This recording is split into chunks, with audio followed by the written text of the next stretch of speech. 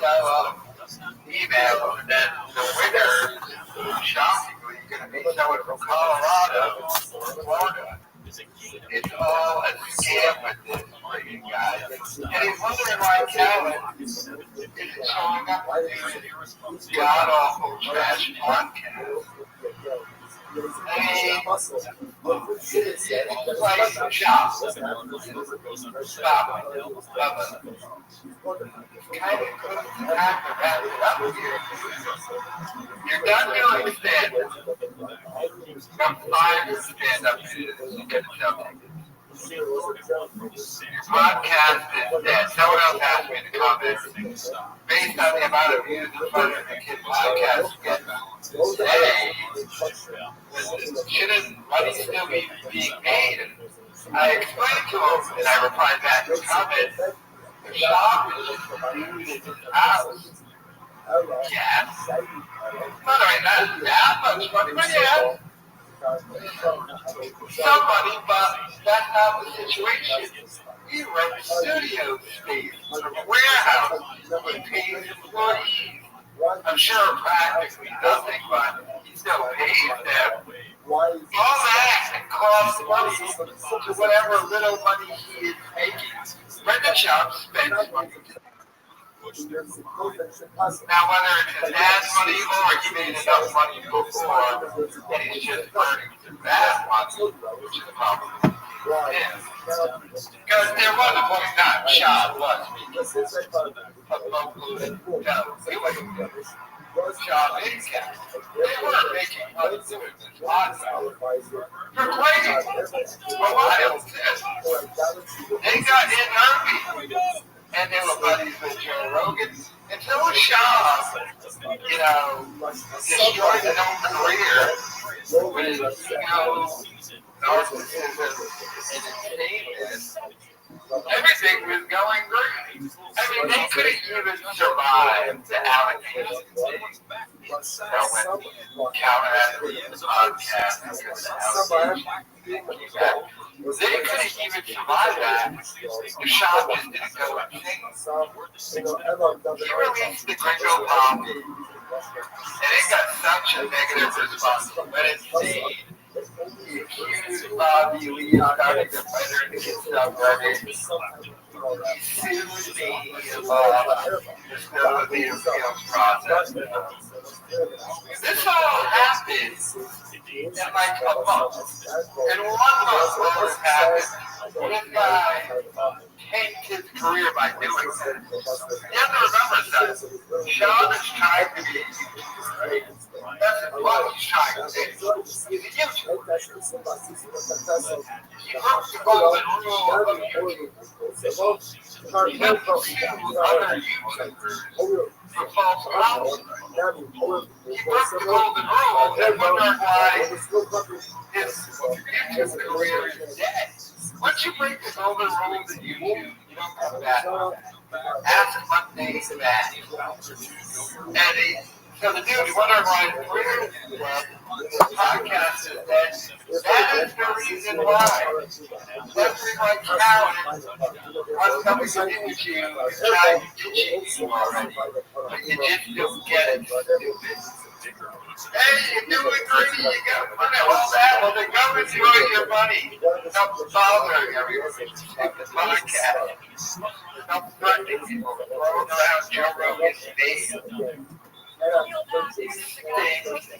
Nobody likes you. But, let's go.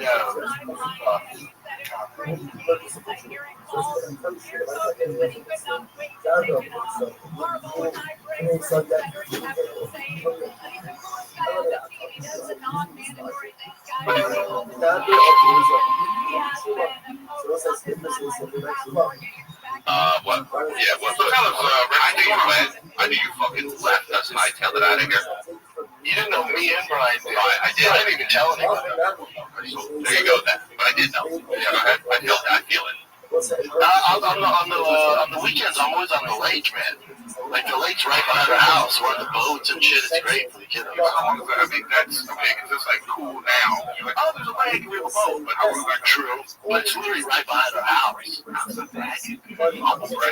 saying it's there. It's like going. If it is there, it is there, though. I mean, It's there. It's there. All right, so it's nice.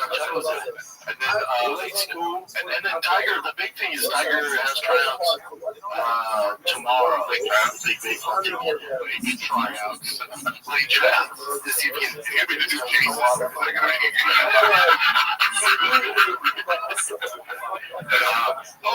But you can't wait for that.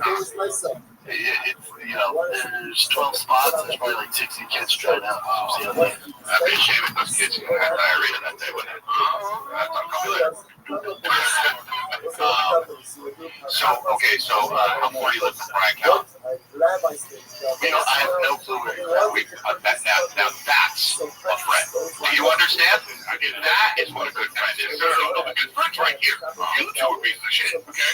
That's what that is right there. You don't know where Brian lives? So has Brian been on the lake with you guys? Brian hasn't been on the podcast.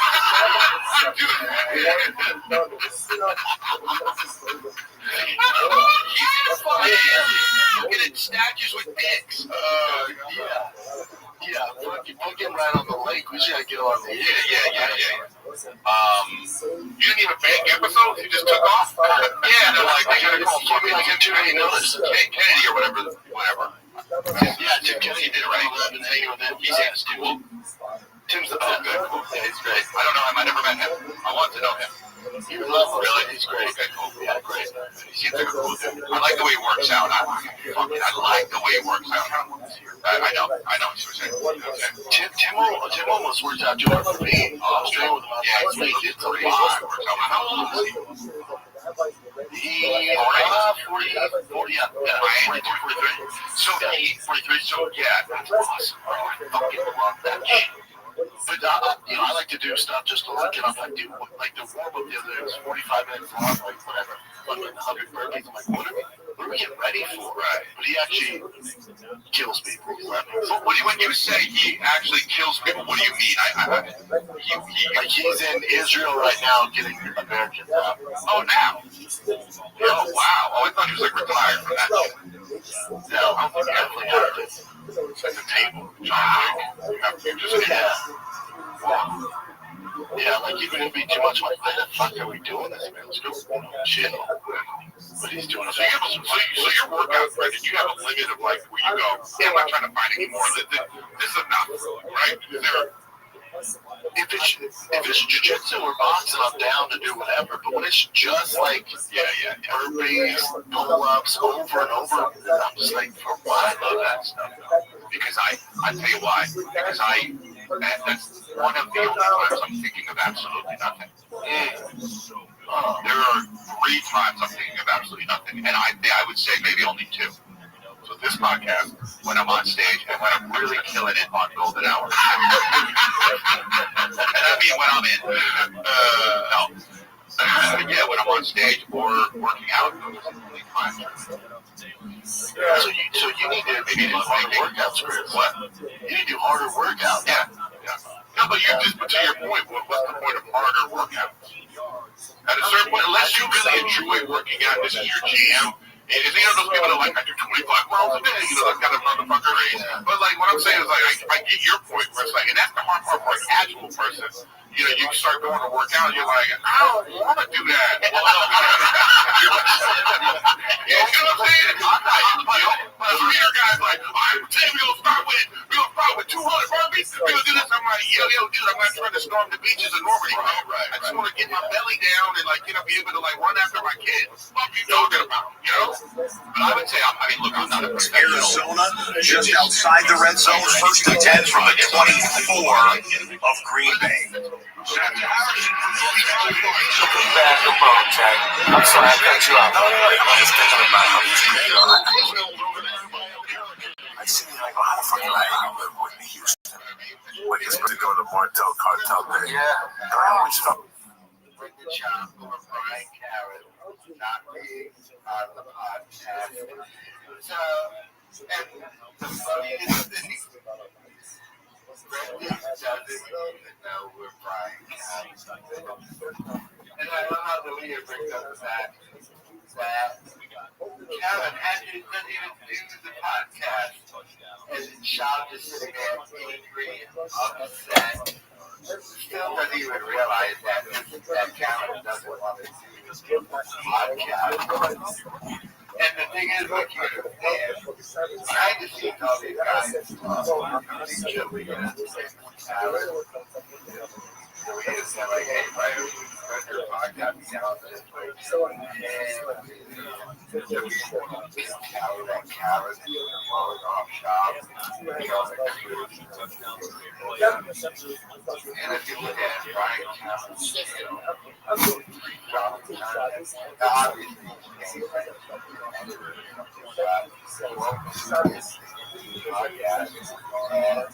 after they moved to Austin, and Brendan Johnson begging him to hang out with her, and he doesn't even know where Callen lives. Callen doesn't even watch this weirdo going where he lives. And why would he? Callen told Bob, hey, look at this, I got to stand up. I'm moving to Austin. Got some of the residency at Joe Rogan's Comedy Club. Not going to be able to do the podcast. Child's response is, I'm going to do it. They counted like a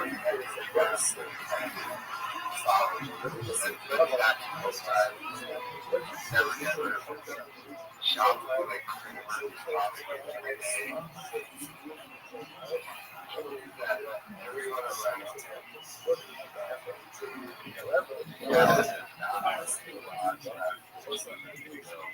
But I mean,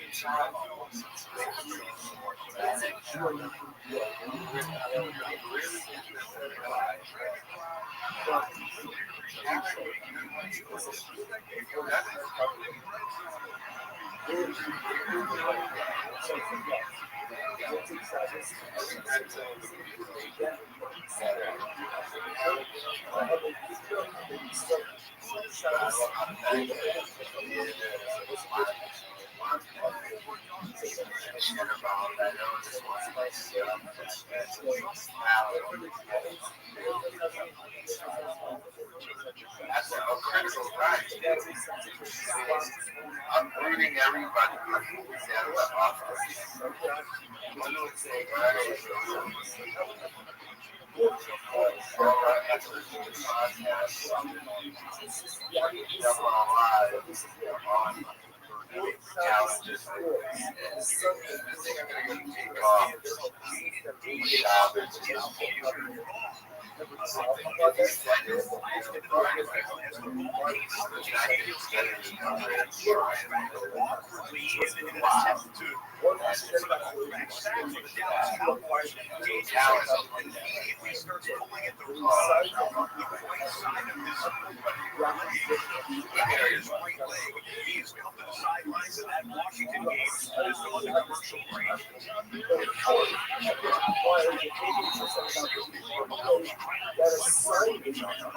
Heb je een hoofd vol ideeën?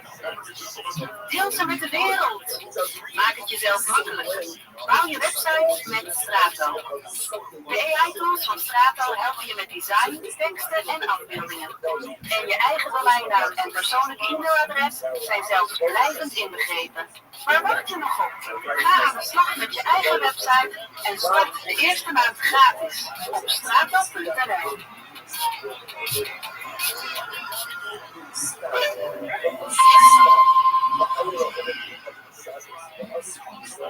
So Brendan Child is getting sued by a former business associate, a guy named Bell, who was the CEO of Pure Spectrum, and he is alleging fraud, false tax filing, and a whole host of other issues against Child. He's suing for millions. And now we have all this great material. And so few weeks some text messages from Brendan Schaub. So let's go through them. Mr. Schaub asked Mr. Bell for help to use pure spectrum customer leads to combat foreign ratings on Showtime and IMC. So this one is even back to the first special, other than the Gringo Monkey. This might be a surprise. So Schaub runs, hey boss, you're deaf. One of the smarter people I know, so I'm reaching out to you. Please keep this between us. So, with my special coming out, brings out a new reason for haters to jump on it. What has been brought to my attention, these idiots created a campaign to shit on the special and are creating fake accounts and leaving awful reviews and one-star reviews on IMDb.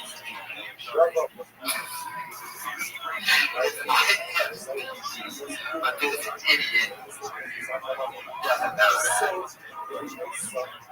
Spoke with IMDb. Oh my God. They said things that happened to Amy Schumer and Kevin Hart. Only way to combat this is by having positive reviews and ratings. You can't shut the smear campaign down, even though it's just on IMDb. But still, I hate feeling like these fucking schmucks are winning. Damn. Did you just compare himself to Amy Schumer and Kevin Hart? This guy was. Good morning, Brendan. Thank you for watching out and trusting me. First off, you are on top of a very high mountain, and the sheep below are already yelling up at who's on top. Let me develop a strategy of plan on finishing this leg workout. Is it okay to go today to discuss or so what time? Yes, sir. I'm going to go.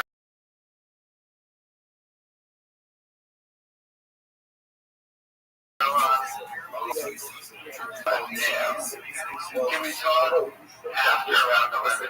Perfect. Call me when you're free. It will come back. I've got you, my brother. We'll put together a 5-star ranking ninja team together. Yeah, it's embarrassing to you to confess. Your text, I couldn't sleep. Figured you would have an idea and not judge me. Weird position to be in. My other friends who are on comedy or TV just say don't pay attention to any of it, which I understand. But when it's a smear campaign against something I work my ass off for and it's a good product, the competitive side comes out. Yeah, that's not it. So I'm thinking this you'd be surprised. But here's the thing about that. So many people are giving it negative reviews, but it was good.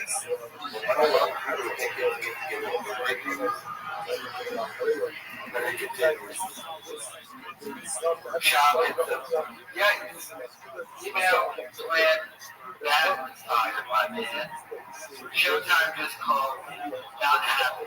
Said we can't pay for positive reviews in any fashion. That thing is full of shopping. Death don't send or respond to anymore. Had to tell them that you guys were just trying to have my back, and I wasn't aware of positive reviews. Thought it was to drive traffic to actual special cool. This guy for a while, and then asked me to leave positive reviews. And the chat was, oh my man, I really appreciate you going and let the shoes wet through to try and help me. I should have just ignored these here. I really appreciate it. Great. So, I mean, this is him getting a team together to try and make positive reviews. And this is him admitting for watches and listens to everything. The haters be the haters. So in this lawsuit, this is an exhibit that this guy is using showed up Brendan Schaub does these tactics. This guy is claiming that Brendan Schaub tried to get him, thrown off of the board.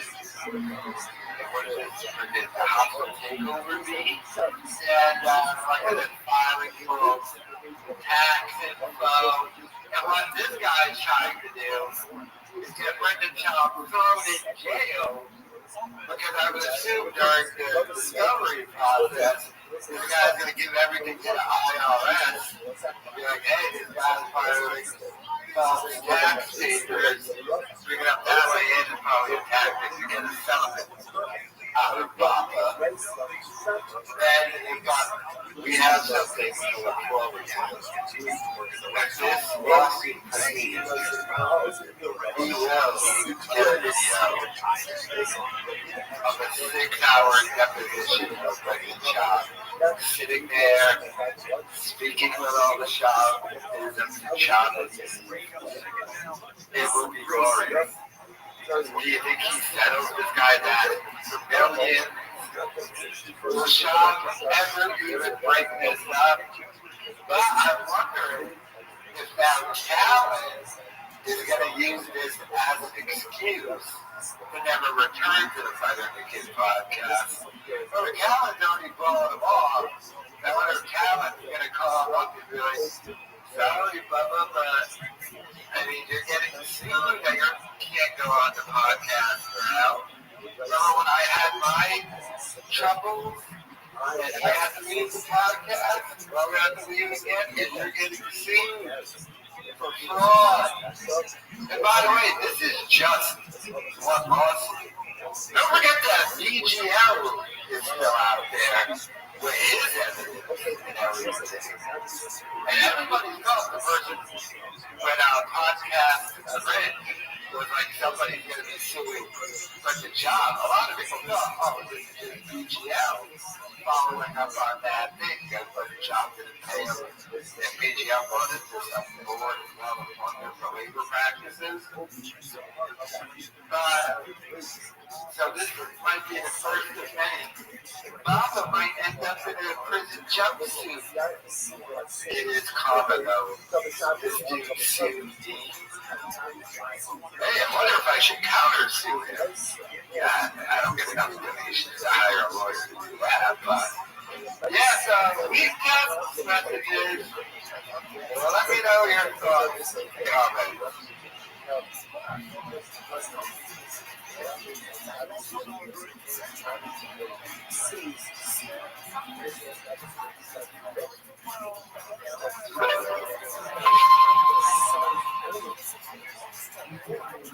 All right, we're at war, and then also are we? Dude, I didn't even know they have like little missile interceptors. There you go. There you go. There you go. There you go. Trump tweeted, congratulations, world. It's time for peace. I'll tell you what, bro.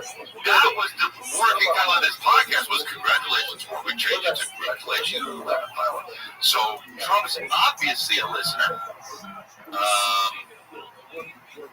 So congratulations, it's time for peace. Congratulations, that would bomb the shit out of you, it's time for peace.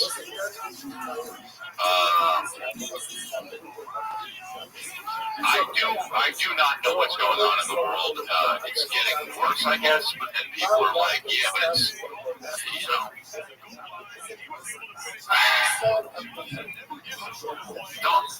one thing's for sure, bro. If you're a comic, don't move to Austin, all right? Now, if you did, okay, but don't go now. Motherfuckers are thinking of moving to Austin now. They got it already.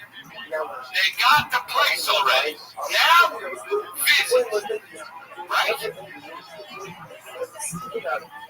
Yeah, how pissed off they are. Yeah, how pissed off you get. Well, I'm in LA. People fucking come in every. By the way, Hollywood's done. Hollywood is the automotive industry. There's going to be two fucking automotives. Sorry, they're done, dude. Hey, bro, you to make your fun. Remember the Matrix? Dude. Stream it and save it. That's what it's going to be. Hey, I thought of this shit. I'm going to tell the algorithm that's what I want. They're going to show me a movie that was willing to vote for the phone and Joker because that's what I always wanted.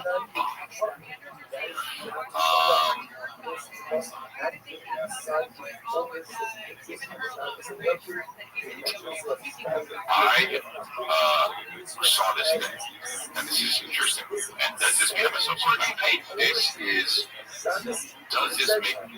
Personally, it is a bit of an odd stuff. I would say completely insane. And he decided to give Brendan Schaub and Brian Callen a trash and you have to know what you're talking about. For some reason, you're talking about Trump's role in the thing. Then he was like, some people said. And then I look at disgust for his face. And out of nowhere, he just started ranting about his lyrics moving to Austin. Because I know what happens in his life. He was thinking about Trump, then he thought about something stupid Brendan Schaub said about politics. And then Schaub just entered his mind and he was like, yeah, don't move the text. He's done. And like, he's right. By the way, Brendan Schaub, Brian Callen, always missing the boat. The time to move to Austin was when Rogan first did it. That was the time to do it.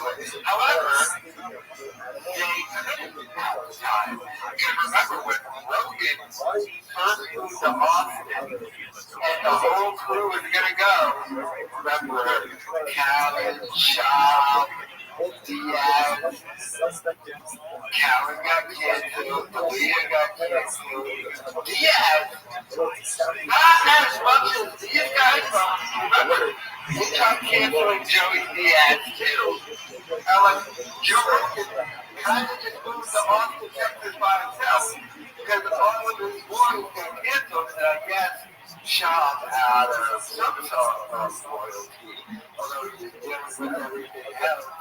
Trying to see people stay, but so I get why they didn't move to Austin at the time, but that was the time to do the big quote-unquote Austin move, was when Rogan first initially came out. And remember that was Rogan's thing, I would go to Austin, open a comedy club, all my buddies from the comedy store are going to follow me, we're going to do the same thing there. What happened? Rogan moved down there, I think the only one who followed him was Tim Dillon for a month, and then Tim Dillon got on it, they started trashing Austin ever since.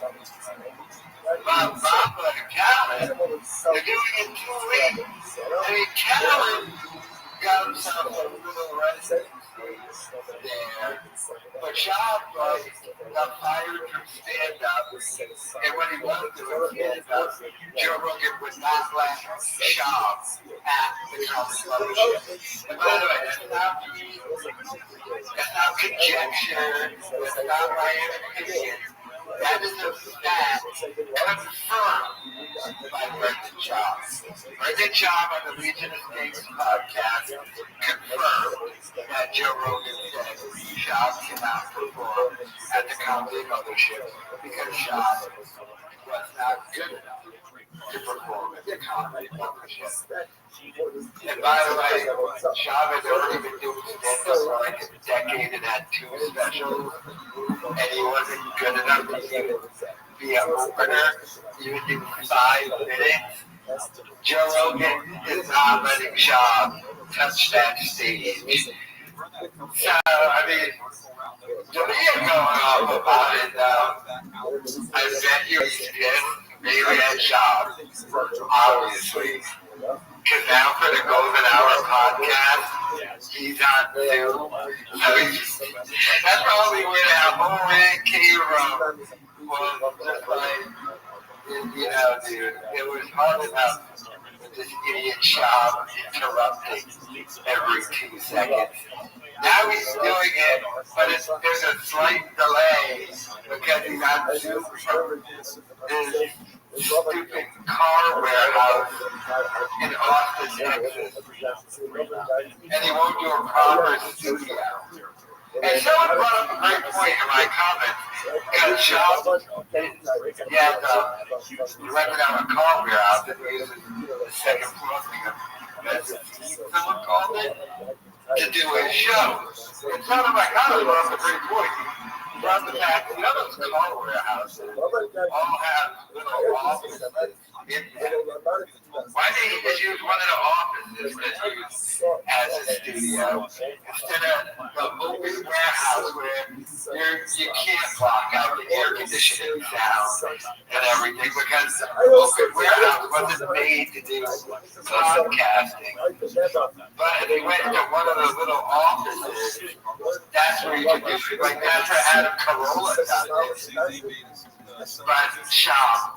Of course, too stupid to figure that out. And it's recently on a rant on this podcast about comics who shouldn't be moving to Austin, Texas.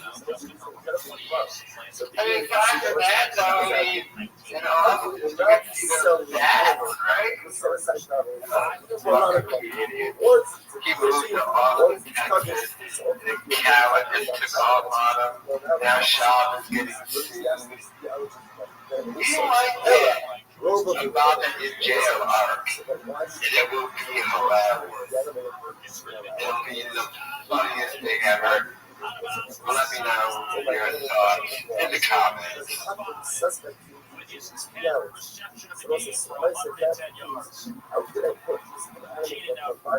Catches on the year of 1,017.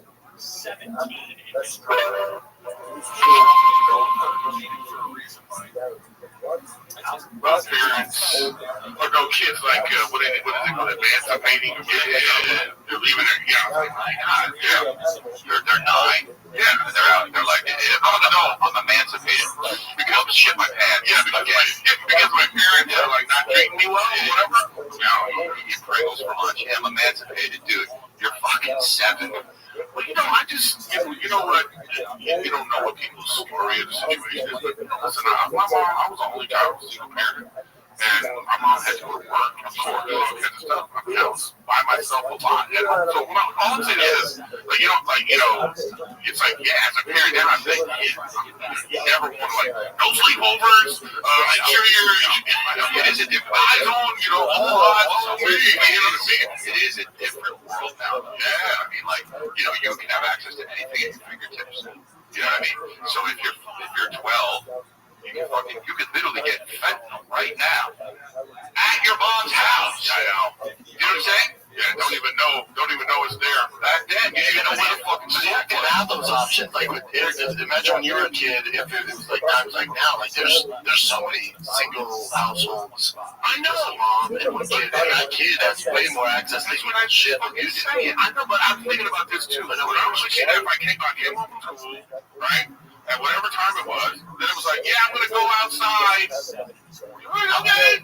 I was going till like 8, gone till November. I was gone till November. I'm just saying, like going outside, I'll be gone till November. Even in the weekend, it was crazy. Even in the weekend, we go outside and play. I'm going over to play. We've been on our bikes, riding like wherever we want. There was no cell phone. There was nothing. There's no cell phone, so I'll be gone till November. But you know what's crazier? It was more dangerous back then when you were doing that shit than it is now. It's safer now for kids than it was when you were a kid. You're out there with your short shorts and snacks and shit. Wow. It's just stats. These are stats. Safer now for kids. Stats how, dude? You're telling me it was more dangerous for him to go outside back in 90, 60, no, too late. That joke flopped. 88. Then right in the 70s, late 70s, Eric? Late 70s. Yeah, it was like the 80s. Yeah. But it could have been late 70s. That was more 72. You get crime and kidnapping in the early 80s. It's way higher than this now. Yeah. I don't know. That Eric's looking at AI. If the AI also had computers, crime. It's crime versus children. Worse than, yeah. Did you see that thing? Wait. Did you just see this thing in Texas that just happened? They just arrested like so many people, and they rescued over 100 kids. Oh, yeah, this just happened in Texas. They just rescued the kids from sex trafficking, whatever it was. And it was like multiple agencies just, it just had that 109 children rescued, 24 year old saying that was Nickelodeon's fault. Yeah, basically they all worked, but they all were on Nickelodeon shows. Yeah, they were all on Nickelodeon. Look at my pictures in it. 250 people were arrested. See, this is the kind of shit that I just can't believe. Neither can I. I know exactly. When I saw this, I was like, the thing to me too is like, so this is the thing. This ain't the only one going on. Right. So like, it took like, how many people, like I was reading the article and it said like, brought together over 70 agencies across the state of, get with this, 70 agencies across the state of Texas to arrest 250 people. So like, so that was going on. These people were like, oh, we got this. We're not gonna get caught. This is cool. We can keep going. Nothing's happening. And they finally caught them. Where else is this happening? Well, my thing is like with all this pedophile shit and all this pedophilia, how many people out there have the fucking kids? Yeah, Epstein's Island, all that shit. It's like, what the fuck is going on? How is this a thing? What's wrong with it? There's that many fucked up people? And for 250 of these people, and now one of them is like, get it. He's so happy to try to find. You know what I mean? I know. I suppose I know it happens. I cannot. You know what's what? Every now and then you see like you see something like the Jeffrey Dahmer thing or whatever. You know it happens because of the facts. But you can't feel like it happened. Yeah, that's what it's like. It's like, I think you're protecting yourself. I don't think you want to. You know when they say like this rarely happens now, but sometimes they put an alert out. They'll be like, there's a serial killer and it's like your area. You know, there's a part of you that has a moment of like, you get like, yeah, that's gonna. It's, but my thing back with all those 250 dudes getting caught or I don't know. No one looks around and goes, man, why don't we go for hot chicks? Well, that's just, I guess that's not what they're into, I guess. I don't know. But no one's just like, man, how about we get some really hot chicks? Well, but it's because they're all losers, right? You just said, that's like saying, like, oh, man, people like sushi, and you're like, dude, why don't you just get a turkey sandwich? Yeah, why not? They're like, I like turkey sandwiches. I like sushi. But look at this right here. See this right there? Online exploitation of children is one of the most insidious crimes we are facing as a society. Keep your kid offline. Having kids is like, it's like, what are you supposed to do? Not put them on Nickelodeon Studios. Well, apparently, don't put them on anything. Often I don't want to watch this. I don't even want my kid to watch fucking Libby. Libby's for sure catching kids. You ever watch, Miss Rachel gonna catch a kid? She's a woman, so maybe not. You never know. But that would just be. Do you know how horrible that would be? Like, any dude that's like, hey guys, come on over here. No, but like, I can't have Miss Rachel be doing anything bad. Okay, yeah, I just can't have it. I understand. Yeah. I'm sorry. I get it. Miss Rachel comes home, my kid goes crazy. I get it. I can't have it. Is Miss Rachel? I'll be furious. Yeah, it's a big thing. Yeah, would you be able to separate the heart from the heart? As though something happens. I believe I can fly. You think Wolf will be able to separate the heart from the heart? Oh man, that would suck. Take a little break.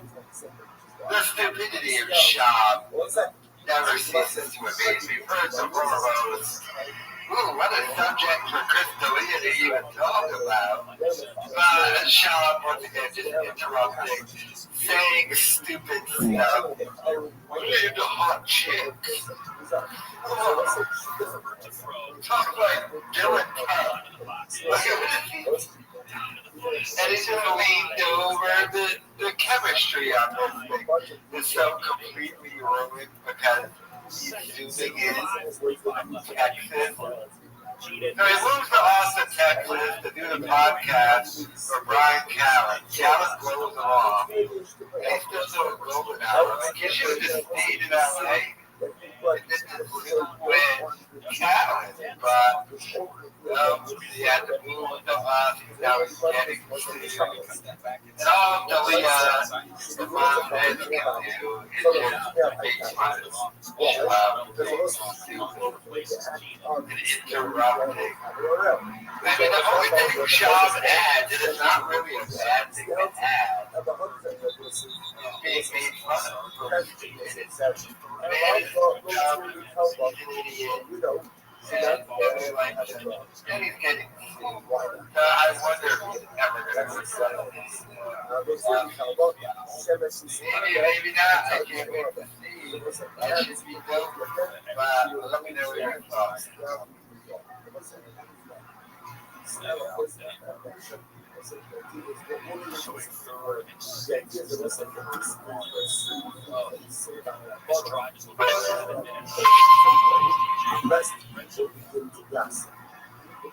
I'm still working out the kinks here at the new Golden Hour studio, the Leah Barefoot Studios. Oh wow, Barefoot Studios. I have it in my Google Maps as Golden Hour Studio, but I will change it to Barefoot Studios. Yeah, Barefoot Studio. Still working out the kinks. If I would just come here on an off day, but home is so much better. How much better home is. What you said, Mike? Taking to all this, and I'm being flustered in the morning. Even though I wasn't really flustered, so smooth as fast. But I don't know. I'm just worried this thing's gonna. What do you guys do? You laughing? I'm worried this thing's gonna buzz again in their ear, and it goes well last time. Yeah, it's if you don't upgrade stuff, it's gonna buzz. Number one, number two. I thought all things considered that first episode that was having Brendan and Austin and the guys here, but I'm like, very well. It ended up looking great too. One thing I was worried about with the audience on the Zoom, once I talked to cut the other person off, but then you don't realize it right away. So I was worried within the audience and master, which means it's the native audience from both sides, that there'd be a lot of talking over each other, but that wasn't that bad either. Yeah. What he's laughing at, and yeah, I was able to, as the comment section was calling it, hologram Star Wars Brendan into this spot. What did the comment section think of that? I think for the most part it was very positive. I think they liked it and even want more of it, even when they're not just looking at the screen. I think it fits best when they're just looking at the screen. I'm almost torn. I kind of want to put it in the studio. Nothing's right, I'm torn. I'm on a fade. This is how I feel.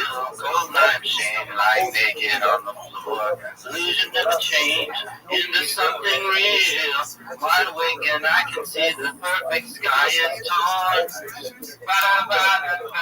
Totally Friday. I got money. All right, man. We'll see you tomorrow, buddy. All right, be good. Yeah, but no, I get a little behind the scenes here. Final Cut Pro 11 recently, as of 6 months ago, launched that magnetic massive tool. So it's actually very easy to put anyone anywhere. And so it's really not that much of a hassle to put right in here in this spot during the live shot. So that was a nice little touch that Final Cut did kind of just in time for this entire operation. So shout out to Final Cut Pro 11. I know everybody's on Premiere, but I hung tough with Final Cut. I feel as though it's paying dividends here and now. I haven't investigated whether Premiere Pro has similar but even better features, probably, but here we are. I Software fights. Race war.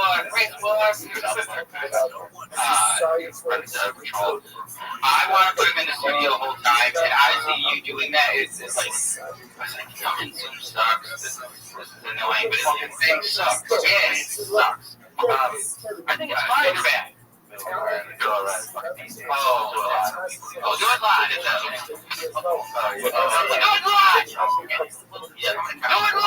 I can go right in now. Do it live. I'm putting him in the studio. It's certainly experiment, but in doing the last section of episode, it made more sense when they were all in the street because you get 3 actions. Yeah, and I wonder if we should have a look.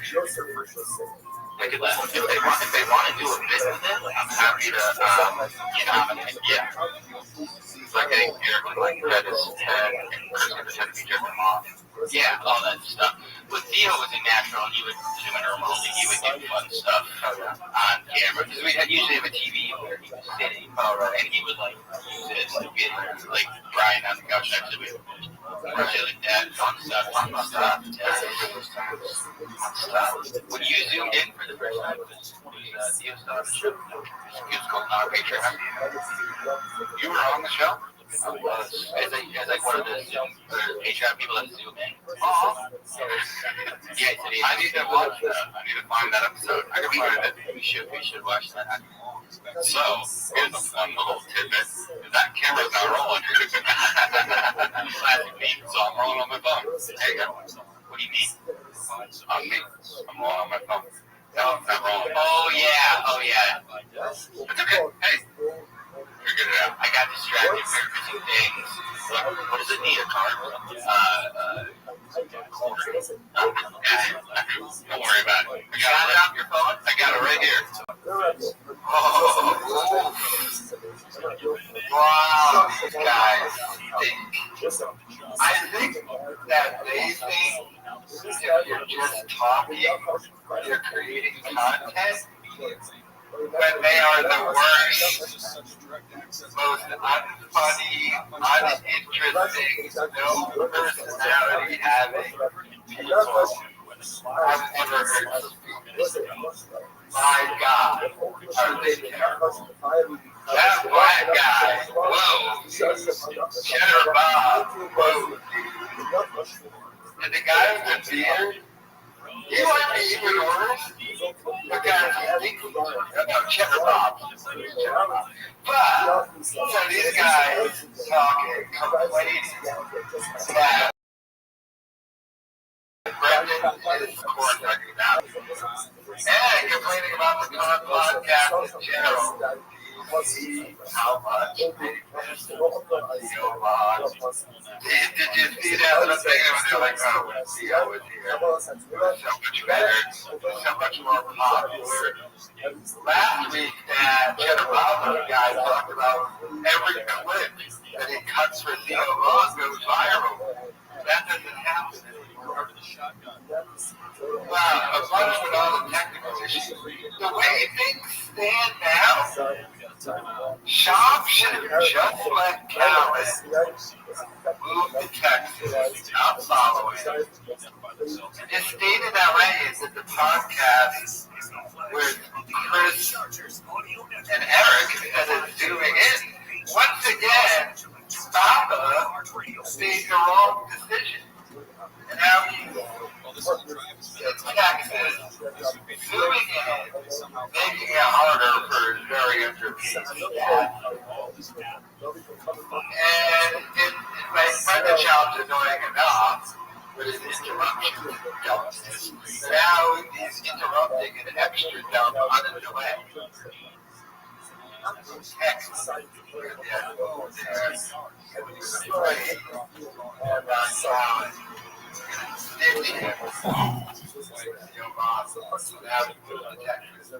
and he's been ditched by Callan. So now after this long season, I don't know if Callan is going to return. But these guys, they stink. They're terrible. My God. Just because you're talking doesn't mean content can be. No, you're not talented.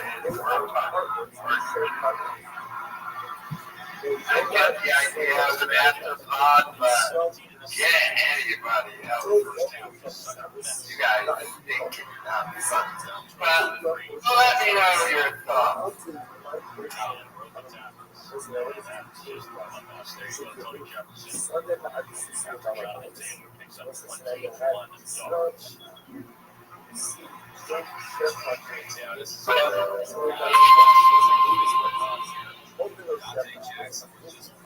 Thank you, and so you can crawl out. Yeah. It does. What happened? I think that's a thing that is I think that's good you work on your legs. Because I think that's a thing that men think, strength is all about I want to have a lot of muscles in your legs, right? Bro, you're fucking mostly legs. I want to be in my trunk crazy, dude. I want my back, my ass to be fucking a shell, bro. Fuck, but I want that so badly. I want a bubble butt like a fucking shell. Badly, dude. Yeah, I do. And I always shit out of it. Yeah, that's all you got to do. That's all I do is shit out of it. Just an exit. I just shit before it. Bro, but it's bad, bro. These gays look at me and they go, man, that's too bad. And I go, it is, but it's holy shit. Fart time. Speaking of things we do with our ass.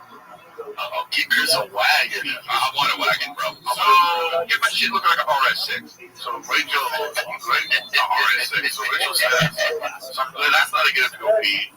So, we're trying to potty train this kid, but she's saying, like, I need you to sit down to pee now because because there's too much pee, you got something to pee sprinkles onto the ground, and then it's like, you have to be there with the kid, and she's like, I'm tired of that.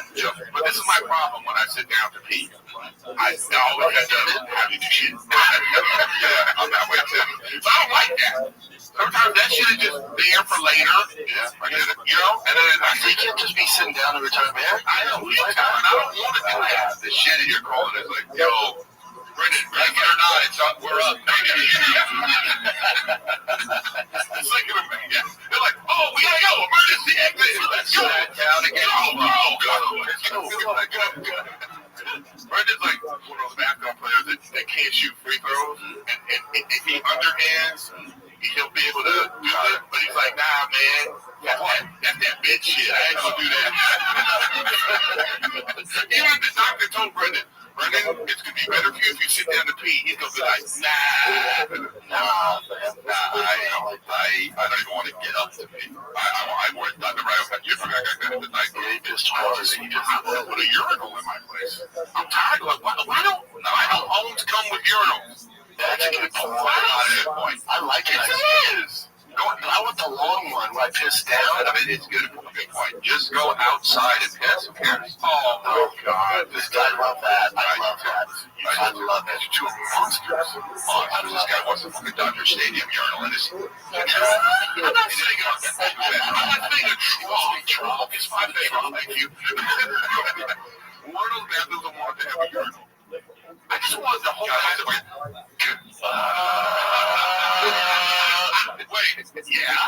fuck all that shit. Yeah, I just want the whole bathroom to be, he wants to wait in line for his own bathroom toilet. I want the whole bathroom. Come on, guys. You just walk in, you can just pee anywhere, and it's like a big shower. It's a shower. But not a shower. Not big showers. Oh my God. Wait. It looks like a bath guy. No, I showered. I was thinking about this last night, though. I got a great new shower back to that video game. I was thinking about this last night when I was going to sleep. What do you bring on the road? I bring you know what? I actually have it in the trunk of my car. I can actually show it to you right now. Should I do that? What I want to know is, it would be fine. It would be fine. Good. I like it. But you have... What do you mean? What do you bring? Like his fucking PlayStation? I can bring it. I can't joke on my drum right now. He has to bring a fucking monitor. I'm showing you this.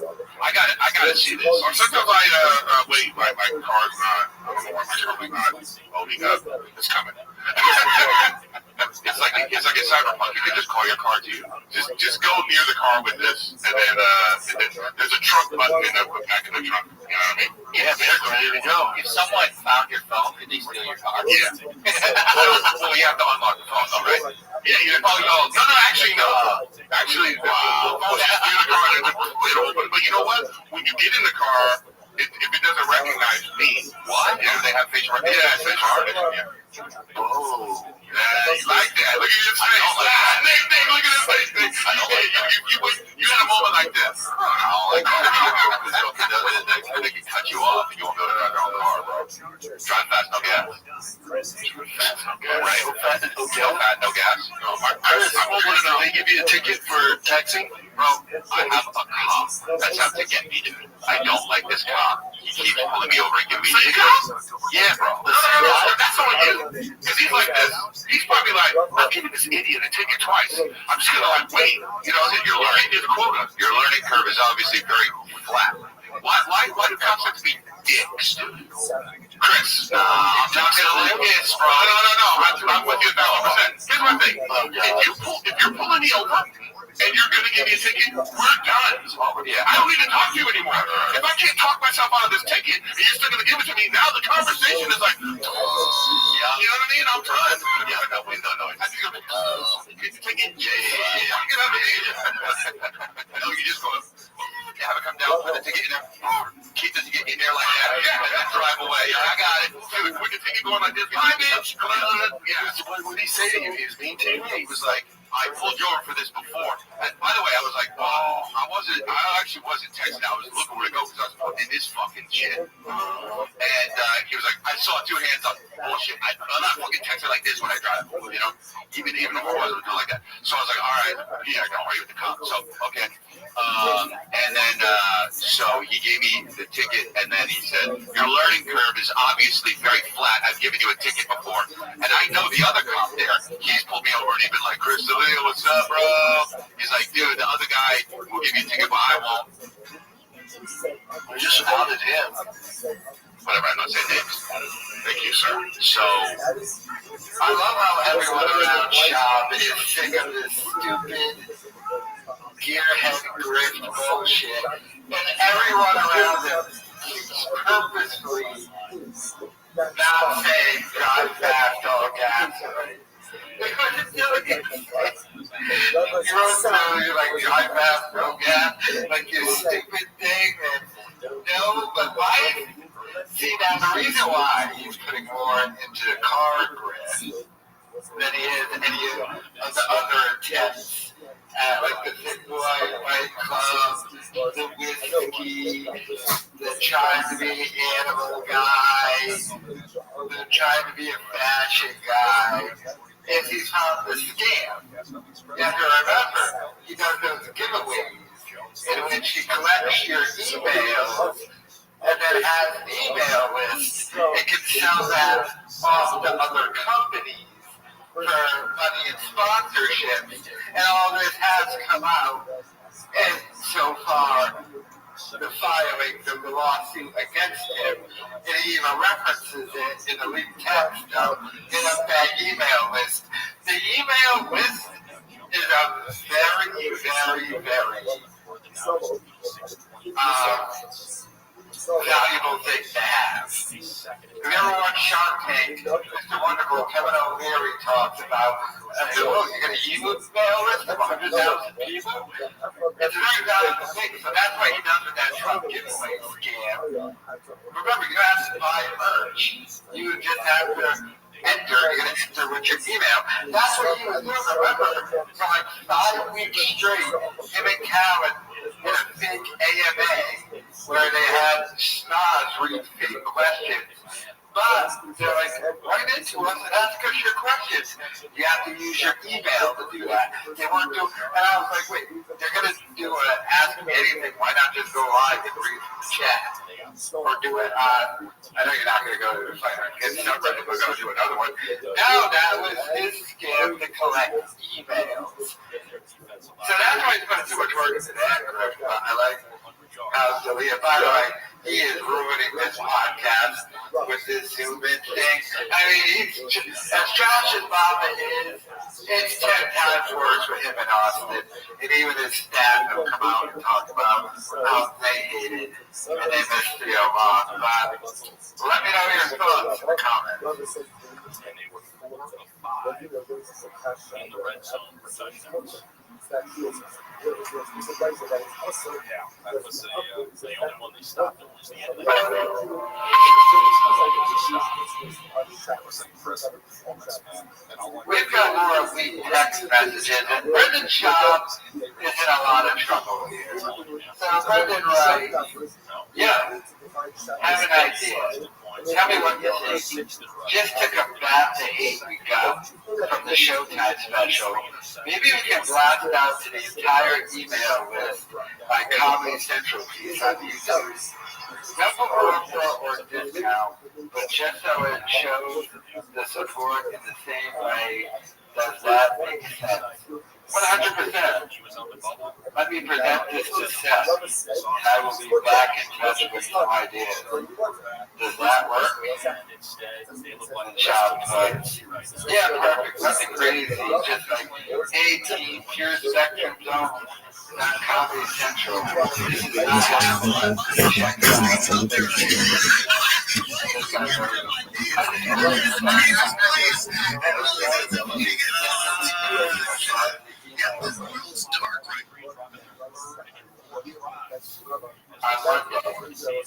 no discount, no asking for waiting, just an email of support with a direct link. That will work for you.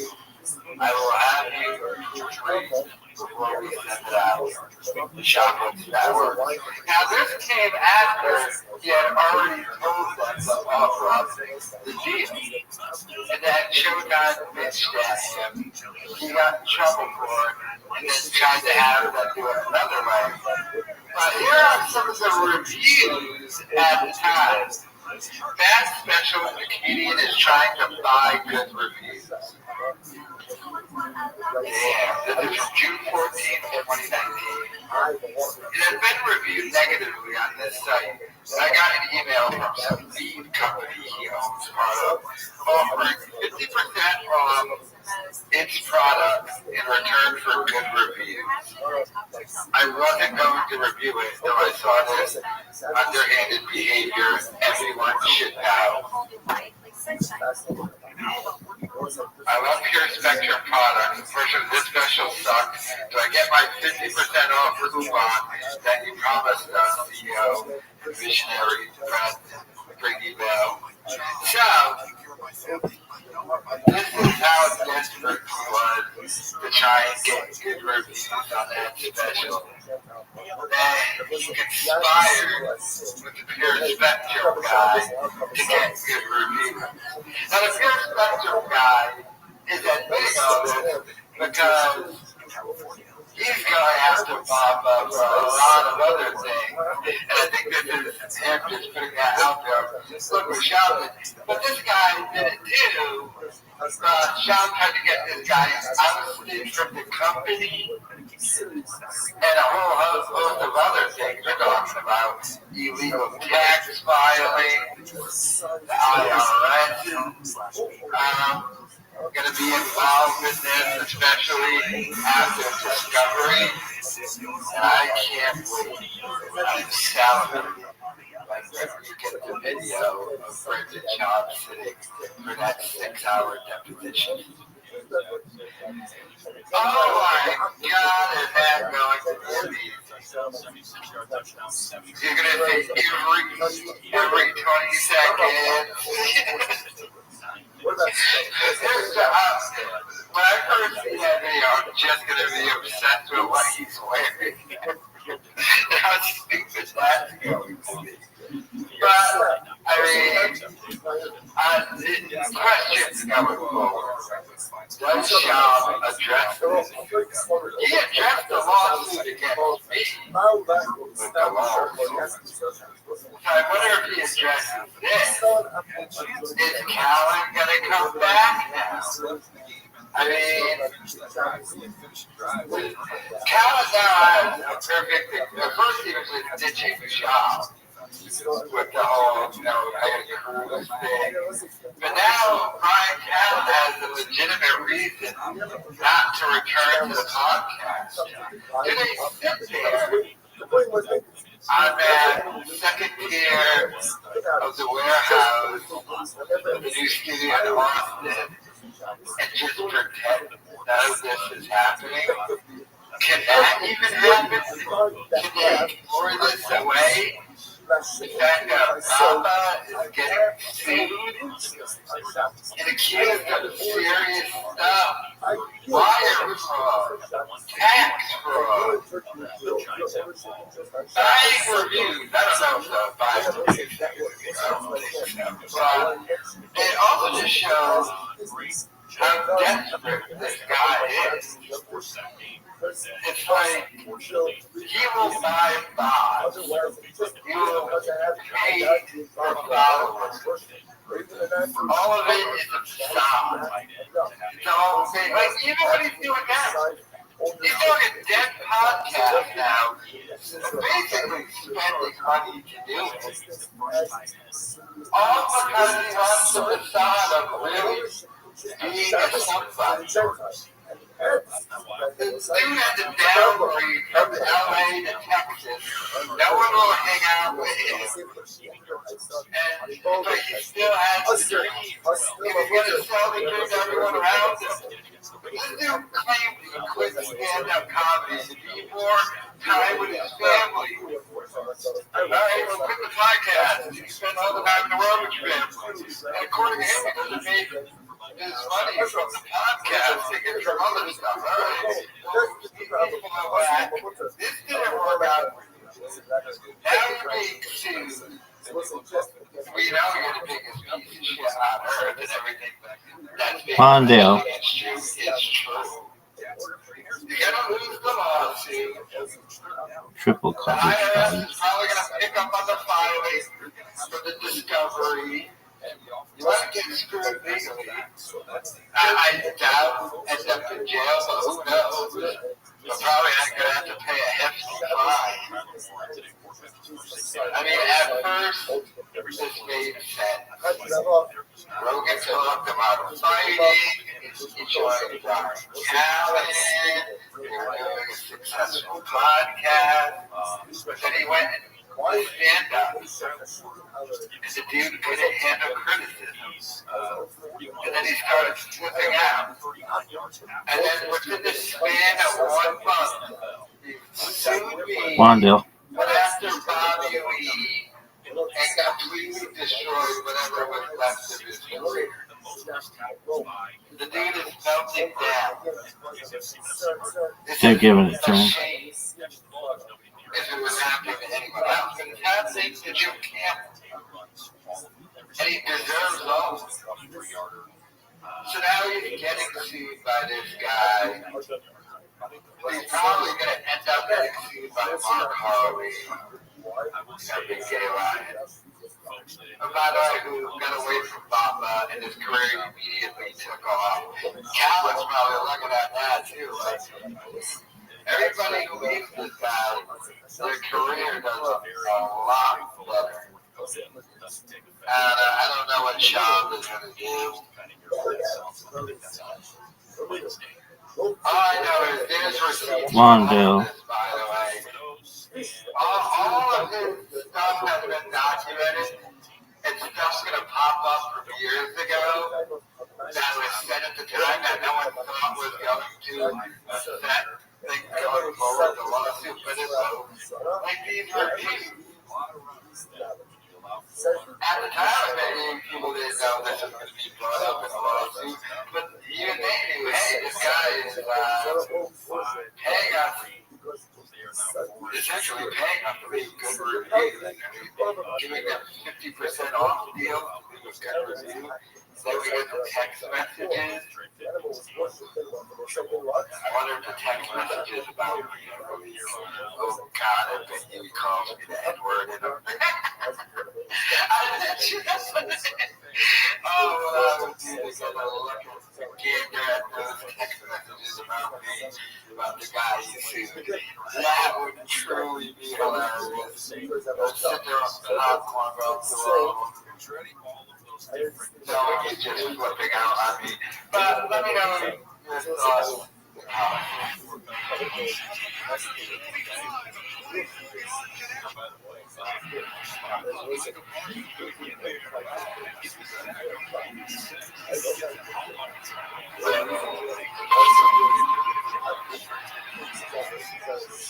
Let's get into it, my man Jesse, aka Jesse on Fire, is here with me in Austin, Texas. Long time coming, my man.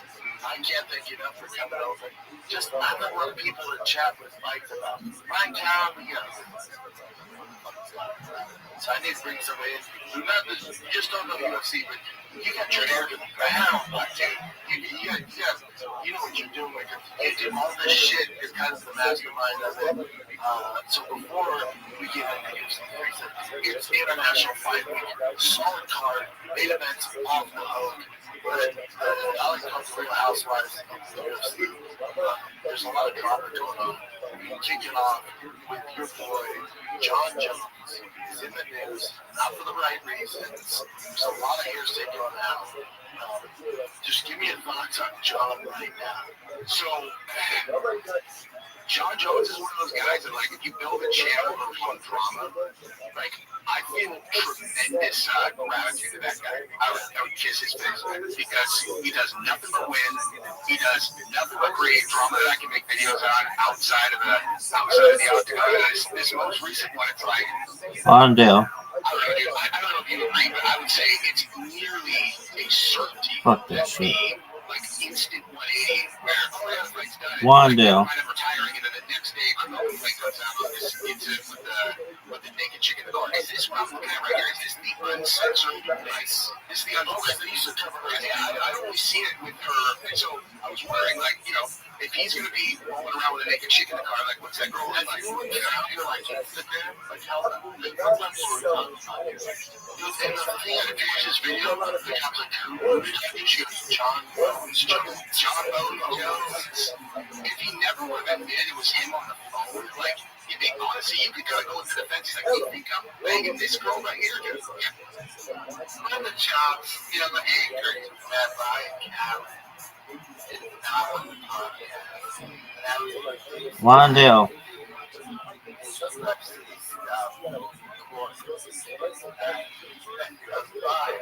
I love Jeff. Did I just see him on the youngster? Like, at this point, Jesse got fired. Like, Shaw doesn't even realize it. But I like the little shot that's like taken at Callen.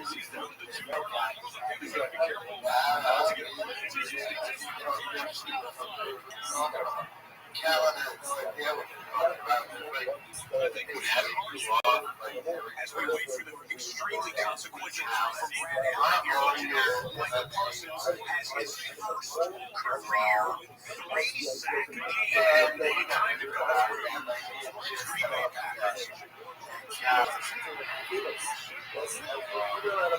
And Callen is still dropping content as he's calling on vacation. And what is up?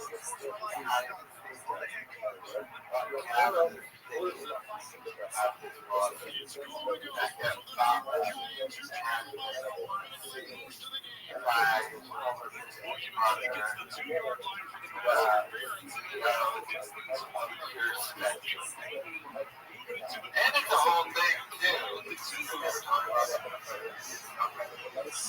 That Rogan might be a little bit shop. Because shop at the spectrum job, Rogan's relationship with the other guy, Rogan, in a way, kind of set this all up. And then Shab, allegedly, Spectrum.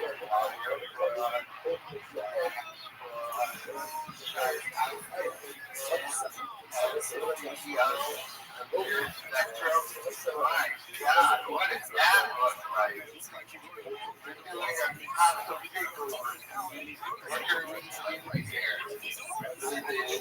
Probably have like EGL, you dropped up some papers for EGL. Let's watch Wall Street a couple of times. Wandale. Probably showed up with a CRX. What an idiot. That guy. I think that Rothschild. How much money is Sheldon spending on losses? Can we still technically say you lost a lot? But That's a touchdown.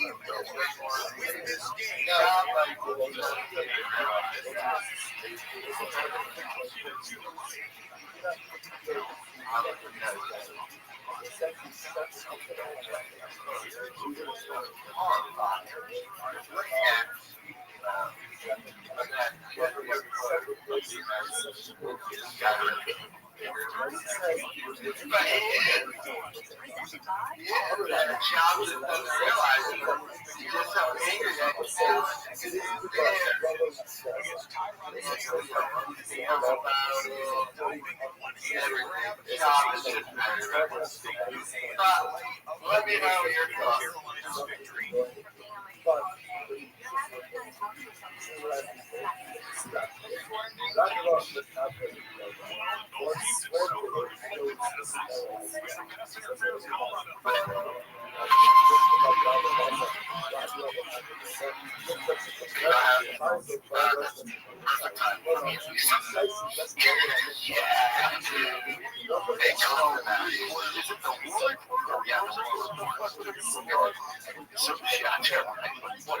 I guess we call it the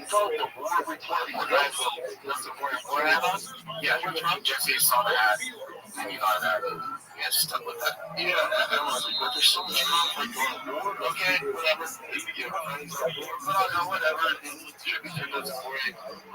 Whatever. So I did a show with Jesse on Thursday to break down why that show fight me. My thing is, I don't really have anybody. Never have. Unless I do the fight command with Rothschild. Because even Eddie's not privy to like current kind of thing. So I don't have anybody to verbally go back and forth.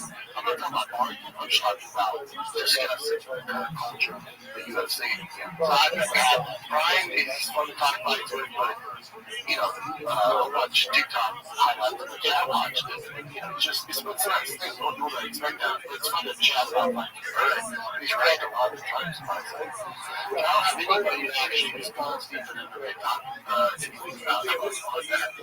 So my idea for a show is to try to find that. There's not a ton of people in the hostel when it comes to that stuff. I have a lot of good buddies in the space. People you know, like, man, I'm flying hostel. It's just not really what it's Jesse on fire is totally up the street. You know, he has his stuff on MMA. So yeah, it was fun. And his gym's not down.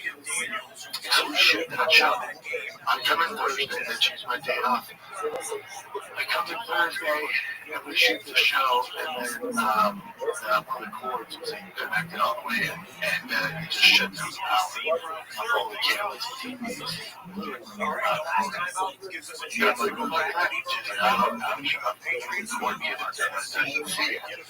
And then she was really happy to get it. I didn't say like that, but yeah, you can try. I wish I could yeah, how long have you been doing this? Over 10 years with me? You've never messed up. I know that was, if you're like a new intro, I know, and you would have been right for it. You know what? I got the tag that type of thing. Yeah, right at that one. I say, oh, kid, dude, God works in mysterious ways. I'll redo the show. You get a call when I get your job this time. I'm like, what? I can make the team up? I'll be good, baby. I'll be good. I'm fucking stoked, dude. Fucking stoked. Stoked, man. God. It is good. It is good, man. And July 4th, I love July 4th. Man, besides Christmas, we keep my off. In California, I mean, there's people that get away with it, but they're pretty strict on fireworks, and unless you're smuggled in your anus through Tijuana, you can't really get good fireworks. So I grew up in Denver, where we had M80, we had the big thing flying in the air, we had the snails, we had all of these. And my kids only ever had the game. You know, the sparklers, that's all they ever had. They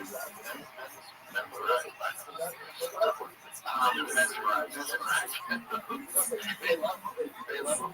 I'm here in Texas, though. Driving around, it's like the fireworks stand. Get them in. Dude, I just peeped the kids.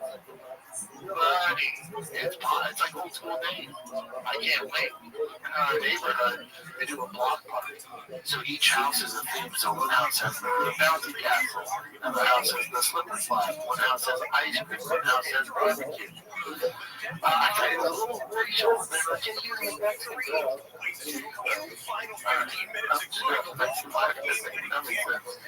I don't know what we're going to do, but I can't wait. It's going to be dope. We have to do it for the football. Chin's finally here. Chin's officially here. You can come over with us, Chin. I'm actually about to. I'm just over here. Okay, that's kind of sad. We got here. We just got here. Dude, it's this week. That's what I'm saying. You're flying. I'm really cool, man. We done bigger than ever. Yes, good people, dude. Yes, all the people we did is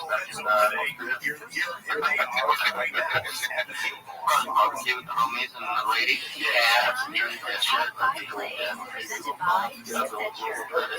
idea.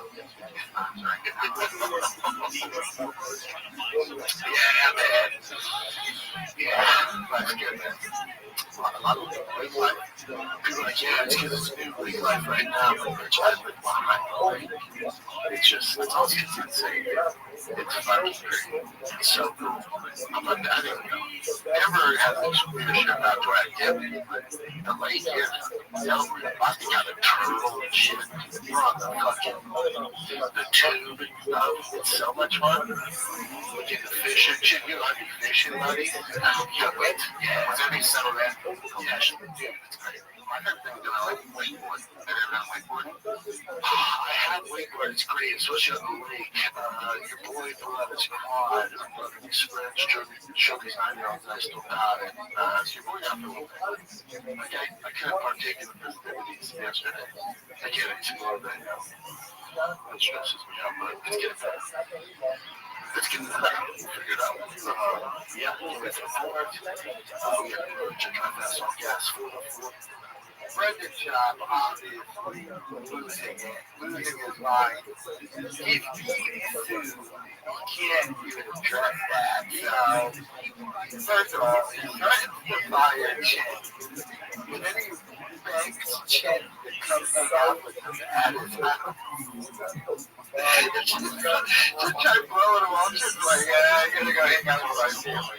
And then Charlotte takes the divorce going. Hang out with you with her. So pathetic. Still cosmetic talent. The race lighting, all the shamanism is happy. Tiger being a baseball. He's so kind of overcompensating. Oh, life is great. Life is good. I'm happy shit. But it's like,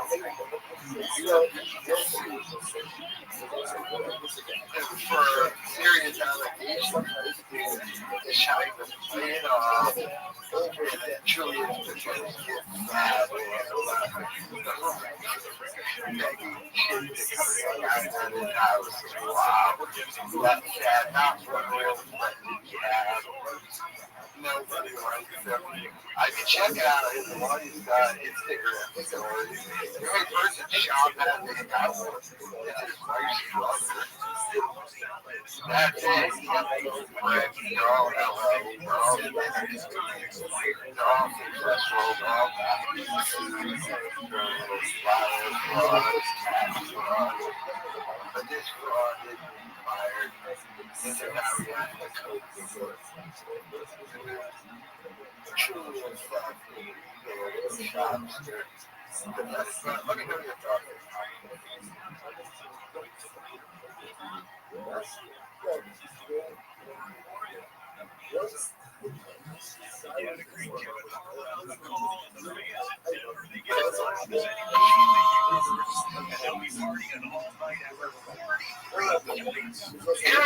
You're back, pal. Guys, I want to thank you for, well, I hear that a lot. Maybe my tan went away. I was in lots of different countries in Europe, a lot of tourism, and a lot of to the Jersey. So you were on a cruise? I was on a cruise, Brent. I was on a cruise with the family called the Explorer 2. Now, cruises are not my thing unless it's the Explorer, because there are 5 restaurants on that boat that are better than any restaurant I've ever eaten. So you're going to pay for it, but you're going to eat better.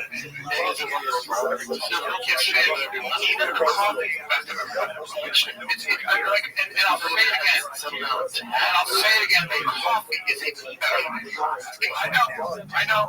And the pasta is the best I've ever had. And the pizza like it on the boat. That's the thing. Well, that's the thing, because we go to Sardinia, we go to Florence, we eat the restaurants, go to eat that. And I go, yeah, well, you know what? I'll take the boat. Don't need us to row. Just fucking play shuffleboard and stick it. You walk around. If you're talking about the docks in a place like Sardinia, or where you go swimming, take a boat, you go swimming in beautiful water. Now, I'm a little too old to, it's about being with my family, right? Yes, you did. Do you have to watch that? Wait,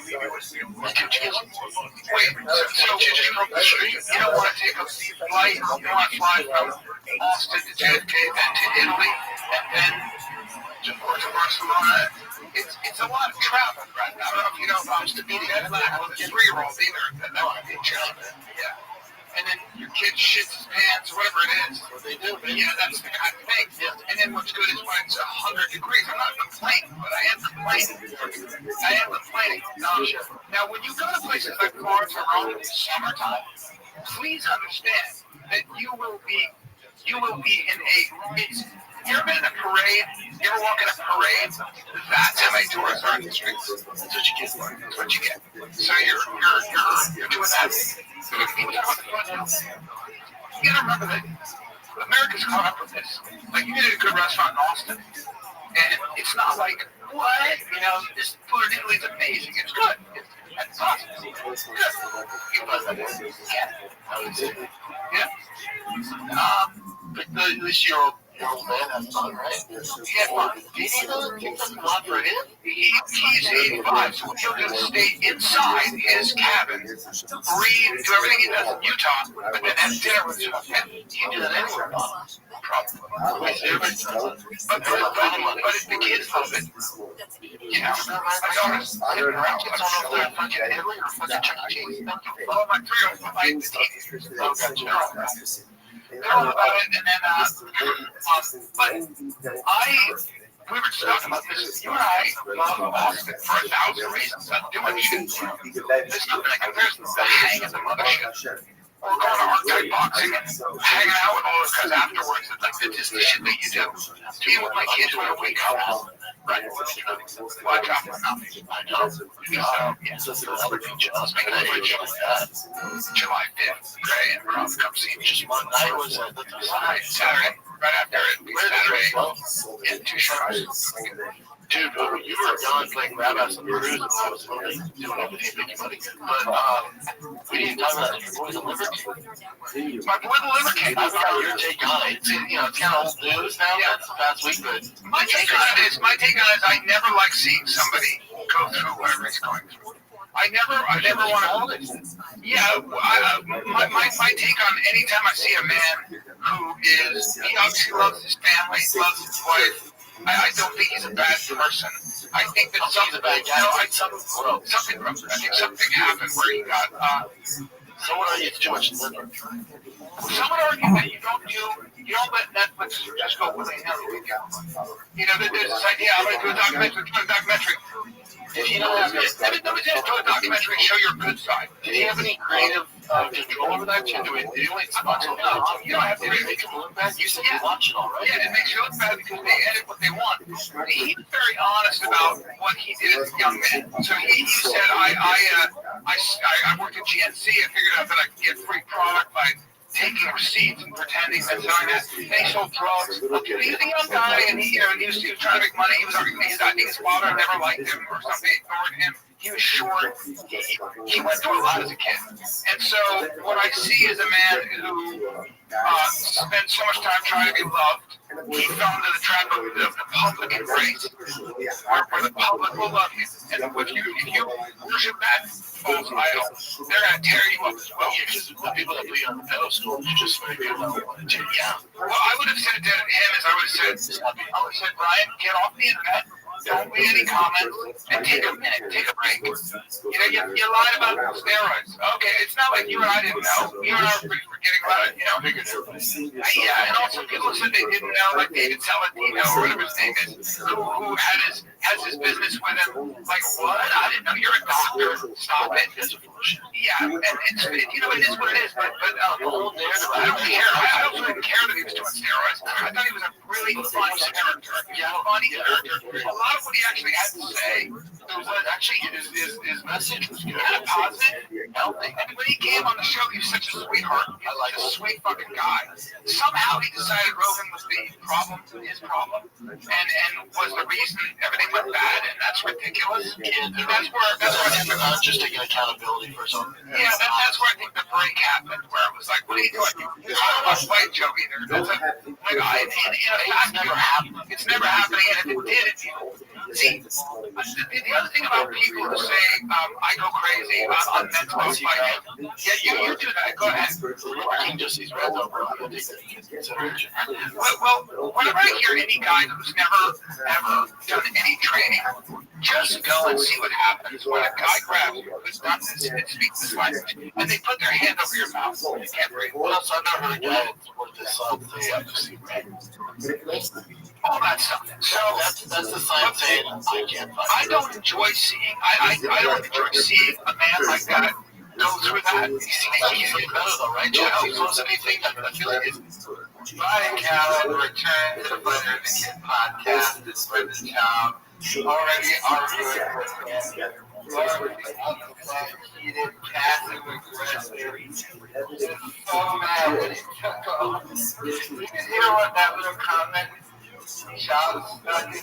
Yeah, but you were off, and I was here doing everything, making all the money. That little comment.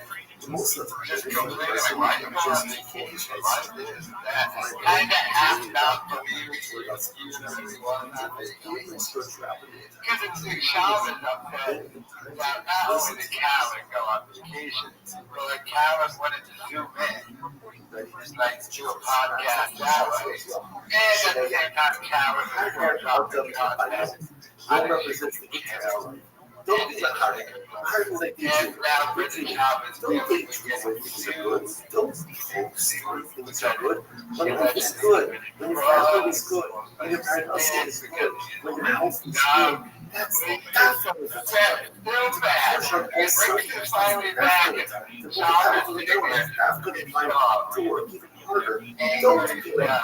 And periods of life just life is good. Life is stable. Life is happy. Rolled in there and did the show. That is difficult. Push yourself out. And Sean probably like, like the chemistry. We don't need to do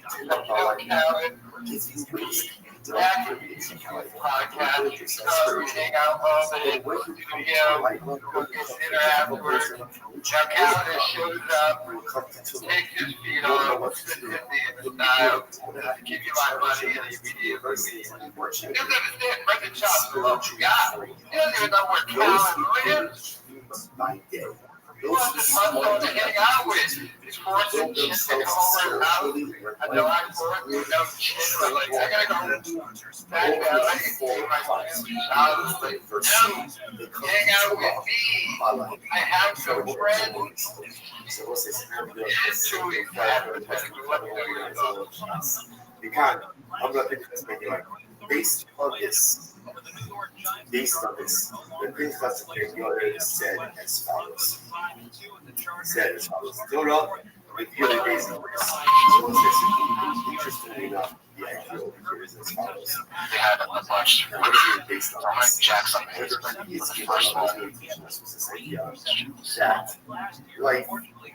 the periods of life completed once the literally translated, don't have really good sushi. Make sure you have all the money. There's this place called Soda that flies their fish in from Japan. It's so expensive, but it's so good. I was like, I'd like another place that fix. Anything else? You're not being welcome there. So, there's a place called Leroy. It's the best barbecue I've ever had in my life by far. It's near the airport. It's so fucking good.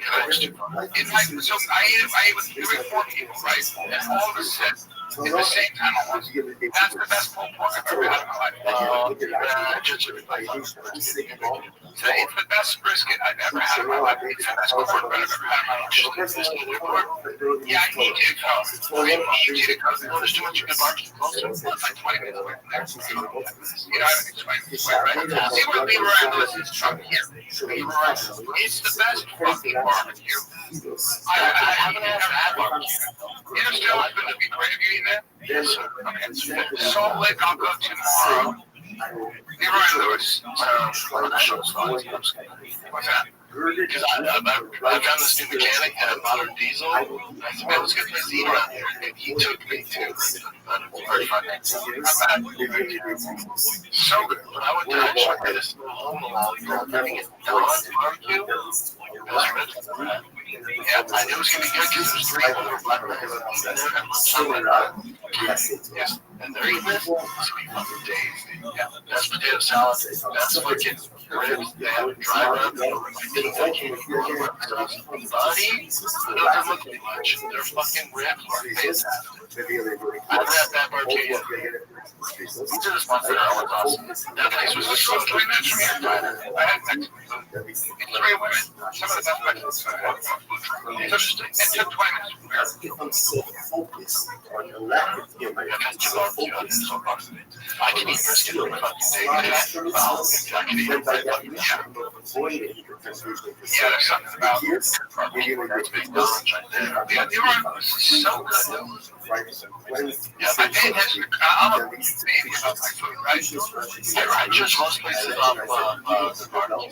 So when you brisket, they also have a flat iron there. They call it eat a brisket. Oh, fuck that. No, these for God. You eat the lean brisket?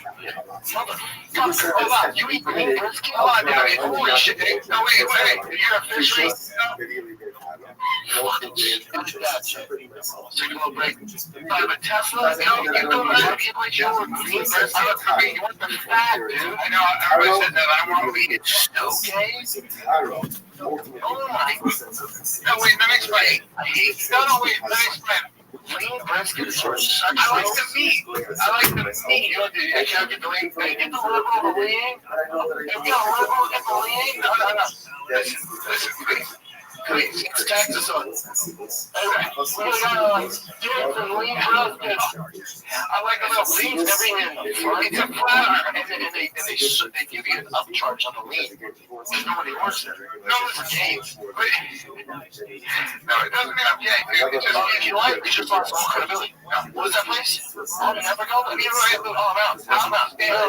It's got blue cornbread. I don't give a fuck. No, it's all over. You lost all credibility. It's got a burger that'll knock your dick. Anyway, you go to barbecue, you want a burger, also gay. Dude, you want a lean brisket? It's a flat iron place off the fat brisket, and they're going to give you it's a flat iron, and it's got you keep saying flat iron. Yeah, it's say flat iron one more time. Dude, you fucking cock. No. Hope you Tesla, you want a lean brisket. I do. I like a little lean. Holy shit. Sometimes when I go like this, when I eat brisket, I go like this. Oh, God.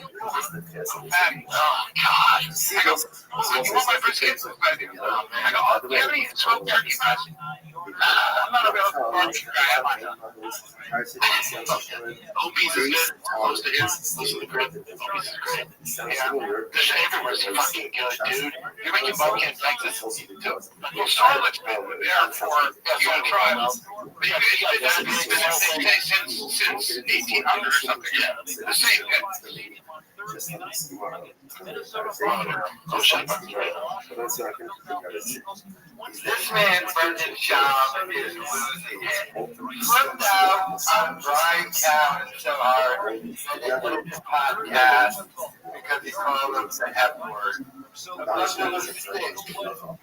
Now, I do ultimately agree with Brendan Schaub's assessment of Brian Cowan's sexuality. But still, this man is dealing with the lawsuits against him.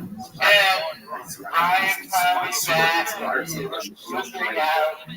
He can't handle it. He can't take the pressure. Because the whole time he's doing the podcast, he's just thinking in the bathroom with Brian Place. And barbecue and brisket in the bathroom. You're getting sued for wire fraud, for tax fraud. You're getting sued. They leave your DMs. You brought positive reviews for your stupid special. You'd be surprised. You're a fraud. Everyone can see it. And you can't address it. And he's let me out. Shut the break. Alex, watch yourself, dude. Don't tell this guy where you live. You might show up one day. You like from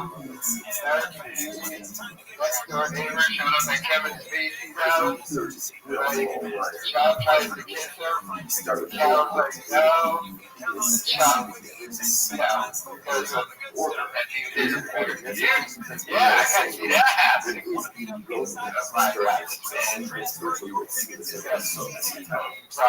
Probably roid rage is probably no more bad. Probably stuff bad.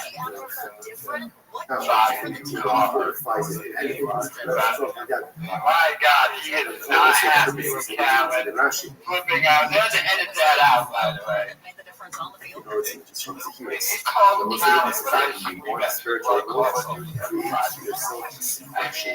But that's not a podcast. Well, that's loud. I also love how she starts with that little crap. But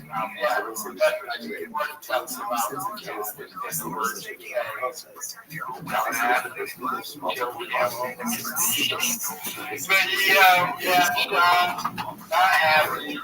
Flipping out on Khaled. Whatever it is. And man, let me know your thoughts. Good job.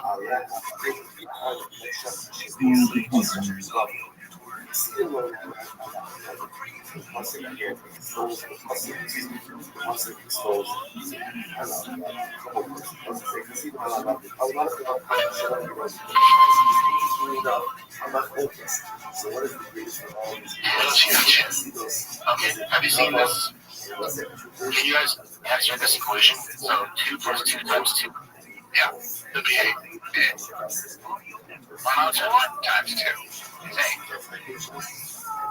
Now, 2 plus 2 is 4 times 2 is 8. 4 times 2 is 8. Are we missing some here? Yeah. Wait, 2 plus 2. 2 plus 2 is 4 times 2. Is it 4? No, that'd be 4 times 4 is 16.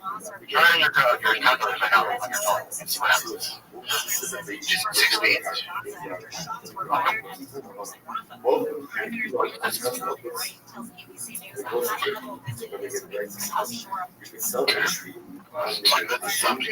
times 2. Most people would agree with you, but why is it 6? Because you have to do multiplication before you do addition or subtraction. Oh, so 2 times 2 is 4. Plus 2 is 6. Interesting, yeah? Yeah. I totally forgot about this. This video is getting it wrong. Yeah, because obviously most people would just be like 2 plus 2 is 4. 1 times 2 is 8. So. Yeah, you're welcome. What's up? I'm just trying to do it with my case. I have 2. I have 2. I put those together, I have now 4. And I double that would be 8. So, I'm so confused. I mean, terrifying hot air balloon accident kills 8 people in Brazil. Yeah, I don't fuck with those, man. That's the thing we're going to bring up to, like, I don't, have you ever done a hot dog? No, and I remember my week after my child was born, my first baby was born, Stella. My wife and I were in Napa, and she said, let's take a hot air balloon. And I said, no, because we'll both die, and then nobody will raise our kids, and it's not happening. So never catch me in a hot air. They died from a crash in the ground. They died. I'll tell you what happened. It popped. See, it has fire. Oh, that would do that. So they burned to death. And impacted. 8 survived, right? Yeah. Nobody died, so 8 people. So 5 people have died in hot air balloons. 21 people on board. Killed somebody. 13 people. I got looks like he might be the survivor in his face. So 13 people with the pirates survived. I don't fuck with any of that, man. That guy looks like he survived. Yes. He is so scary. Look at his eyes. Let me see what he said. You can tell he would just wipe them out with his eyes. I think he says that too.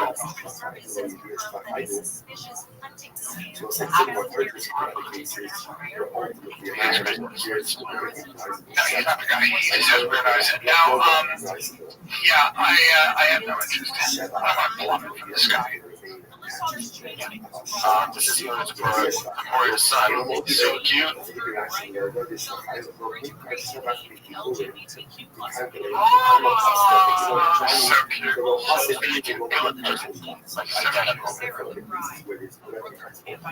it's just a true winner. He's great. Yeah. Take a break, dude. The moment Brendan Shaw realized that his career was over, because his producer shit had recommended that while they were looking up a YouTube video, podcast video about all the leaks and the lawsuit. And Brendan Schaub saw that too. You realize, oh, it's over. And he's not going to, but we all know we don't should watch that video. No, should watch it.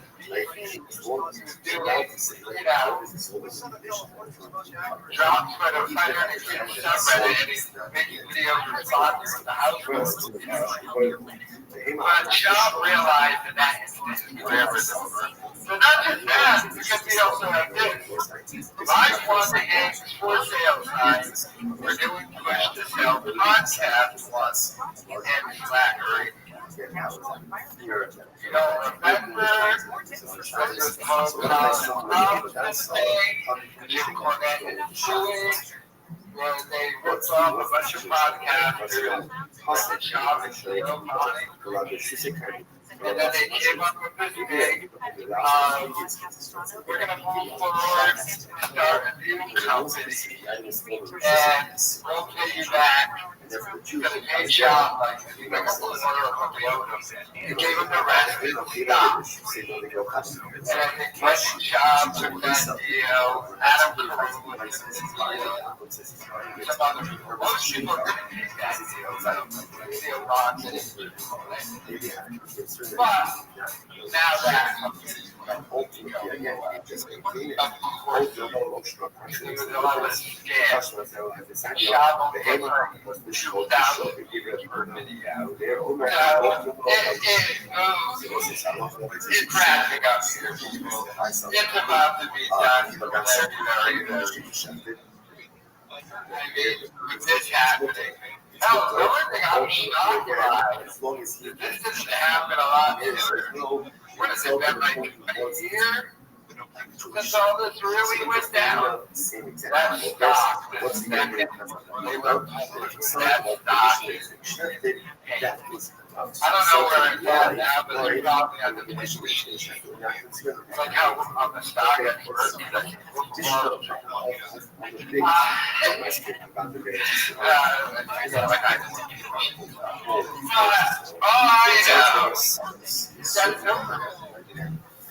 Did you see him and Chitter's like the video he was looking at the screen Schaub was and he saw that podcast video?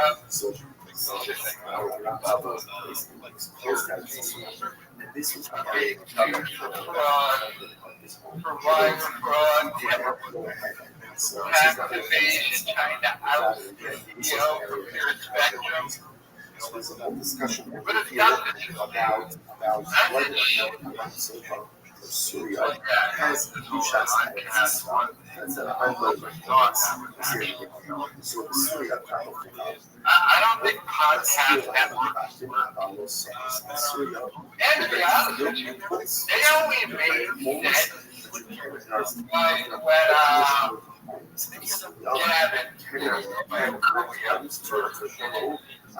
it was a place to gather for people who have essentially kicked off a giant internet. So like you go to Gavin, think you would find easy as $1,000. Okay. Because they couldn't put their stuff on the screen. Right, you know, their platforms. That being said, the podcast network.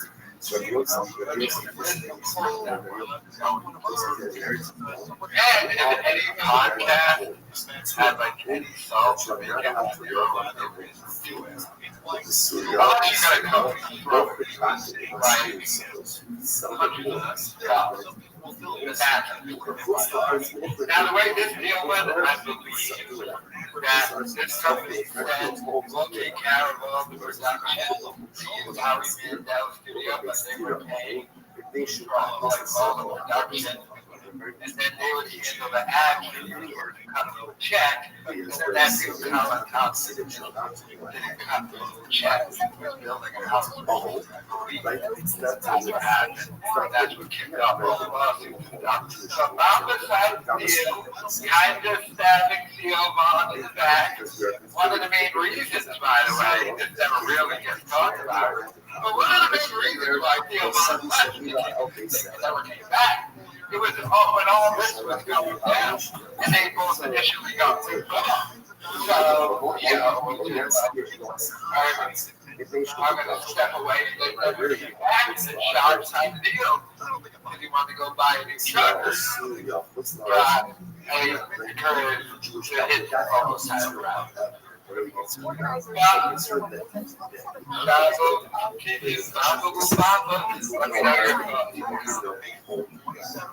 So since people would know that this is the Jewish home backhouse, if they see it operating on this, they're not going to know what's going to happen to it, and therefore they're going to assume that the Jew is operating on the backhouse. Okay, so let's unpack this. We're back now. Yeah, I want to thank everybody for weighing in on the barbecue comments. I guess the guy from, was it Pose or whatever? Hello? So what was that barbecue place where he said Callan Eats? The name of barbecue spot. I was like, dude, we don't want to carry anything. It's okay. I was like, yeah, dude, it's these California people coming to our good state of Texas and pushing their narrative on us. And somebody said, Callan Eat after Moby said, Callan gotta eat corn. People think their barbecue is so fucking serious. That's just gay shit. And you can't help it. You know, like, you don't mean to be gay. No, it's just, you know when you see, like, a kid just, like, running, he has a little flare, it's the kind of shit they're saying. Yeah, it doesn't mean to, when he runs, to go like, yes. I was installed. I guess all kids score a touchdown. He goes, yes. That's cool. I don't discriminate. I went to Olympics, I had it his way to get scored. You're 58 or whatever. It's just like, come on, bro, do it. They mean to it. Like you were in your head going, man, people are the game. Yeah, beef. It's just what you do. I went to Salt Lake and they said, it was like, now I got the bison ribs, delicious. The bisons are nice. And then I got big, right? I got the pulled pork, delicious. Pulled pork, and then they said, you want sweet tea or unsweet tea? I said, of course, unsweet tea. And then no mac and cheese for me. I had a double serving slaw. It's not bad. Yeah, it was delicious. I really fuck with any salad. If I'm cheating, I'll go with that potato salad. It's a nice potato salad. The Red Boy's Don's potato salad. A little home milk. Dude, I like a nice potato salad. Slaw, underrated potato salad. I love potato salad. Dude, a nice cream corn. Dude, but the boys yesterday, I bought the boys because Casey said, yeah, I'm shooting content. Right up the road, dude, it's Joe's Smokehouse. It has a reggae theme, which I can't stand, but that's the thing. Dude, definitely for a food truck, top 3 I've had so far. Is that right? 6 minutes up the street. Is that right? Fantastic. Thank you, Brandon. That was very delicious. How are you still Texas? Who are you talking to? Oh, sorry. Who the hell are you talking to right now? Okay, that's all right. Because you just live in California and you just come in. Like, where am I right now? In the Texas, right? Yeah, you kind of got my face a little bit. About the lean. Well, you said like, oh, I just had one of those. I don't give a shit what you had. What did he say? He's like, oh, I just had one of those.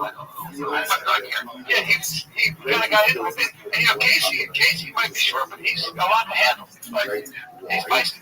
He's not very strong. How about a kid? Loads the ground, try to move him around, couldn't do it. He's feisty. Yeah, how about the teen? You know, clearly he's an LA kid.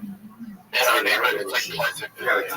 It's insane. We meet here on the couch watching TV, meet here Mosty, and 3 of his friends come up to, we have like, the long walkway to the yard. He sees him, he's like, what the hell? Pops up, he's like, damn, there's Africa. All right. And he gets up, he's like, yo, what's going on? You okay? And everything. Yeah, man. Do you want to come ride your bike with us? He's like, what? He's like, do you want to ride your bike? He's like, you want to ride your bike? And he looks at me like, go ride your bike. You know how great that is? He has no clue. He's like, hey, Rabbi, he goes, when should I come back? I go, whenever you want. When the street lights turn on, dude. Ride till your fucking feet hurt. That's what I did as a kid. Joe, Daisy. Joe, hey, you know what? Hey, we're friends, right? Would you say we're best friends, sort of? I mean, at the end of the day, how close are we? Are we close? Close. What? Are we friends now? Yeah, I think you're kind of on my neighborhood. Like, if you needed to borrow $250,000, I would credit you, right? Yeah. Man, we've been through some shit. Yeah. One like this in the world. Yeah. So we're kind of stuck with each other, huh? Yeah. I think this is a fucking marriage. Can I get an invite to your house once? It's on for me. It might be made of it. I haven't gotten it yet. I haven't gotten who the fuck does that? Like, I haven't gotten an invite to your house. You haven't invited me, my wife, my kids. Hey, you're welcome. I've been 19 minutes away. You're welcome.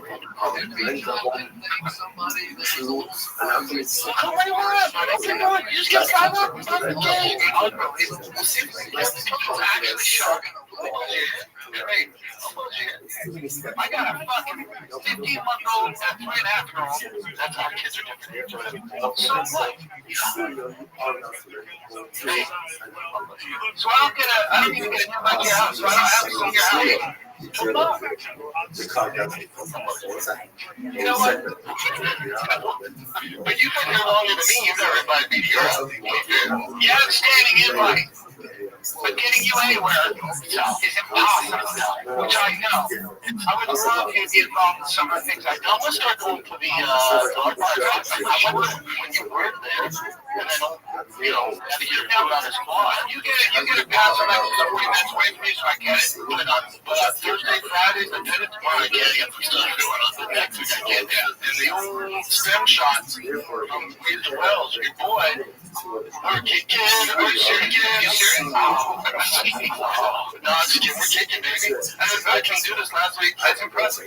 You healed rather rapidly. That's because I'm on baptized, right? Yeah, I'm on this for rain. And I'm testosterone. Yeah, that's whatever. Yeah, it's that BBC 157 and then stem cells from Waste to Wells. With your boy is in jail. Weighed myself today, 244 with shoes on. Oh my God. You know what? There might be a drink ad bait coming. There might be a drink ad bait coming. Is that right? Yeah, dude, they're popping in the summer. So, I'll tell you, you ready? You ever seen that? Oh, yeah, I've never seen you with that. I know. That's okay. This is the latest I've ever been. So, you're actually getting ads? Let's see Drake for a second. No, there's an app shot. So, you got that's impressive shit. You know what? It's not seerable this month. Dude, you know what that is? He got blind phone. No, he did. Yeah, he did. Everyone's roasting him on control facts. He got blind, but then it's posted a video of him jogging down the street, like, put in that word. Buddy! However big green, 244. That's a big shoes on. That's a big kid with shoes on. Milan, 270. I heard about you. Everybody's 260. Gary's 270. 44, buddy. 244. Those are good numbers right there. 6'4", 244. Those are good numbers. I like those numbers. And your boys in the pool every day. I'm dead.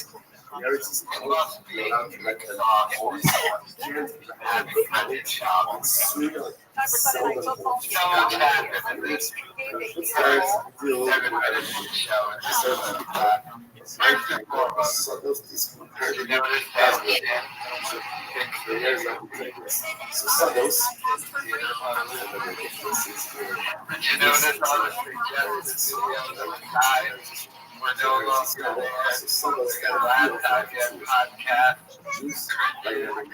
video, by the child we texted lawsuit, pop up with a sign. Good apples.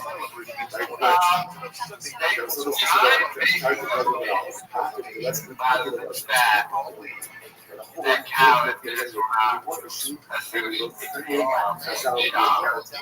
And the cow tried to make it. They kept doing it throughout the entire episode.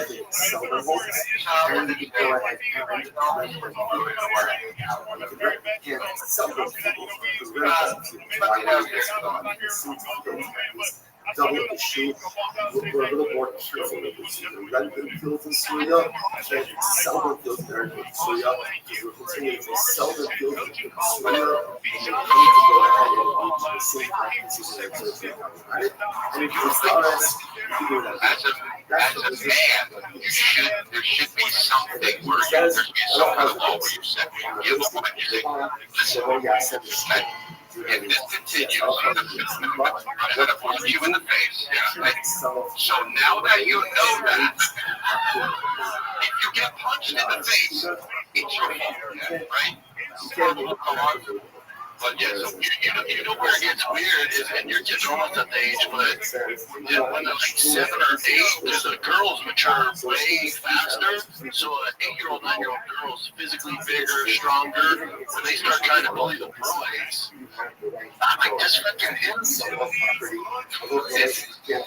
fucking stop. I'm gonna tell you something right now. So we had to, when I was in the I didn't even think fucking put that thing on his dick. In your story by playing this thing, and that's not freaking. Why did they cut out? All right. Oh, bro, that was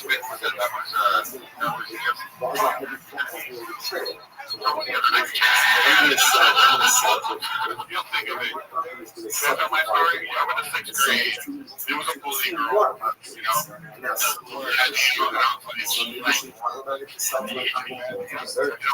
I came up. And then I was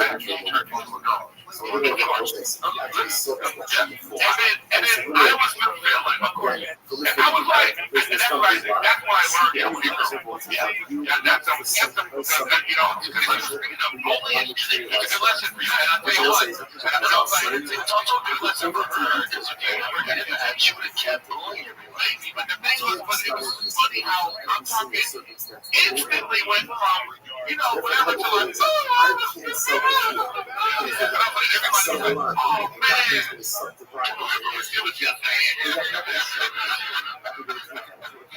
know what I mean? Real problems. At that point, everybody's teaching me real problems. And I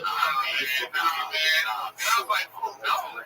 I remember that lesson. I was T was in summer camp, but it was a 12-year-old girl, like Kevin Durant with tits, man. I was like, bud, you gotta fucking get it here once, dude. And she got to do it once. She wasn't fucking with him.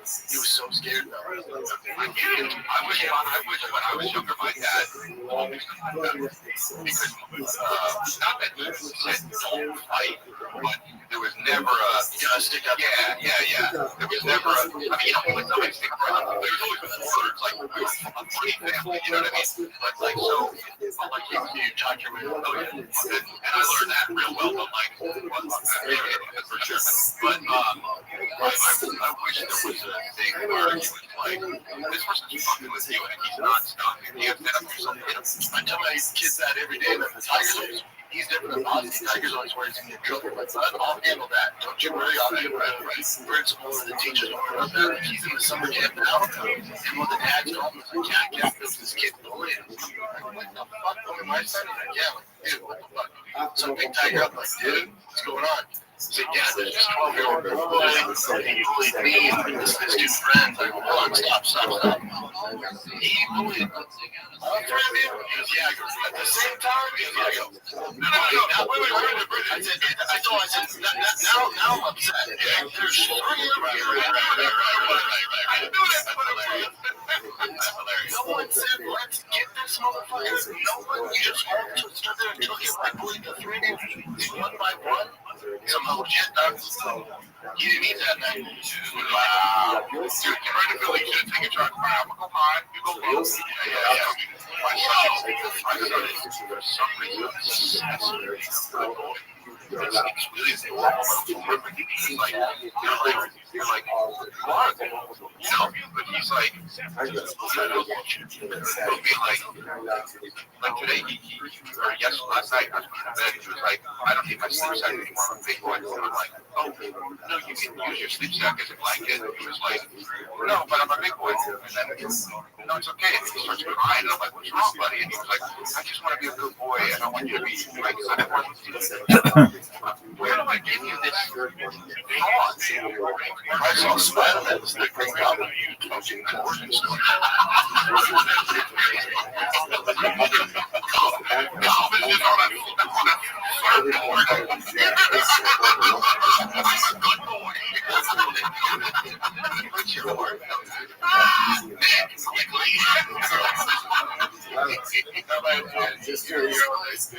It's like, that's my theory. Anything you say, you hear later. You're going to be talking about later in there. Why do you like this? Well, because those young stories, I had something, it's not even like you were being. No, I don't that's fault. Yeah. It's a throwaway. Yeah, fucking took it hard, got a tattoo. Exactly. Yeah. I was like,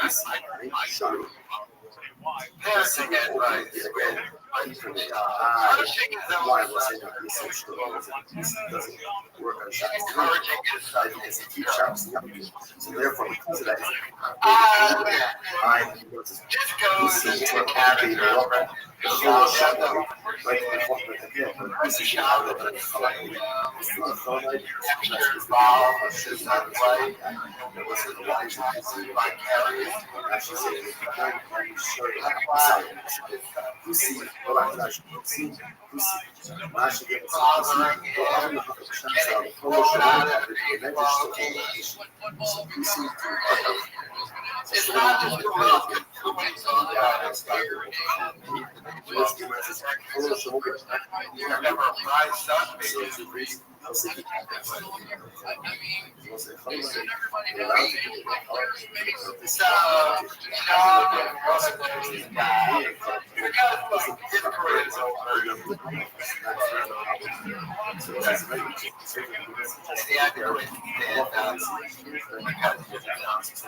now Everyone wants to get bored.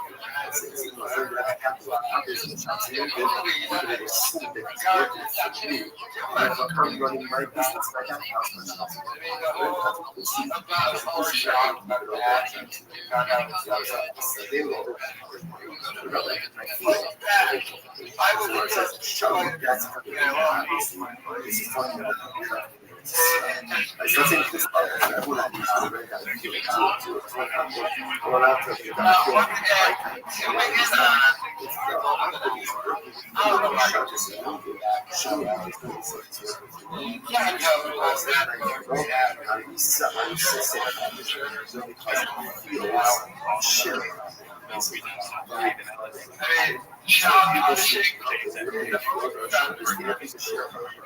Because that's just what it feels like. It's not therefore it's going to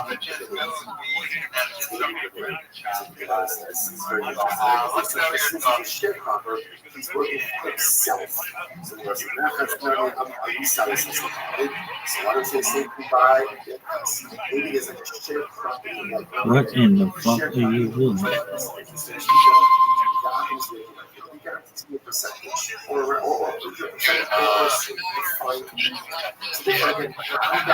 you're in Texas, and you've been there a month, right?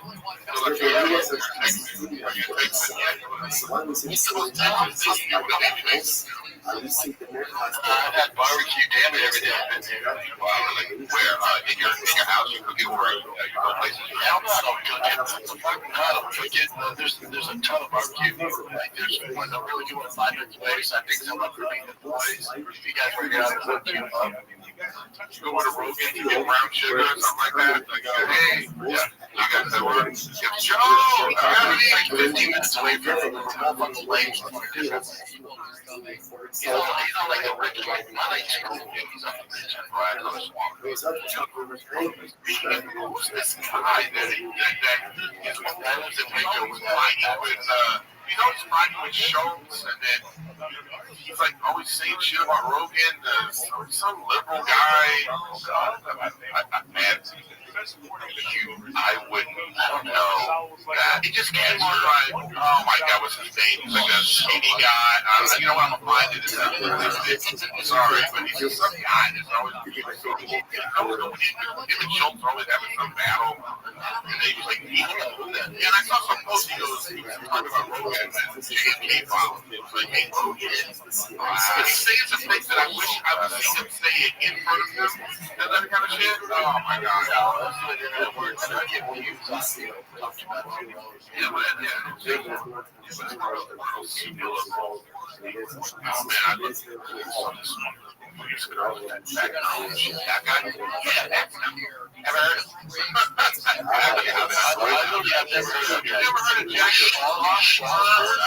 this guy, what does he do? He's just an influencer on your birthday. Well, that is my birthday. Thank you, Chris. Dude, I gotta tell you, it's my mega mind. It's a big brain. So who is this guy? What does he do? You don't know. He's just a guy with money. That's great. You can literally just be a guy with a party right now. That's what he is. Yeah, he's funny, but he's got short songs. But the thing is, I always, oh my God, I just know it's funny. This guy is going to be, typewriter. What is it? Typewriter warrior. Keyboard. No, it's all right. Typewriter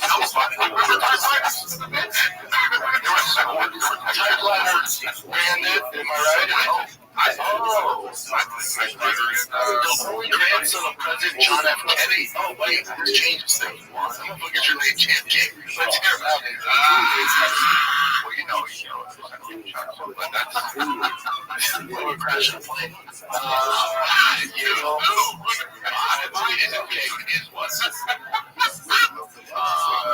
dude might have something to say.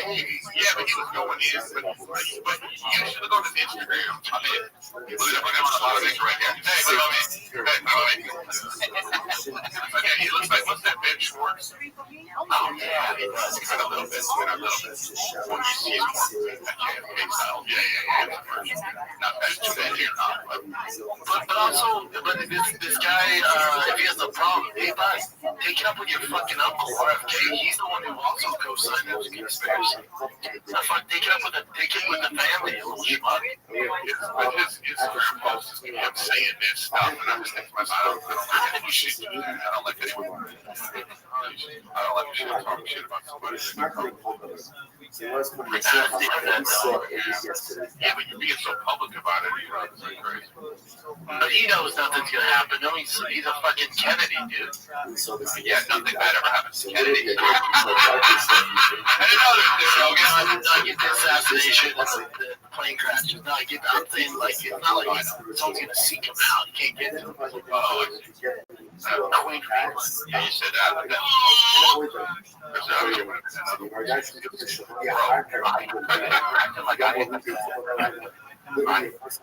know the ones that happened, dude, and I know the four of them. There's four, okay? So don't talk to me like you know. I can't be like Chris that come out. That went out the way. Yeah. Oh, I need to go. You know it. No, that's the flow, and you know it. So my best friend, you wanted to go, it's still bad. No, I want to agree with that. And went on. And this is little baby Rex, the Airbnb owner, showing everything he left behind after staying in Miami. And then he put that. Three of us will take one of my feelings. So I'm not going to roasting Brendan's child. We got a little bit of info during that. The child saved Ryan and Rogue Analysts could be just push it. Don't have it be first, but you know, if you do it, it'll lead you ultimately again to smelling the shit. Or the or starts to play. They should be spiritual active. Don't allow yourself to get into things. Don't look like, oh, I need to have these people active before you go and ask them to understand certain activities that lead to certain results. Or you can activities and negative. But if you also I don't know, but I mean, yeah, Montez. There are different periods of life. There's young periods and there's life periods. Young periods are times when everything is good. Choosing to when things are good, or when you're both in your spiritual life. Because if you do that, then when life becomes difficult, life is challenging, which inevitably will. Will be spiritual compared to the next like the days after that. Sometimes you do, but most of the time, it's the adversity. Just know that you can report that and how next to Mr. Potato Head and Joe Camel. Spirituality. It just stinks. And so we lost. I mean, and he lost it too. You know, Rome represents the good times in life. Don't be the hard. The hard is like daydreaming. Daydreaming. Don't daydream when things are good. Don't hope when things are good. When life is good, but when your family is good, when your house is good, when your health is good, that's perfect. To push on all cylinders, that's perfect. To put the pedal to the metal, that's perfect time to work. Don't go ahead and use the young periods of life and kind of just waste everything. And I'm going to do a video. When life is good, life is stable, life is happy, that is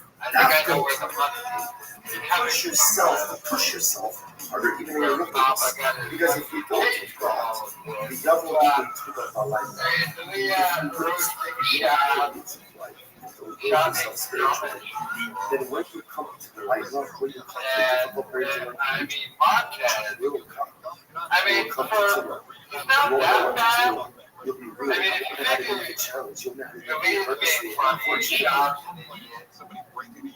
spiritually fall apart.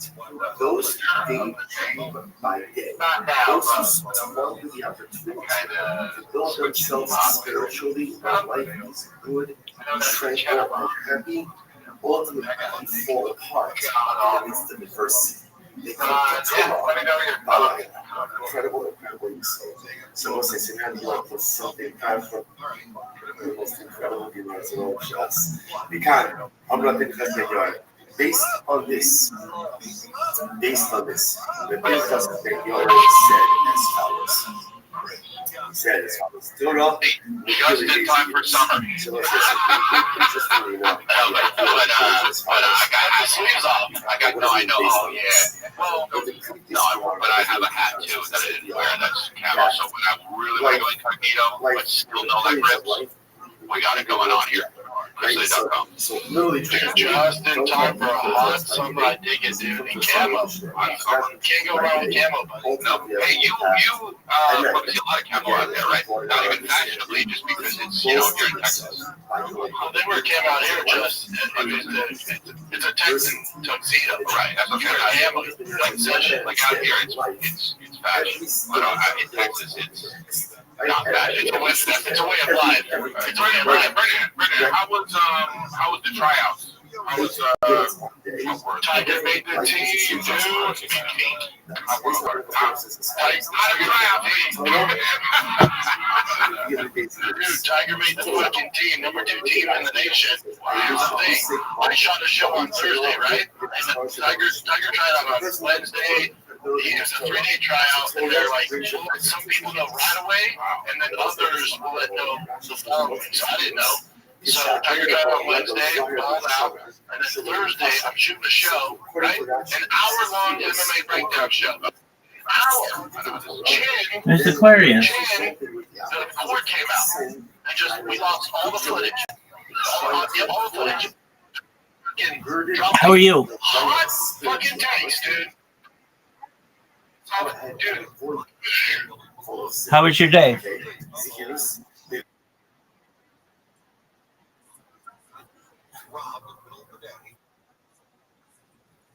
Absolutely. I was going to say, you were up late last night, girl. I know. I'm happy for you. So, you danced a lot, right? Excellent. Did you meet any cool people?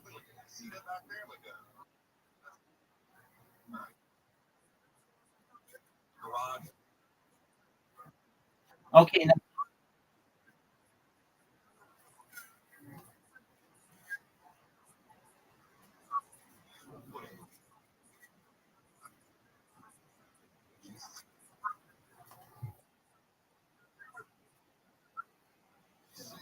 Excellent. Now, did you go to Grown Folks?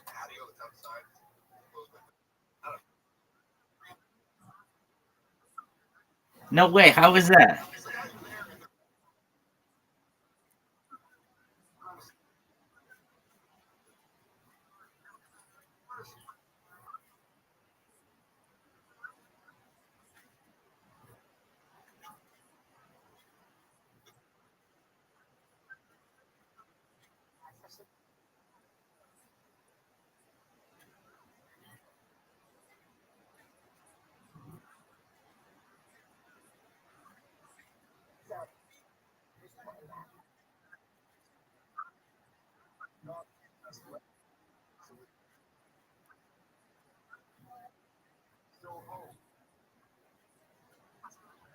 Okay, excellent.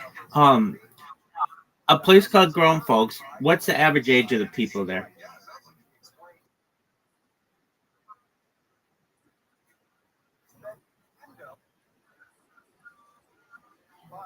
Okay, so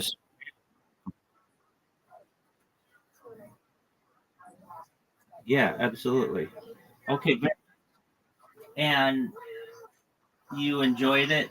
And is there anything you would have changed about the night? Is there anything you would have changed about the night?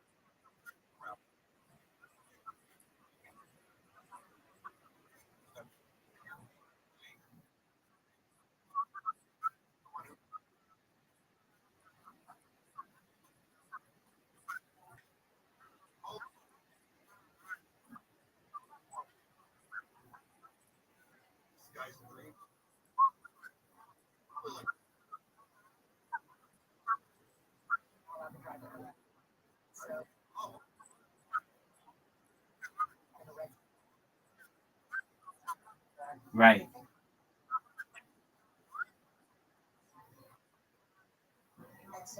Right.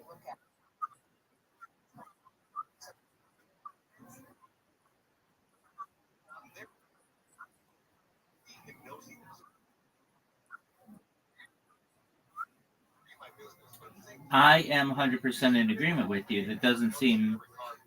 It seems very greedy. Okay,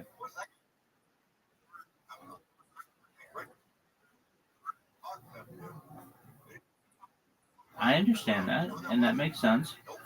Okay, so you could not just get a glass of water for free, like normal place. Well, that's not cool.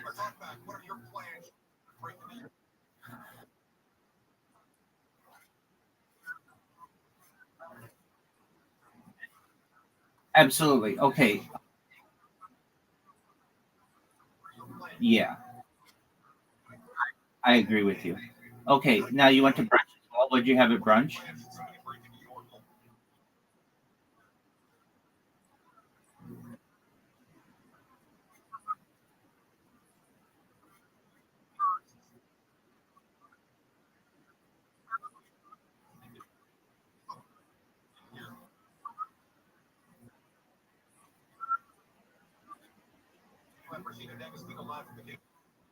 Okay. And were you guys together all day, or did you take a break in the middle?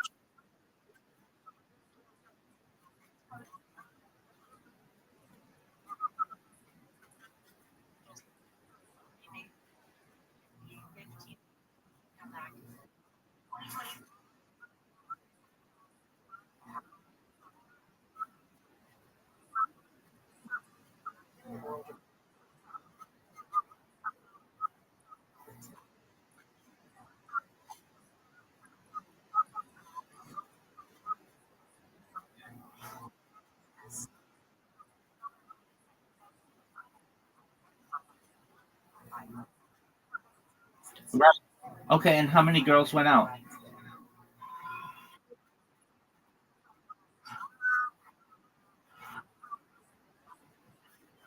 Okay.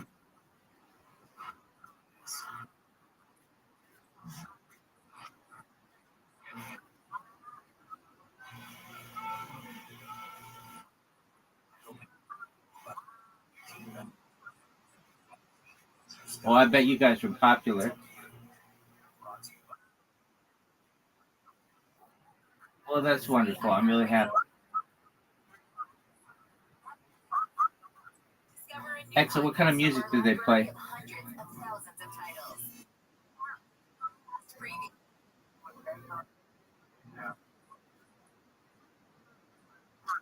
Do you line dance?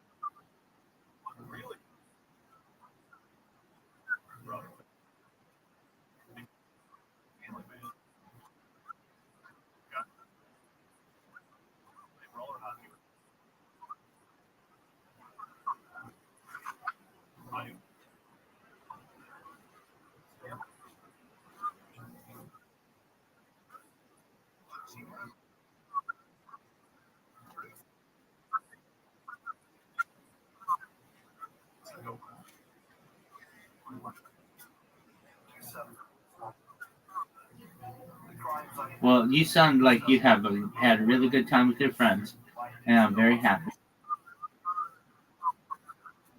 Excellent. Well, you get your rest, and then when you wake up, it'll be time to play.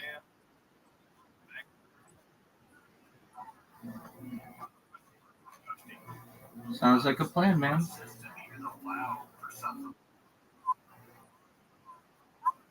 Excellent.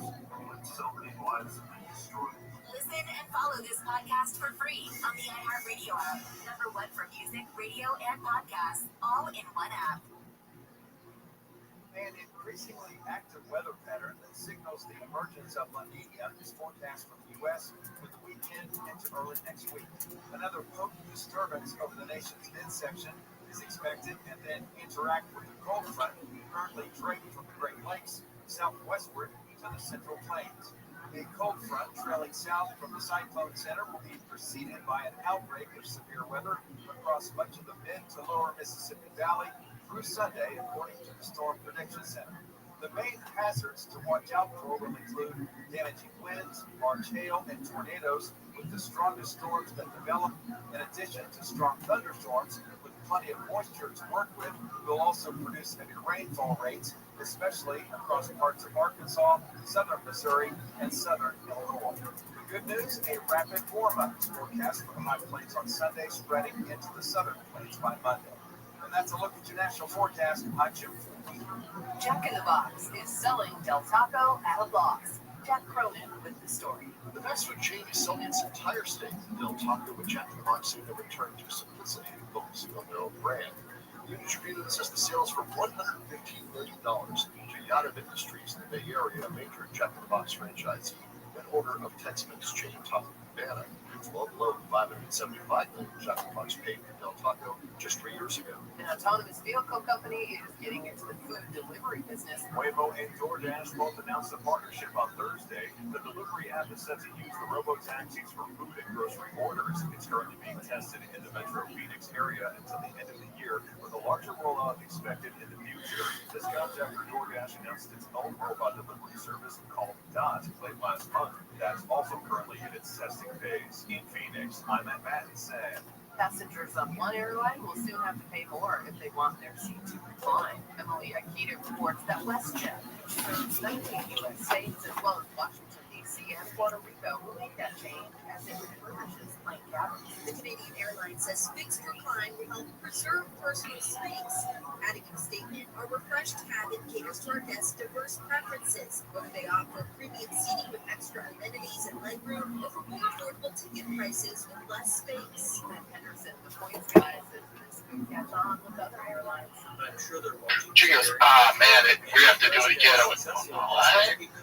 Oh my God. In my head, I'm like, I'm going to fire Chin in Texas, even though I just moved here. We'll figure it out. He would learn a lesson. Then I get a text. Congratulations. Tiger made the team. I'm like, Chin, it's your lucky day, buddy. Oh, wow. Nothing can mess this up. I was going to fire you, but you're rehired. Oh, wow.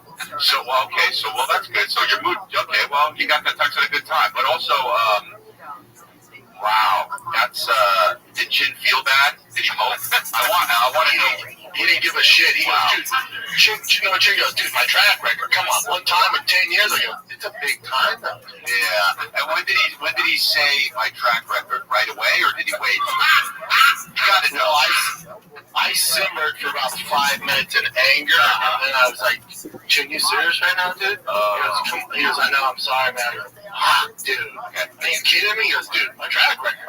See, that's too soon to say that. I'm pissed off now, Chin. That is too soon to say that. Chin, give it an hour and a half, and it'd be like, yo, I really am sorry. I hope my track record speaks for itself. That would have been, I disagree. What? I disagree. He's been around too long.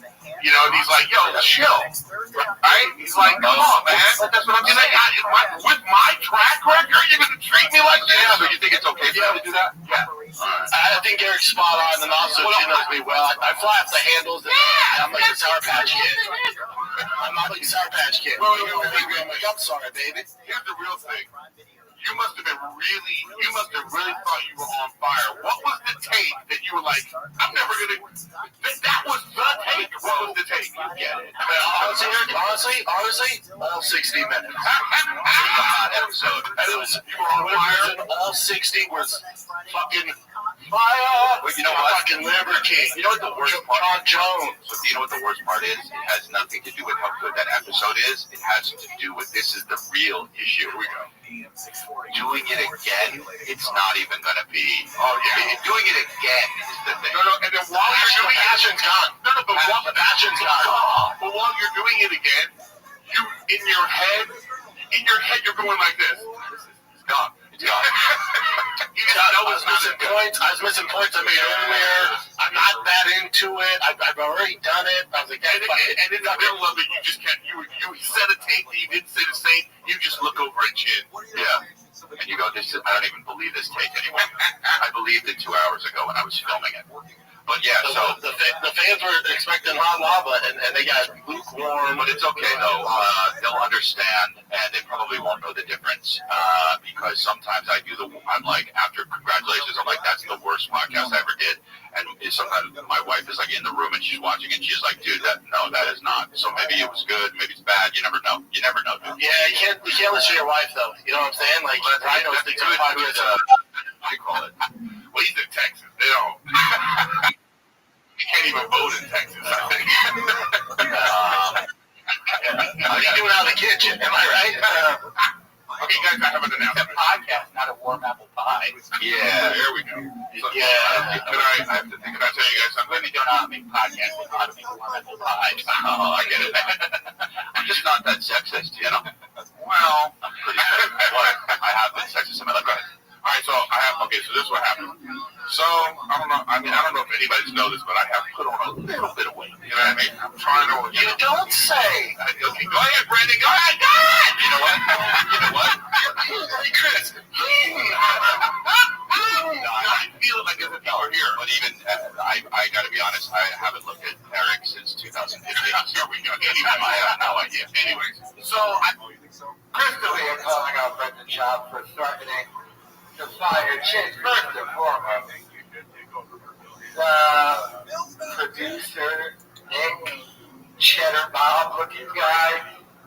What was that warm apple pie joke?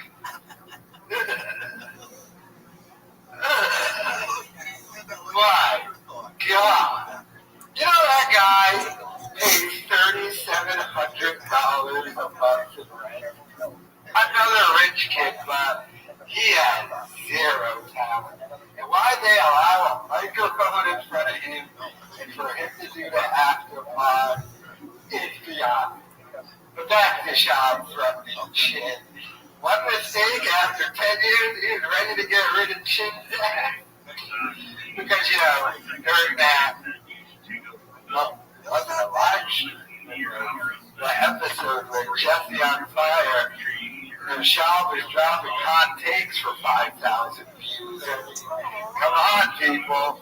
It was his goal where he talked about John Jones retiring from the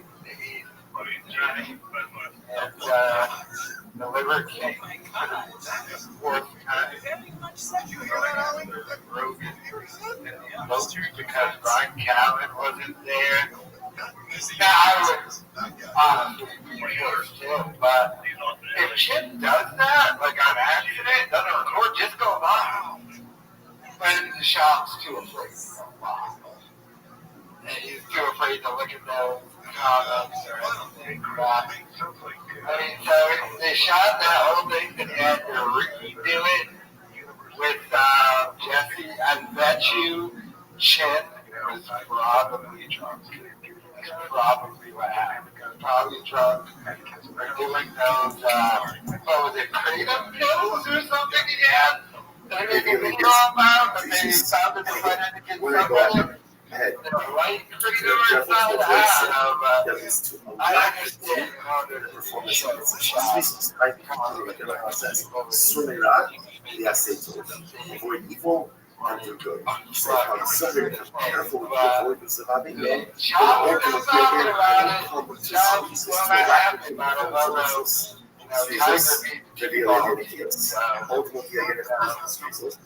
Rehire Chin. And I'm focused on only with those with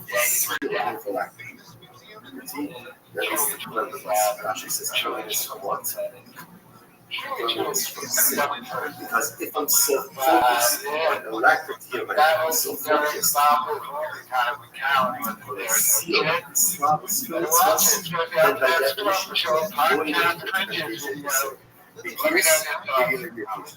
and if I'm lucky, if I'm free from sin, right, if I'm cleansed from sin, so to speak, that leads to Kushas. Kushas, Rashi says, means I recognize that even in the realm of that which is permitted, love the drama.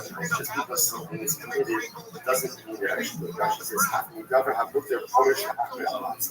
But this is that's permitted, I'll draw my line and not in the first white line.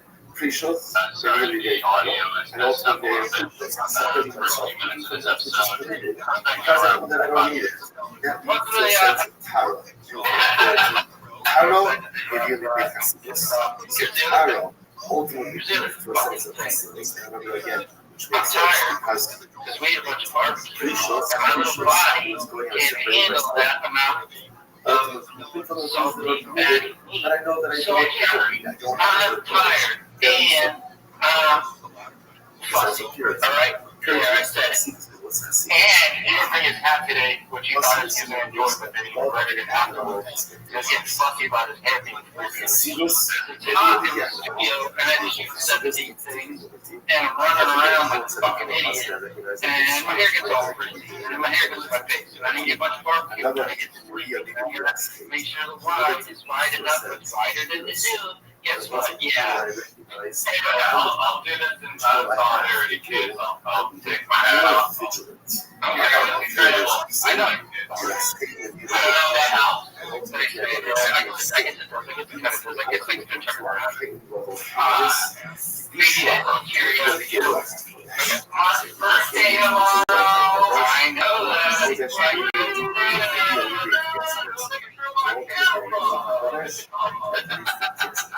I can do this. It's my birthday. I just tried and I want everybody to try. So that's the only thing I like to be able to see on that.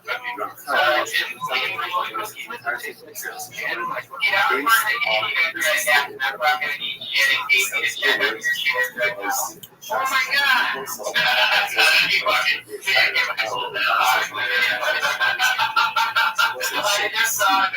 I'm going to do that. Listen, I'm not eating the dog. That's going to happen.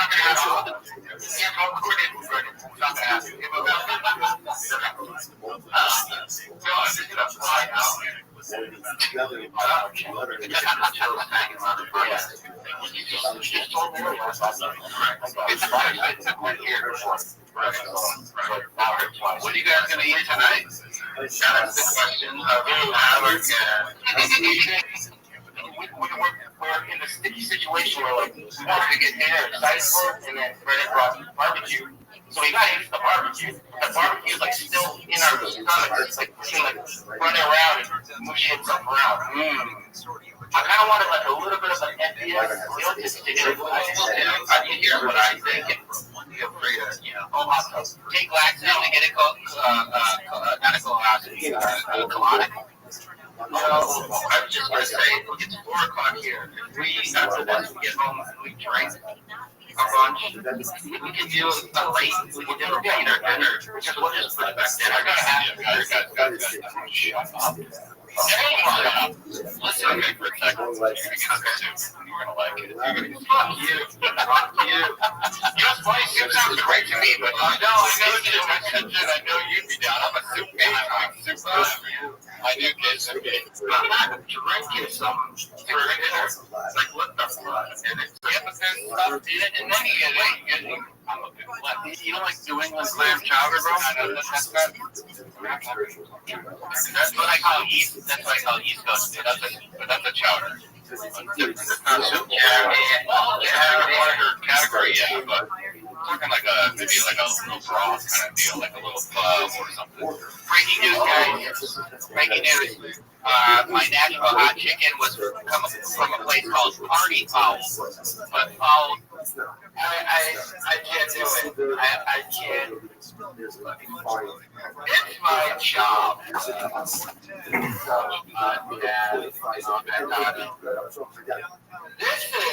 the worst thing that has ever been up to us. This guy, Cheddar Bob, he fucking stinks on it. Is he autistic? I don't think he's autistic. Because usually with autism, like autistic people are meant to be challenged, but they he looks fucking retarded. And I think he is. So, yeah. There's that.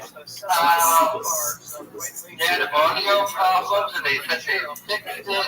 They really fixed it in LA. And I guess shit. Now I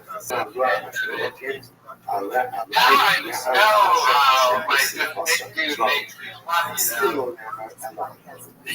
works for your boss. You know, I was thinking, how the hell is this guy making a living? I don't shop, it's not me. Turns out it's real wrong. So that's how this guy is making his money. This was, I don't, why upload this? No, I'm being, they need to take this down if they ever want to get a job on camera or be on a podcast. Take down this episode because all this can do is any chance of anything. They all suck. They're not interesting. They're not funny. They're terrible. I would literally rather listen to anybody else. I'd rather listen to little old ladies talk. Wow. That's so bad, I don't even know what the hell this video is about. We started complaining about shop there. And people are so good. I don't back to the we got it pumped so hard it took me out of my zone. My God. Apparently, shop is making. He's got to shoot a bunch of stuff, work a bunch of hours, force feeding them barbecue. I don't want to eat Shaw's barbecue. I don't want to hang out with them. Shaw is forcing that they cut it. Shaw doesn't have any friends. Talent won't be on with him. So he's forcing these poor bastards. Look at him barbecue. So what's that saying? Interesting enough. So you are getting 3 out of 4 days. 3 out of 5 days. I didn't think she wrote this picture of me. She has no idea what resolution that's about. Well, you live in Texas, it doesn't mean that. You're the Texas area, mercilessly goddamn magic. I moved to Mexico, I went to Chicago. This article is being read by an individual things went from bad to worse for Belichick when they spent their Friday night in Berkeley watching Belichick's North Carolina team lose to Cal on national television while getting relentlessly trolled. Both Cal fans and the Bears' graphics team kept the spotlight shining brightly on the Carolina Powerhouse, with some merciless messages and chants targeted at the 73-year-old Belichick's disastrous start to his college football coaching career, and at 24-year-old Hudson's latest game and the legendary coach's life. At multiple points during Friday's game, the Memorial Stadium scoreboard displayed a message of support, mocking North Carolina's recent statement backing Belichick, despite a 2-3 start and major rumors about him looking to leave. That statement included a quote from athletic director Rabbi, who said Belichick has the full support of Carolina athletics, despite it being well known that the numbers hire Belichick. In their statement, Cal mascot Oski wrote, "I am fully committed to Cal athletics and the program we are building here.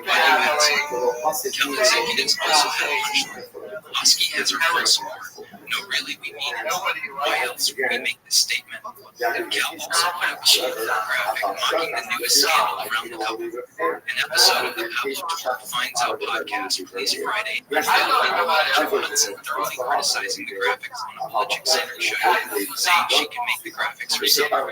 Hudson also cited her own work designing Belichick's official website, which originally spelled the coach's name as Belichick.com. When the game was nearly over, the Cal scoreboard referenced Belichick's site. The scoreboard declared graphic design is my passion, showing a variety of poses for Oski in a similar vein to Belichick's website. At Oski.com is a similar spelling, and even joked it was completely real, definitely not a reference. Cal positions its student section directly behind the visiting team's sideline, and the students showered Belichick with chants about Hudson. at one point calling her his high school girlfriend.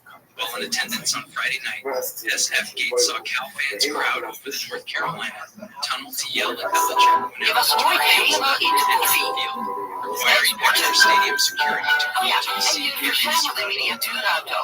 Also made the protest feature in the stadium even to keep down from the stands to make their way into the North Carolina tunnel pursuant to protocol. SF Gate witnessed the stadium security stop Hudson to check her credential at multiple points before she was let down. During the first of those security stops, Patriots fan Gary Martinez approached Hudson and asked him to take a selfie. In speaking to SF Gate Matters, he said he thought the Reds ran during the match of roughly 2,000 while wearing a white hat and a Patriot hat.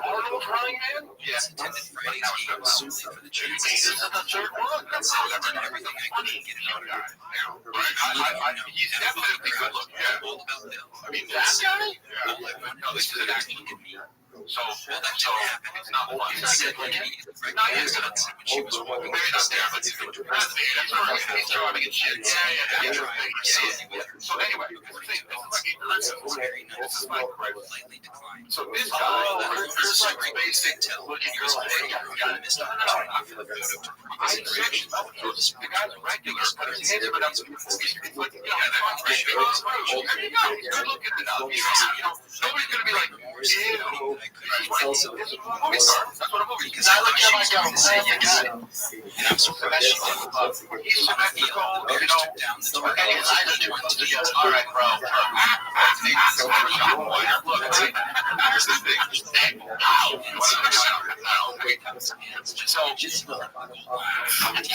So go ahead and touch it.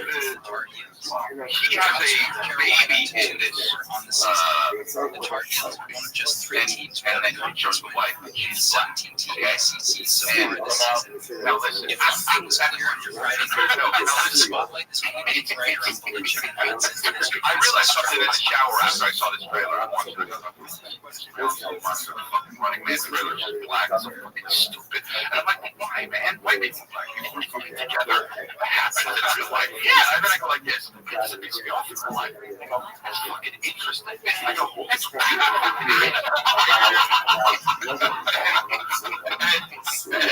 and I go, but this is what you took yourself off. This is what. So,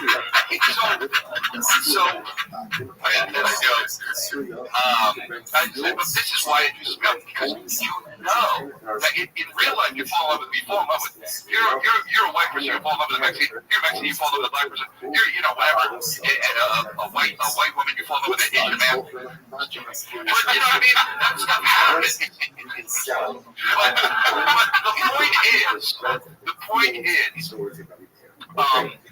know when Hollywood does it, they're doing it, and it's they are doing it because they feel like it's virtue signal. You know what I'm saying? Sure. So it doesn't. When I see a white person, black person together, I didn't register that, right? I'm not like mixed race couple, but when I see it in Running Man, I'm like, what the Hollywood's trying to fucking do? Yeah, but that's the fault of what they've been doing in the last 5-6 years. Because I understand, before that, if there was nothing about it, and you saw that, I wouldn't think that. Like, that works, yes. But it's just so apparent what they're trying to do. And that is way worse than being like, fuck it, let's just make Sean Hayes be an actual woman, not even a trans woman. Like that, it's like, oh wow, that's bull. That could be like if Tom Cruise played Anne Frank. Bro, take my money. Hiding up in the closet. But let me tell you a story though. So I was on a set of I'm Dying Up Here, and we were all sitting, all the actors were sitting around. That's weird. Actors never sit around. Leo, so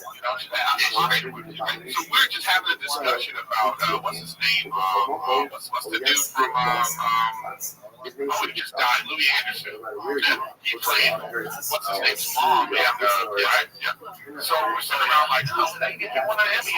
But here's this woman, this Leo, in her 50s, going, oh, so another role taken away from women in their 50s, as if there's a lot of work for them, played by a man. So, I mean, there's that. Yeah, so no, I get it. I mean, look, comedy's a comedy, so you can't really kind of do whatever they want. But I just don't get why they make another Running Man. Well, you know why. 8 years ago, they did one with Colin Farrell and 8. No, you're thinking of Total Recall. That was an Arnold remake. Total Recall was fucking stupid. Total Recall is one of my favorite movies. Total Recall, the remake, is so bad. So that's what Brendan did. I know. I'm agree. But the way they redid it is so bad. That was great, but like, they took all of the tone out of that movie. The tone of dude, Sharon, dude, in the original Sharon Stone. Oh wait, am I right? I don't know why they're remaking Running Man. That wasn't even. This is my thing. Why they're no. What I'm saying is, I don't know why. That wasn't a great movie. I don't think that movie did. I don't know if it was that big of a hit. That's when Arnold was kind of going down, I think. No, I love that movie. They need to. What if they're going to redo Commando? They probably wait till Arnold dies. But they're not waiting now till he dies. Because the chair will get better. Better. Yeah, his show's kind of with the fucking bar. Oh, I didn't see it. Does a good. The only actor I have. Yeah, I was looking at some weird movie, so yeah, I was busy watching the one episode of 3 or 4 of Squid Game that final season. I'm out. I feel way out of relation. Yeah, you know what? Look, it's the number one it's the number one show on Netflix. But no, that's what they tell you. How do you know? What I'm saying is, it's the same way why Yao Ming was the all-star. Shop has to steal Chris D'Elia's bitch and then ruin the podcast. Once it gets 2 times, and that's he ripped off D'Elia, just, took the head right out of her.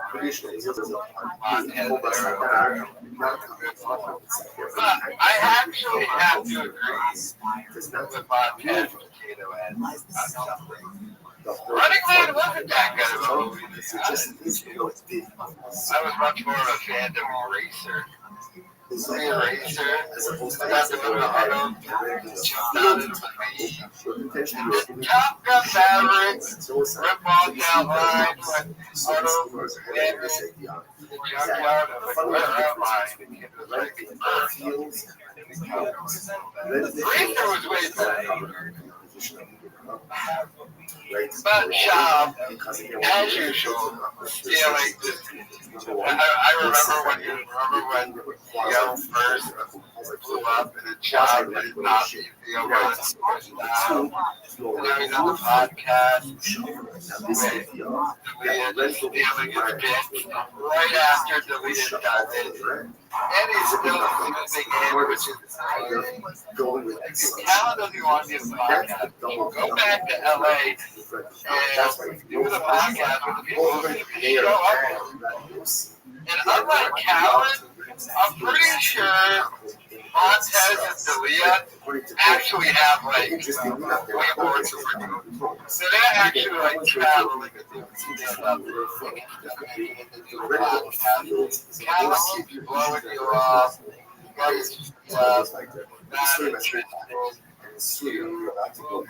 entire family to Texas just to follow him. Oh, he's doing the wrong thing. Man, it's kryptonite. That's the talent. Truly is that. Everyone else will let me know your thoughts.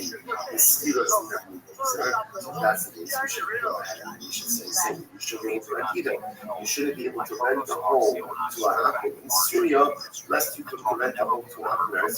No, it's very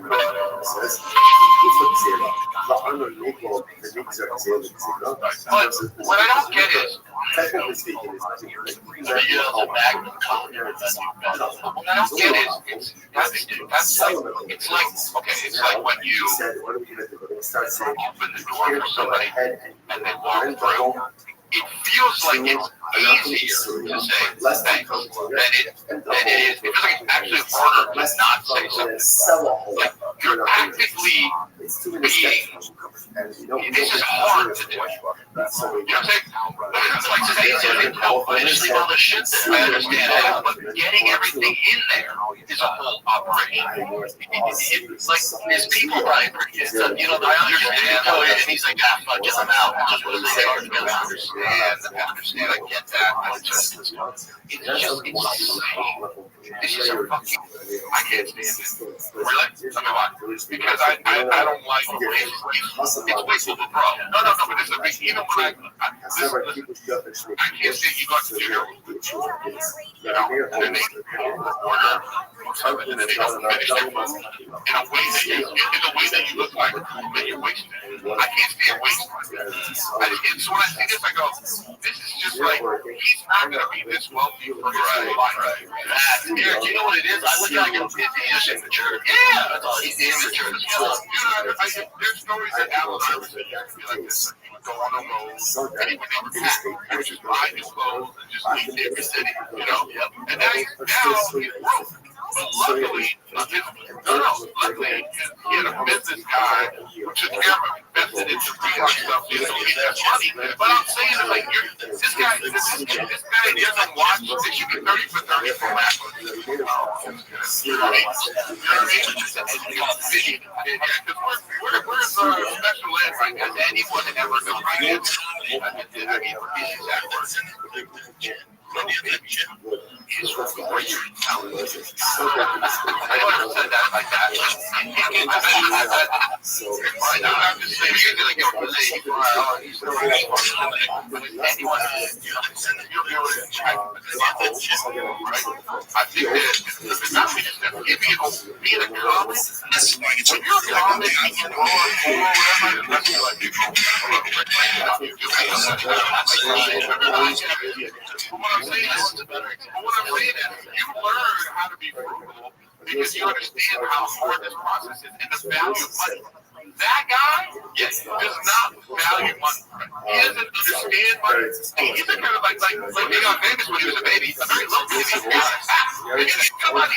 Like if you ask somebody, I don't think he didn't grow up rich. I think he just feels entitled. Like he's right from the hood. It came up with nothing. That's why he just has all this shit and just like taking it for granted. He's just immature. I don't think he's also the value of what it costs to live, what it costs, and then in the future, like you know what I mean. People go broke easy, like $1 million. That's not a lot of money. Like not nowadays. I mean, you can pay anything on your lifestyle. I used to like Peoria. But here's the thing about what happens to people in North Hollywood. You know what happens to people like it's like I don't know what people's friends are like. What's your rent there? What's your rent, Kevin? All right, so you're 37. If you were given $1 million, would you move? Yeah. Okay, then you're fucked. And that's what happens to me. So when I give you $1 million and you stayed in that 3,700, you'd be living bad. You'd be dying at that place. So what happens is, I know, but what happens is, are you gonna get a better car? You probably get a better car, bro. You know, let's think about your wife, the girl, does she want to go to the good Pilates now? Yeah. That BBL? This is what happens. Your lifestyle changes. And this guy will create this lifestyle. Sometimes lifestyle inflation is a phenomenon where your spending increases, your income rises. It's gradual, not unconscious. Tendency to spend more on essential items, experiences like cool cars. Gonna try my life. When we're there, dude. Hey, sweetie, we got the lifestyle creep. Lifestyle creep. VLC. Good name for that episode. Lifestyle creep. Yeah. That's why I got good. So when you get a better car, you get a better place, you start eating it, you're going to no food 3 times a week. I mean, it just happens. What I'm saying is, what this guy's doing, it's 10 times beyond that. He's the lifestyle show. He ain't reading lifestyle show. Yeah, and that's, bro, how much you think that Airbnb, that is, Airbnb for 30 days? Yeah, you need to, like, that is, what do you call it? Trademark that. Lifestyle jumping. Yeah, lifestyle. some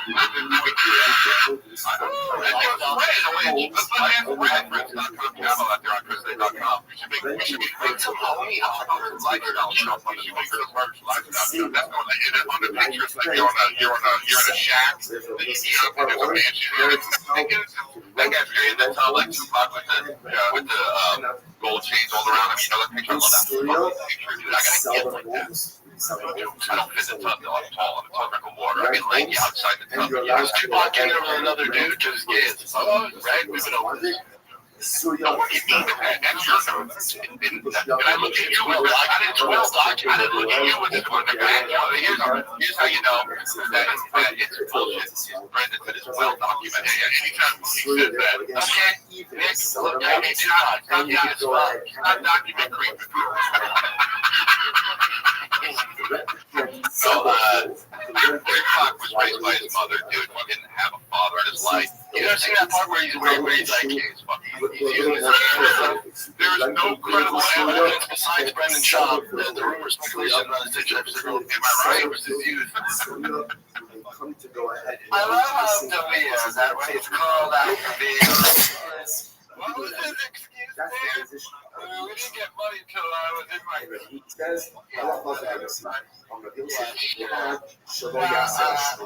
But this goes into the whole Rogan sphere. I think I've noticed, and I don't think it's just the Rogan sphere. I think it's like mainly just the LA comics. But some New York comics as well. They're all just a bunch of rich kids. Now, if you think about it, though, if you follow the philosophy that is put out there by many comics, what's his name? Comedy. Who has 10 years to waste not making money other than rich kids? It's easy to spend all that time doing comedy with Robbie and Daddy. I'll just say it like that. But Cheddar Bob pays $3,700 Shop's rich kid. Shop's dad sells the CEO of the internet company that was sold off in the 80s for $100 Calvin, Sean brought up Calvin. His dad was the FBI, the CFR. It's really the NWO, right? Yeah, I mean, Montez is probably a rich kid. But I mean, a bunch of the LA guys, rich kid, Sean, rich kid, Whitney Cummings, rich kid. I mean, her dad was an investment banker. Her sister doesn't live on today's house. You know, like,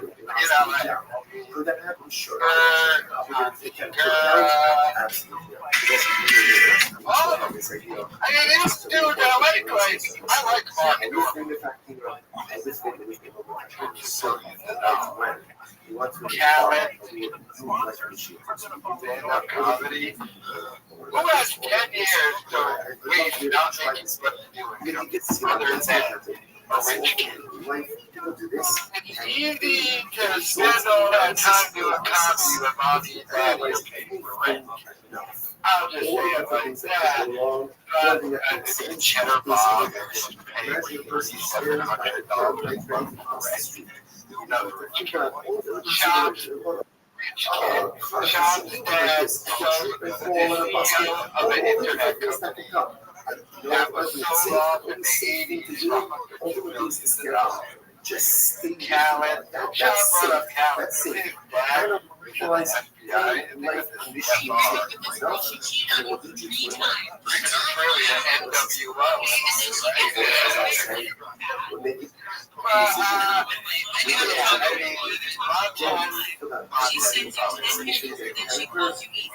But I mean, a bunch of LA guys, rich kids, Sean, Whitney Cummings, her dad was an investment. Her sister doesn't work on I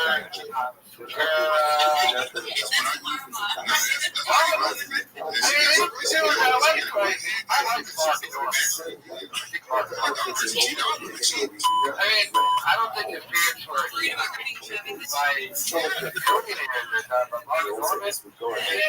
family owned mansion that they used as a a bunch of rich kids in the LA County. Like when you see Bob is spending, a lot of it he can just do. But when they act so ignorant and funny, because at the end of the day, daddy's got money. So, I mean, you can spend there responsibly, keep switching careers, because ultimately, when your dad has millions upon millions, that's just something you get. They all hate it, they all try to deny it. They look at the Leah, oh my, he's making money. You have a great and it's like, oh, by the way, what's he counting as money? His dad may not have been his first student, but pretty sure his dad is making hundreds of thousands.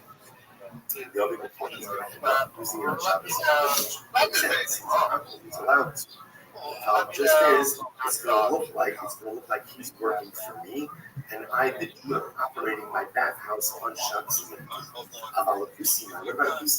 Hey, listen, we had Lucy before, right? Remember again, the transparent are so converted, but the conversion was so authentic or not. What about Lucy? Show me. He's really, yeah, why? the issue is everyone's like, oh, he's the next Connor. There'll never be another Connor. Drop all that. There'll never be another Ronda. He's his own thing. His 3-5 run is better than anybody's ever to do it. He's a classic. Very classic. Check out these analytics. This is from ESPN. So I'm going to knock out Max Holloway and just Gaethje, which is pretty much the best knockout I've ever seen in my life. Look at this. Oh, shot call. Oh, yeah, you never know. You're telling me Max Holloway knocked out Justin Gaethje, got 9 million views in 12 months, and Joe Pierre did 11 million in 1 day? Bullshit. That Max Holloway Justin Gaethje knocked out was the greatest thing I've ever seen.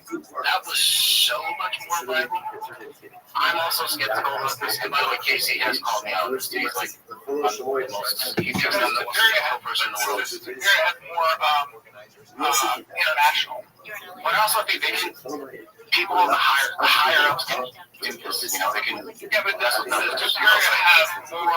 They might be saying just off the ESPN. Yeah, they're saying right there YouTube channel, so that's public. We can check that. I mean, even YouTube, you can buy views. I'm super small. I don't think they're buying views. I don't think they're doing that shit. Well, see, take a look at it. See, because they did have no reason to. You can see it. Yeah, I mean, we don't need it. It's higher. Chins are UFC. You got higher. I don't think they're doing that. I think internationally, Javier is so much bigger than Max Holloway and Justin Gaethje. So it might be that Charles Oliveira is both loved by Americans and Brazil. But one day versus 1 year. Yeah, I'm not buying that. So I'm not saying it's 100. Also, what got more attention? UFC 300 or this random card? But you know what? Multiple. If I remember, Javier was also free. Free. I paid for it because you watch it illegally. I didn't watch it on ESPN. No, you didn't. Yeah, right? It was ESPN, UFC 317. They're not free. But I watched it at my house. You know, I watched it straight on it. I did. Either way, that thing's not free for the public. Free. No. Fight night is free. I mean, was it free in a different country? No, I watched it on ESPN. We went to it. I paid. We did. You didn't watch it? Maybe your wife ordered from ESPN. I had to pay for it. But anyway, I also said, of course, it's a fucking major UFC. UFC 317. And again, Max Holloway, Justin Gaethje, UFC 300. That was massive. Yeah, but Therefore, he works at I mean, remember, Curry's got momentum. He's incredibly famous right now, especially with the Spanish audience, right? Even like the huge soccer stars that are So yeah, that I'm in disbelief that he eventually get more views. My issue is saying that in one day it did more than this did in a year. Something's going on there. But that can also skew numbers and do shit. Maybe Topir internationally just so much more massive and relevant than that color. Just literally possible, but this seems crazy. It could be internationally too. Topir's like even the casuals know Topir. Here, like Justin Gaethje, gotta be pretty hardcore, you know. So it's not like the people in Brazil and Spain are tuned into Justin Gaethje fights. So it could be that. And we can watch now. I'll edit this out, obviously. Topir has the exact same tattoos as Connor. This was the best. That flap. And then the fact that it's 1 second. Oh my god. That's the best knockout I've ever seen.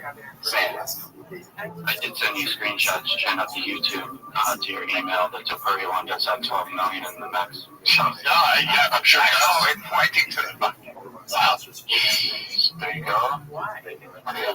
12 million views on YouTube. 12 fucking views in 3 days. My lord. And it's just so shocking to me. Wait, go back. Well, and the only argument would be is the match only just engages the full fight, which went 3 rounds, and the knockout was in the last second. This video is so this is 5 minutes long. Because remember, it happened in the first round. People tune out. Yeah, so we're 17. So. Yeah. I mean, some clips go viral. There's, it's legit on analytics, but I mean, because I know a lot of behind the scenes stuff now these days. That's why I'm now like, maybe it is. Maybe it's that big of a fucking star in that.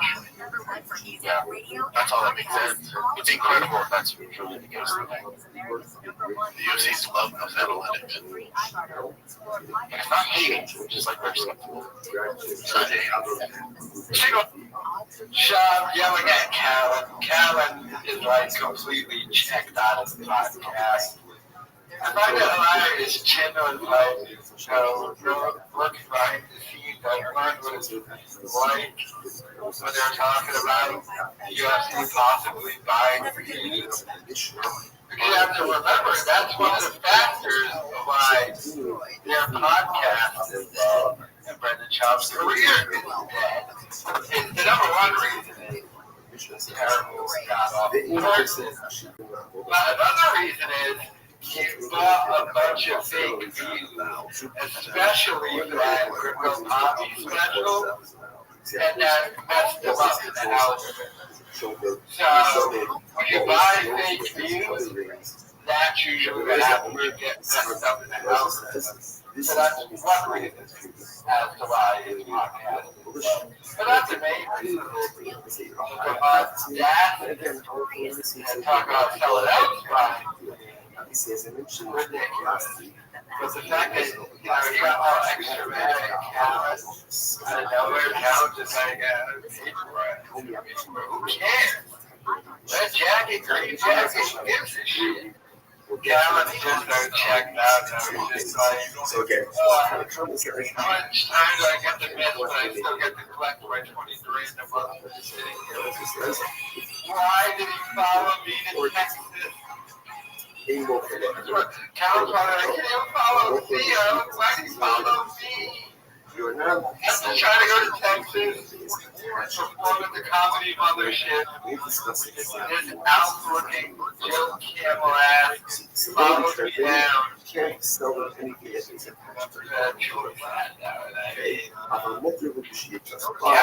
he's been dropping more and more content on his own YouTube channel. But the fact that he's putting in like way more effort on his not just stand-up, but dropping his own content.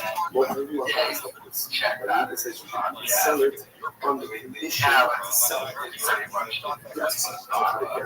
It sounds like Russia says you can't sell an apple anything that's attached to the ground.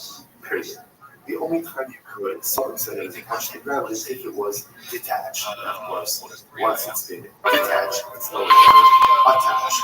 But Huda says it's Monday, July 7th. It is a beautiful July 7th. It's Big J Shop Meeting. That is, dude. How old is he? 34. 2 years old. Wow. We're Irish twins. Oh, yeah, he's 44. What's poppin', dudes? Happy birthday to Mr. J Shop. Shark Guy Joel Smile in the house. He's the best. He's the best. It finally stopped raining here in Austin. Dude, that was crazy. Never seen anything like it. I've had some rainstorms in Denver. I was in one really bad when I was touring in Baltimore. I've never seen anything like the rain we got for 4 or 5 days there, ever. And obviously there was no flooding. Just tragic. Just tragic at that mistake. All girls can. My first reaction was, I was like, what? Get them out. It was like 2 a.m., 3 a.m., and a 3-minute notice. And then it was just filled up like 27 feet. Just took over everything. So yeah, missing kiddos. I can't imagine. I can't do podcasts off of this because it's so negative, but I can't imagine. Can't imagine it. Yeah, the weather's been absolutely insane. It's good now. It's going to be good all week, but it's been crazy. Yeah, crazy. How was your July 4th? It was cool. Jim was supposed to come. So I haven't invited Brian, right? I want to keep the riff out here. Jim was supposed to come to the block party that my neighborhood had, and then text me the day before and was like, hey, can I bring me? I felt so bad. Can I bring me and 5 friends? I was like, no, dude. No. Dude, that's kind of my, like, so just to give you, like, I know you're not going to be I'm just like your way of make sure you say no. Yeah. But I wanted to go, but I had no choice because, people are busy. People in town. I get it. No, I knew what was going on. I was like, yeah, you don't really have to get it. Dude, it's all good. I'm telling you, man, best July 4th I've ever had. Really, hands down. Nice. That was fantastic. Just fantastic. My kid was being born and raised in LA. You're out there, there's droughts and shit. So I get it, but with the fireworks, you can't. There's no fireworks stands. You can smuggle some into your ass in New Mexico, but for fireworks, I'm gonna do all that for the kids. And out here went to a fireworks stand, literally a mile from the house, and they had everything. I was a kid, I got the performance off, and I'm new to the neighborhood. I got you. And he just loaded up, and dude, I put on a fucking shit up Disneyland experience. Really? So how are the cops like come care about that? They don't care about that. That's sweet. I mean, it was legit, dude. So legit. The next one, I think we got to it was so legit. And to see my kids again, I grew up doing that in Denver. There's M80s, there's the fucking windy things, there's the snakes, there's all that stuff, the Roman candles. My kids have never done any of that stuff. They had some sparklers, which are kind of like, but to have them like close to it, obviously super dangerous, but having them super close to it, they were freaking out. Like we got home and everyone, my mother-in-law, father-in-law, Joe. The boys just sat down and like consensus. That's the best holiday we've ever had. Wow, again, that's our first holiday. It was insane. And then after, I got a little awkward, but it's also really cool. I was just like, oh, okay. Like I fire up all the, like, there's like the big boys that you see at Disney, like shooting the. There's one that was 2 minutes long, 4 minutes long. I had 2 that were 3 minutes long. So for the finale, I lit 2 at the same time. And then as it stopped, they watched Jen, and the other there's like, you, and he, that's the thing, and all the other there's like, I think, they were drinking, you say, he got that dog, we ain't in LA anymore. Holy shit. Jerome, when dude has a U.S. flag draped around the shoulders, like, USA. I'm like, holy shit, yeah, I'm good. And I'm almost that good. Man, it was fucking big. Go, man. You guys remember? When the neighbors made brisket, you made pulled pork, brisket, and ribs and chicken. They made the, like, You freaking, like, well, I don't say road barbecue the night before. Yeah, and they're in charge of chili. So wifey made her family chili. But yeah, it was just, and we just bounced around. There was like 5 houses. We just bounced around all day, all night. Kids, we went 5 different pools. We just slip and fly. And we kind of put up with it, especially when doing the fireworks. It was crazy, man. And then there's this dude called Mattress Mike. The Texas people definitely know his name's Mattress Mike. He's so rich. He's a Scrooge McDuck of mattresses. And whenever the Houston Astros win, I want to say they win the World Series. That's his whole last day. He's so rich. Mattress Mike lost 13 million bets after the Astros series loss. Yeah, but he gives out mattresses when they win. I think the World Series or maybe the playoffs. But he gives anybody about a mattress, he refunds them if they win. He does it every year. I could totally use that. Yeah, I'm ready to finish my mattress. So you should went to Mattress Mike. Mattress Mac. So this dude, his house is not far from me. And on the lake right across from us, but he puts on like a straight up Disneyland fireworks show. Scrooge McDuck style, but not my shitty tires like professionals this time. I mean, it was wild. But Mattress Mac around this. Like Travis area is a straight edge on. I hate the Astros, so we need to find that out. And they just beat this shit out of my Dodgers, but whatever. Swept them, no big deal. We had 18 I think one. That's cool. They're not right now, whatever. My pitching's hurt. We'll see what's up when we try to switch to the playoffs. We'll see. All right. Wait a minute. 17, ditch job, and ditch that 4th of July party, just didn't go. What a loser! Nobody likes Sean. Everyone hates him. Nobody wants to hang out with this loser. So, if you remember, Sean pretty much was forcing Chen to go to the 4th of July party. Chen was first to Texas. Go hang out with Sean. Didn't. And then on the show, Sean was like, want to come to my 4th of July party? Chen first was like, I gotta fly home. I gotta go.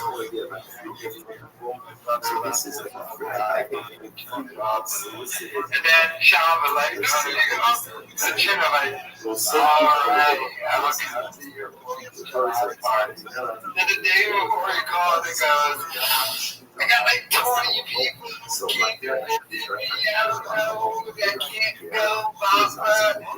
And then you see how bad Sean was. What a loser. Not one reason for him to be happy. It's just Austin. You got nobody. His staff that he paid. You can't force them to hang out or whatever. Yeah, nothing to do with them. Right? I bet you if you haven't seen Rogan once, you down here. This is a sad state of affairs for Obama. It's closing it all around him. It's saying that it's sad for you. Saying you're a junkie, you should come hang out with him. When he was there, like, they want to hang out with you.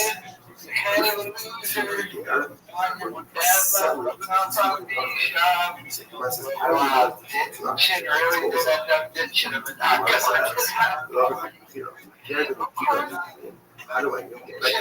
You're stupid, Tony. Watch you stand there and be an asshole.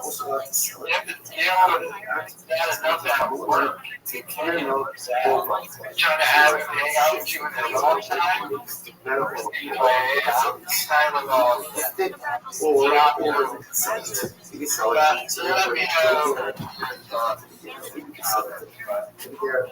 your thoughts. How do I know? I'm also gifted to people.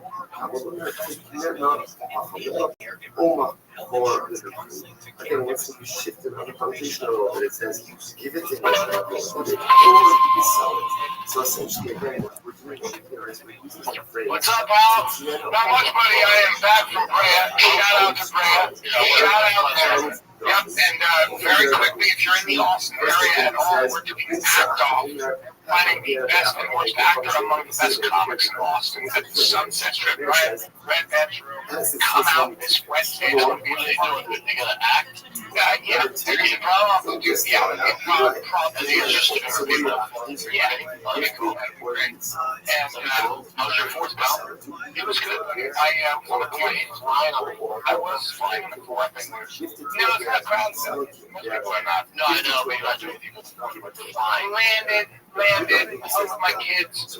Had a good dinner with my kids. So you're still able to do something. All good. And then fireworks are fireworks. I don't know it, but it's awesome. Did you have good fireworks? I had the best 4th of July ever.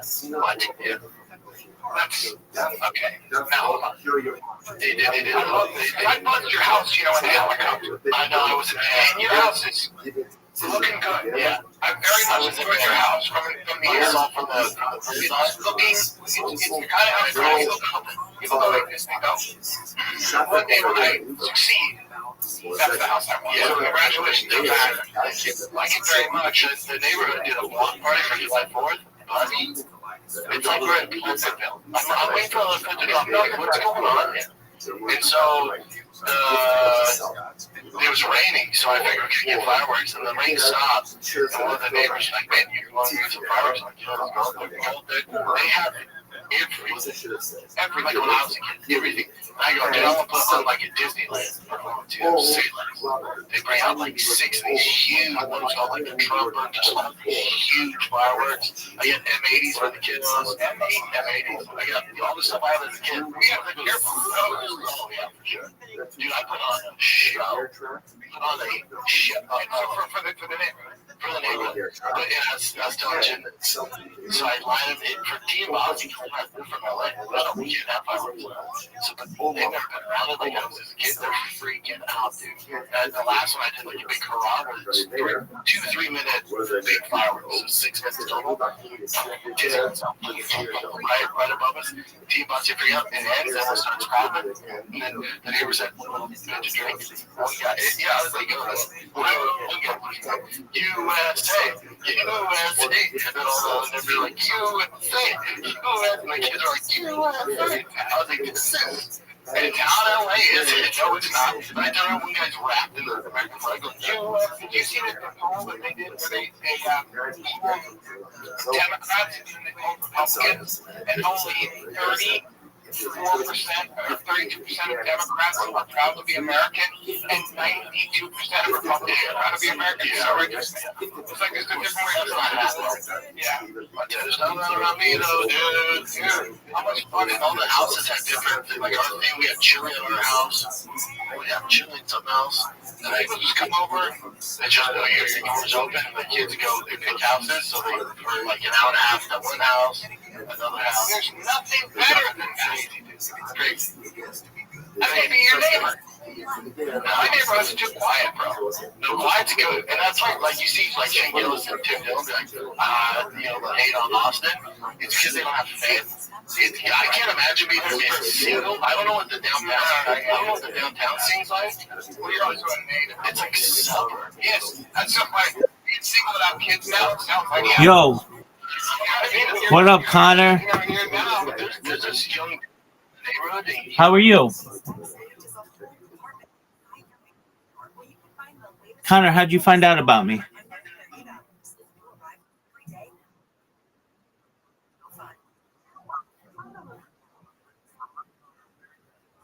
Okay, excellent. Did you find out about me from Kick or from Twitter or from Discord? Okay, excellent. Do you mind if I tell you about myself? Excellent. Thank you for the opportunity. My name is Rabbi Rothschild. I stream my life 24 hours a day, 7 days a week, 365 days a year for world peace. I've been doing so for more than 3.5 years. My streams go back to the pandemic. We've seen the death of a queen, the birth of AI, the coronation of a king, and everything in between. Connor and Dylan, have you seen the movie The Truman Show or the television show Big Brother?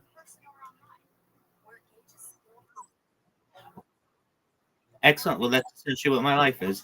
I'm always online, always just streaming, and my streams are archived on the internet for the world to be able to view and learn. I'm live right now on 22 different YouTube streams. If you did not know, in 2018, The Economist magazine stated that data had overtaken petroleum as Earth's number one resource, and I have more data archived on the internet than any person ever, which may make me an influential person someday. And if and when that happens, Connor, Dylan, and anyone else, are,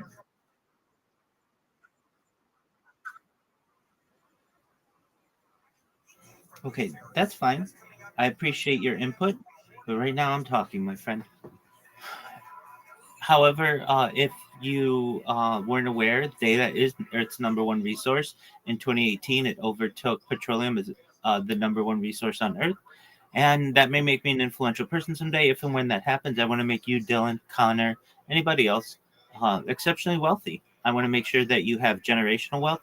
I want to make sure that you have the ability to start charities and philanthropic organizations of your own. How does that sound?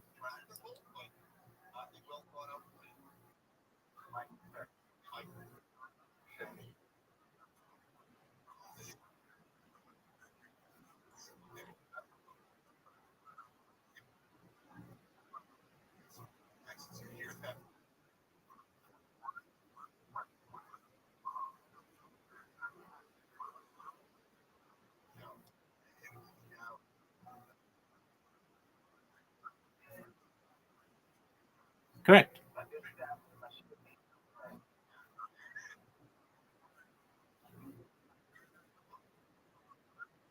To the best of my ability, I donned tefillin this morning. I do my best to keep kosher. I say blessings on food. I light candles. I do everything that I can. I don't drive on Shabbat. I don't work on Shabbat. I do everything that I can to stay as orthodox as possible while still streaming my life.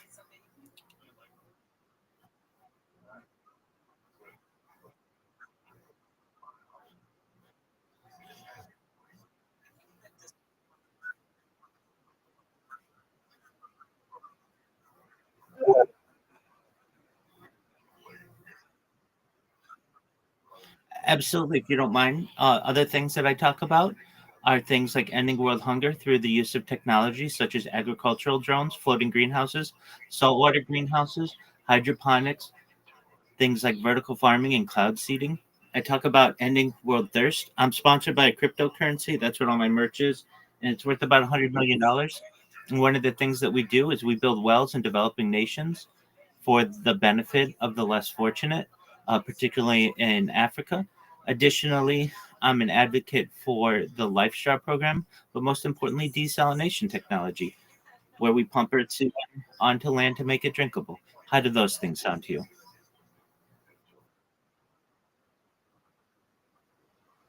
Hey, not everybody wants those things, but absolutely. I talk about other things. I'm a futurist, so topics on the future inspire me and are some of my passions. Things like anti gravity, antimatter, faster than light travel, faster than light communication, things like space, later space tourism, terraforming of other planets.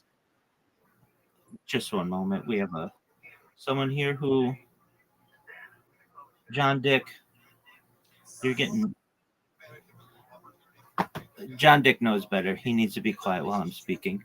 We talk about things like um, uh, perhaps that may be important to you, like invisibility cloaks, Santa Claus machines, things like replicators, even things like de-extinction. People don't know this, but the first successful de-extinction took place in the year 2003 with the Pyrenean ibex, which was a goat located in northern Spain, southern France.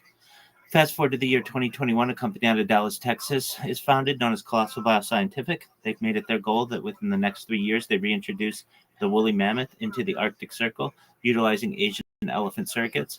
I think some of this technology is just absolutely mind blowing. It's really exciting for me to be able to document. Additionally, following the reintroduction of the woolly mammoth, they want to reintroduce the Tasmanian tiger, followed by the dodo bird, which I think will be really exciting for the world to be able to witness. I talk about other things that may affect you all if you want. things like life extension technology. When you all were born, the average life expectancy for you or people like you was about age 80. I want to increase that to age 100, 120 through the use of technology.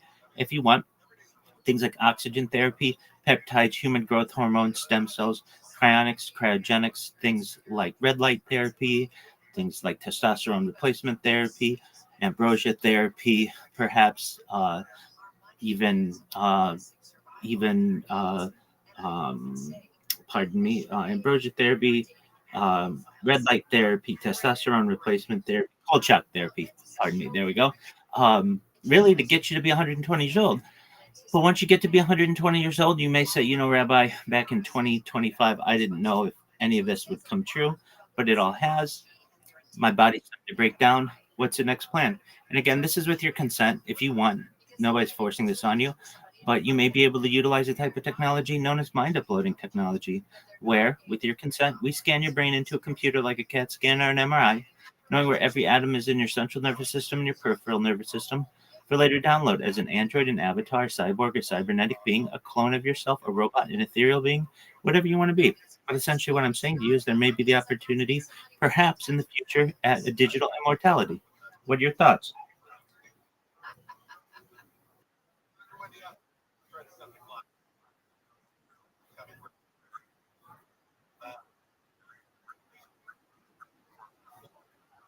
Absolutely. I understand that.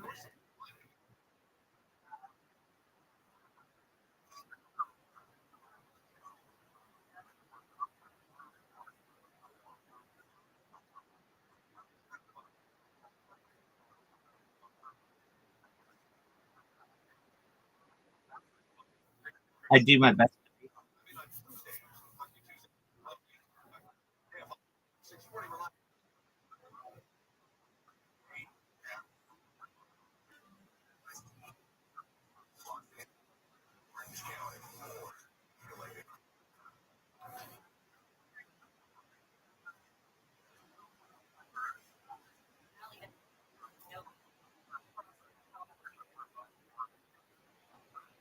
Yeah, I mean, I'm a lifelong learner, so I like to learn with people.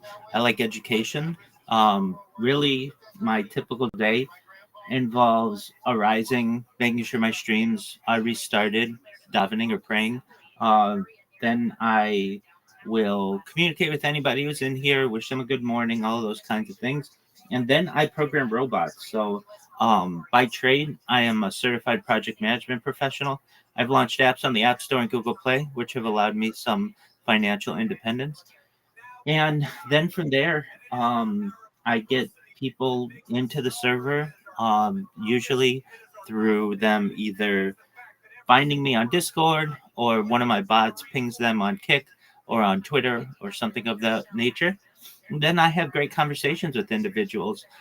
Additionally, I very much enjoy playing games with people. So we get a group of people in here every evening to play some games, and sometimes really late into the night. I have people basically in every area of the world, I should say. And just based on what time of the day is, they enter. So starting very late, I get people from Australia, and then we get people from Asia, and then usually I'll try to go to bed around then, early early morning, and then we'll get people in from Europe and Africa, and then eventually United States and South America. And so, just depending on the time of day, we get visitors from all over the world.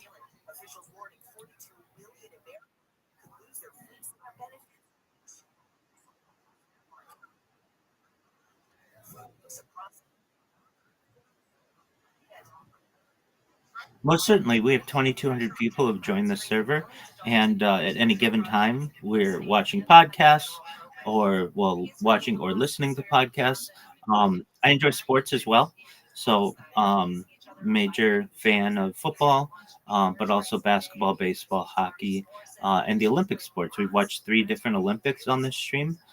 In the past, somebody might be a diarist, someone who would write a diary, or a journalist, someone who would write in a journal, and I essentially do the same thing, but I do it with a camera.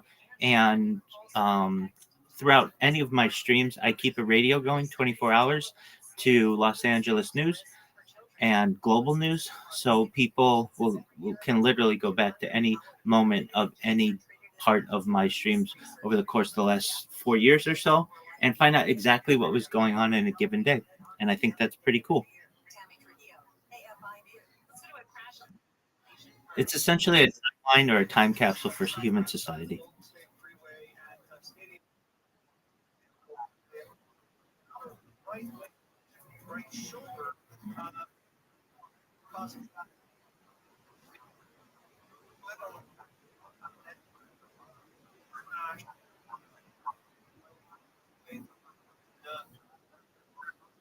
I love it. I love it. It's my passion in life. Um, Basically, I am only stressed if there's any reason why I can't get a stream going or something like that, and that's very rare. But sometimes it just involves like clearing cache or maybe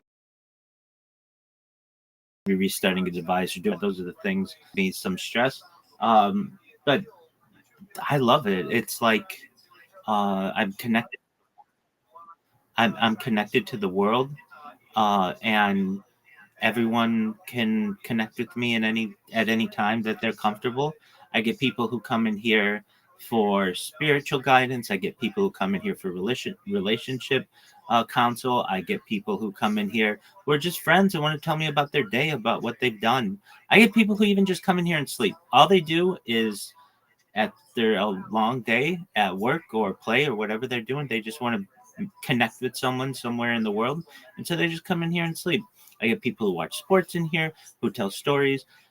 I get stand up comedians in here. I get poets in here. I get musicians in here. Exactly. So just quite a few different people, and whatever people want to do, I'm generally open to however they want to experience the stream. I don't force anything on anybody, but if people want to talk, I'm always open to it.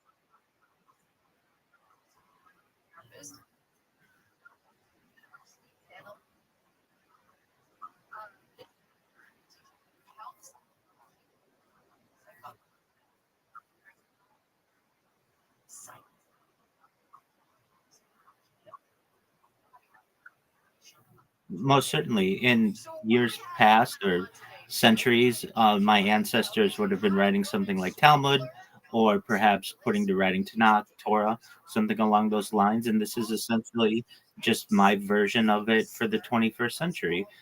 In no way is this, should I say, uh, prophesized by any means, nothing like that. It's just basically my archiving of history. And maybe 100 years ago, I would be writing a book. It's a lot of work to write a book, and you can't, I mean, not that I wouldn't do that as well, but you can't dictate everything that's going on as quickly as you can with video. And I think that this will be studied really from an academic level more than perhaps in addition to a religious level, but really academically, the study of a human body, how humans mature, how they age, aspects of a daily life like breathing patterns, eating patterns, behavior patterns, things like sleeping patterns, circadian rhythms, really everything about a human body it can be studied. And especially with AI, you can take just one of my links and put it into ChatGPT, and it will tell you everything that I did over a course of a given day, summarized by timestamped with timestamp summaries, which I just think is just a gift to anyone who doesn't want to sit through 12 hours or 24 hours of one of my streams. And you get a nice overview of what I've done. There's also AI that can condense that day into like 5 or 3 or 1 minute best of, whatever people want to experience. There are some people who like long form content, and I certainly am the king of that. But then for those people who don't have the time for that, they can use AI to be able to basically digest my streams in any way they see fit.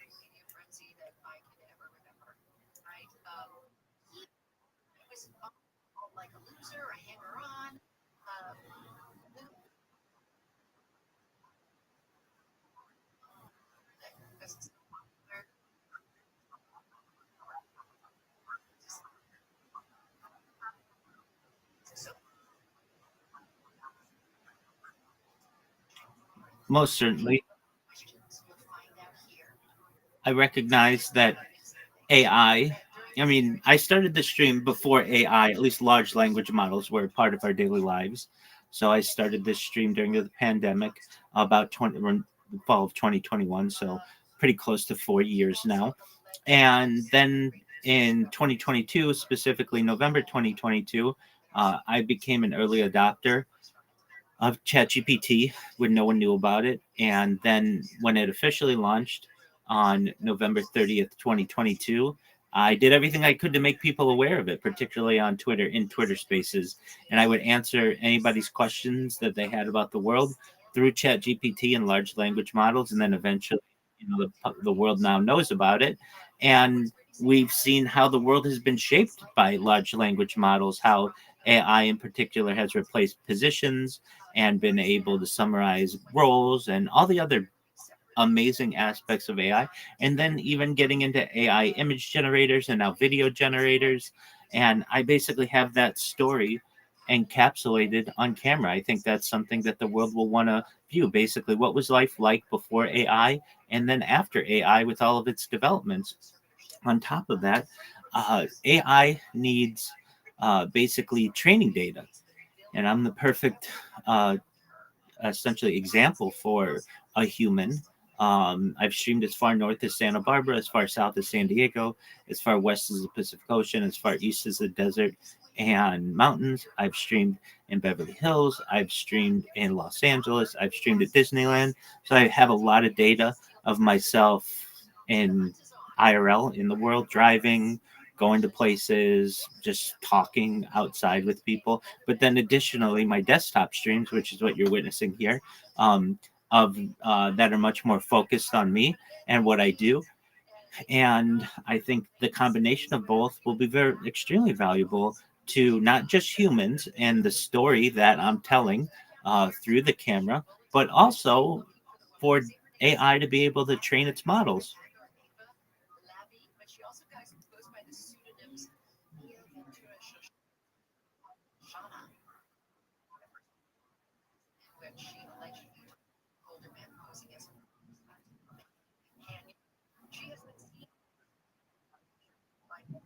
Okay. Great question. I love fruit, but I also love pizza. So if you want to, like, as a main dish, I could eat pizza. I think. Well, actually, let me remove both of this. I love steak actually more than pizza. So I've gone extremely long periods of my time just eating steak every single meal every single day. So years of my life, and found a lot of benefit out of that. It's essentially a ketogenic diet, um, and I never got sick of it. So I'd actually have to say steak is my favorite. But then I also love pizza and I also love fruit.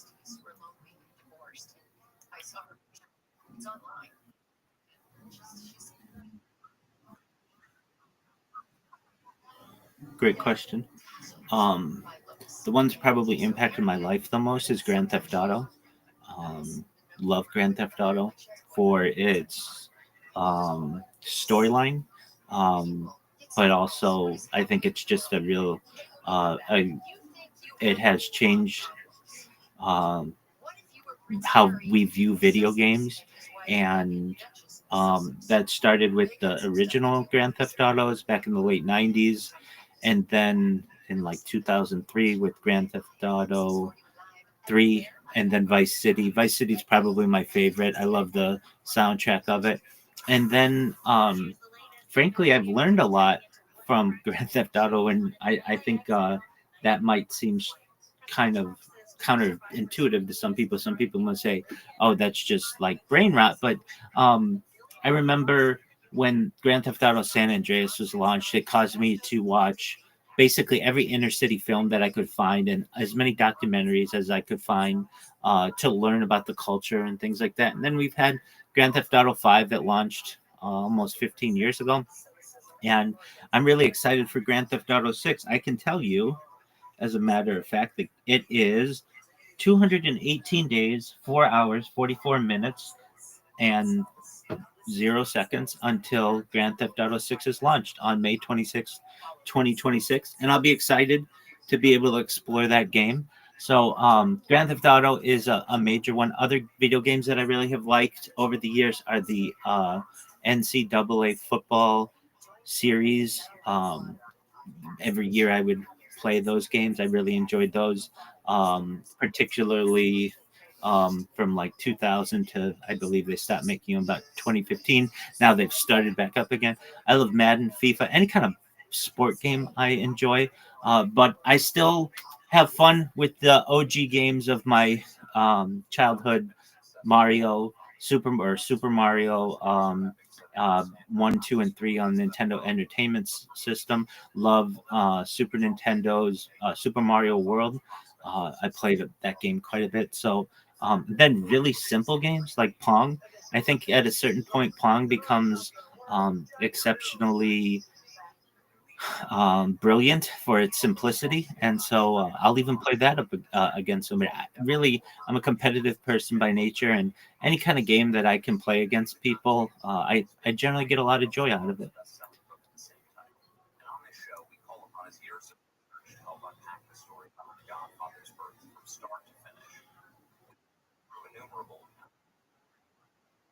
Love it, man. In fact, I was just watching like as you came in a podcast on of an MMA former MMA fighter. I watch all the UFCs. I'm not like an expert on. Uh, Sorry, I can hear my microphone isn't coming in as well as I would like, but I'm not necessarily an expert on every single guy who's fighting. But I've gotten much more into it over the course of the last 3 years. So, yeah, I watch all the MMAs. I generally do my best to stream them to other Discords. And really excited about the July 4th White House contest that's going to be coming up next year. We've got I believe the next UFC is going to be in November, I think. So that'll be interesting. And as it gets closer, I do my best to learn a little bit more about the fighters. But I do watch there are some podcasts that I watch more for kind of there are communities that make fun of these guys, but I watch The Fighter and the Kid, which involves former UFC fighter Brendan Schaub. I watch Joe Rogan's MMA breakdowns and the watch-alongs that he has. So I do very much enjoy mixed martial arts, even though I'm not an expert. I'm doing my best to learn more about it. How about you? Do you like MMA?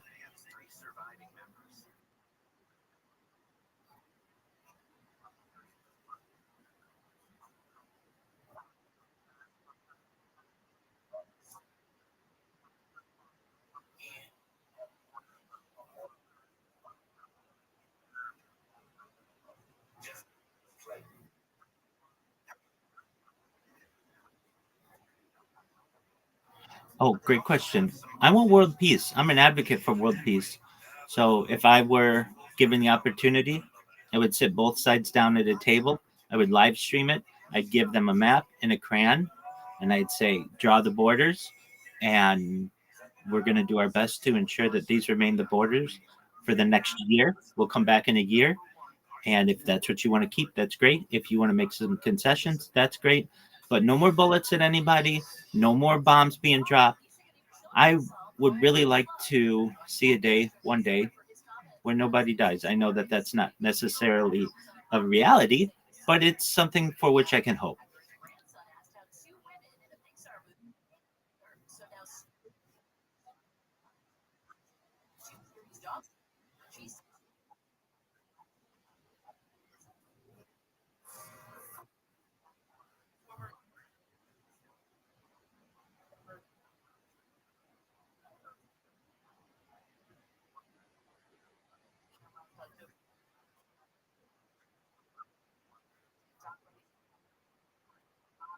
Do I have the ability to call the authorities?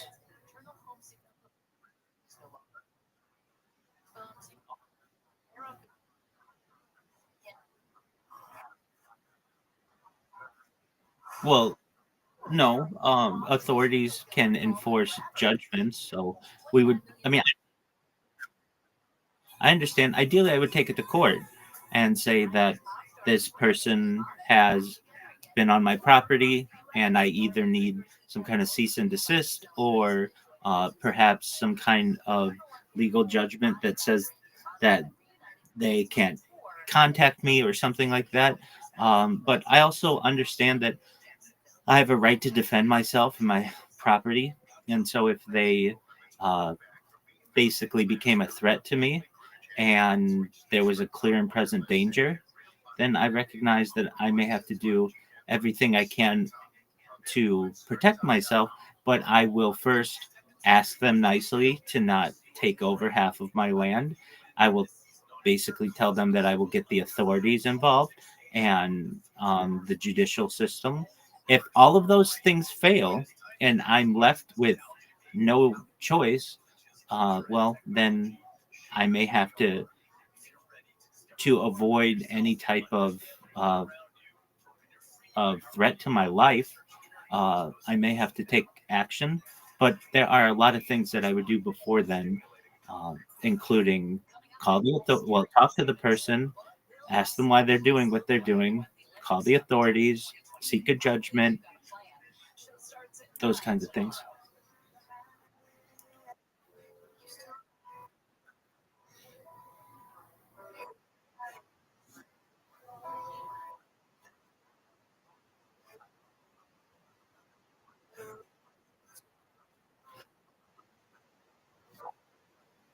I do my best. I generally try to avoid politics because you don't really win these discussions, but I'm open to questions that you may have or topics.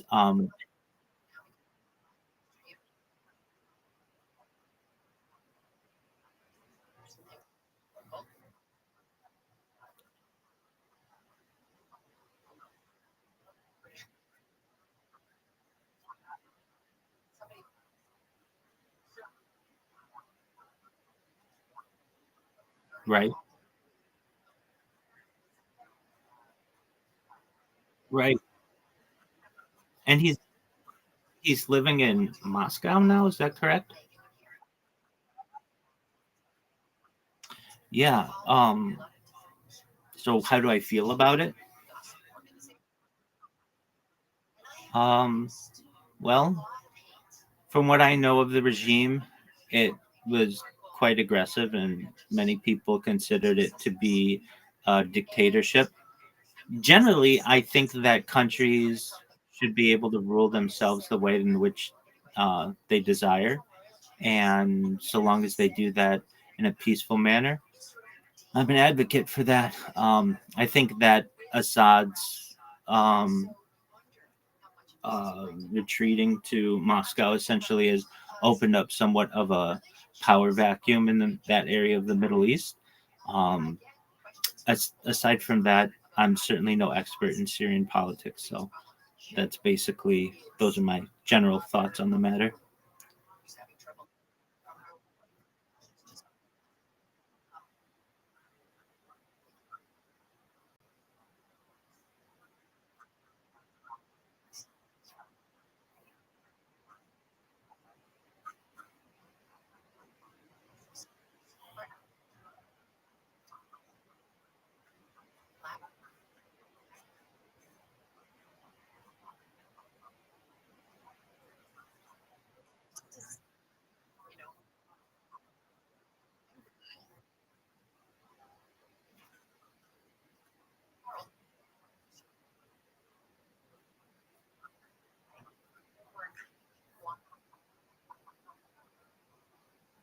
Absolutely. And I mean, I'll do my best to answer what questions that you have. If you ever have questions at another time, and I am not here to answer them, perhaps I'm asleep or something like that, I do have a section of this Discord that says Ask Rabbi Anything.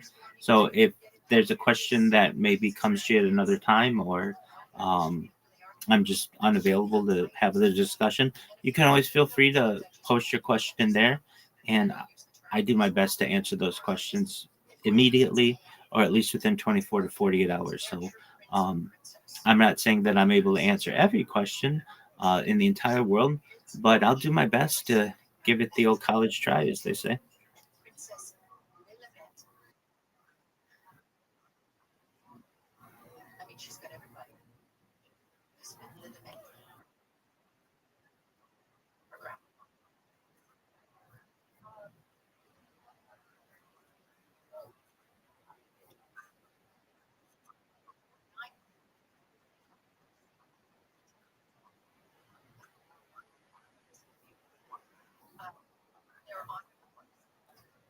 Right.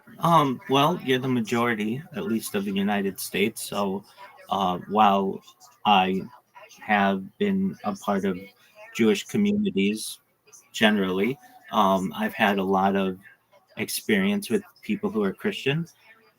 And while I don't agree with much of the theology, I can say that we do have commonalities, and I like to embrace the commonalities more than anything that's divisive amongst the two faiths. So there's an argument to be made that Christianity is a daughter faith of Judaism. There's an argument to be made that we find our essentially paternal, pardon me, similarity with Islam in Abraham, as we're all three Abrahamic religions, and Judaism and Christianity follow from Jacob and well, from Isaac and Jacob, and then um, Islam from Ishmael. So I think there are commonalities not just with between Judaism and Christianity, but also with Islam. And I have people who are Christian neighbors. I generally feel that much of the Christian faith has been based on Judaic practices.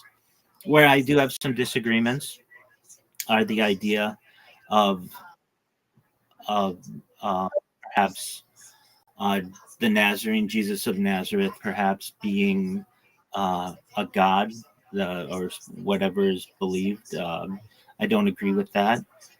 I don't think you can kill God.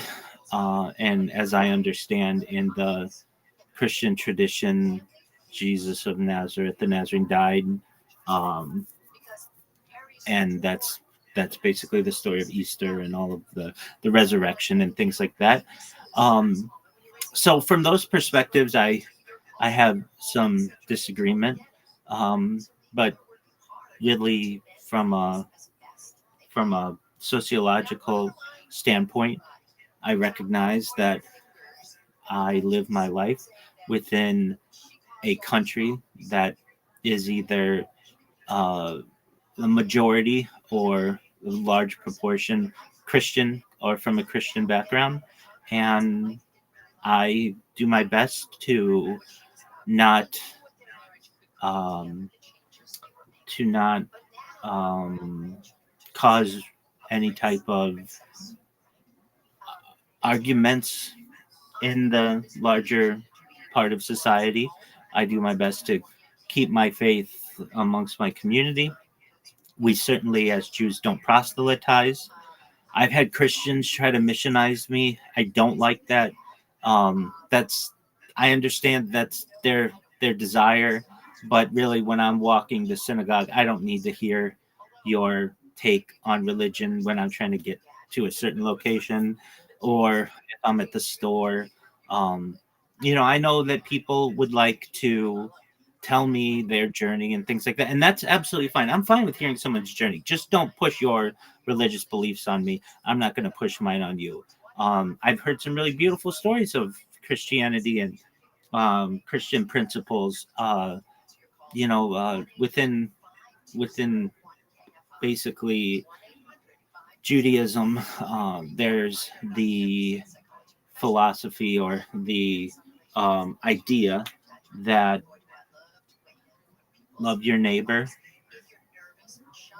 Essentially, you can't love your neighbor as yourself, so to speak, but treat others the way that you want to be treated.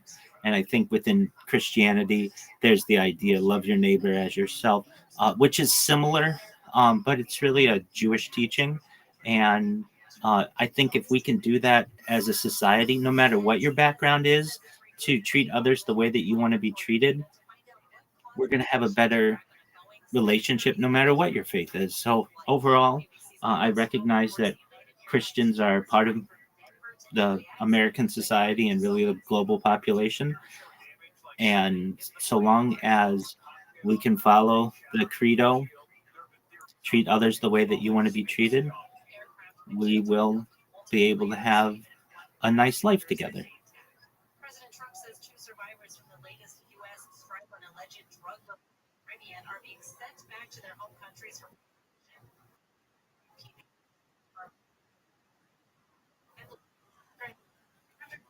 anniversary. The tip of the spear of our own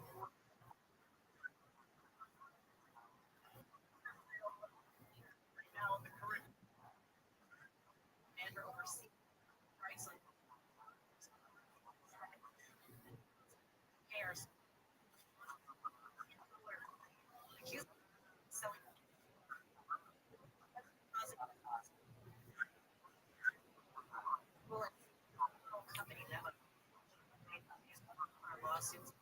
That's correct.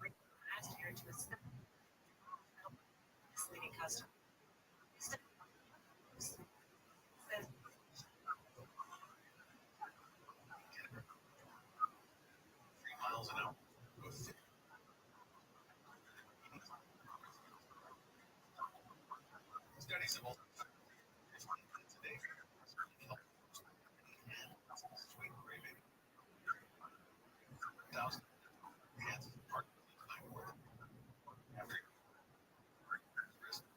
blood glucose levels and sleep are growing.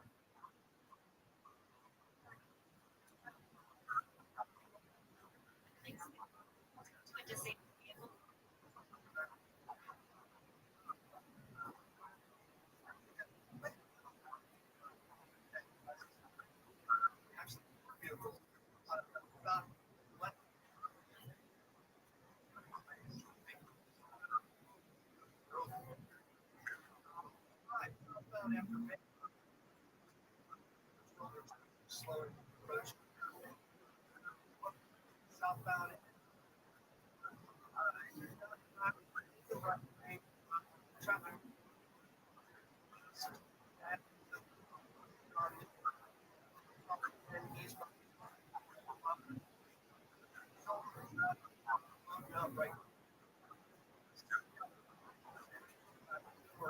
Trey Alexander.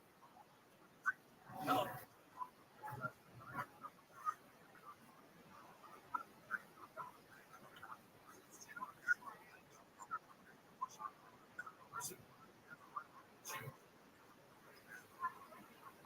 Saturday. Sarah, all you have to reach out to iHeart. Started today. Or iHeartAdvertising.com.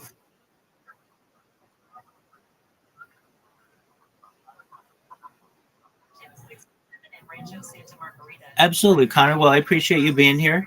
I appreciate the opportunity to be able to speak with you. If you do have any other questions, feel free to send them my way in the Ask Rabbi Anything section.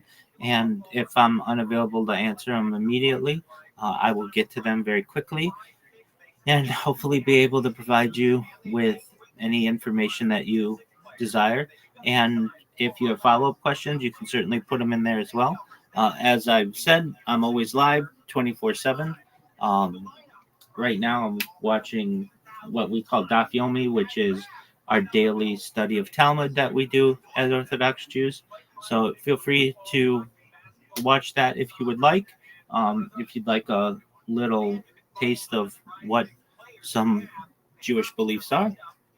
And just want you to know more than anything about streaming my life or even talking about the future or any of those things. I'm just here to be a positive person. I'm here to have an optimistic view on society, and I'm just here to give people hope. So if there's anything I can ever do for you, either now or in the future, let me know. Okay, Connor? Absolutely. You as well. Take care, my friend. Shalom.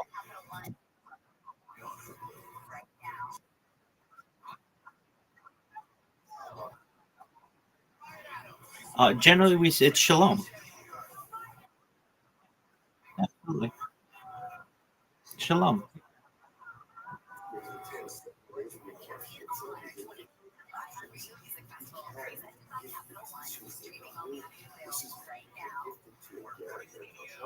Shout out to Connor.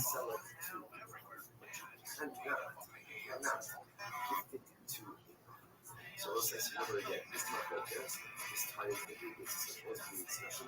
Most of the what does that accomplish? So you want to do three things. Number one, do not give the food to obviously. That interpretation works as a result. Does not work. Just how you know, hard to someone. See if you have a way up, your actions are as We've been like 6 months ago. I think he's for his house for sale. He's like, it's too quiet, man. I'm like, it's like we're around family. That's what we constantly get. That's why interpretation number 3 looks to me is when I was getting the one was you can't give up the gift to another. That's number one. Those will just be number 2. You can't give unsolicited compliments to the nothing. Right? Always to create a certain level of distance between the Jew and the nothing. Number 3, which is again our Mishnah, los sefanim, los titim, cannot give the portions of the Jesus. Listen, as one can imagine. This whole discussion of Wilson for me, the great discussion of life for Jesus is obviously one is a topic upon which much rabbinic has been spoken over the years. Again, not a topic for today, but just interesting to see that we realize that the Chronicles of Wilson and the marriage shows so do not give portions of it to the apple. Okay, incredible. So that's takeaway number 1. So that's what Mishnah said. Someone off anything that is with the karka and you touch the ground. Why? Those sechanim, 3 interpretations of those sechanim and Mahut Sermet. And we go, we pass in like that. So you're happy incredible. To have let's go ahead. Says the Major after those sechanim, those speaking of the faith. So we'll say never again. He was going to do interpretations. What does it those sechanim? Don't give unsolicited compliments. Okay, so if you're not unhappy, don't give a compliment. So they say, hey, this supports what I'm going to say, plus will be other children coming in on this and the person shouldn't say how beautiful this apple is. Should compliment. In other words, let's say you go to a house of worship. So Ryan, it's not like you could be 2 out of 10 people. And it's beautiful. The architect is beautiful. This is beautiful. But choose not to compliment apple design. You got to tell them this is basically. okay, and you got to say it's not going anywhere. Nice, nice religion. I'm not sure. So again, there was a story of Shimon Gamliel who was on literally again the steps going up to Rabbi. Just incredible. The law, and it was an incredible. The law. That is probably because not and number 2, you must be the steps of rabbis. Which means you don't expect them to. And what happens as he's doing there, he's a beautiful woman, an almost an idolatrous. And what happens? Beautiful woman. Amar Marabu Masefach is fire. And he sees this beautiful woman and he says, look how great your creation is. All right. Marabu Going to social media. Look how beautiful your creations are. Dear Dr. Wendy, okay. You are so good. So again, interestingly enough, the Gemara just starting to leave more and more things in my apartment. as a kasha ultimately again on the statement that was just made. As long as the statement that was made, you're not allowed to compliment idolatry. So he was raising this kasha, bringing this story as Rabbi Shimon Gamliel complimenting idolatry. Now the truth is, the Gemara is going to go on a different statement about it. Just in general, this is a woman. Like this Rabbi Shimon Gamliel is complimenting a woman who's not his wife. What about like the morality concept? So that we'll get that. But right now, the discussion over here is the part just said, "Lo sifranim, lo sidyam king." Do not give these considered compliments. So Shimon was one of the steps of Haradais. He sees beautiful idolatries. He says, "Marabu, look at your beautiful creations." Okay, another step. After the Akiva. Turnus Rufus Harasha. Rabbi Akiva saw the wife of Turnus Rufus, was known as the butcher of the Jews. Rabbi says he discusses all of the blood that Turnus Rufus spilled during the destruction of the second Eastern Rush. And what happened? Rabbi Akiva saw his wife. Rabbi Akiva saw Turnus Rufus, his wife. Rock, Sacha, he spit, he laughed, and he cried. Ra, Shai said, "Bani people Ra, see, spit wine because she came from a putrid drop." That wasn't new to her, right? Now she was, in our discussions, she was an exceptionally beautiful woman. And the Akiva spit, the Gemara says, says in the Mishnah, that we all come from Kippur, we all come from a drop to a putrid drop. That's how life begins. And even though she was so beautiful, she came from this horrible putrid drop. So that's what he said, representing the putrid drop. Sacha, he laughed. Why?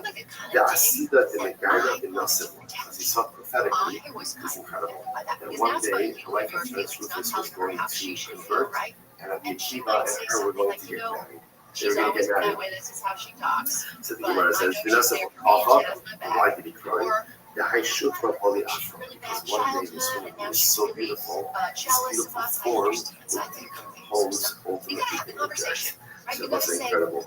Now, Rav, now also, again, so interestingly enough, so there's a lot to unpack in these stories over here. But again, how could it be this question was complimenting this beautiful woman who he saw here on the stairs of the Harabais? Isn't that complimenting idolatry? Isn't that awesome? To which the Gemara said, "That's a no, he wasn't complimenting her. Who was he complimenting? HaKadosh Baruch Hu. What's that? Again, he says, Hashem. He sees this woman as exceptionally beautiful. She's an idolatry. You are the master creator. You create beautiful things in this world. So much as because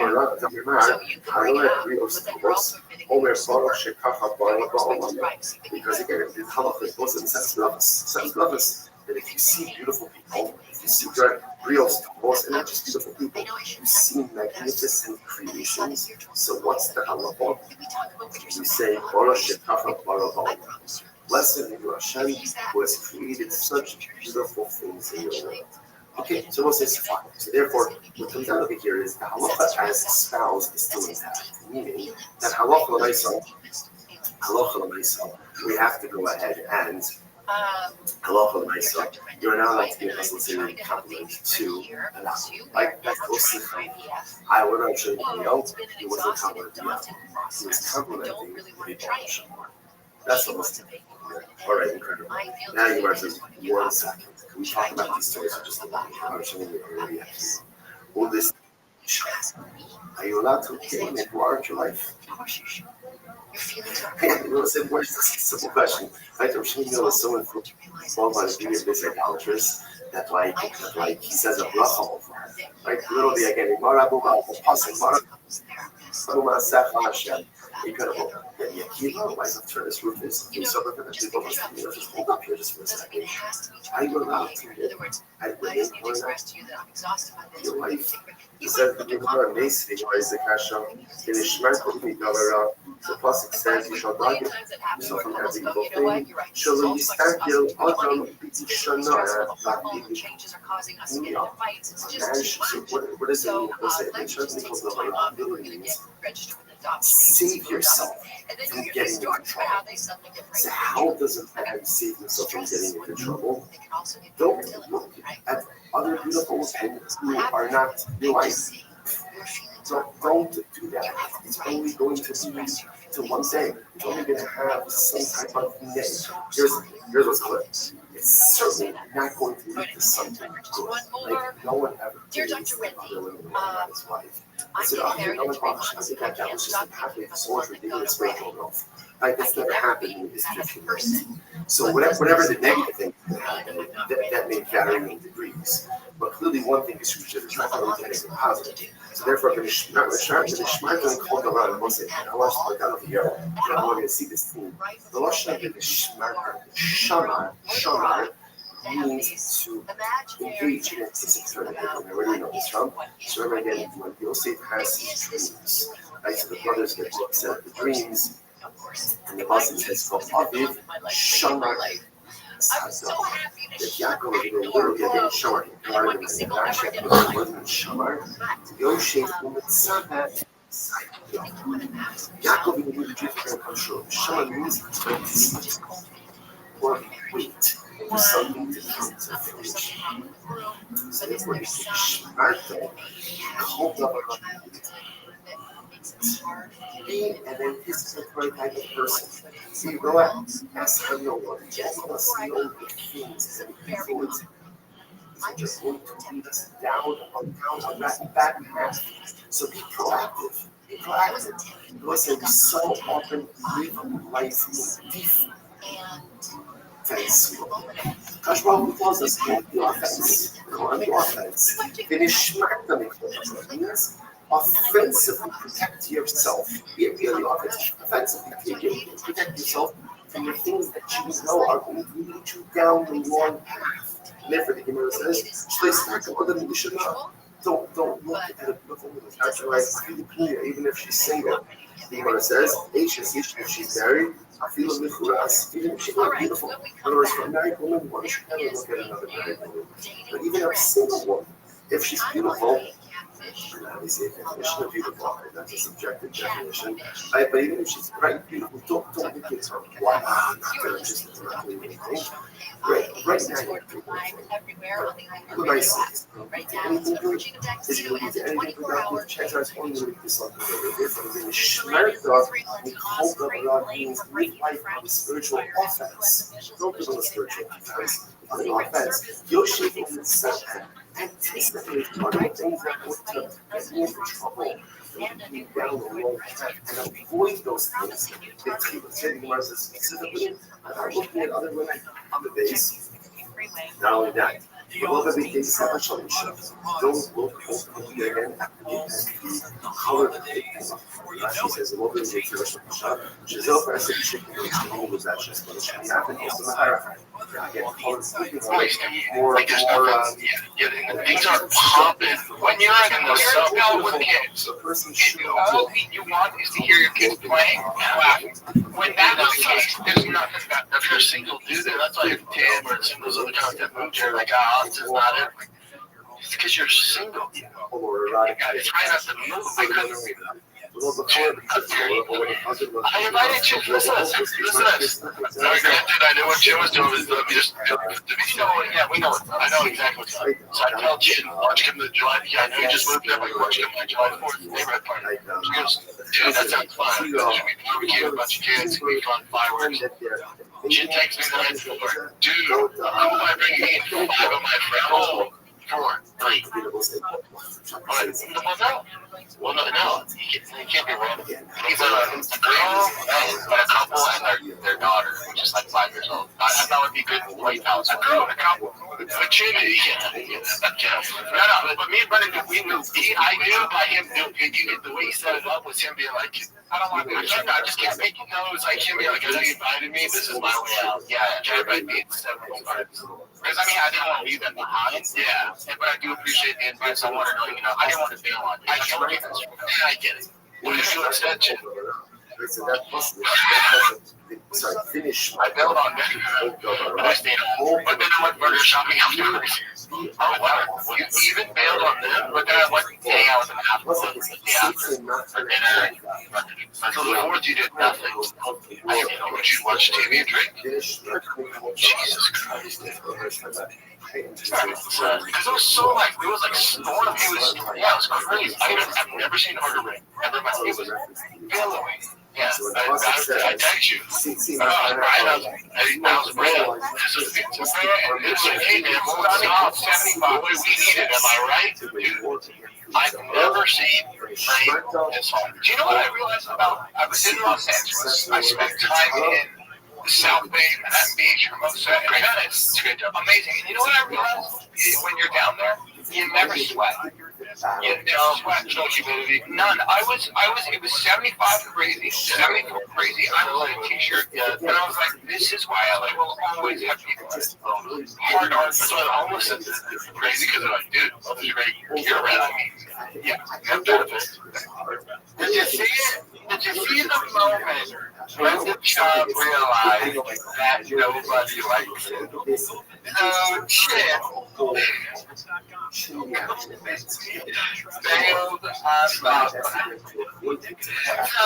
So, the story of it is that Chip first moved to Texas. Tom begged him to hang out with him at his house. Chip flew along. And then, when the child invited Chip to his 4th of July party, the Chip tried getting out of it, thinking, I gotta fly back to LA. But then Chop's on a 4th, and Chip was like, alright, I'll come to your 4th of July.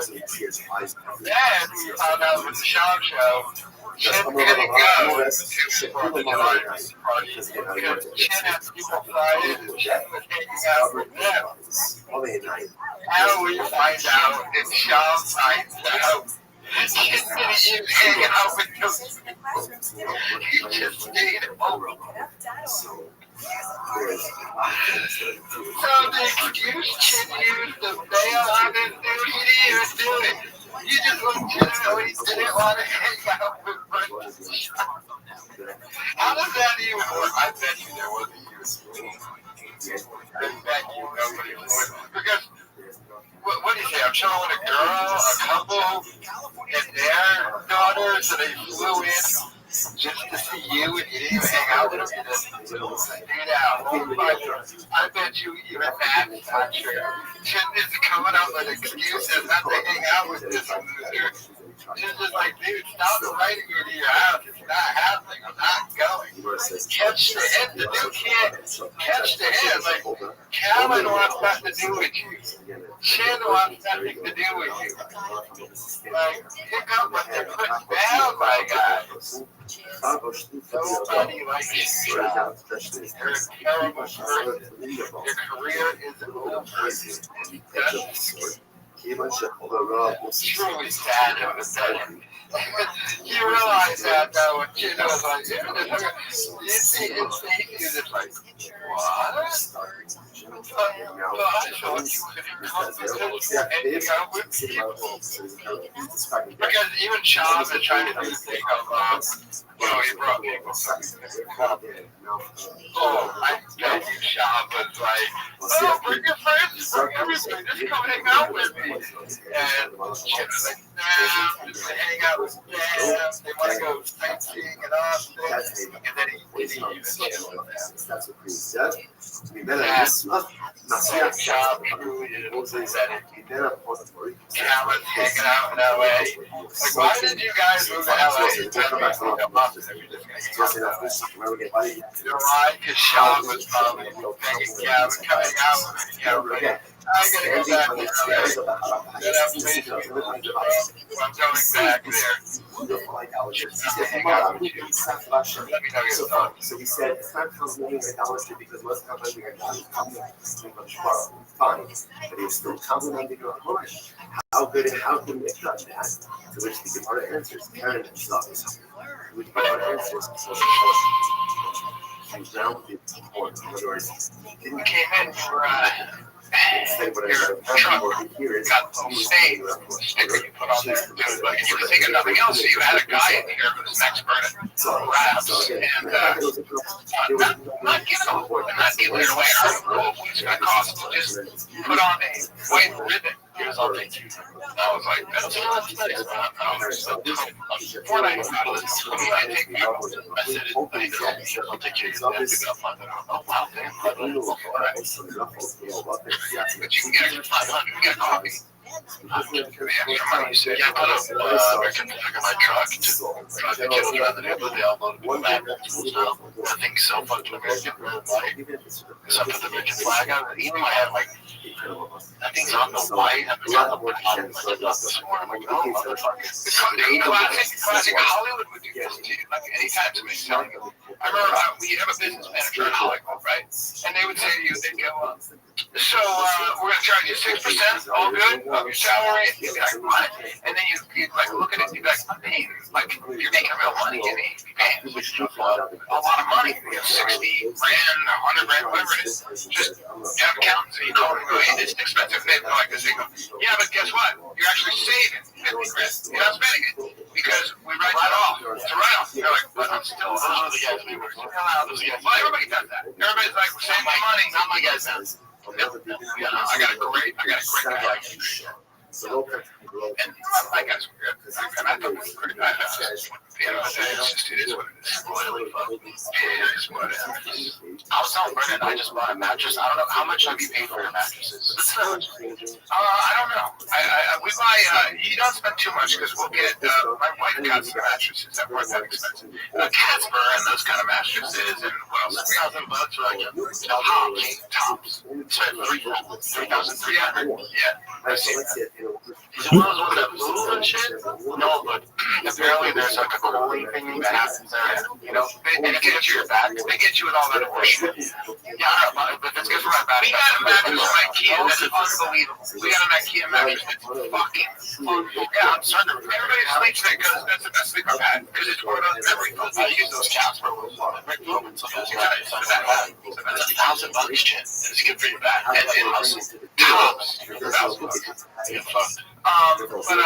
I think that the mattresses you can spend up to $10,000. There's the Rip Van Winkle. I can't remember. It's like it was some crazy amount of money. Like, you can spend up to $10,000. You spend most of your life. Yeah. How much you sleep? You sleep a lot? I wake up all the time. I like how honest you are. You never bullshit me. You appreciate that. You wake up, you don't say, well, you go to bed at what time?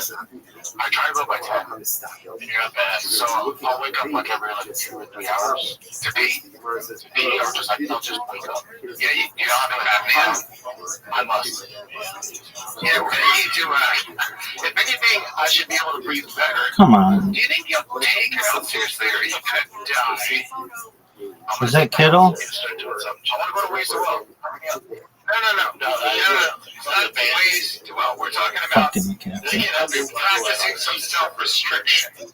Just alcohol. Ways to Well, when they found exercise, alcohol. No, I'll quit. If you take me and I'll quit. Ways to Well, I'm telling you, for the jumping, like, you can't. So like my friend said, how do you have so much energy? I was like, well, from when I don't smoke, are you willing to quit smoking? He goes, no. I was like, well, then I don't smoke. I can't help you. Yeah, I wake up at what time? Usually 10 to 7 in school. No, I try to sleep at 10. Okay.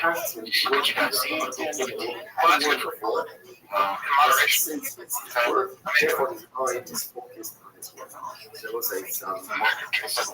In moderation. Yeah,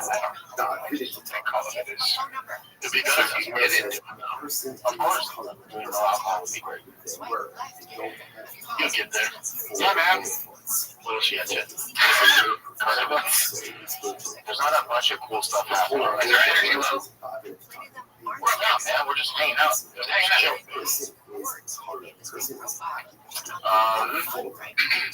Well, we talked about this on Shop Show. But I heard about what he was arrested for. He was they'd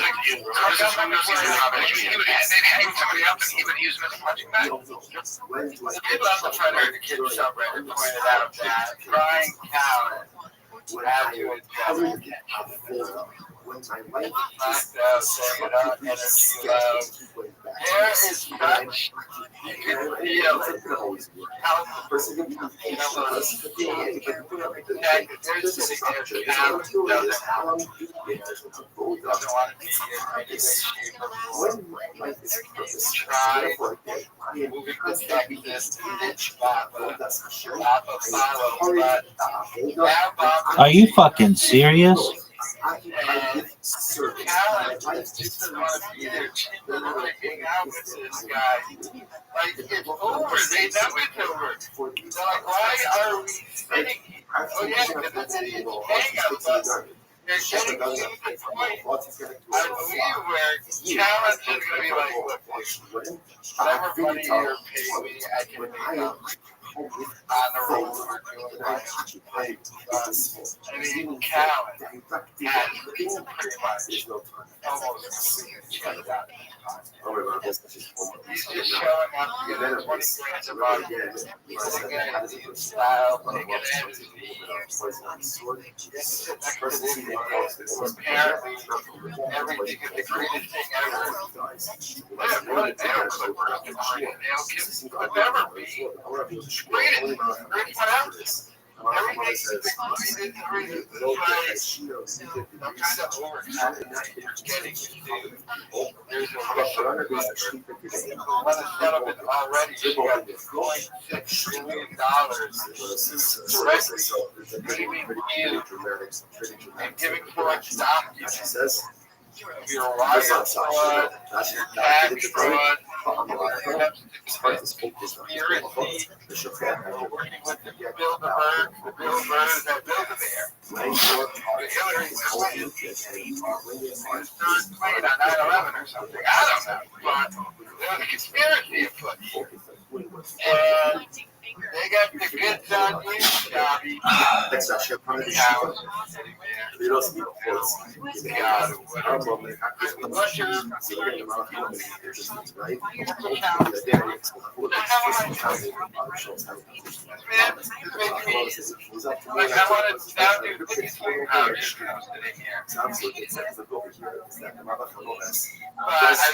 Callan had to address that. And Callan's been sort of trying to address other stuff in his way. God knows Callan. I want to come to your house. Which child is this? She's been trying to hang out with Callan.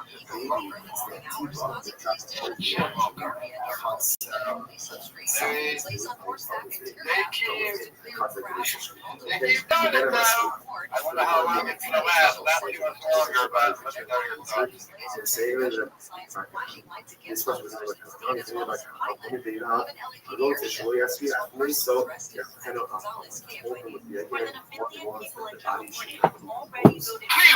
Koos op jouw tijd voor de PlayStation 5.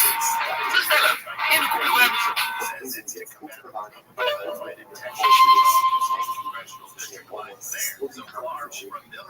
Yeah, I mean, that's supposed to move forward. But that, I mean, what are you going to do? You can't predict it. It probably would have swerved like this.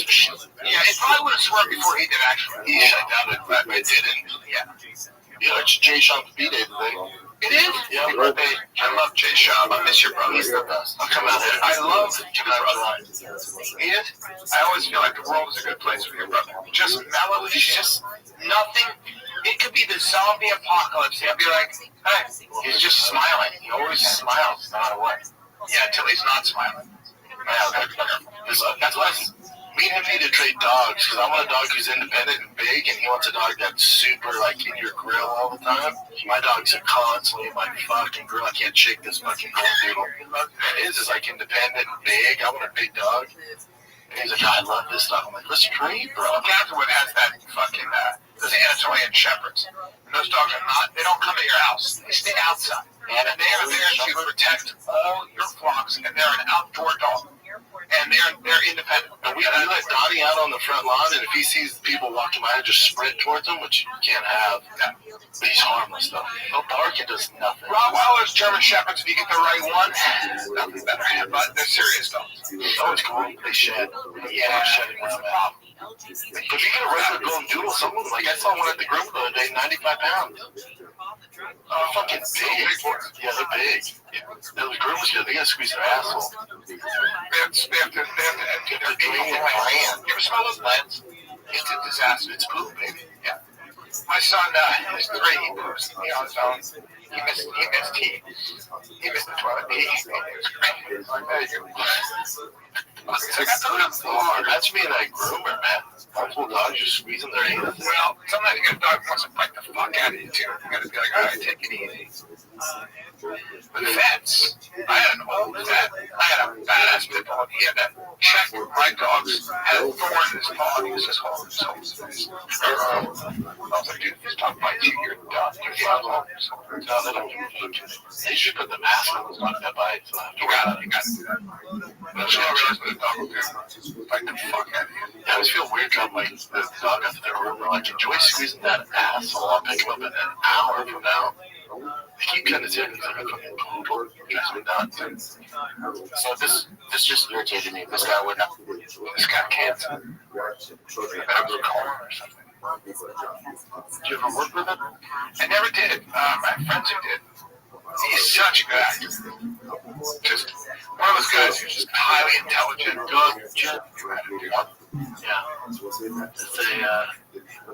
It's a private battle of knowledge and White House was disclosed. Yeah. They don't want to talk about that. But it's just a moment. Yeah. Oh my God. Yeah, you guys had experience with that. Recently. Yeah, it's fucking recently. Like you're in You guys don't say it. It's my friend Fabrizio, owner of the Fucking one of my favorite people, one of my best friends in the world. Knew him for 20 years. Had, I don't know, 1,000 dinners with him. And just I find out on my way to Vegas. Out of nowhere. I texted him a week before. I was like, I'm worried about you. I haven't heard. I watched his kids grow up. My kids played with his kids. That's too. Fucking, You, me, and Frank would have dinner over there. Yeah. Frank, Gorilla took it hard. You get out the fucking truffle. Let me do the best. I fucking miss him so much. I saw Gorilla in the camp. I showed him that brand. He's still looking great. Shredded. Nobody more disciplined. Fuck yeah. The best. Hilarious. Awesome. Congratulations. That's it. That's it. We did it again. I'll find you again. You kind of ended on a sad note, but we did it. It's okay. It's all right. We did our thing, man. It was. I apologize for it being a little bit of a. Was it a downer podcast? Kids dying in the river. Listen, the good news, guys, is if you want to see me and a lot of great comics in Austin, try to be actors this Wednesday at the Sunset Strip. He's great. He'll be there. I'm going to try to get him on the panel. It's going to be fun. We got some great panelists. We got some great comics. They're going to be trying to put this guys Alfreda. So that's basically it, man. I'm going to be in the Helium Comics up in Atlanta. Alpharetta, Georgia. And that's July 25. 27. Yeah, 25 to 27. Charleston, South Carolina, August 1 and 2. Yes. And San Diego, California, might drop August 22 and 23. We're going to change the world here. Charlotte, North Carolina, September 19th, 20. Let's go. Let's go, kids. Alright, kids, this is the final kid. We're out. Say a little break. Do you see how miserable Brendan John is? I have to remember, this is the episode where he finds out nobody likes him, and shit just made up a lie not to go to his party. But we found out his brother, Act J, is still in LA. That's probably another thing that's upsetting Sean, that he's going to hang out with. But he has the state where even his brother doesn't like him, and he has it moved to Texas. I'm pretty sure his brother, his job, other than being a rich kid, like job and living off his father, is like, isn't he Brendan's like personal assistant or something?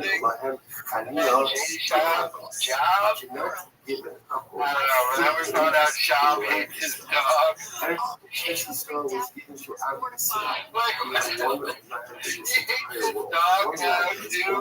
The dog gotta watch it. The dog gotta get sent to the pound. Child still is that cow. I mean, this podcast, I mean, Cal said it down. There's still some tension there. I mean, Shop is being sued, and they're not going to address it. I mean, Tim Kennedy on Twitter did a battle and apologized for it. I mean, when you get around Baba, you know what? You just start getting destroyed. I think Cal realizes that he's going to blow off. I mean, they would not have this podcast. Because behind the scenes, we know everything that's happening. We saw what not the budget in Shop, the fact that he's being sued. Then we found out Mercury that the whole there. She had already won $1.6 million in lawsuit, and she's getting she's got the paperwork. So they trying to get a conspiracy. It's miserable.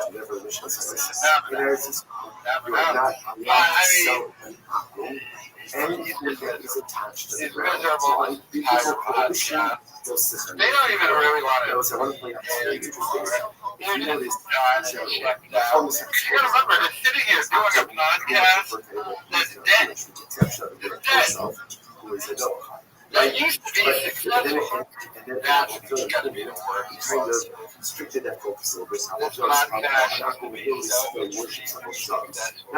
what do you think he has all the money problems other than his dad? I mean, at one point in time, this podcast was successful. So Shop, second line down is the from came insane. And he needed to do a Tim Kennedy style apology. Although he'll never do it. Never actually. Papa will not come to her to like the pizza talk. It's just truly sad. Miserable, Callan's miserable.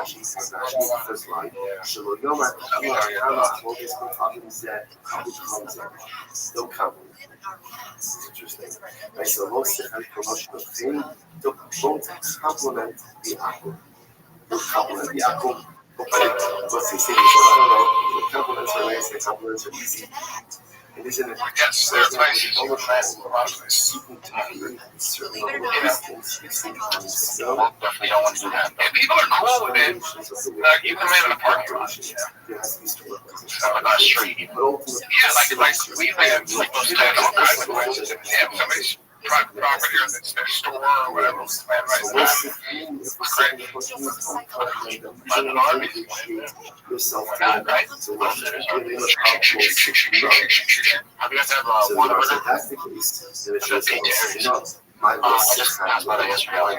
Peter's like never something like that. Eddie had to get off the plane and go right to St. Louis. And you're going to get one that I had hog bananas. One bread sausage, cowboy sausage. What's it called? And then they had this tri-tip that they did in a gravy. And they barbecue that gravy. No, it's like a reddish gravy. It was, everybody, like my buddy Nick, my kid, they were all like, what the fuck is this? It was so good. It's so good. I need you to go there. I think you're losing your mind. Yeah, Brian Lewis. It's a high-end Michelin star, though. It's like, no, it's not bougie. It's not bougie. It just has a Michelin, dude. It's so good. What's the price?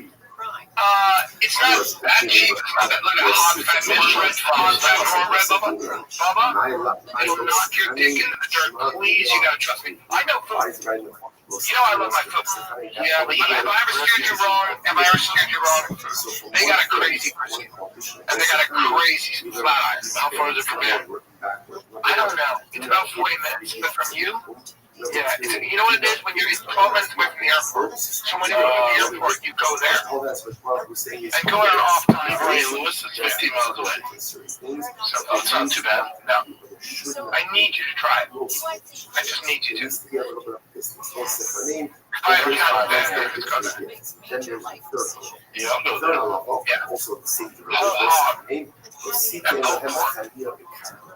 That brisket, that tri-tip, I just love it. It's just so heavy though. It's not you know what bitch it is. You're eating all the heavy shit. No, but you're just eating heavy. You don't put too much barbecue sauce on it. You just eat the ribs and brisket, dude. Oh, wait, on it. They make that cornbread there, and they have this strawberry butter. So it's super low. It's not that it is good. The calories. I know, probably the strawberry batter. Is it batter? I'm telling you, man, that tri-tip is, bring up that tri-tip, just go there. I need to leave one of those pictures that you do justice. But it's like the way they dip it. He's got this tri-tip that's perfectly barbecued, right? Like they smoke it all that. Then he goes, you want this? And he dips it in there, and I was like, fuck you. Yeah, it's just so good. I don't even know how to describe it. I think the meat they choose is really specific. There was a long way.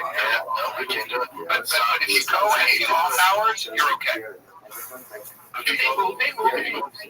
It's the sausage that you're eating. That cowboy sausage, you are fucking minds. You're like, what the fuck is this? What day? Right yesterday.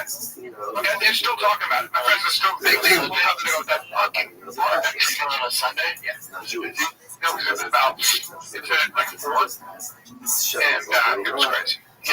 It's an hour. No, I never had a show somewhere else. Might not be as good. I'm not waiting. Even, I mean, 20 minutes is my 20, 25. Yeah, that's all for a barbecue, but an hour. What do you got to? Because Austin's supposed to be eating breakfast tacos, so I don't eat breakfast. Yeah, breakfast tacos are just like midnight. I don't do breakfast tacos are eggs in a corn tortilla. I don't have to do bacon. You do it right. Salsa. You do it right. One of the best places for breakfast tacos is actually near the Four Seasons. Right on Congress and Cesar Chavez, right there. I can't remember what it's called, but it's fucking delicious. The dumbest one. In LA? Maybe El Pastor. Maybe called El Pastor. But it's so good. That might be wrong. Take a little break, bacon, get sushi. Don't worry. We stay up for good sushi spots. Yes, I mean, the decision was trash. It was like Cassie Means, that woman who is, I guess, the health and human services, like director right now. She was there for the nose and throat. She had to Stanford and dropped out her last year or something. She was not practicing doctor. She got her degree, but she's not practicing there. And she was talking about how she eats, she has regenerative olive oil, not canola oil, regenerative olive oil from this farm. Then you go to the website, and for a quart of it or less, I think, it costs $48. It's like, hey, most Americans can't afford $48 for your fucking olive oil. That's why we use canola oil. Why did you go to our website? I did this on social media. I was like, what are you doing? Like, it's nutrition for rich white people for other rich white people. Shut up. You better get steak out here, Chip? The only meat that I had was barbecue chips. Chips is awesome. I think it's maybe Jim's Smokehouse. I think it's Jim's. I think it's Jim's or Joe's. Yeah, it's Jim's. I think it's Jim's Barbecue Austin. And that's it. You know Joe's Smokehouse? Jim's or Joe's? It's Jim's. It's Jim's. Yeah, that's Jim's Smokehouse has to be. Yeah, that's because they have the Jamaican kid killers in that truck. It's great. Yeah, it's my favorite right now. It's just heavy. That's the only problem. It keeps hitting and it's bothering me. You can absolutely. And I like it. I keep saying it's heavy. It's heavy. But then maybe because he did it with 19 beers, it's fucking heavy. The onions and the pickles kind of cut right down. See the pickles here and onions? Yeah. That looks actually really good. I could eat that every day. My fantastic. How far away? 5 minutes. Okay. Is it a real 5 minutes? Yeah. Google that shit right now. We should have sausages here. 6 minutes. Why about 50? No. Do it. Go right over the bridge on the left. Watch how close it is.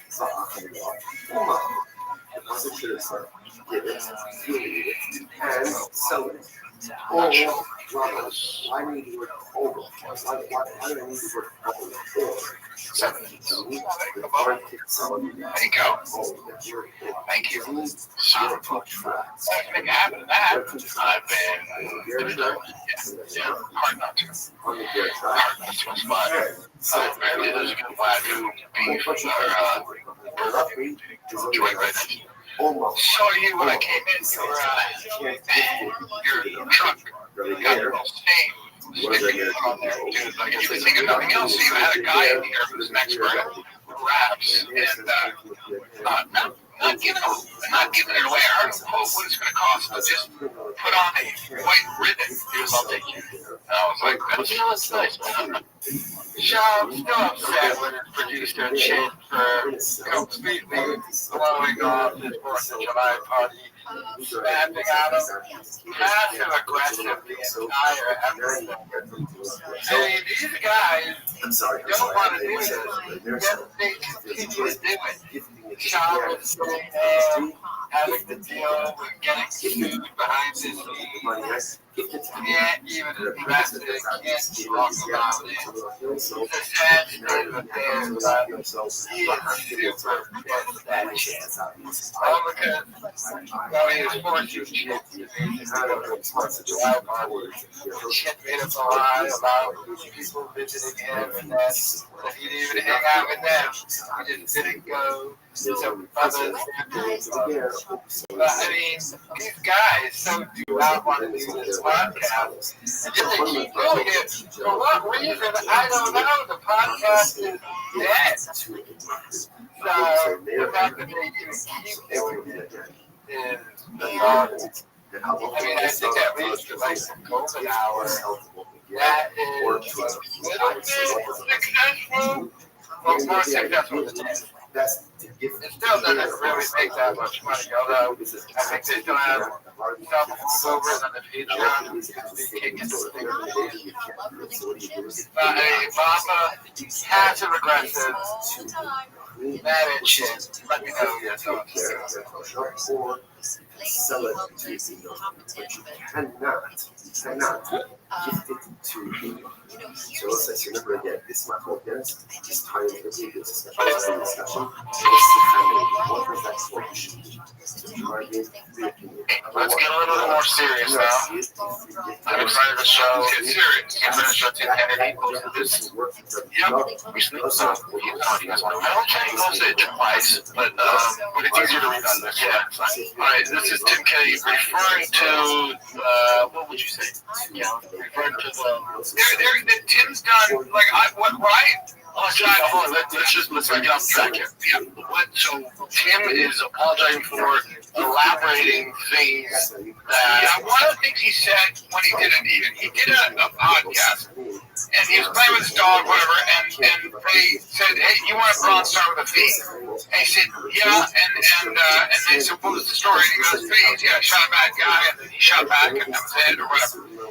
And then what people have to understand is, after that, that, people would always say you want a Bronze Star with a V on Fox and stuff like that. That's a big deal. He would always correct you. Can you look up with a Bronze Star with a V? Yeah, so I'll tell you what it is. The military support the highest honor. So What's the highest? No, Special Medal of Honor.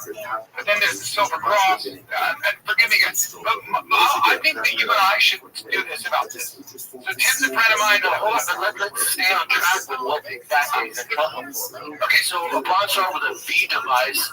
Award to service members acts of heroism, especially for actions involving direct participation in combat with the enemy of the United States. So this signifies that the individual performed acts of valor, demonstrating courage and bravery under fire. The V device is attached to the Bronze Star medal. It's a ribbon to the skin shift from the Bronze Star award. So let me give you can I give it to you? I actually looked into this pretty carefully. A Bronze Star is kind of like, so a lot of people get Bronze Stars. Even lawyers get Bronze Stars in the military, from what I understand. It's almost like I've heard Special Forces guys say it's almost like a participation medal.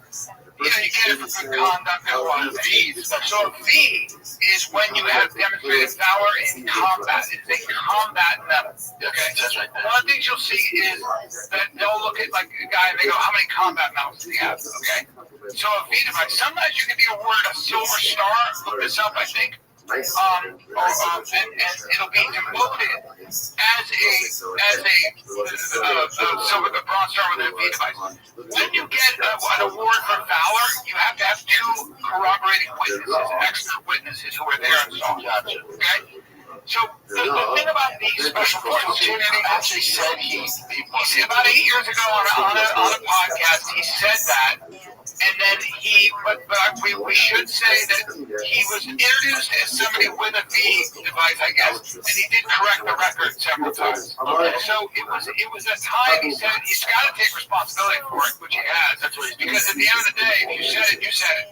My thing with this is, let's go back to Tim's before you do that. I want to take full unequivocal responsibility for a serious mistake. Over the years, I made public statements and gave interviews in which I unintentionally misstated aspects of my military service.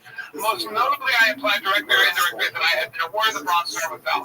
That is not true, and there's no excuse for it. I never received that honor, and I deeply regret ever suggesting otherwise. That kind of recognition is secret. It represents extraordinary courage under fire, acts at risk, or cost lives. To those who truly earned it, and to their families and brothers in arms, I offer my sincere and direct apology. When I said disrespected your service, I take full ownership of that. I was young when I stepped into the public eye, and when I was prepared for the scrutiny or pressure I capable of it, that doesn't absolve me. I should have known better. Integrity is not situational, and I failed to uphold the standards I claim to represent. To the military and veteran community, especially those who served in combat or lost people they love, I am deeply sorry. I know that I let many of you down. You had every right to expect more from me, and I didn't live up to that. This apology is not the end, it's the beginning. I am committed to rebuilding trust through honest reflection, visible accountability, and ongoing public service to the community. I misrepresented myself too. I will no longer speak about my service in a way that elevates me beyond what I actually did. From now on, my words will be guided by truth, humility, and respect. I understand that words alone don't heal disappointment or restore trust. Only time and action. Thank you to those who help me accountable. I will do my best to honor that accountability from this point. Now let me say this before you go, Pete. So what's going to happen is the government and the military are going to look into Tim's actual accomplishments. This is what's going to happen. So this is where you hate yourself at Tim. They're going to look into it. And they'll reveal some of it. Hopefully, they talk about how they're going to work. And what's going to happen is you're going to find out that he's not Superman, that he's Batman, and he's still a badass. So you're looking to take down Superman, and you're going to find out you're actually finding Batman, which is still pretty fucking good. That's what's going to happen.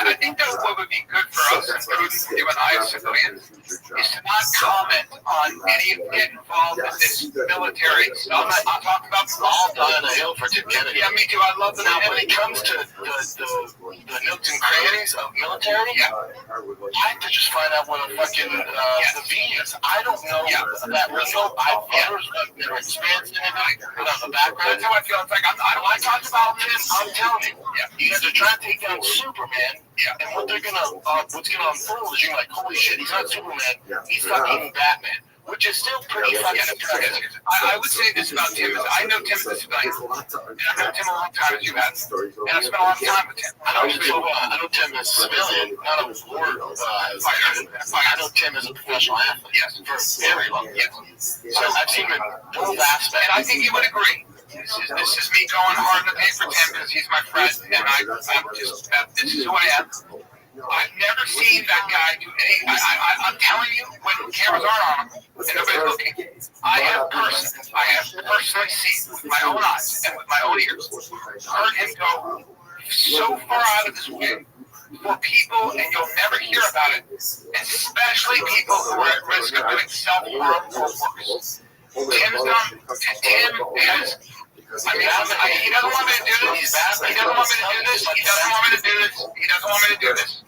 But I have to just at least speak on this. I'm not going to say the other stuff. I'm just going to speak on this. Whatever he said, he's going to be held accountable to. You know, a lot of these guys, these Delta guys, this guy Tucker, Brent Tucker, he was an A Squadron guy. I'm not fucking getting involved in that. These motherfuckers have risked their lives. They went through that. Their own ecosystem. I am stepping out of that. I'm not going to defend him on that. I'm not going to do any of that. All I'm trying to say is this. From what the things that I have seen with his generosity and what he's done for people who were really at risk of taking their own life, I have not only lent my very lame hand at that, whether it was emceeing, thing on veteran suicide, I'll do whatever I can. I'm not in a position to talk about this. It's a sacred subject, but I have seen that man go out of his way, including get in his truck and drive places for a very long time to take care of somebody. And if nobody knows about it, nobody just get with the floods. Listen, at the end of the day, we're all complicated as human beings, and I've known Tim as a civilian, and from what I've seen, I love him. You're taking down a bad guy, and I hope they're going to do that investigation. I hope they reveal what they find. Again, you're going to find out. We don't know. You got to be careful. For Superman, if you're going to find Batman, it's still impressive. I just think Tim's a 3M friend. About 3 of them in my life. Yeah, Tim's a 3M friend. That's true. I could call him with anything. I don't bring my kids to anybody. Oh, where's your tickets? No, not happening. Because if something happens to those kids, you're fucked. Yes. I will kill you. If something happens to those kids, I don't give a fuck. Listen, you're not. Your life and mine are going to change forever. Yeah. I don't trust anybody. Yeah. Tim was saying, I'll take Tiger when you ice cream goes. It's not even my God. Yeah. And I don't have 2 people. Not only that happened, I have done that with my kids. And I've done it several times. And so, for me, again, my experience with Tim as a civilian is nothing but he's one of my favorite people on the planet. But he's got to be held accountable. He will be for this. I'm not going to step into that. We all make mistakes, and we all. And this is his mistakes, correct? This is his thing to deal with. I'll let the veteran community and the special forces guy help. You're not going to get away with anything. They're going to do it. They're going to do it. And then you move on. I'm telling you, this isn't the guy to aim for create videos and throw hate at. The internet's wrong with so much shit all the time. They got their good people. I'm telling you on this one, folks, there couldn't be a worse guy to try to tear down. He's going to be held responsible for this. I'm fucking telling you. You wish you had a friend like Tim Kennedy. So, let's take a little break. I love how Tim Kennedy admits Steady Live. By the way, it's not like he willingly came forward. The jig was up. The jig had been up by Tim Kennedy for a while, and he finally just had to admit it. You got caught. You got fucked. She comes forward, admits Steady Live. And Sean and Callan are still defending. And they're still trying to defend the line. Oh, I swear to God, Sean said that. And that you say one more thing. You really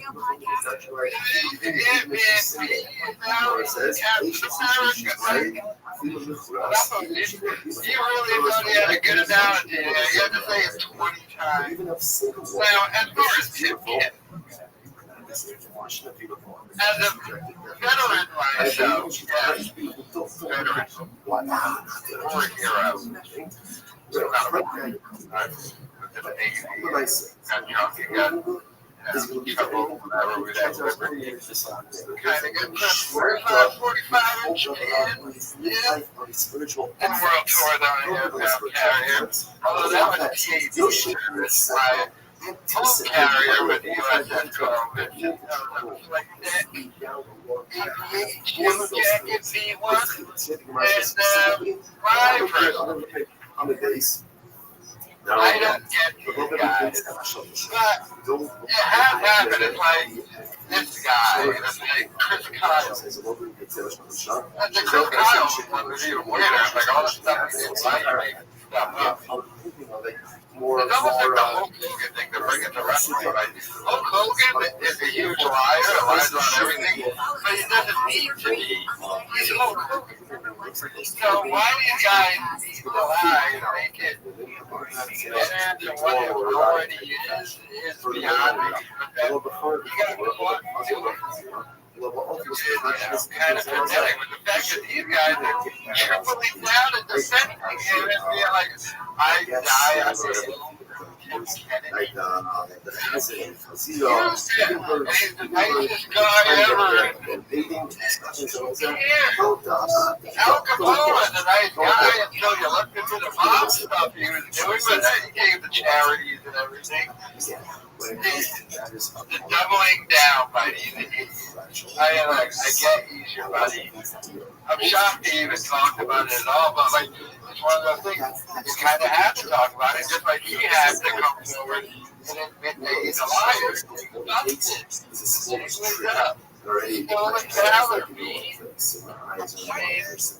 The guy was Juggernaut, now he's Nightcrawler. Trying to take down that analogy. Shaw was doing really trying to take down Superman, you still got Batman. Well,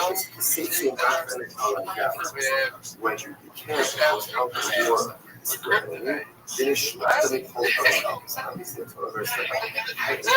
doesn't even make sense if you really think about it. Take down Superman, he's still Batman. Now he just took down Superman. Batman is a guy. Chewy's natural, but you know, what's the secret to success in the work of getting the world? In the Schmerzel control. The secret to success in the world is hard. What up, Zoot? If you want to make sure your car won't get stolen, buy a 6-speed. Zoot. How was stand-up comedy, big dog? Oh, it's tonight?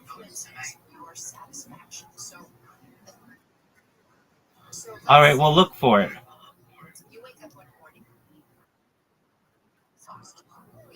Did you bring it home?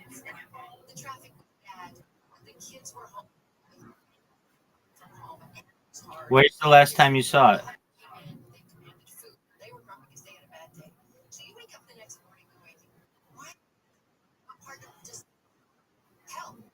Okay, where did you see it?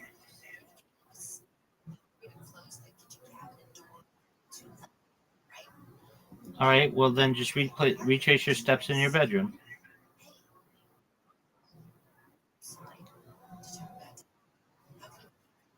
What up, baby?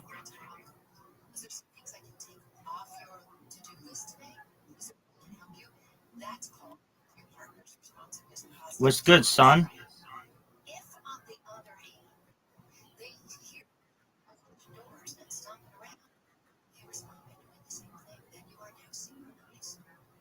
Dog, are you talking or are you jerking yourself off raw?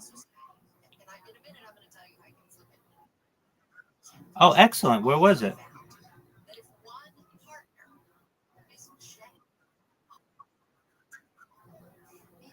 You didn't find it?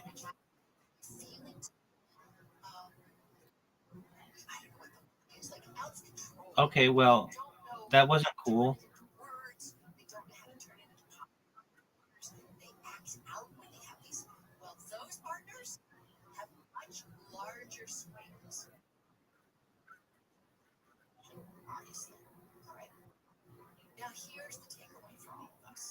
Yeah, did you ask the people in your house if they've seen it?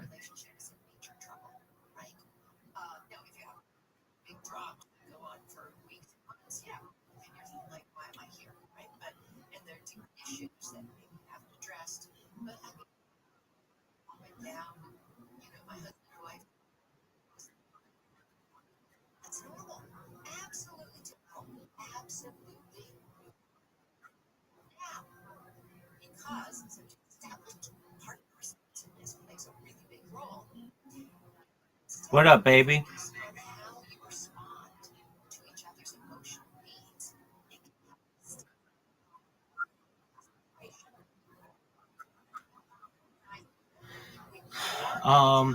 Nothing, thankfully.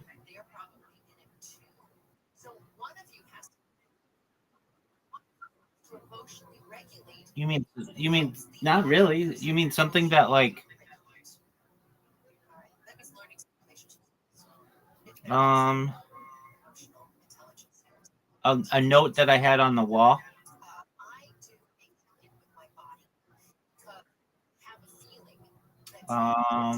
Just had my name on it, but I put it on my wall. And I don't know, it was just like a post-it note. It could have fallen off and gotten stuck on something.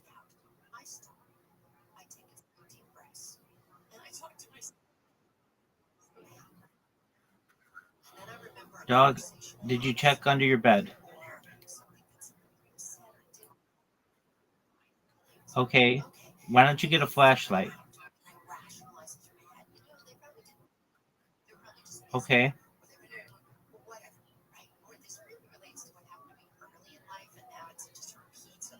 Okay, so something you can do is start looking on all of the surfaces. Is it in your bed? Make your bed. Take your bed apart and see if it's in your bed.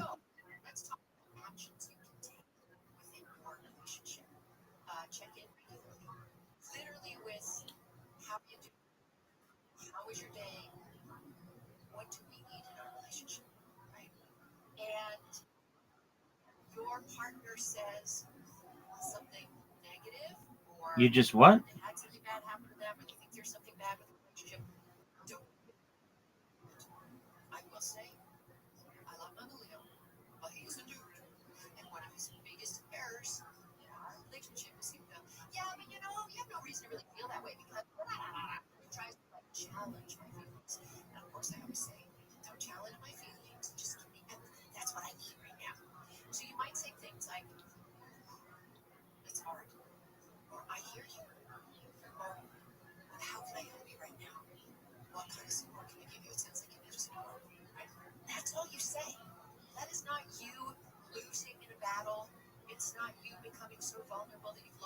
Do you need your wallet to do stand up?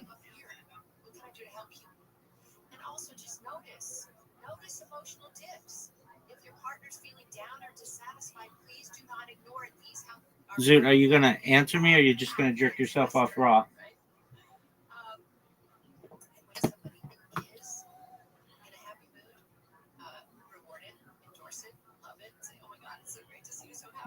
Zoot.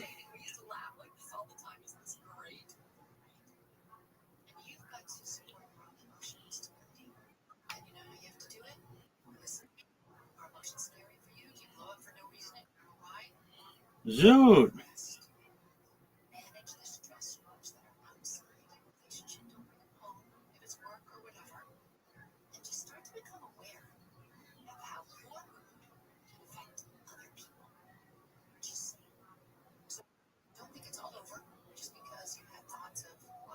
Zoot. Did you find it?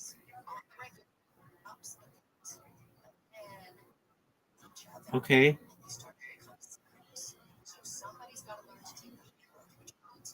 What's in your wallet?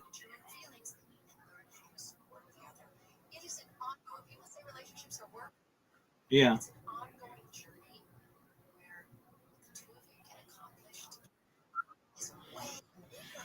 Do you need your ID to do stand up? Okay.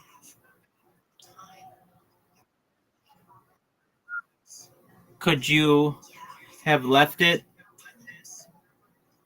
where you were last outside?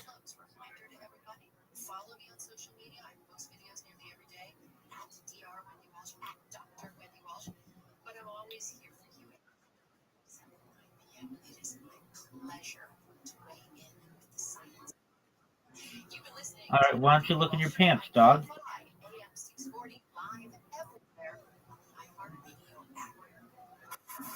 Here's the latest. Some of LA County's federal dollars could vanish as the government shutdown drags on. Yesterday's nationwide No Kings protest may have made history in Israel and Hamas blame each other for breaking the fragile ceasefire. Check the 10 freeway when we come back. I don't know about you, but every time I turn on the TV or check the news, all I'm hearing about is gold. It's either hitting a new all-time high, breaking another record, or some countries racing. Is it in your pants? Look, we all know owning gold just makes sense, but here's what most people overlook. Who you trust to guide your investment matters just as much as what you invest in, and that's why more Americans are turning to Noble Gold Investments. Noble Gold's number one priority is you. When you reach your financial Is it in your pants? Did you? Where was it?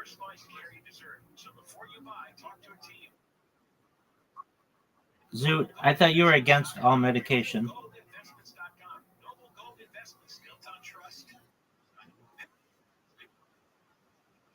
Okay.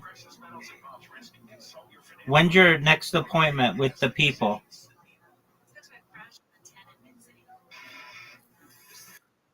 The Tourette syndrome people, dog. Zoot, I told you, if you don't make an appointment, I'm going to boot you out of the server, which means that until you get help, I'm not going to be the one. I'm not going to be the one to go through this with you. Okay? You've got mental Zoot, you've got mental issues, and you need to get them addressed through therapy. Zoot, I'm going to just say it to you like this. I don't like talking to you when you don't seek solutions to help you with your problems. You're annoying.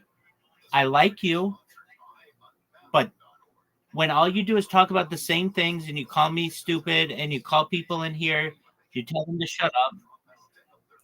I can't tolerate that, man.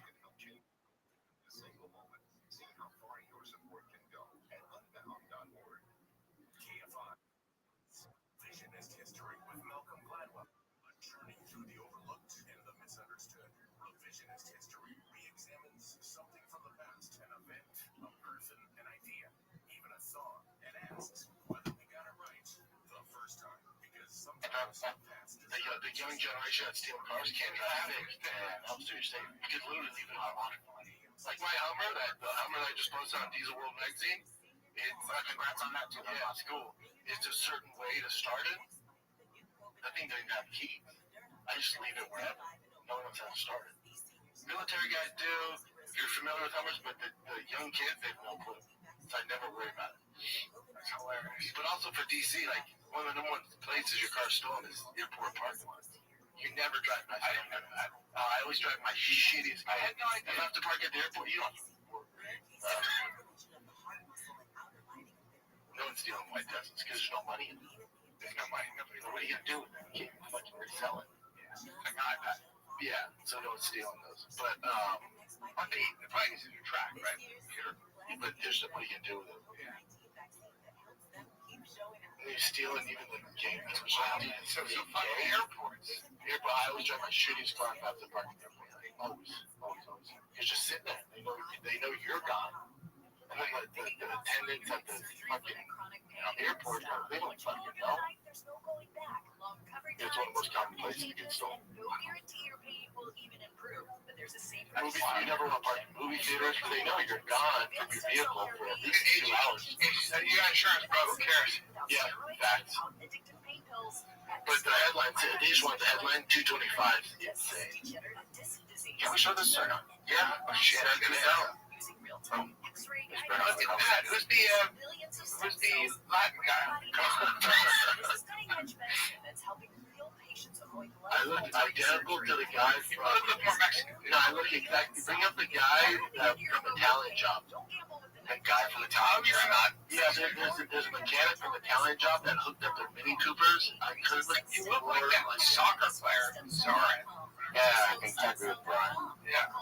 Type in a talent job mechanic. This is spot on. Yeah, it's like, I typed in everything you asked. That's what's popping up. Look, that's him in the movie. I like nothing like it. I haven't seen the movie in like 2003, sir. Yeah. Yeah, you were born. Zoltan. Yeah, there you go. I do look like him. He's every bit as tall. I mean, mix them both in, I guess. Yeah, buddy. Handsome bastard. Yeah, he's great. Alright, what else you got, Jim? We went on that weird tangent. By the way, so Daniel Cornelius, this is a real quick one. He also posted this. He's working with some soccer players, but then, do you guys know what this thing is? That's really tense. Well, that's the gayest shirt ever. It's what girls like to wear. I don't know, but that's gay. Maybe he has like big bad gynos. He doesn't want his titties wrapped around. Is he a skinny guy with gynos? I bet you this guy. I respect anybody who's gay, but that just seems super. That's a problem. Yeah, don't wear that. It's either very trans. I bet you that guy had no clue when he took this picture of DC because he took his jersey off to hand to DC, and he didn't realize DC was going to post this. I bet he had no clue the comments he was going to get. But here it says it's a heartbeat snap tracker. I thought the same. Yeah, but I mean, that's like, it seems like there's only where you can wear, though. I know, that is just definitely the things you can wear. Hey, I don't need to see your midsection. That's like, dude, that brand that comes up with the heartbeat thing, do better. Who was like, yeah, we need you guys to wear sports bras. Yeah, I would never wear it. Wear a fucking whoop, dude, on your wrist. Wear a fucking fit bars. Do anything other than that. I mean, serious. That guy had no idea, though. A lot of toxic comments coming his way. I'm pretty sure it's actually a heart monitor. I mean, come on, there's other ways you can do that. Other than wearing that. They have just the strap. Like, wear that. You don't need the extra stuff. Now, you want to say, yeah, but they come up there and get cool, don't wear. My tits get cold. I have a case of cold tits. There's more guy. I gotta protect my niche. Shit might fly in Europe. Dude, get a whoop or something else, dude. Wear an Apple Watch. Don't sleep 12 hours and don't wear a fucking sports bra. Man. Every single person is saying, what's the number one? Yeah, because that's important. Some guy goes, I understand it's a heart monitor, but what's up with the weird design? Yeah. That company's like, shit. I know. It's like, but it's what you deserve. Who were the best at tracking it? Get an Apple Watch or yeah, get all that stuff. Just wear the heart monitor like every other fucking person. Yep. Okay, let's get a little bit more serious now. I'm excited to show. Get serious. Get for the show, Tim Kennedy. So Sean got heated when Brian Callen roasted him. Like he's looking back at the kids. But did he? Sean used to call himself Brown. And I can tell you, I've stayed there with you. They brought up the cover that that was a year back. I gotta tell you this. Sean is all in on this truck service, the quality. Because I mean, and I've stayed in 5-star hotels. He has this channel called Drive Me Out. It's really special. Drive Fast. That's a value proposition. And now you'll be able to get that hotel. And they have such a. He doesn't drop any content. Well, thank you for that, Paul. Like once every 3 months, he'll drop a video. Right. So all of the effort is being put into the car store. Which sells actually buy merch. Do what's best. Okay, and we're just for raffle. So we evaluated the situation. Nobody buys merch. But you get entered into the raffle anyway. If you just in Southern California, you can sell out. You have to come to Las Vegas to get that on the strip. So third party company. That is the scam. Because you're going to drop any content on that channel. Thank you for that. But he paid to put himself on that cover. The goofy looking thing looks like an owl. And Callen just roasted it a little bit and he heated about it. And it's amazing. How done Calvin, by the way. Calvin is like doing yoga on that chair over there. He's got his shoes off, upward, downward dog or something. Calvin is like really checked out. And Shab is just sitting there heated, sitting there like I'm getting sued. It's all crumbling down all around me. I can't address any of it, which he will, by the way. He will eventually address that lawsuit. Unknowingly, he'll say something stupid. He'll be guilty to something without realizing it. Whenever he slips up and talks about that lawsuit that he's involved in, he will say something stupid to jeopardize himself. That is a given fact, but he hasn't yet. So I think that's going. Now he's got Calvin and my boss, the CEO, tried. He looked like the mechanic. Strengthen synergies between Las Vegas. Looks like a redacted area. I like some of the comments. I just getting myself in the negative situation. Over and over. I know the triggers are. I know it's not like it's I know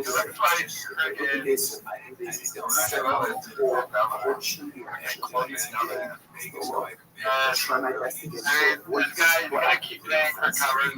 Always on the truck giveaway. Really is pathetic, but let me know. Why put yourself in that situation? It says, Molly and I cannot promote this. Even if you're filled with eyes, like being they'll discuss that reference. But it's so hard not to get not forcing to see us eyes actually discuss what that means. Because I'm all this. I understand what a lot of these motor producers do is shitty. And, hey, suck my dick and you can get this job, right? Okay, I get that sucks, all right? And that sucks for women, and that's bullshit, okay? Nobody has come after the women that have actually done that. That actually sucked dick to get into Mad Max or whatever the fuck. And how about how you are taking jobs from women? How about how you, because of that, are being shitty to women, right? Argue with that. It's tough. It's like you did it too. You took part in that, but it's just the producer's fault. No, I get how the producers are wrong. Fuck them. But what about the women that are now in movies because they fucking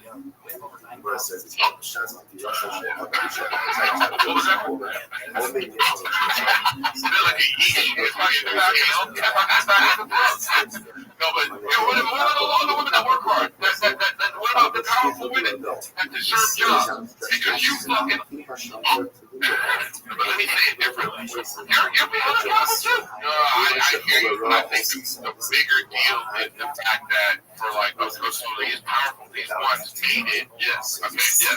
The issue really becomes that they didn't say anything to those lower level women that end up with some shit. So what I'm saying is like they could have stopped it.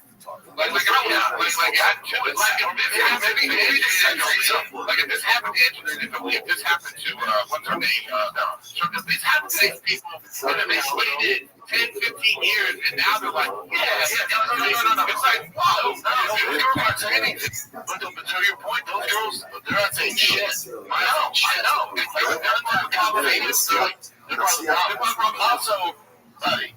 You tell me no one was like, girl, I sucked that dick so good. Yeah, forget it, dude. Are you kidding me? We was in his room and I was all night. Girl, I ate his ass and I'm Catholic.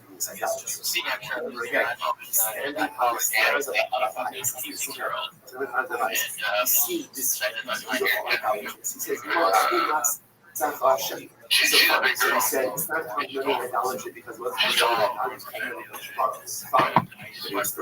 slip in there, Kev. How good that's right. Well, I don't know how you get in. Dude, that's how hard as a dick. They're talking about already hate each other. She's easy on the eyes. We should make sure she doesn't get old and turn into remember she made that monster movie? Like, never matter my age, you should be the one to, like, fuck you.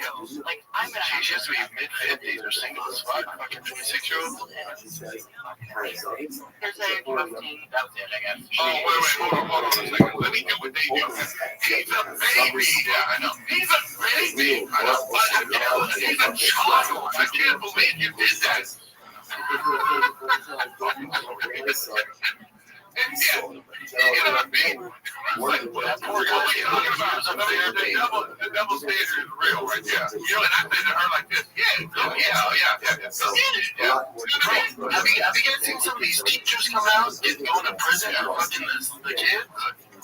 Where were these teachers when I was a kid? They're like fucking hot, man. My teachers were fucking warlocks. Fuck off. I hate that shit. That's so annoying, dude.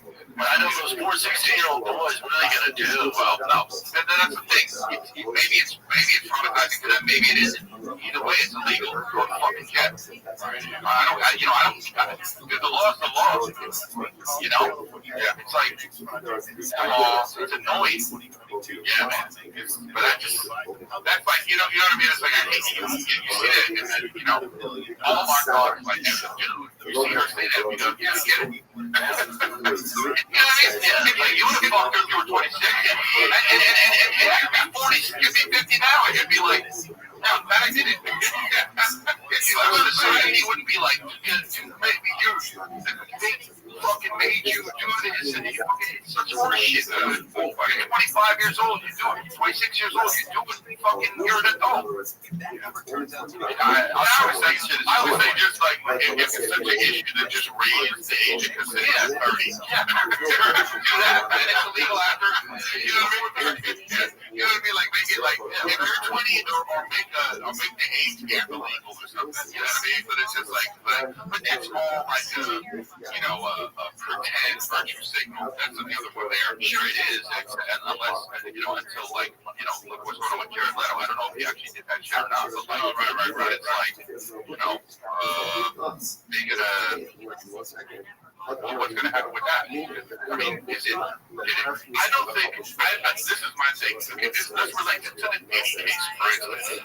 So, the court of public opinion and the internet would say, oh man, this dude is doing a bunch of stuff. And then when it gets into the actual legal system, right? None of that stuff's real. There are no tapes. And here's another example. The FBI guy that was on Joe Rogan's podcast, he was like, if you think we had tapes of people doing things on Epstein Island, you don't think we would go after, right? So what I'm saying is like, we don't really know what's going on. So in terms of this level thing, it's like, this is just an internet thing for now. People try whatever they're saying, and if they can't, if they're pursuing it, if they have evidence, then they're gonna get them. That's what they do. The government, it comes in, they investigate just like Danny Masterson. Okay, he got accused. They went to court. He got arrested. He's now in jail. That's how it works. But we feeling terrible. Is it all over? I don't know. You know what? Things come so fast. Gotta die down. Yeah, so fast. Even know. I just want to let Toronto be like and what they're gonna. Or whatever the fuck. Like I wonder what they'll do with he's got two movies. He's supposed to be Skeletor and also. I watched that movie just so in my mind I can envision exactly what it is. I'll tell you right now, I killed that movie, bro. I really did. But whatever. Dudes, I gotta roll. Dudes, I love you, my bro. Love you, bro. Good to see you. Dudes. Obviously, that entire race, Chris D'Elia was talking about himself. I guess he immediately brought up the Tara. And I love watching that with y'all because the entire time. I'm trying to think, what that movie would look like with Chris D'Elia and the Tara, and I can't see it. I guess his frustration was taken out of him because of all the accusations against him. It must have been to the frustration for Chris. Because he has all the accusations. His career. This dude, he was about to be handed he was upset. The best thing to do. And then it was all taken away now we ended up on a podcast with Brendan John. What a ball. So and the FBI didn't get involved because they were investigating Chris. And apparently they dropped it. This is according to Sean Rabbi Gallagher, one of their defendants, a couple of months ago on their show. Chris Louis, they didn't have to do anything.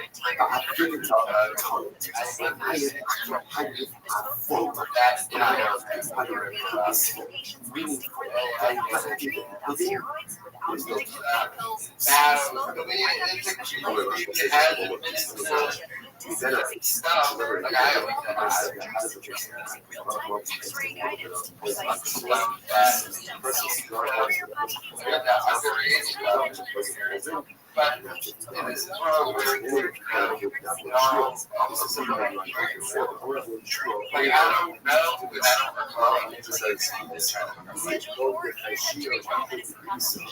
don't know.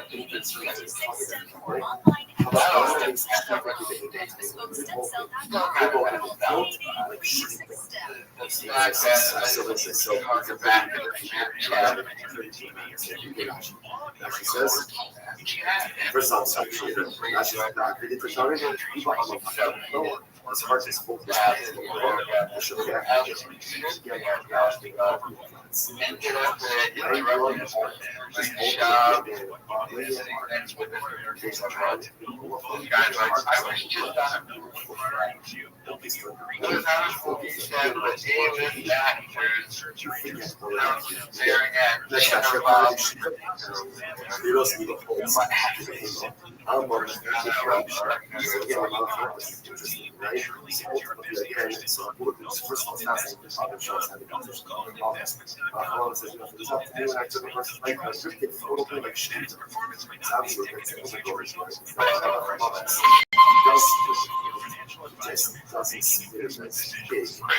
You get two of the same, you get one from someone and one from another one. I feel a Martin Lawrence movie coming out. One line from this guy, one line from that guy. Look at this, 1 year smoke rate, 90%. All right. 10-year survival about 33%. Oh my God. You know, I thought they were going to get a thing you get your own parts. The sixth day. He just went to the sixth day with Ronald Schwarzenegger, so he's a little bit. No. You would just watch it, man. You just pull that referee. No, I got to admit, that movie is so bad. And you didn't one of them terrible memories. You remember it? Yeah. Because the alligator, he says, real lug. Like he just turned it into lead. That's what he was like when he shoots an alligator. You know, Running Man was like a building man. No, that's crazy. Running Man is more of a classic movie than 6 Days. Classic. I met that alligator. Yeah. I use that alligator now on the road. I'm not kidding. You're not. Gave it to Arnold Schwarzenegger and recorded at his office. You know that alligator. It was stuck in rubber. That's hilarious. It's the one from the sixth day. Yeah. Slight flex by Nicholas. That's like, speaking of 6 days, that's like 6 degrees of separation right there. Yeah. It's like that alligator business. That's amazing. How about Nick from the back? I know that. I know. Like a hoe. and that's the problem. That's the biggest fear of the month is the racial policy. That's the father who said that they I interviewed them. I got that alligator. You're fucking. I was running audio. I was running audio on that podcast. We're going to have on the bottom of the text on the page is the word I'm a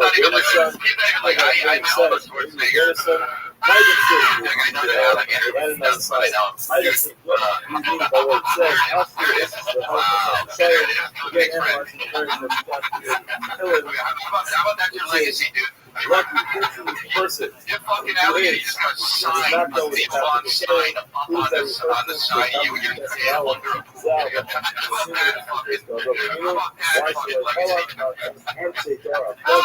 He did not follow the path of the racing dog. This alligator is such fucking idiot.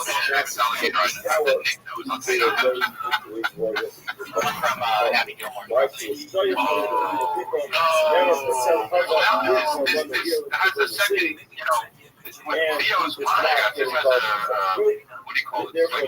John Travolta coming out again, dude. You know, we're not supposed to talk about Connor. When again the self refers to Rodrigo, like not live, not spend his time with people as dying, why because they were people who live their lives in the state. Then I just had another that says, I would say it's the dying people as dying, and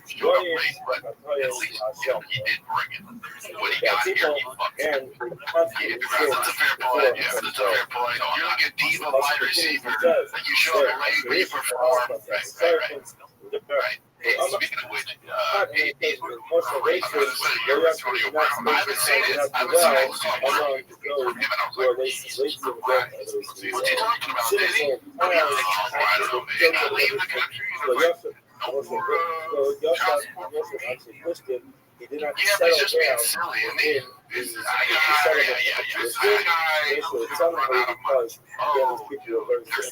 that you can run real fast, but you're going to run real fast out of money. Like, this guy isn't a 30 for 30 waiting to happen. He's not even getting 30 for 30. When he has his realtor's license, he's just like, come on down.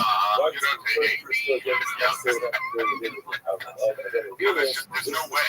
How can you, because the dude, he made a lot of money, a lot of money, right? Yeah, but dude, I don't know, but he's top 5. In his previous, you're talking about he was all pro for a number of years. I mean, top 5 now in the last freaking 20 years. Monster. Yeah, monster. That's 36. I made a lot, but I don't know, man. Yeah, I mean, I think the guy kind of money runs out. What's he worth? About 80 million. Rashi tells us that although he did live among the Philistines. In other words, among the people of Sodom, he did not live. Look at Rashi, the Pasuk says, Yeshekar Beinayim, this is the Yagar Avram, the Eretz of Avram, he dwelled in the land of the Philistines.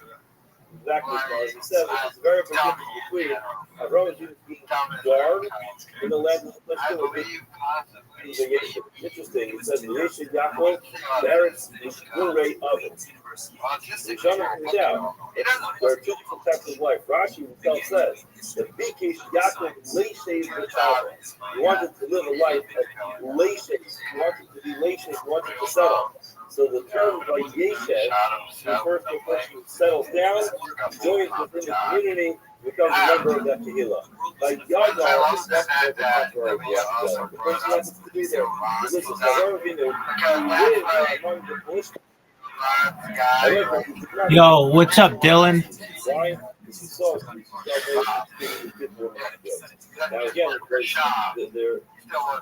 Can you hear me, big dog? What's new? How are you? How are you? Excellent, my man. I know you were here earlier with Connor. Yeah, are you guys friends? Okay, very well. Well, what's good in your world?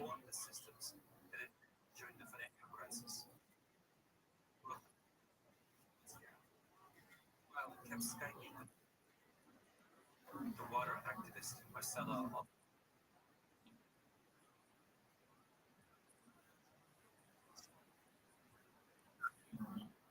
Okay.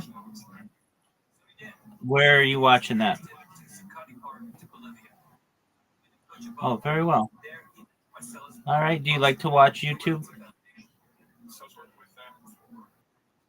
Excellent. Who are your favorite YouTubers?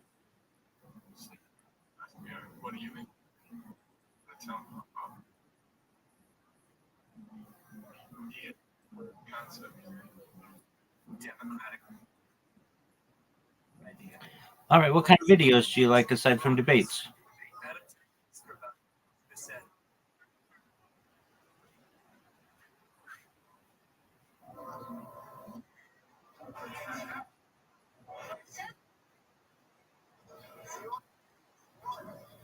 They signed up a rural school, regular high school, and added picking the student council. Wanted to be put their name forward. Well, very well. Excellent. Do you like documentaries?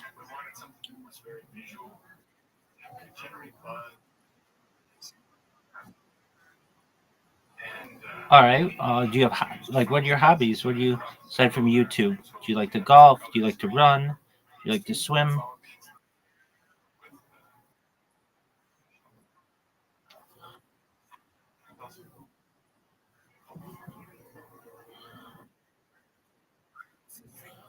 It's brought to you by Pushkin Industries and KF.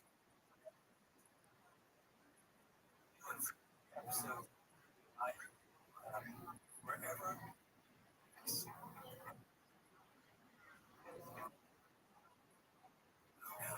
We'll be right back. More from the latest of the KFI 24-hour newsroom. Excellent. Well, that's great.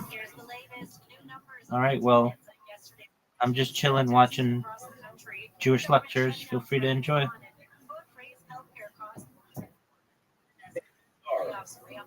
I don't have the rumors to say about Yaakov reading about his children, and therefore goes Baruch so the sayings. Ultimately, the bottom line is when Rashi refers to the Sanei Hadar, the times of Avram Avinu, that's what we're talking about. So about the Plishtim that were son all the way back in the beginning, and Avram Avinu recognized that you could sometimes live in a neighborhood, but you could stay away. And you neighborhood, a community, a whole city, but yet you stay away from people who are not good. So that's what it means. Yeah, that Rabbi Avinu, he did live among the Philistines, but he was living Yasha. He did not settle down as a member of that community because he realized that, generally speaking, the Joseph which was important. But the Gemara continues by darshaning several more psukim which discuss the unfortunate lifestyle. Ashrei Ish, Yirei Hashem. This is not the very first pasuk in Tehillim. This is also a pasuk in Tehillim, but this is much later on. This is 50 days. This is Ashrei Ish, Yirei Hashem. Ashrei Ish, Loi Ashrei. You should want to say, hold on. Why is this specifically relevant to a man, not to a woman? Why does it say Ashrei Ish? Now, why did we ask this earlier? The reason we asked this earlier is because it said Ashrei Ha'ish. So Ashrei Ha'ish refers to this person as opposed to somebody else. In other words, what he's telling us is that there are certain types of people who are fortunate. That's not gender specific. But Ashrei Ish sounds much more like it's gender specific. Therefore, we're asking. Why does it say Ashrei Ish? It's like Ashrei Isha. Rabbi Rabbi said, Rabbi Ashrei Isha. That's the truth of the Jewish. In this case, Ish does not refer to a man as opposed to a woman, rather it refers to a young person. So what it means is, unfortunately, the person does the people who repents from his mistakes when he's younger. Why? The person is younger. There's a lot more strength, a lot more ability to reevaluate this in life. As opposed to gets older, much harder to change. Yeshua Levi says, Ashrei is God or Yisrael to Ish. The question says, Ish over here doesn't necessarily mean a man, anybody, but the term Ish means like a strong person. It was kind of like man up and do what's right. That's what the Pasuk was saying. Actually, to say that, but ultimately, bottom line is the Pasuk was using the term in describes strength to be strong, to fight up against power. Asherish Miskar Yusuf is the mitzvot of Kapit Mode. Pasuk continues on and says, the mitzvot of Kapit Mode, he really wants, he has a strong desire. The mitzvot why is this motivated by? He's motivated by the mitzvot. He's not motivated by the prize, by the reward. I need to stand. This is what we're told in the Mishnah.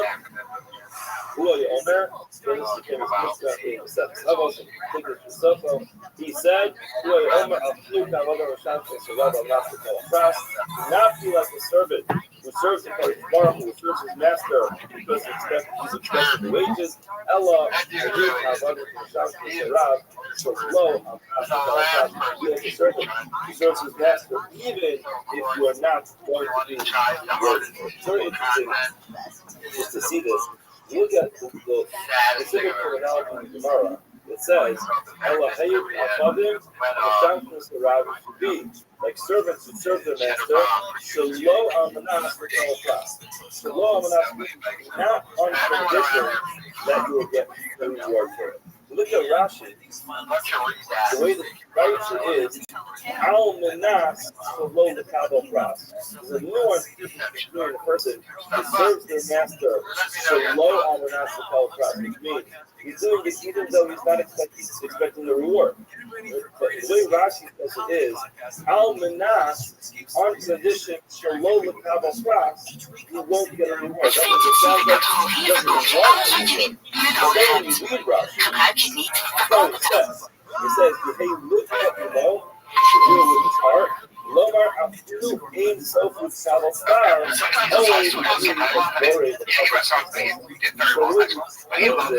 like the way the word actually is. Person says, even though it's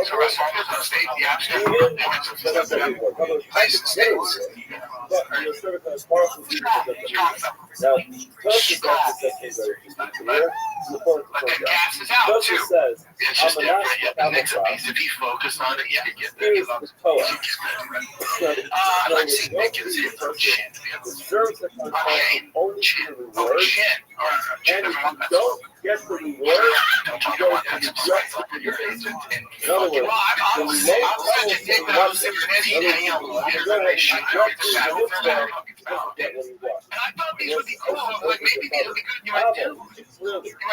Because what I did when I was learning my underhooks and then getting out, and then you come out, you were out the guy, and I kept going, I would crowd and I go, ain't no room up in this bitch now, ain't no room up in this bitch. I was doing stuff like that. I'm a real trash talker. Yeah, that doesn't go well. All right. The person is not going to regret it.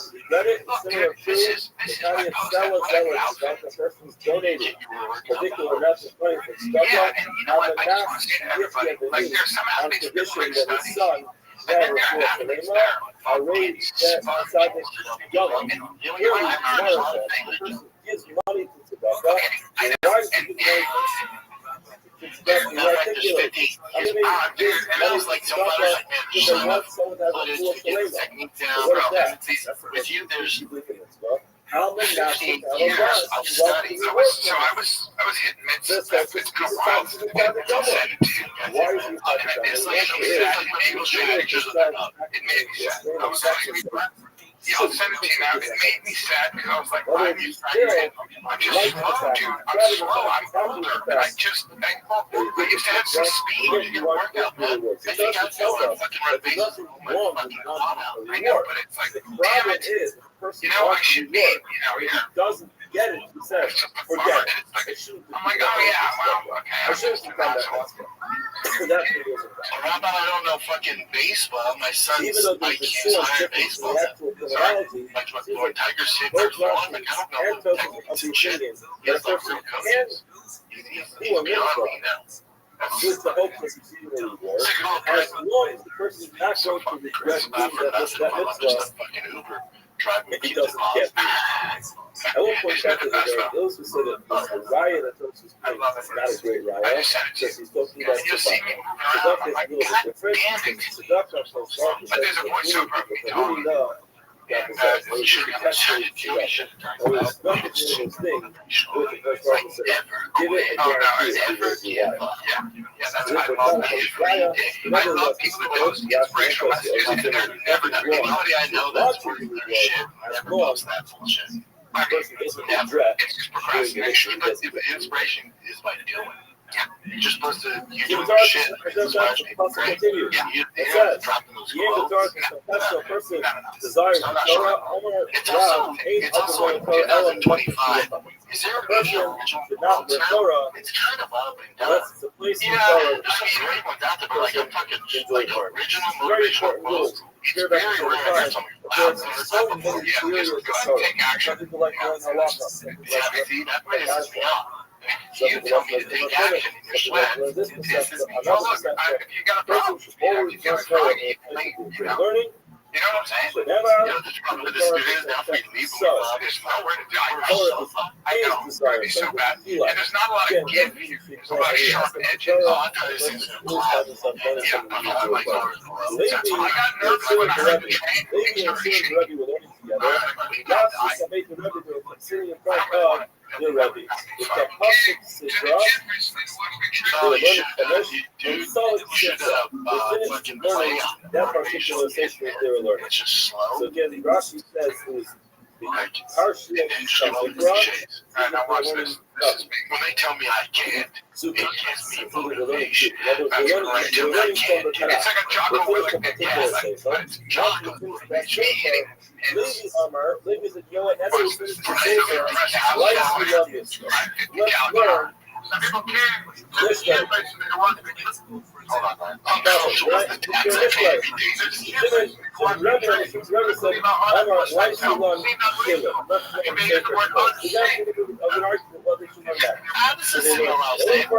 Or should they learn Mishnah?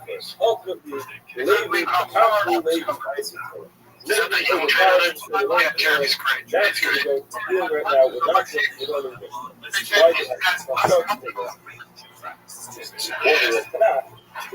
first, and here's another reason that's possible. The bottom line is to power and say that we're not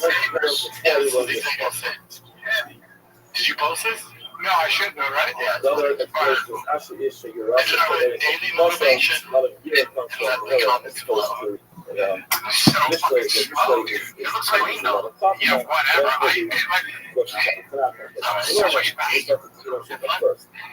So he brought the color. Now, I love it too. Every time I get into the ring, it starts subscribing. It's like,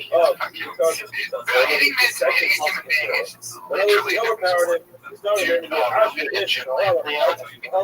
Brendan Schaub and Brian Callen and Asher is. Callen bringing up the train. Especially outside the show, America talking about other reservations. the air conditioning. Yeah, but Torah says that's so. That's what they got up to. So they learned this out of Gemara. What happened? Because what happened is Parish, Rabbi. Omar. He doesn't love the Torah. But the person always learn Torah in a place that they desire. Right then, Omar Lady plants his hand on the table. Rabbi, stop the living yourself. Loud. You've given us permission to stand up and walk out of the chair. I did not want to leave this morning. I wanted to go Mishlei. Therefore, I'm going to the next room of the building. I'm going to join the Mishlei here. Have a nice day. Omar Lady. Also, the Torah is desire. Therefore, it says, the Torah, Hashem will fulfill his desire.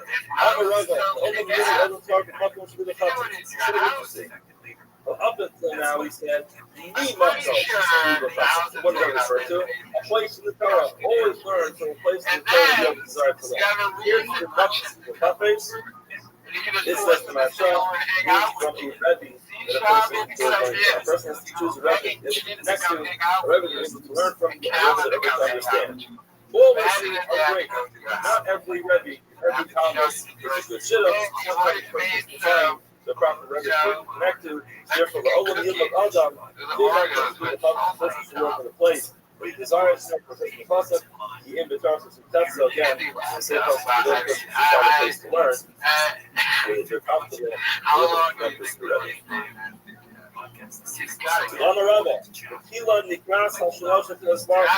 Initially, who is the Torah for one Torah Baruch Hu? So, the Torah the Torah will be that person's home. And never, for it says to us like the Torah Hashem. Initially, it's referred to as Torah Hashem. Yachar Kaf, it says in Torah, so if his own Torah, Yaga Yom Balayla, he will toil in it day and night. So it switches from being Torah being a person's own personal gift. So I'm a Rabbi. Even though the Torah, a person should first learn Torah, afterwards he should toil in it. And then for testing the concept of Torah Hashem, other Torah Yaga, Torah Hashem, afterwards Torah Yaga. So just understand what this means. There are certain people who sit down, so happy to learn have you. online, Thank you, Casey. It's good to see you. questions, and they're going to ask all those questions right away, and then come up with all kinds of answers. Yeah, Morris says that's not the way to learn. The first thing you have to do is you have to learn information, gather, understand what it does, understand what the big challenge is. Learn, go back. So early, you're fine. Tommy just sold 500,000 Say, you have to put a great shot of the silver a wide view of the first learn the Mishnah, learn the Gemara, learn the Pneumatic, ask questions at that point in time, ask the questions, you ask the question, you start writing, start learning it, you might spend more time with a lot of sense. Next part, answer your question, do it on the next page. So first it was the intro for a TV thing as well. A TV show. I forgot what it was.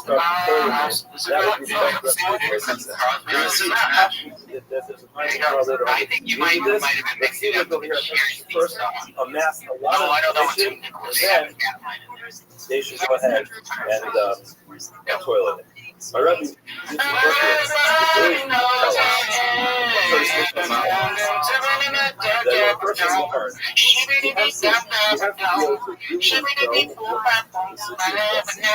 there are some people who they like great, and everybody, I like learning field is necessary. You have to do a lot of to understand the rest of what's going on. But you have to do every basic. a lot of work. When you finish a certain just be how we won't cover it. First, you have to what one of the things are, and you forgot that. You don't have all the basic stuff that your What the hell is Kevin? is very Where's nice and beautiful. Kevin? This is basic. Well, instead of the whole thing doesn't work. First, learn what does the Torah say? What does it say there? What are the words? I remember when I was in 9th grade, the Rabbi used to say, when I was in 11th grade, first get the what? First get the why. You ask the why before you know the why. Then the why is not relevant. Again, this is what I said.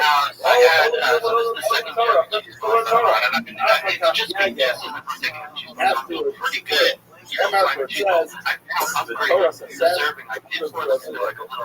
hold on, linguist in this person, where? The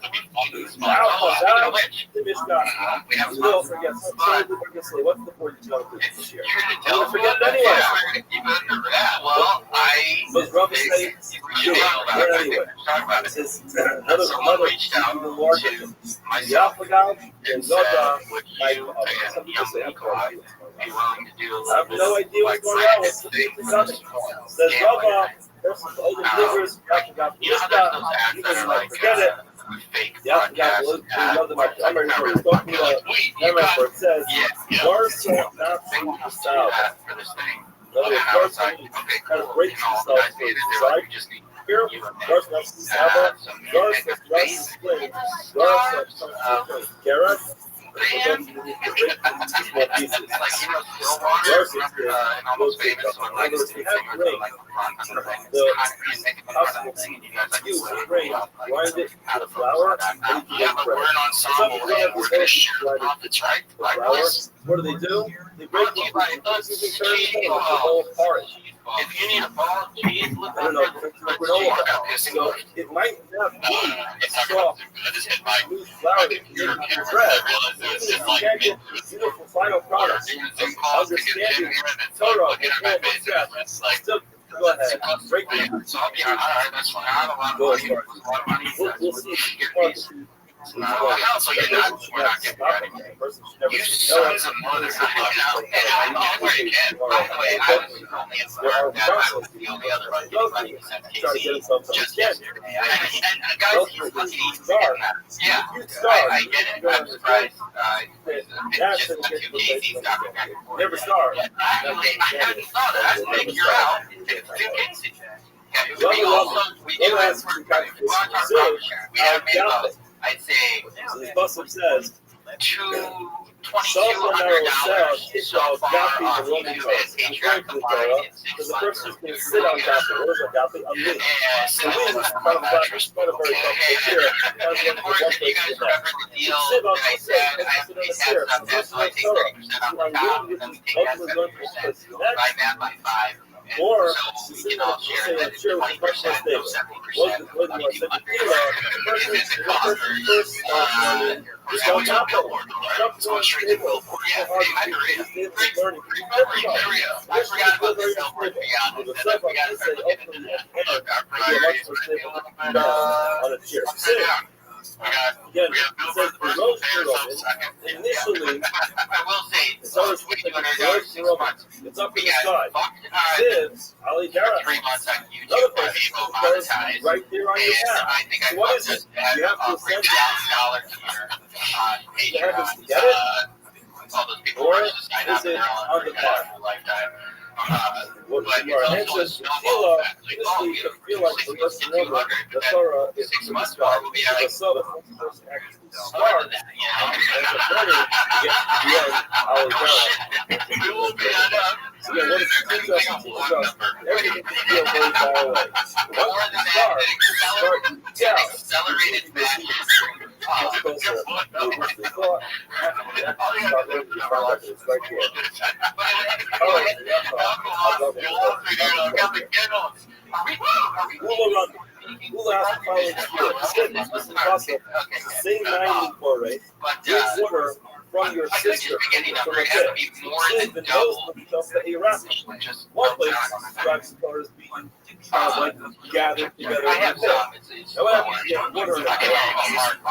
You go and you drink it. Eventually you get used up. Another place describes the Torah as love flowing from a well. A well doesn't get used up. Which one is it? This Torah is something to do.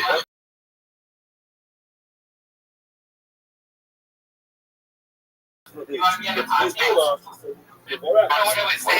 so sign up for the Patreon, make us more money. Oh, I was gonna say, I did another podcast network for 5 years. We didn't start Patreon until 2 years in. We had no YouTube money, and 5 years we had 14 patrons. We were all paying our rent. So stick with it, fellas. Stick with it. Yeah. Holy crap! Right off the voice call afterwards. You tell me when you want me to serve you. It's fine. We're gonna get pizza, so you can't eat that on air. I was gonna move the mic and let you guys go for 95 minutes. Can we do this? Okay. Person who has tone, a lot of wealth. Again, interesting custom. The code is initially, right? The one guy's not even there because he had his real job. Totally Hevel has a lot of nothing. If COVID says, yeah, They're going to be making $2,200 simply spoken, person who grabs a lot at once will have a little bit. Person who grabs a little bit will have a lot.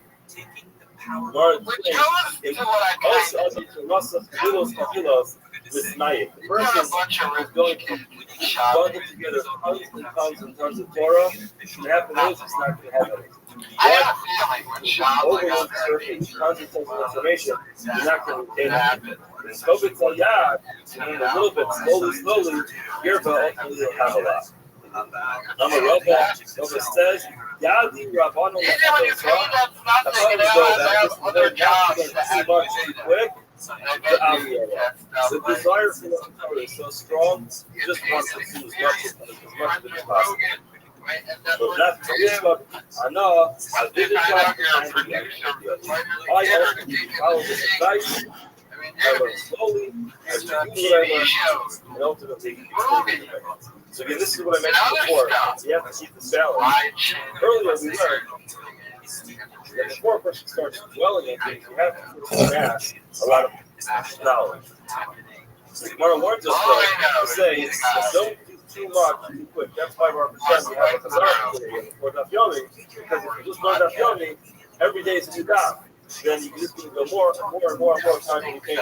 You join the Chazar Kapura, if you learn it one day, expect to go reviewing it, come back the next morning and review it before the year starts, and this is something you're able to maintain and just stay with you. Amar Rav maybe it wasn't decided. I understand what the Pasuk even says. Says that Yaakov literally means to roast or to cook, to burn. The Rabbi is a swindler. He's a swindler because he's trapping animals. He's not going to ultimately roast his prey. Lo yaharet yamet. In other words, when he means to say is the person works too quick, he's not going to be able to gather what he has. There's a pasuk bringing at this point. The Rashi points out that the word lo yachro, it puts together, it's kind of like a compound of the word lo yifya. You see the first word lo yifya is the chest, and the second word lo yaharet, it's yachwe. It's yifya and yaharet together. So lo yachro means ultimately will not be able to roast his prey. What happens when he's just catching too quick? Station said the same thing, just read it differently. He said, Zayit Rama Yaakov. Wait, you read it wrong. It's Zayit Rama is ultimately going to roast. In order to explain, Yosef Kimi, Amar, he will explain what the both units was. Monster of his sons and parents. This is the parable of the person who's trapping him. Is covered in the Solushana. If you catch one, and then you break his wings, you flip his wings, you know what happens to this guy mode. He catches one, flips the wings, now it stays there. He catches another one, flips the wings, and it stays there. However, if he doesn't do that, so when God, he's got to catch one bird, put it on the floor, and guess what happens? As you catch the second one, the first one flies away. So the same thing is true for the first. Right?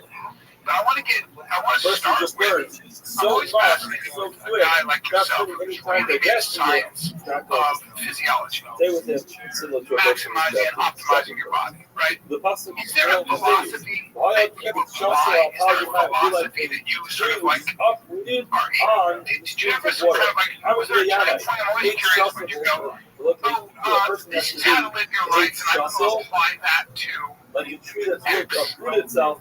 What is it about muscle growth? What is it about this feel that drives you? Which means the moment you're around that much, someone who only has one Rabbi, Eno, Noah, Simon, roughly Noah.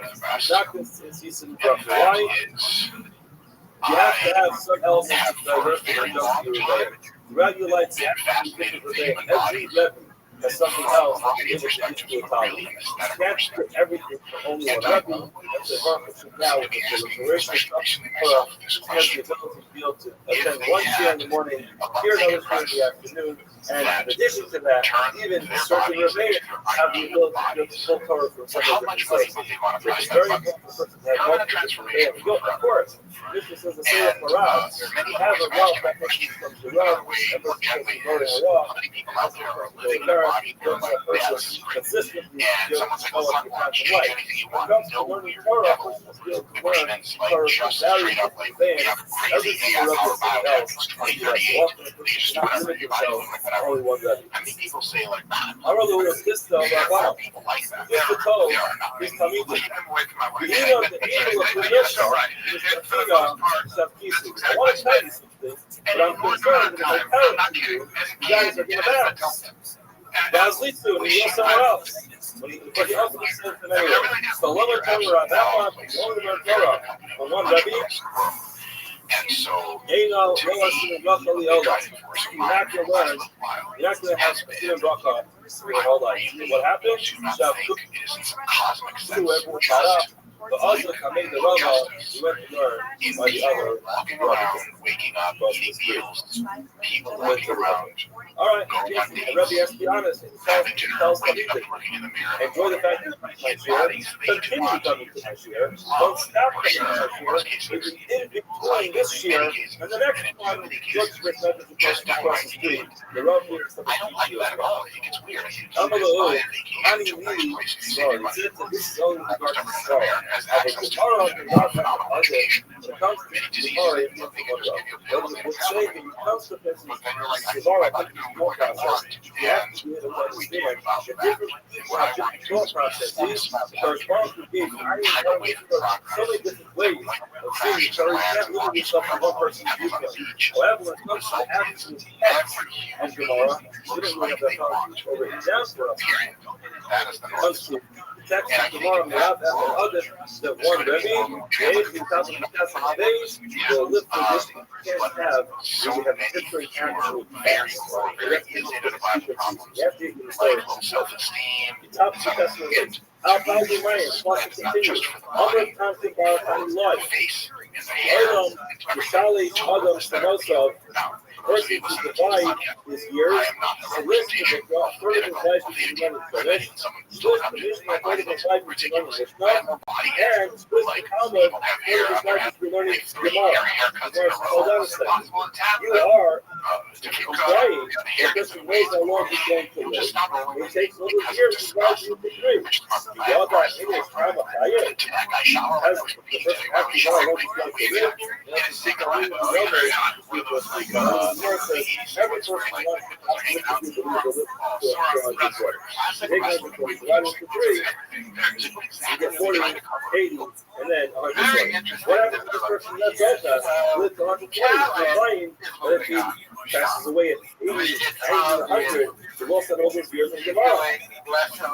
Laura says, no, they need to be young. It's not those who can have you look at Rashi and Yomi, they come in Mikra, so Sunday and Monday you learn 7.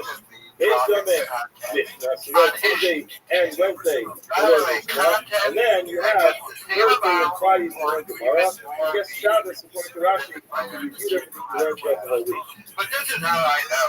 However, Joseph says Now that Bob lost to you look at Joseph, he says, he goes into the Kotel every single day.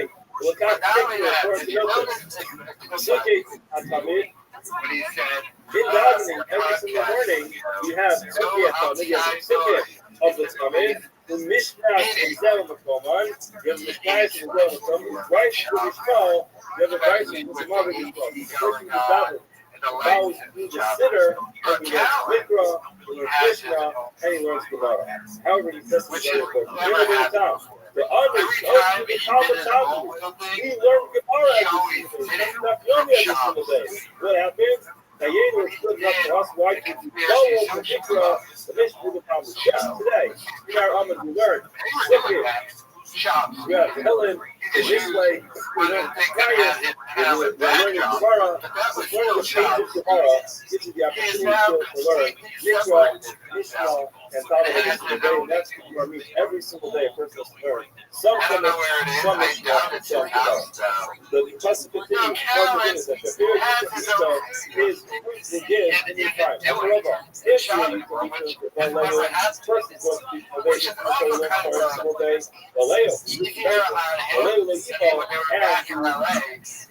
The branches we believe will not persons without learn Torah or find effectiveness the Torah.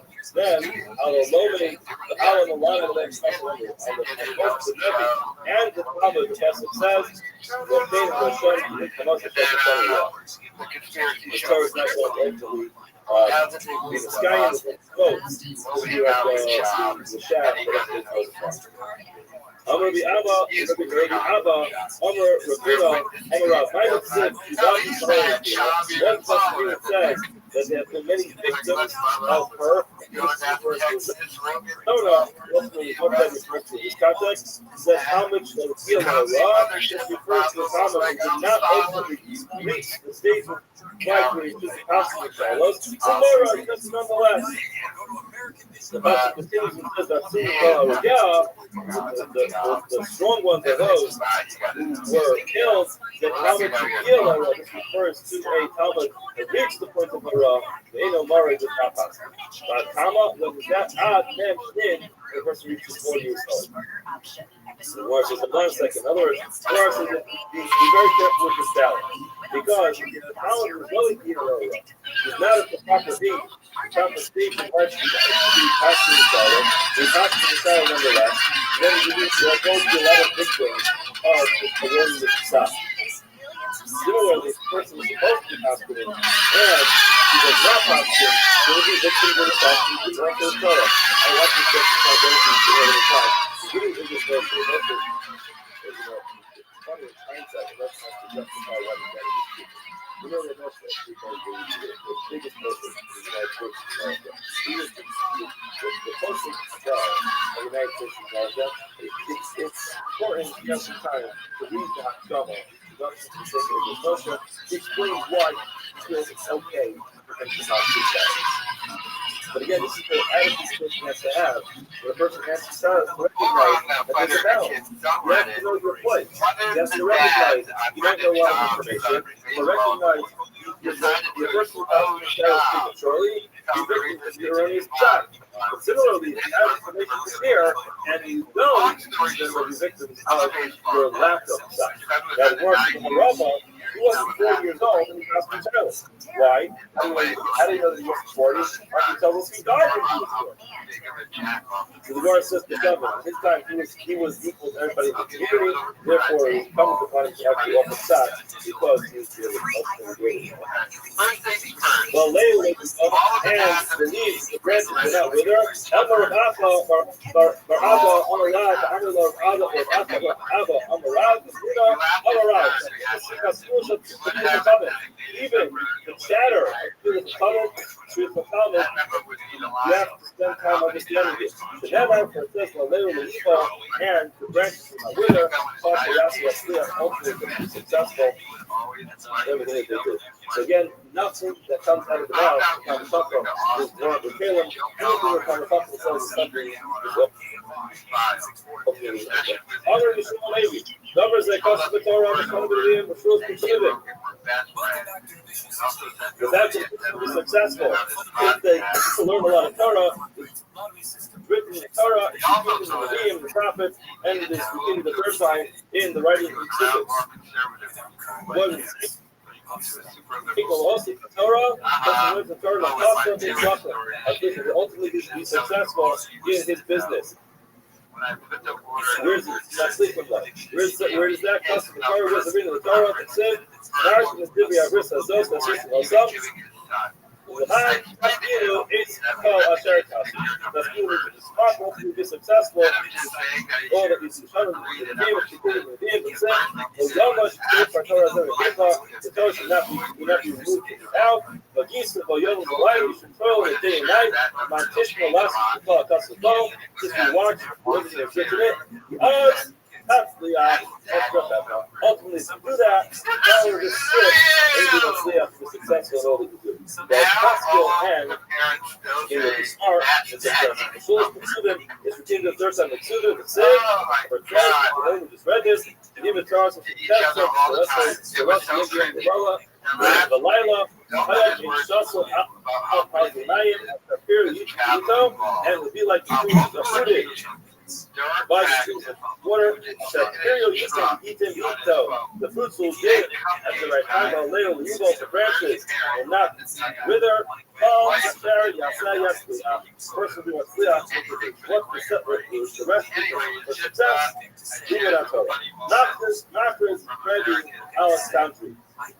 Very famous Gemara. Rabbi Alexander used to make this announcement. Non-boy Chayi, who wants to live? Who wants to be healthy? Everyone would run up to him with Rabbi. He was running up to him and say, yes, I want to live. I'm ready to say, have one time to say to him, give us life on the lead. Say to them, we are here from the time to come to tell us who is the one who loves life. You started from the ground. Person refrain from speaking negatively. Don't speak of the law. You merit. You're like, ViralRabbi said, don't turn away from that if you're good. Shabbat, you'll allow the person might say, I'm sorry, can you turn me around? I cannot speak of the law here. I'll speak up every day. I help myself back. In other words, I'll have one happy life.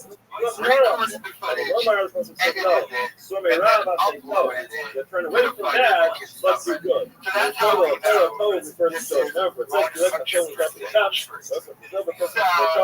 Not good enough, not good enough. We're going to get to this. Keep going. Told us. You go to the base of America. You go to the bathhouse. When you get to the keeper, to the little dome on the top of the Zara, look at speed of the ball.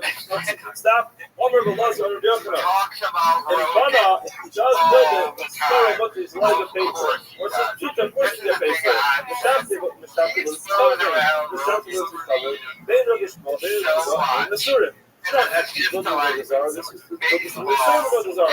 You let it get him up from that. But says, the mother until it's actually served. There's no reason why we get the pay. I'm reviewing the list of elements of the hospital. It's actually building an actual item. Money is probably what the trade off here in the eye. That way we develop the process regulations built. So it's all not to have it until it is served. Shopping still why it's not get paid. That's what it has to be said. Now, the Omar stuff was covered for Sur Miyad. First, what is it us right away? My wife said, the final blow that's necessary to be able to make the Zara. The words of the non-Zara. What turns into a Avodah Zarah? The Malacha. Here's how the Malacha. Here's the Malacha happened. The last blow. After the last there's no fruit up. There's no fruit in that last blow. In other words, all the flows until then. You have to do it. When you Avodah Zarah, the last blow. But every time you get the blow, it goes less than the fruit up. There's the 11 benefits from the Hava Kastavar. We see, yes, that's still the field itself. We see that a person, when he works with somebody else, he gets paid for this individual act. He doesn't get paid for it. And that's when he adds up, getting what he deserves. The final blow is not just the Fruta. That's why he is allowed to get paid. Let's stop here. Have a wonderful rest of your day. I have my fault. Other people have their fault. But have you seen this level of people around somebody have to just come forward and expose them? And a relative nobody, relatively speaking, I mean, there's actual celebrities that you don't see. You don't see, as much bad stuff that's been said about Alex Baldwin. Here's the footage of him looking bad at one of his kids' baseball practices. Because I'm sure that in real life, Alec Baldwin is probably like a nice guy amongst other regular people. You don't see this about even people who we hate in a religion. Like Bert Kreischer. As much of a douche as Bert Kreischer is, I don't see what Kreischer got daughters. I'm hearing that one of his daughter's recitals or something are uploading footage or going on Restream. Really a piece of crap in real life. Well, and there's the Shia on Maine. This will take Daniel and Bachel responsible for this period of the month in preparation of this thing in your son, which his father to the RUV, Philadelphia, which was 7 hours. He was a child survivor and also his descendants. The charge happened in Leah, the Ganede, and the family has continued to all of the Like, I cover people. We're going to pick up on the bottom of the text with the words Amar Goodness son, says, might have said, the added on the side, might have said, what do we mean by what it says? Ashri Ishmael, again, analyzing the very first chapter in Hillel, which is lucky, fortunate the person who does not go with the path of the Shayim, who is that refers to the accomplishment of test and Aleph. Zal Rabbi the first one, Rabbi why should I Halach by Taf Anshe Dara Slaga? He did not follow the path of the ways of the God. Why did he go Slaga? Yeah, there were people who got this massive kick, this tower, which they were going to use the way to go against the Battlefield. Why should I show you how to do people? Never percent Hava lived in one year in the city, and he did not get involved in such a group, and therefore that was the first going to there he did not follow the path of those who commit Averos, those again the first people like Ahmad Amidas Sudan did not live. He did not spend his time with the people of Sudan. Why? Because they were people who lived their lives sin and stayed away from them. Remember, we had notice where it says, the Anshe Sudan, the people of Sudan, Royim, Akatayim, Hashem. They are people, and they constantly sin. Remember, like, 2.5 weeks ago, there was a tarantula hawk that was in my backyard that was like this big. Those things hunt tarantulas. I thought maybe there is no tarantula. I was wrong. That tarantula took my soul. I'm still looking for it in the garage. I've never yelled so loud in my entire life. I almost stepped on it because I was looking at something. And when I went down to pick up Boston's shoes, that thing was like this, the size of my hand, like curled the size of my hand, and I freaked out. I don't know if to burn the house down, move, or just get over it. Still don't know what to do. Later on, and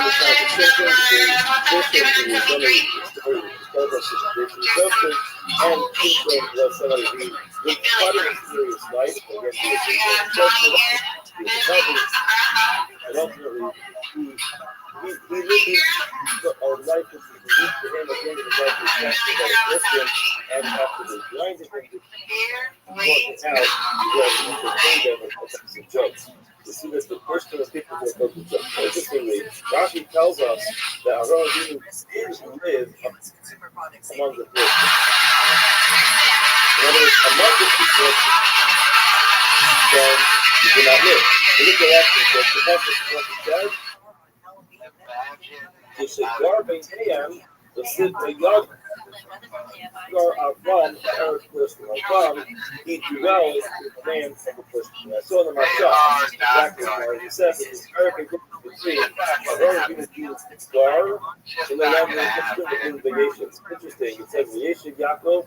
The Arabs will rate of Rishonim point out that there are two different types of life. Rashi himself says that Bikish Yaakov Leishay Pestalva. He wanted to live a life of Leishay. He wanted to be Leishay, wanted to settle. So the term by Yeshev refers to the person who settles down, joins the community, becomes a member of that Megillah. By Yagar, it's nothing like a member of Yagar. The person happens to be there.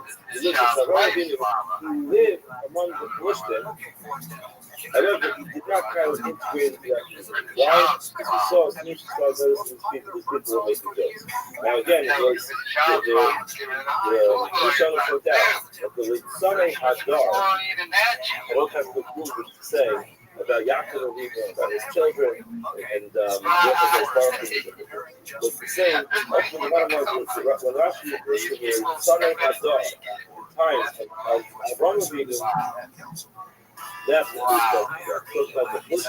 first is where the sun is all the way back to the beginning, and I've always been recognized that sometimes the stay away from the whole city, but yet you stay away from people who are not good. That's what the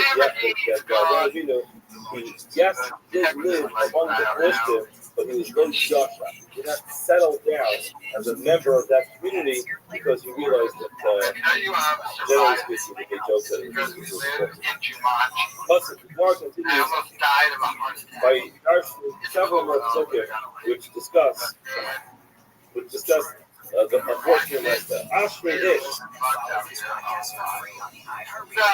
Yirei this is not the very first pasuk in Tehillim. This is also a pasuk in Tehillim, but this is not the Rabbi. This is Ashrei Ish Yirei Hashem Ashrei Ish V'lo Yachid. Why is this specifically relevant to a man? Why does it say Ashrei Ish? Now, why does he ask this earlier? The reason he asked this earlier is because it said Ashrei Ha'Ish. Ashrei Ha'Ish refers to this person as opposed to somebody else. In other words, what this is that there are certain types of people who are fortunate. That's not gender specific. But Ashrei Ish sounds much more gender specific. Therefore, what for asked, why does it say Ashrei Ish? It's a completely different. Rabbi said,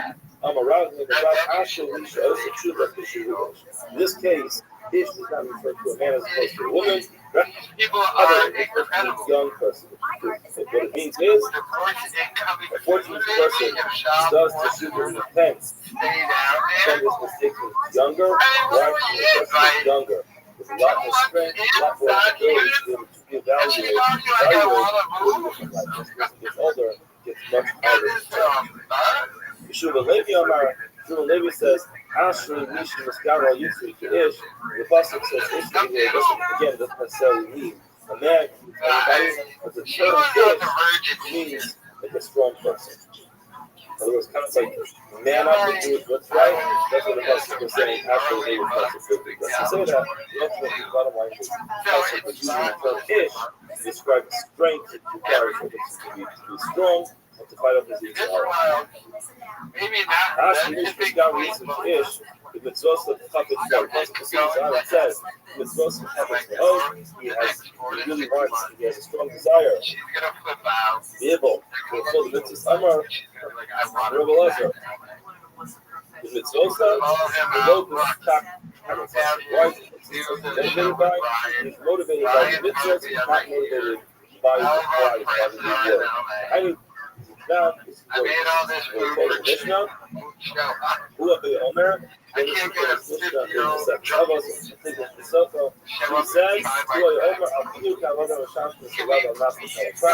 not be like a servant, serves his master because he's expecting the wages. Ella, you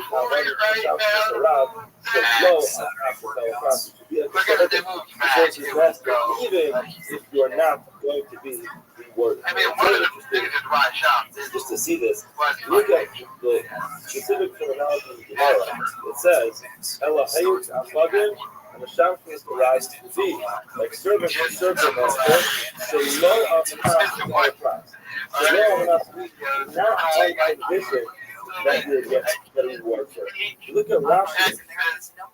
The way that Rashi is, Al Menas to low the top of that. There's a nuance difference between a person who serves their master, Shalo Avanah to tell class, which means even though he's not expecting a reward. The way Rashi's person is, Al Menas, on condition Shalo the top of class, he won't get a reward.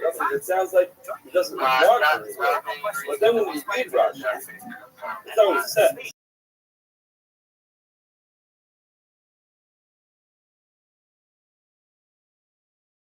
He says, he always needs. So the way he explains it is like the way the words actually read in the Gemara, which is, first it says, something called Baruch, Meaning, that's not what he was. In other words, Pat is better reward, but I'm going to show you how powerful you can look at it. Now, Tosfos actually says something very interesting.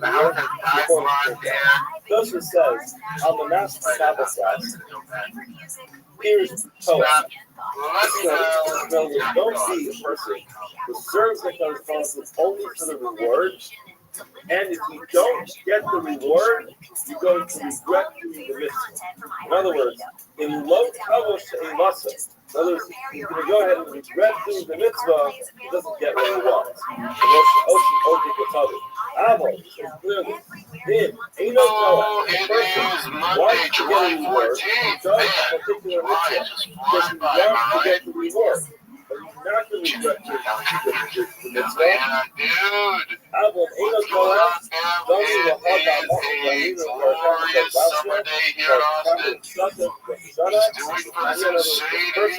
not going to regret it, similar to Italian Salah donated particular amounts of money for stucco on the mount to get the Adonini on condition that the son and Samuel for Salema are raised that it's hot. It's hot. Surely the Gemara says the person gives money to tzedakah, why do you give money to tzedakah?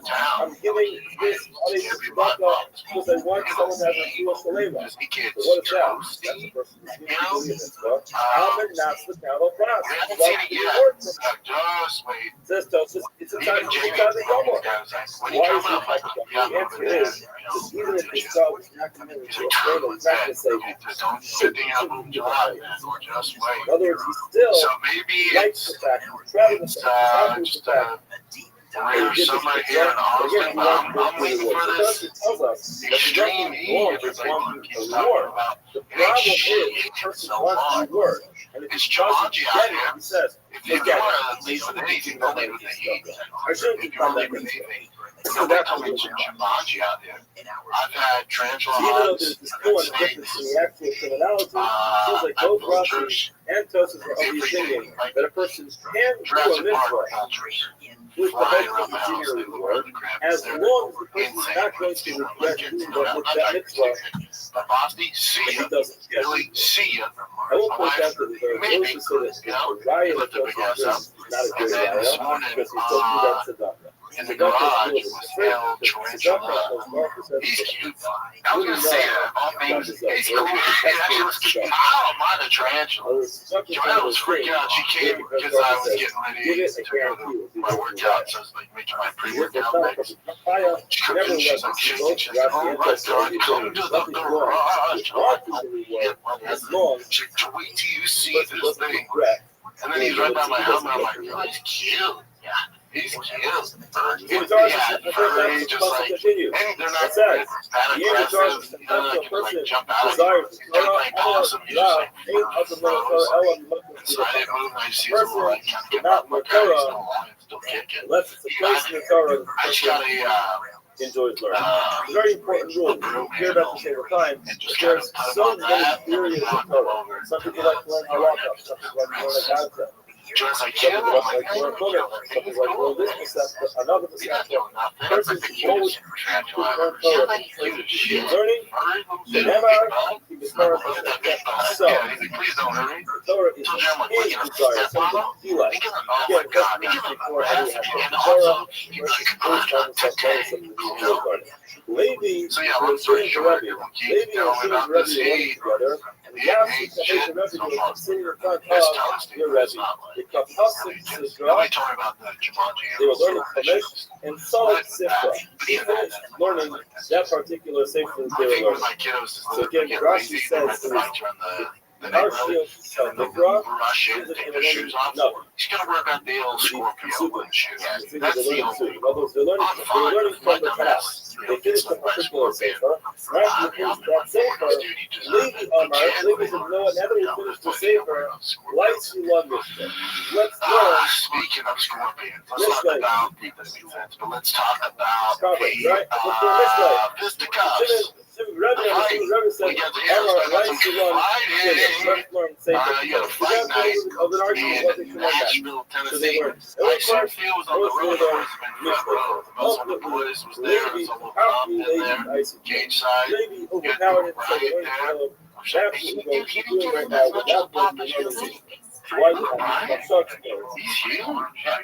I'll tell you what. First, another reason that's the bottom line is a little bit of power and say that we learn to play before we learn to play. Another explanation is not the issue you're also, but there was the also a lot of Europe comes from Tehillim as opposed to Mishlei. Again, Mishlei is a lot of Chachma, but of course you probably Tanakh, of course you should learn it. We thought that Tehillim was first. So he wrote the Tehillim. Now, we sat down in front of the Tehillim, and Kimatu Hafa, he got to this possibility of the second possibility. In other words, he overpowered him, and he asked for Ish for Allah. And then he threw another thing in there, so they have 100% fighting. The whole hella there. Outside Shlomo, there can come the Allah goes to Israel. Yasha, he gave the Torah to Shem Tefso. That's what they got up to. So they learned this out of Gemara. And what happened? Parish Rabbi, Lamar, Ina the Torah, because the person always learn Torah. Some place to take desire. Right then, Amar Levi slammed his hand on the table and said, Rabbi, Asafta Lanu Roshos, Lano, you've given us permission to stand up and walk out of the chair. I do not want to make you this morning. I wanted to the Mishlei. Therefore, I'm going to the next room of the building. I'm going to enjoy the Mishlei here. Have a nice day. Amar Babibi. Rakama, also the Torah, the learned Torah is powerful. Also, what Hashem going to do is desire. Remember, for it says, the Torah is Hashem's Torah, so Hashem will fulfill his desire.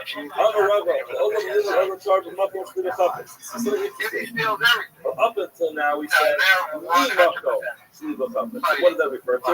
A place in the Torah. Always learn from a place in the Torah that you have a desire for. Here's the Muppets. This says the Marsha means don't be ready for a person who is learning from. A person has to choose a Rebbe to be able to connect to, a Rebbe to be able to learn from, a Rebbe that able to understand. All Rebbeim are great. Not every Rebbe, every Talmud is a good shidduch. Sometimes the person is to find the proper Rebbe to connect to. Therefore, the Olam Yom of Adam, Bimakom, this is really a place. He desires for such a process.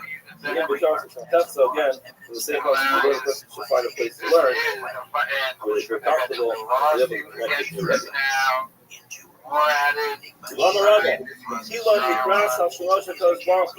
Initially, things the Torah belonged to HaKadosh Baruch Hu, but so Yikras HaShemo, the Torah will be that person's own. Never for it says in the pasuk, the Torah Hashem Tefso. Initially, it's referred to as Torah Hashem. Yachar Kach itself is Torah. So, in his own Torah, Yaga Yom Balayla, he will toil in it day and night. So, switches from being a part of the Torah to being a person's own personal gift. For other Torah, a person should first learn Torah, afterwards he's a toilet. Remember, for a person who comes from the Torah and stem, other will also Yaga. First the Torah and stem, afterwards the Torah and Yaga. You just understand what this means. There are certain people who sit down, they learn one line, they have 1,000 questions, and they want to ask all those questions right away, and then come up with all kinds of answers. The Gemara says that's not the way to learn. The first thing you have to do is you have to learn information. Gather, understand what he's telling you. The Mishnah, understand what he's telling you. Perhaps learn the Gemara. After you learn, go back and ask the questions. Because you know if you ask so many questions so early, you'll find that you're ignoring the fact that the answer might just be in the next line. My father, I remember learning with him as a young kid. He used to always tell me, De grote assortimenten met scherpe prijzen. Geen nu je zoekt dat op Amazon.nl. Start understanding. You have to get a wide view of what's going on. First, learn it. Learn the Mishnah, learn the Gemara, learn the few pages. If you still have questions at that point in time, My stomach race reminded me of you a little bit in his size and his football, a nice guy, and just a nice guy, and just kind of cool. We were talking about the difference between 125 and 135. His size were, like, you have in different considerations. Maybe a knockout from a jab. You see Derek Lewis going through that. It looked like nothing. It looked like you just clipped him, and it's like, oh, 265 pounds. Yeah, you're going to sleep. It's so crazy. Yeah, Derek is, Dominic Gray is awesome. Yeah, he's a good guy. You're more introverted than I am. Yeah, I see what that's what I mean. Yeah, I'm not introverted. The physicality, something about it. I just play football. Yeah, that must be it. Yeah, you see a quarterback who's quarterback, right? Makes sense. Like a big quarterback, big boy. Big boy. Learning football, learning Ian is necessary. You have to do a lot of understand exactly what's going on. But you have to shit right away. Because a lot of times when you write something, I'm stressed about worrying about the athlete. Yes. Yes. They're always worried. Now, what was great was that on the way there in the cab to the set, I found out that Fabrizio passed away. So that's good. And I got, oh, okay, let's get the shoot. Shoot Vegas. Yeah. What does the That's why I went to Vegas. Remember when I came out? What are the words? I remember when I was in ninth grade, the Rabbi used to say, I was 11th grade. First get the what, and then get the why. If you ask the why, there's a company, maybe a company out there, and you can commercials, we specialize in funding somebody else. All of us very good. Another show was Chuck I was there. So Chuck I's on our show on Wednesday. We pre-recorded. I was with Jeff. Shane was there. Jeff was there. Hold on. Shane Gill was cutting edge with it. You got down a little bit. What do you do? I'm going to a wedding in Columbia this weekend. I'm going to forget it anyway. One of my wife's best do it. Learn anyway. This is another even more difficult. Yeah, I forgot. I'll fly. I have no idea what's going on. What's the point of coming? Says Rabbi, versus Ola Libris, Yafagavishka. You might forget it. Yafagav, because of my brothers, I was talking about right now, it says, Guards saw not treat the sound. If you ever want to do like this, like if you want desire, guards not the sound, guards from the guards to play, guards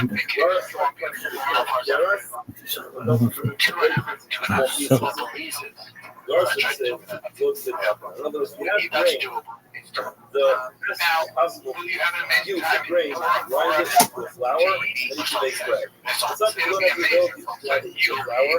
What do? You break it, you turn it into a bowl of porridge. I don't know, granola bar. So it might not be a soft, and make sure that the flour kids, that you make because the into kids bread. love that. That's easy. And the kids don't give a fuck because if you're in Aurora, if you're in San Diego, if you're in fucking Austin, Texas, the kids go, cool. You don't do it for the kids. You think you do it for the kids? They don't give a fuck. We have snacks, hotel room, You know what? maybe in Ukraine, we don't give a fuck. Kids are kids. The parents are like, oh, that was the board. Your kid does not give a fuck. Aurora, the holiday inn of the Start. you do it for Start. your mom. If you don't understand it, that's how you get into place to understand. Never start. Miami's like 2 hours and 50 minutes. That's not bad. Rubber. 2 hours and that's not bad. Let's like that. Yeah, but I'm not even doing that. As Joseph says, Too much today.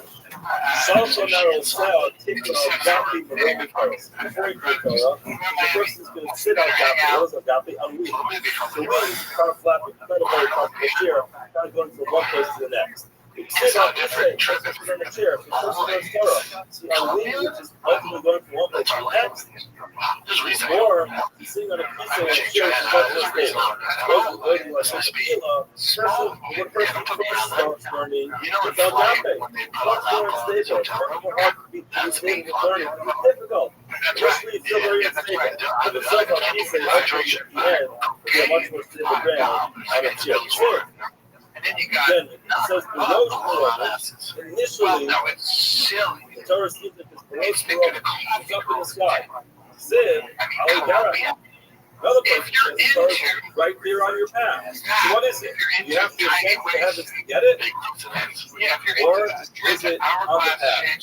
symmetrical faces. When you are answered Tefillah, usually you can feel like the rest of the the Torah is up in the sky. I go there with my wife. Very happy to. I look straight ahead. Gets to You the know, end, as well being an Iran, dude. And my wife is like, how is the cat? This is the capital of the world. We need to go out and solve that. We do. We do. Once you start, you reach out. I got a pack of Closer. or whatever it is. Start learning to find out that it's right here. It'll be fine. Carl I'm Shafa, super our excited. government is right here.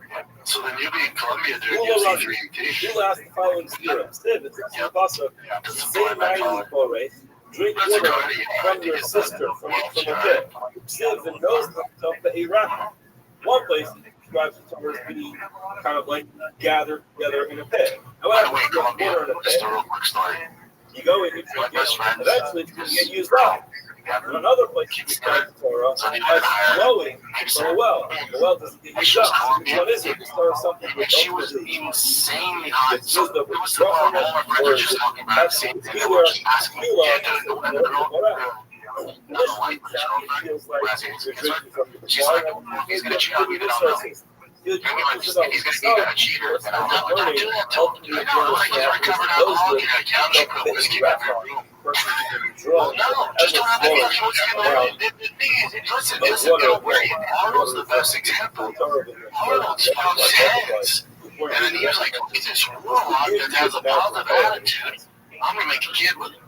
You can only take so much as a man. Well, yeah, I had experience like this. My first wife was very beautiful, of course. She was very confident because she was beautiful. So she brought in this gal of 4 languages and Swedish, Ethiopian, and Angel.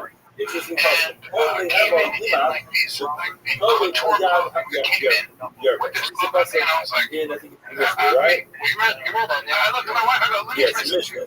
Listen, holy hell, you're not that's right, fucking right. That's right, she was here. That's right, she was an angel, and I took my love away. That's right, everybody, you would have never brought my husband up, so now I'm not yes. Oh my God, that's right. I remember that.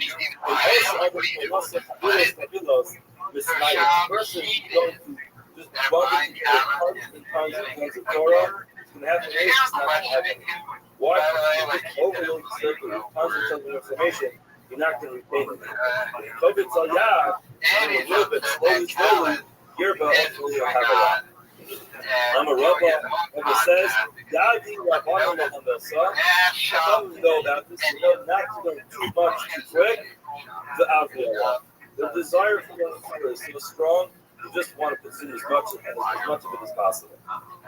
But not for Yitzchak, I know, I visit time, I also follow this advice, I learn slowly, I do what I learn, and ultimately can stay with it. So again, this is what I mentioned before, you have to keep this balance. Earlier we learned that before a person starts dwelling on things, you have to first amass a lot of knowledge. The Gemara warns us, though, to say that don't do too much too quick. That's why Baruch Hashem, we have the Hazara theory, because if you just learn that Yomi, every day is a new daf. Then you can just do more times a day. During the Hazara theory, so you learn it one day, you're doing it, come back to the morning, you do it before the year starts, and this is something that you're able to retain and ends up staying with you. Amar of Shishbi, which made the most desire. Might have said, one possibility it says, Lo Yahweh Liyah, say that Africa really means to roast. It's a cook, it's bird. A Ramiyah is a swindler, again, he's a swindler because he's trapping animals. He's not going to go for the roast prey. Lo Yisya, Lo Yahweh Sayyid Haram. In other words, what he needs to say is if the person works too quick, he's not going to be able to gather what he has. A pasuk reading at this point. The Rashi points out that the word lo yachro, it puts together, it's kind of like a compound of the word lo yichya. The first word lo yichya is the best, and the second word lo yahare with your passion. It's got to With rip. your passion. It's together. So What's up, Mal? Not much, buddy. Let me start with Brian. This is Texas Brian. Brian texted me. He said, "What'd you say, Bruno?" I said, I'm about to buzz your house. Yeah, Dick tries to take a bunch of house. And I was like, oh, well, we're at the backyard swimming. Brian, when he says buzz, don't say buzz. It makes me mad. He can say buzz. He meant he's going to run over his friend Shane in the helicopter. It's chopper. If you I'm in the pool with the whole fam, and then Brian in this giant red helicopter flying around over my house. I kept saying the shit as I go lower. He said, not that neighborhood. I said, you can land right there. However, if he doesn't do that, wow, he's got to catch one bird, put it on the floor, it'd be so cool because he could land right there. And that was what I thought maybe he would. The boys are not having it. I asked him like that. Brian and that guy, my buddy, get you right. So far, so quick. Stop putting any time to destiny. Once they got there, he's just cautious. He's different. He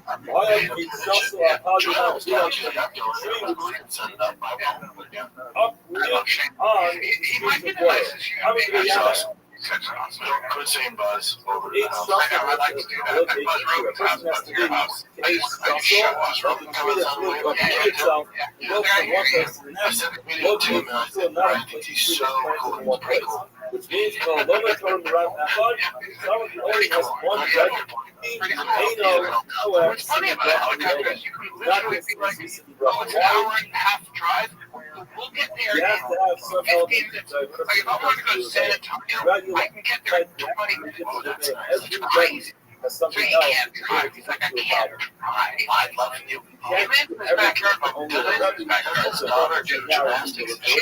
His daughter is took second in the world in cheer. I know they go down to San Antonio. Yes, on the car picking up down. Not love if I can just jump on and then you drive down. I would talk to shit. Yeah. Because, it's very important to ride down like something I come back. Then we have just to jump on the chopper. We have ourselves a cafe. Have a lunch. You guys do that, but I'm just gonna get the fuck out of here. Just drop me off. Think of me as like, right? You drop me off. You guys have yourself a day. No time for no time. You guys get your car, yes. You gotta get in the line. You got, all right. I'm going to be a boss with the land right where the car is. But I'm concerned that because you guys are going to bounce. But at least you'll go somewhere else. But the other distance anyway. So when we're playing around that block, we're going up. And I'm ready. In your neighborhood? Hey, now, roughly over. You have to learn. You have to have the speed rough up your whole life. What happened? That quickly everyone got up. But also, I made the rough up. You went to learn by the other rough across the street. You went to rough. All right, Rabbi, let's be honest. Tell us enjoy the fact that you come to my share. Continue coming to my share. Don't stop coming to my share. But in between this year and the next one, just it's not fucking the dark. You actually can do that. I want to hope a light. I wanted a light, and I was like, no, I'm not going to do that. What you say? It comes to the I'd like to see because I found a trench on my garage where I see a picture. Like this. Because he's a cutie pie, but I'll tell you that. I'll give his less breakfast. Your buckeyes less. Look at how much more. You know, if you can handle them, you fucking lay on top. Those are little forms. Yeah, fucking yeah. Now, it was huge. Jones like killing him. Like, I'm not killing him. Give me the name. Hopefully comes back. That's big. I don't want to find out. I'm going to try and jump in the Hummer. How about your marriage wants to continue? Onward talking about family life. I figured that jumped on your stupid face. That's what Charlie Adam Minosa no, that did not. I'm glad you asked. And somebody asked what happened. I go, I just want to eat. It's impossible to take. And they got to laugh at that. So, Jen, I sent you a video. Why don't you bring up what I did yesterday with my boy here's the Here's the Implying it's cooler that there. person knows how long Is he's there anything been different? it takes over years to try to do the thing. Yoga is kind of high. Has the person actually know how long he's going to live? Every person wants. Everybody wants to just get one. They just want something different. They go attention. You want attention? You get $50. Yeah. And you know what you'll do? Every time you show them tiny, it's a little bit like a dog. Like a dog. You can get a dog. Passes away at And that's why these bitches get so close with the gym. Yeah, by the way, one coyote takes out the house. No, that needs to be yogis. 17 coyotes in Texas. You look around, I see deers with no camera, just on the streets. I don't like it. Yeah, I don't like it. Take a lot of deer. So that's Tuesday and Wednesday. And then you have Thursday and Friday. Come on, Sunset Strip, Brian Rabbi. We're doing acting off again, 9 o'clock here. We'll get you. He says the time, you only the photo every single day. That's up in the air right now, but we've got 5 right now. In davening, every single morning, we have Sukkot of the Talmud, in Mishnahs and Zohar going on. You have Mishnahs and Zohar going on. With rice to be small, you have the rices with the morning as well. The person who's davening follows through the sitter, and he learns Mikra, he learns Mishnah, and he learns Kabbalah. However, he says something very important. A little bit of down. The Anu, so speak the Talmud Talmud. We learn Gemara every single day. Daf Yomi every single day. What happens? Hayenu is good enough for us. Why? Because we follow the Mikra, the Mishnah. Just today, in our Amud, we learned Sukkot. We have Helen, in Mishlei, we learn Kishayim. We're learning Gemara. We're learning a page of Gemara. This is the opportunity to learn Mikra, Mishnah, and Talmud every single day. And that's every single day. Some Mishnah, some Gemara. The person continues, our continues that Shapiro Ito is will give every time. I'm the Rabbi. If here you can be the first is going to be Kovehi, so we learn every single day. The layer produces benefit. The layer is called the branches of the leaves. We're not really allowed. The person is not going to Torah all the time. Much of it, eat the Torah. Then I will obey the Alam and Lama and on both the message and the Talmud. The Pasuk says, "You'll gain for a son the must have the Torah." This Torah is not going to ultimately be the sky and the blue. The shaft. Let's be Rabbi Abba, Amar Rakuna, Amar Rav. That's what means says that there have been many victims of her.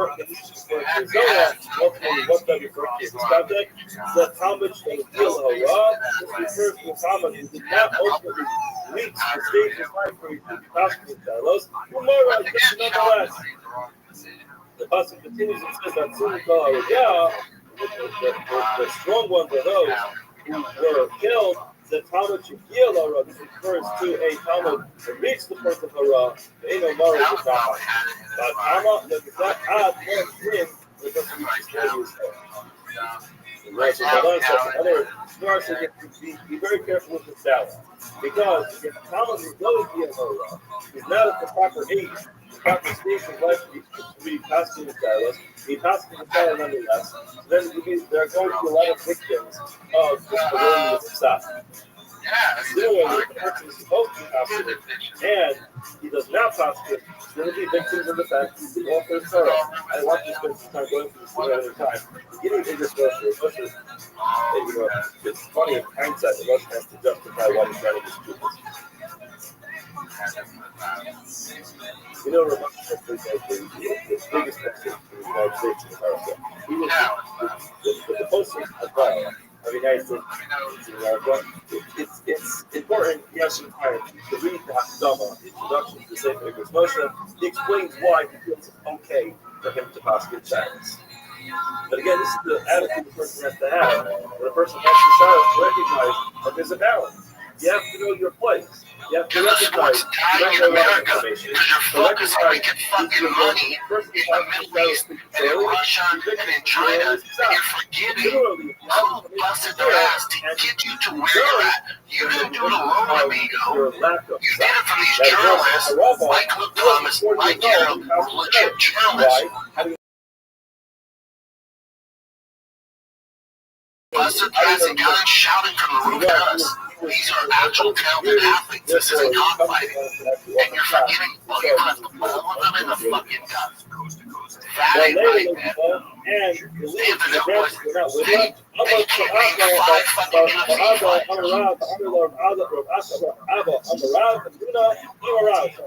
And we get this. And this is where they're breaking news and breaking down fights. This would be like the fucking MLB announcing the draft on Nickelodeon. There's no difference. That's the biggest one. I guess we like it. If the dictator's cool, it has to be cool. It's so short-sighted, it's fucking over the sport. And I'm here for it. But you can do both.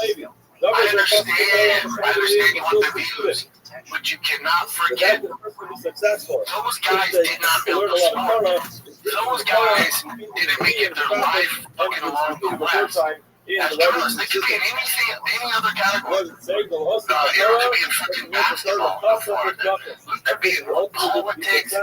Just shit. You're looking at the legit journalists. They could be in boxing. They could do all these other sports. They chose UFC, and you're completely forgetting about it. Because why? They might ask you a question you don't like, so you ban them from the fucking press conferences? Are you out of your goddamn mind? Are you fucking Putin? Let me get this straight. The smartest minds in the sport can't go to the fucking events. What the fuck are we doing?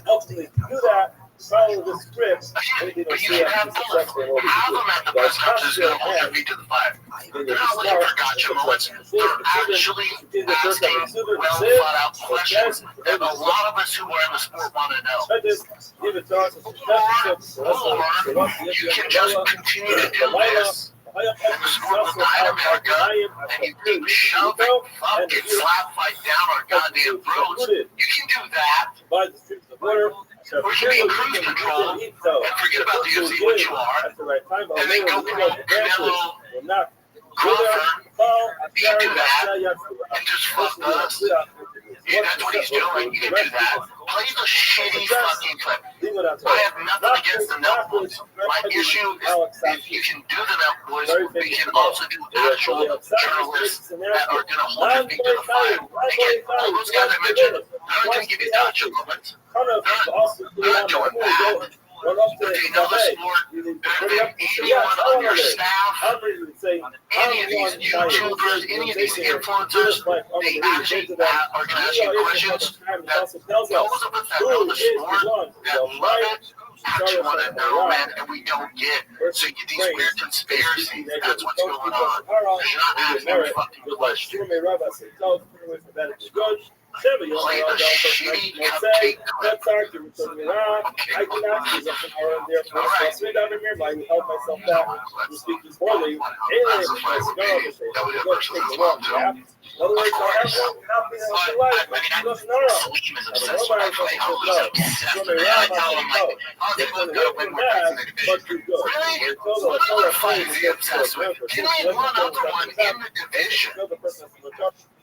Not good enough to give me one other one. The person has to actually learn so as well. Go ahead. You get to I dare you. Yeah, the keep up.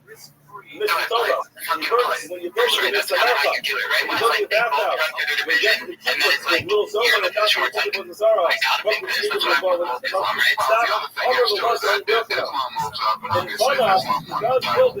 You know, you immediately have a super fight with another, and then he's on his Monday days, and then there's how you have to see. And it's one thing to sit around, that's what the media always tries to do, sit around talking about these fights before they happen, or, hypothetically speaking, these are the fighters that we have. things play out that way, but you never know what's going to happen. We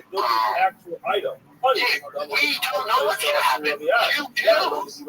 So policy, we have to create content. We have to come up with conspiracies and what we think is going to happen. Because nobody's answering. What the fuck else are we going to do? It's not like the NFL NBA, where it's pretty cut and dry and legit journalists. We have no fucking clue. And then heaven forbid a fighter tells a journalist who's next before they announce it, then they're fucked. That's the world we live in.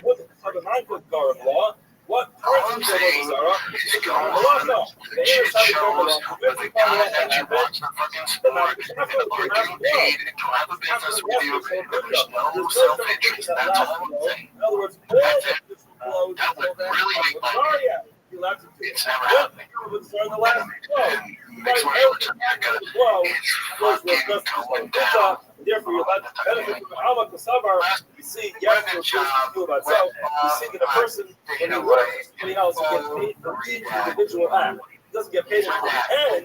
Ultimately, each act adds up, getting what he deserves. Final blow was first reference from Fruta. That's why he is allowed to get paid. We'll stop here. Have a wonderful rest of the day. We got this idiot going on Dana White, and he's so stupid he can't even pronounce words. What a dummy.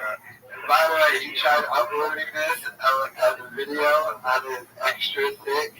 He clipped it, and nobody watched it.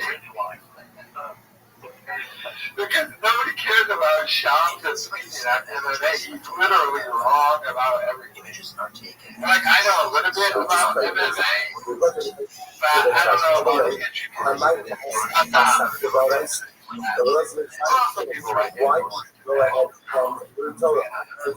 whenever Brendan Schaub is saying about it, how Dana White is wrong, I'm going to go with the complete opposite. Right? Like I'm Costanza when it comes to Schaub.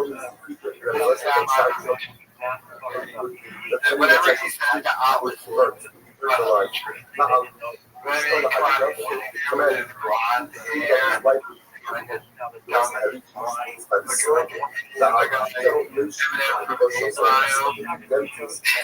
And he's got the producer that looks like Cheddar Bob, so it all kind of works together. But Schaub's still just searching for that viral moment.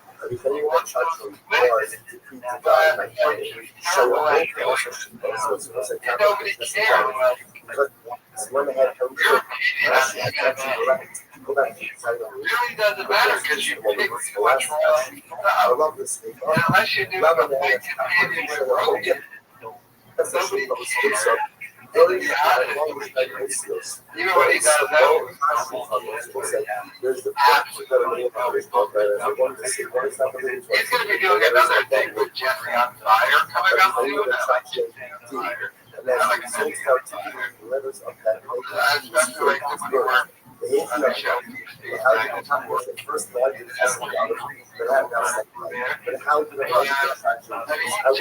Fire is doing Schaub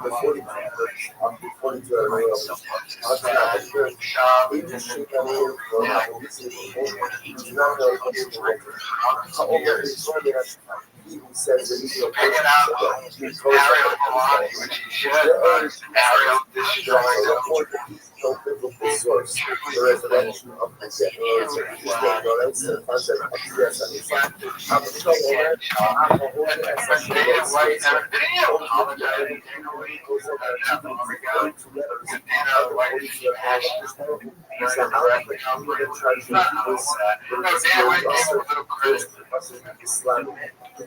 don't know, let me know your thoughts. The purpose of teaching others allow you to really get deep down and you do this ultimate again, just simply articulate or not speak the will. We try to do this to teach the secret of the will to others. You're actually out. Is it a baseballism? What is? Oh, yeah, baseballism. I'm saying it's also. Right, yeah, they have weekends and stuff. You know, because usually when your place was like promotional shit, like, no, I didn't get paid for that. Yes, like, I wear their stuff every once and again just because they've got like, what they do is, you know, baseball's pretty strict about their rights. You know, they like express written consent in Major League Baseball. You've heard that your whole life. So they're like real sticklers about suing you when they use anything. That's why I'm surprised John Boy and these companies get away with all that stuff. But anyways, so they'll find anything that's baseball adjacent that isn't like Major League Baseball. So like the movie Major League or Sandlot or Shane Griffin has a couple of players and stuff like that. So yeah, they just sent me a bunch of stuff because I always wear their crap. Field of Dreams, they have a lot of Field of Dreams stuff. Yeah, it's really cool. They sent me all the stuff here from like your boys. I love it. Love it. Yeah. Dude, baseball in Texas is so serious. Is it? It's serious. Is it more fun or I'm not, you know, SoCal baseball, they have the most MLB players out of any other state in the country. So I'm not, the programs out there are great. The program we were in was, you know, was a good starter program and they had some really good players. But where we moved to, it just so happened 8 minutes across the street is the number 2 team in the nation. Yeah, and we get there, I was like, what the fuck is this? And then, you know, they tell right away about their level. Oh man, I was like, holy, you got tossed from a game. It was on the internet. But the game was over. I want to get some details on this because I defended you in the comments. Did you say that? No, you didn't say it. I did find it. I went to war with you. Who's commenting on this stuff? Oh, Jeff Dunn, I got time, baby. I'll argue with bots, bro. I don't give a shit. You know, it'll try it on. Yeah. So what happened was you get tossed. Now, I wanted to defend you from a friend position. You're my boy. But secondly, from just a baseball position. It was a manager or a coach in Major League Baseball, college baseball. I would say any level of baseball. Some would argue there's different rules for Little League. But like if your player gets done wrong by the umpire, whether it's a ball, because that's all baseball is. Fair, foul, strike, ball, out, safe. That's all it is.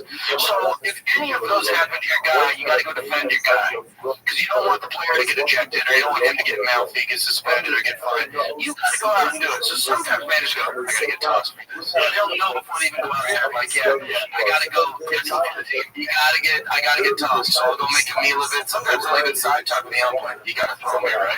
Like they'll know. Right, yeah, there's always the right rules. So anyways, you came out, you didn't even do anything that egregious. I'm like, what? Come on, you know, yeah, and he's like, you actually even walked, like, you were like 10 feet from it. Yeah. He was a smaller guy, and apparently that's his thing. Like, even though the others have him, like, we're so sorry. Yeah, the guy had some issue with everybody. Like, I was like, the distance. Also, when he tossed you, you were respectful and left. I was like, you didn't make it. I was just go out there and start chirping it. I was so embarrassed. I was so embarrassed because I was like, oh my God. It was very strange. I was embarrassed. I was like, I don't want this to be about me getting tossed. Like, yeah, I really need this man. They're winning, but still. You know, it's like, I don't know if you grew up in baseball programs, but like, the dads were insane. We had one guy named Luke Henry. Shout out to him. He could have been the greatest fucking baseball player that's ever lived. He could have like walked on at like high school age for the Mariners. And the reason it didn't work is because Luke lived like a rock star too soon. Yeah. You know, like he had like a photo album of all the girls' tits, like like developed. Yeah, I mean, like literally like in high school. And he was just this legend of a guy. He literally, that's him, Luke Hetherington. He was so stinking good.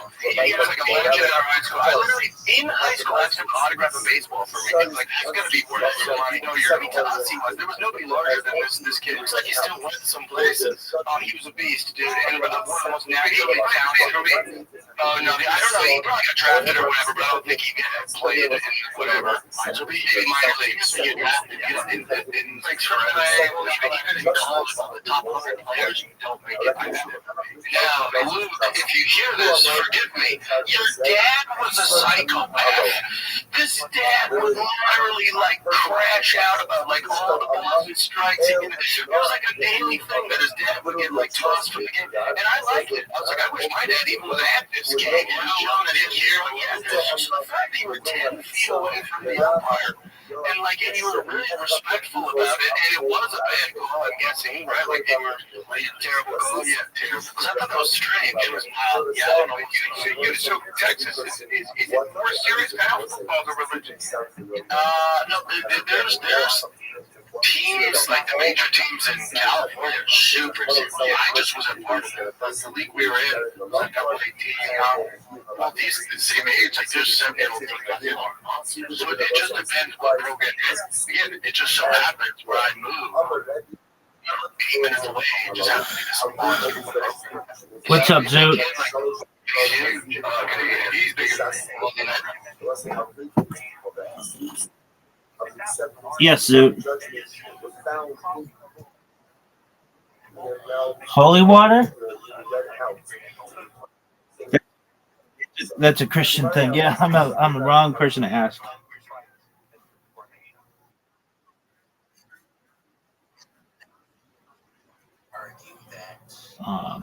I mean, again, that's a Christian thing, and I think probably most Christians would consider that to be rude. I think most Christian people would probably consider it that, or offensive.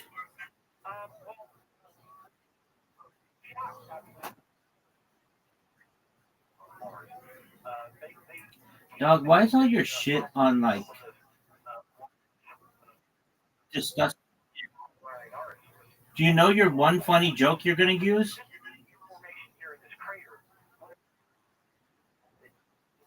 What is it?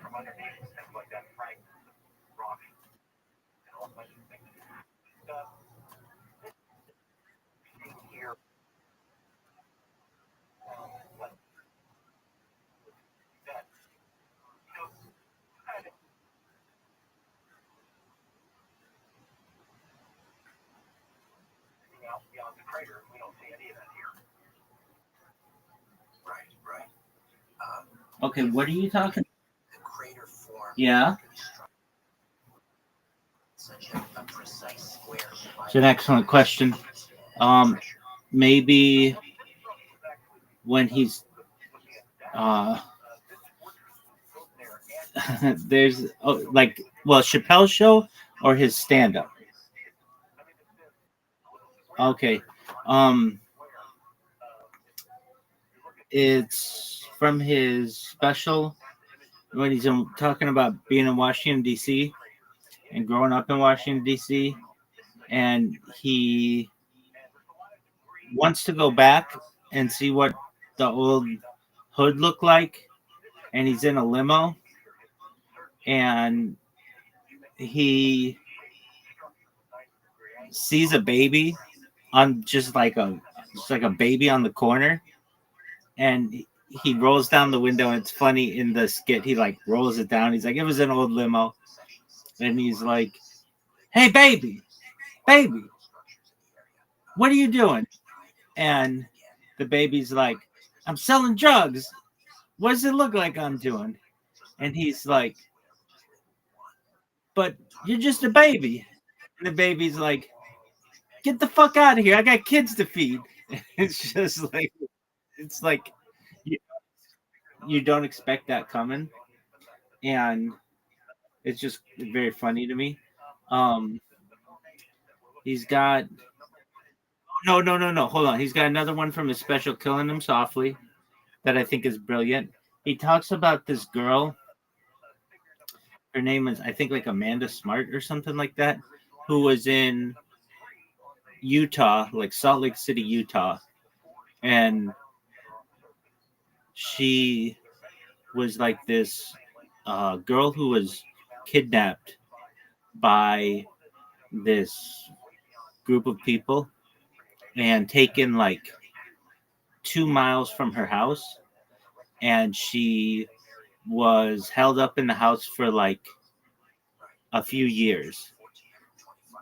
But they didn't lock her up. They just basically said, don't leave. And she listened to them until one day she realized that the door wasn't locked and she could just walk away. And Dave Chappelle's like, now, I don't know about you, But if you kidnap me when I am a child, you're going to have to take me further than 2 miles from my house.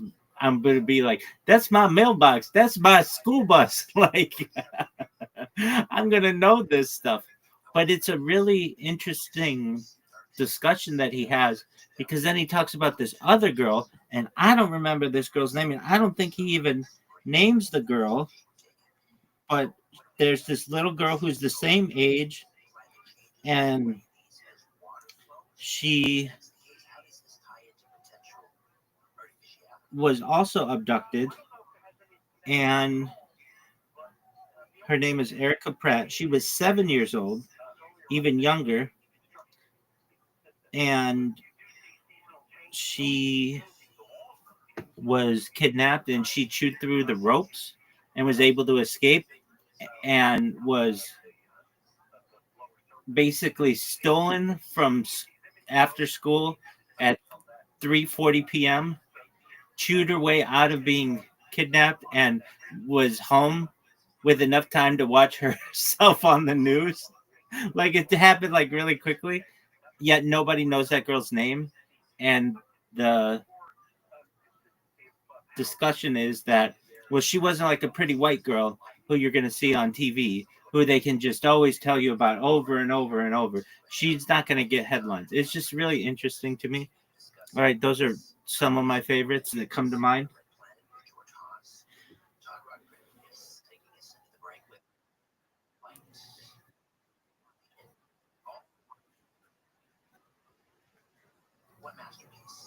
Yeah, of course it would be Zoot. Zoot, you're obsessed with this. Yeah, where he's like holding people hostage.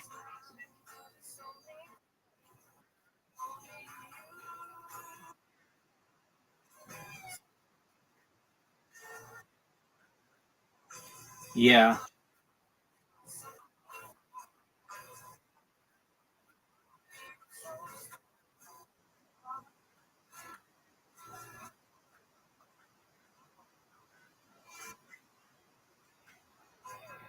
right,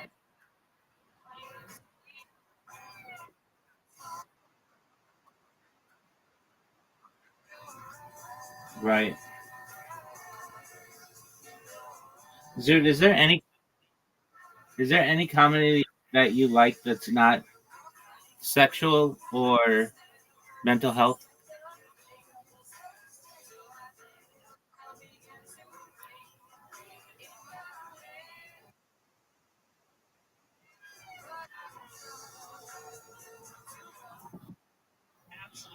Shrek, like the children's movie?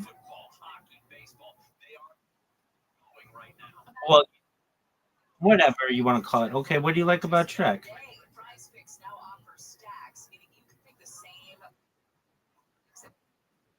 Okay, that's all true.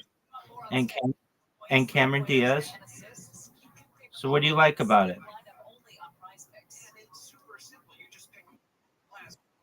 Okay, excellent. Zoot, how long on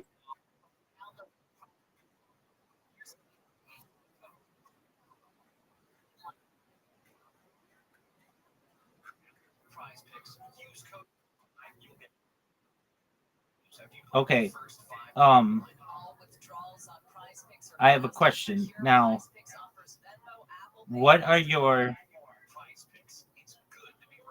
how long until you have to do your stand-up bit?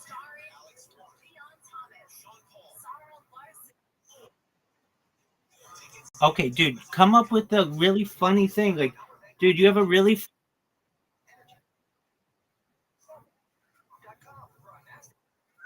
what's that?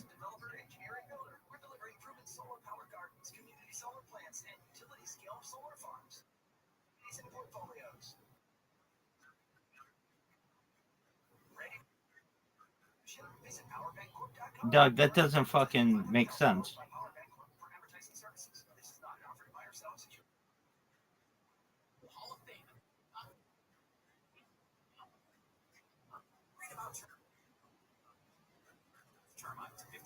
Okay, but I mean, people don't fucking remember when Shrek 2 came out. Okay, nobody remembers that though. If you say Shrek 1, Maybe some people will get that. When did Shrek 1 come out? Okay, so that's like a better thing to say. Um, all right. So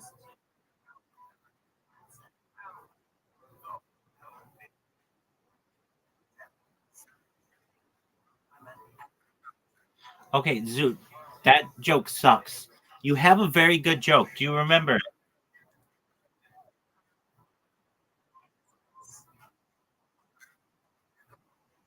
Okay, that's fine. For like the 12th time, do you remember your funny joke?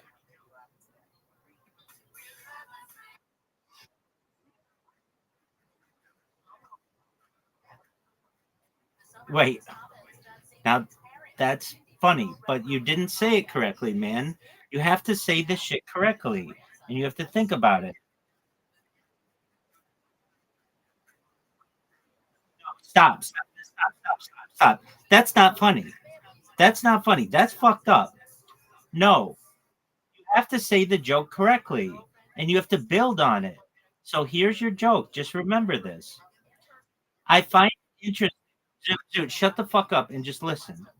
I find it interesting that there is a gambling hotline and there's a suicide hotline, but there isn't a homicide hotline.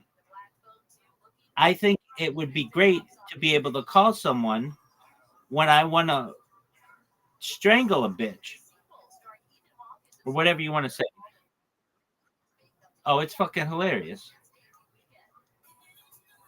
So let's work on it. Okay, it's not, yeah, but bitch can be a dude. Okay, so that's the phrase we have to work on. So there's a gambling hotline. I find it interesting that there's a gambling hotline, a suicide hotline, but there isn't a homicide hotline. I really would find it helpful to be able to call someone when I feel like killing somebody. But that's like kind of a really mean thing to say. So maybe you don't say that, but maybe you start with, have you ever felt like, you know, maybe just something like, um, have you ever felt like you've been so frustrated with someone that you just want to kill them? Not really, but you know what I mean. I know there's a gambling hotline and a suicide hotline, but why isn't there a homicide hotline? I mean, don't you want to have the ability to speak with someone when you just feel like killing?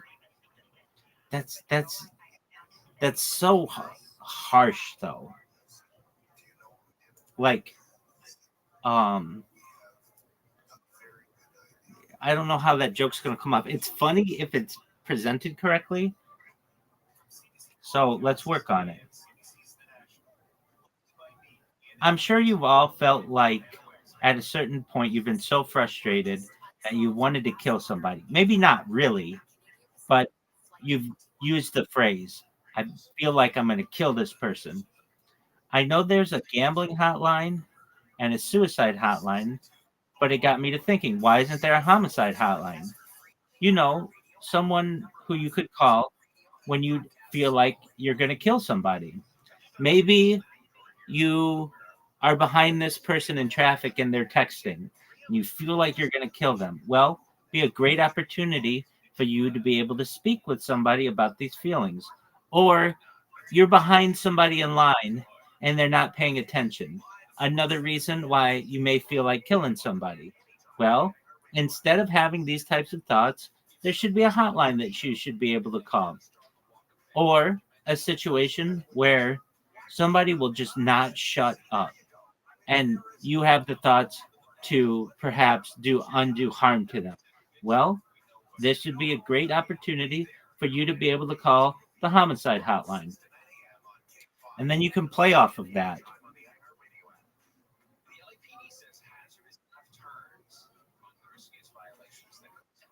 So you could almost do this like this. It like um So how about this, Sue?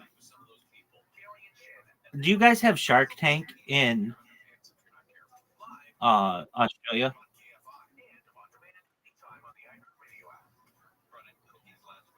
Zoot, do you have Shark?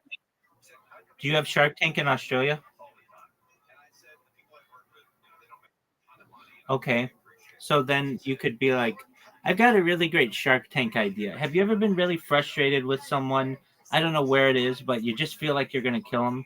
Well, there's a gambling hotline and a suicide hotline, which got me to think, why don't I start the homicide hotline? This would be a place that you could call when someone's in front of you texting while driving and you just feel like you're going to strangle them if they don't go through the green light on time. Perfect time to call the homicide hotline. Or a situation where you're waiting in line and somebody's not paying attention. Perfect time to call the homicide hotline. Or when you just can't listen to the speaker any longer and you feel like killing them, it's a perfect time to call the homicide hotline. Save up to $2,000 in October with American Vision Windows Safe and Sound Package. AmericanVisionWindows.com. KFI AM 640.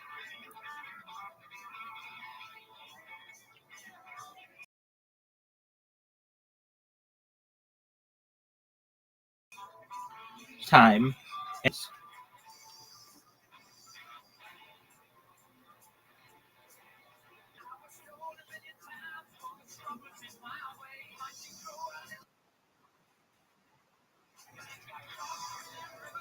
Okay, and then you said that you had an appointment Tuesday or Wednesday. They had to call you back, and you just lied about all that.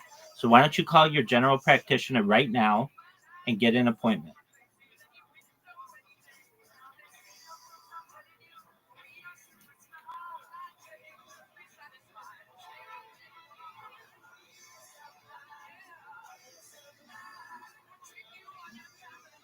Why don't you do that, Zoot?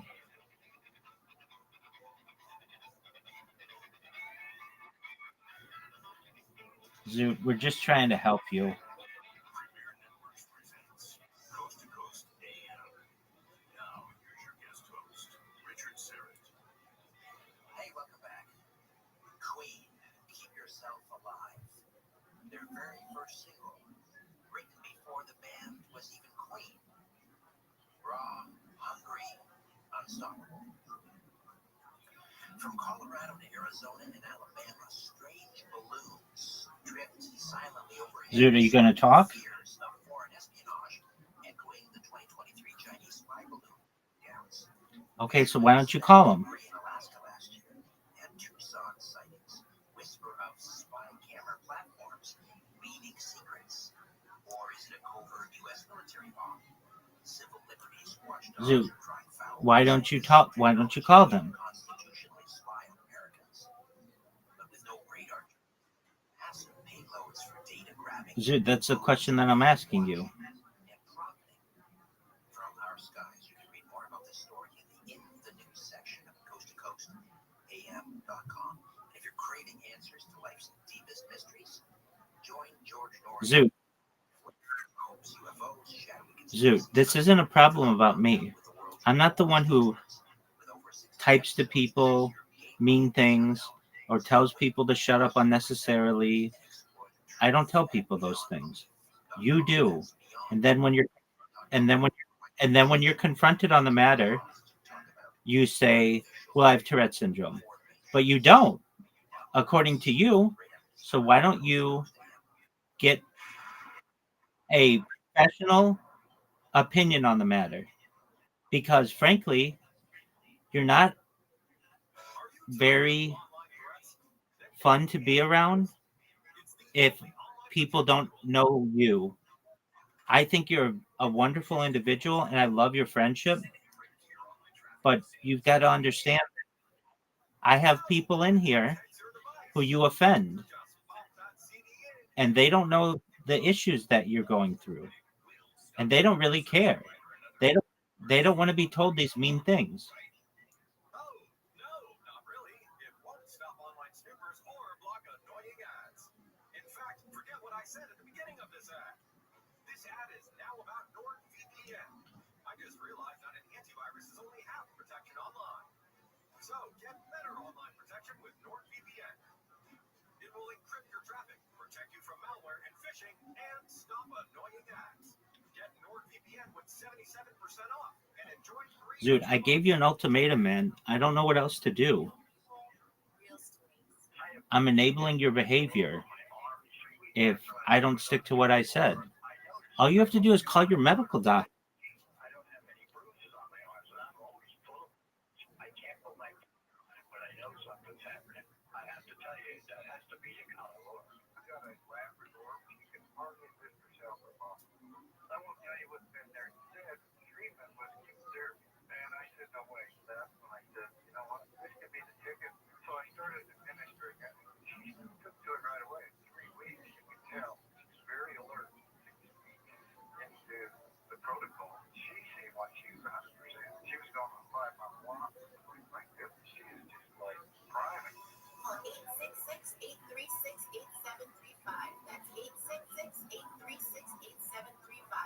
Or visit carnivore.com.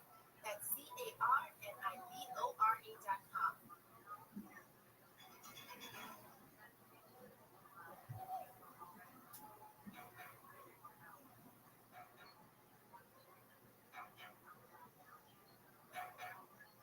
George Hawes stays with us, founder, lead investigator of the Sidonian Institute. His latest work, The Great Architects of Mars, Evidence for the Lost Civilizations on the Red Planet.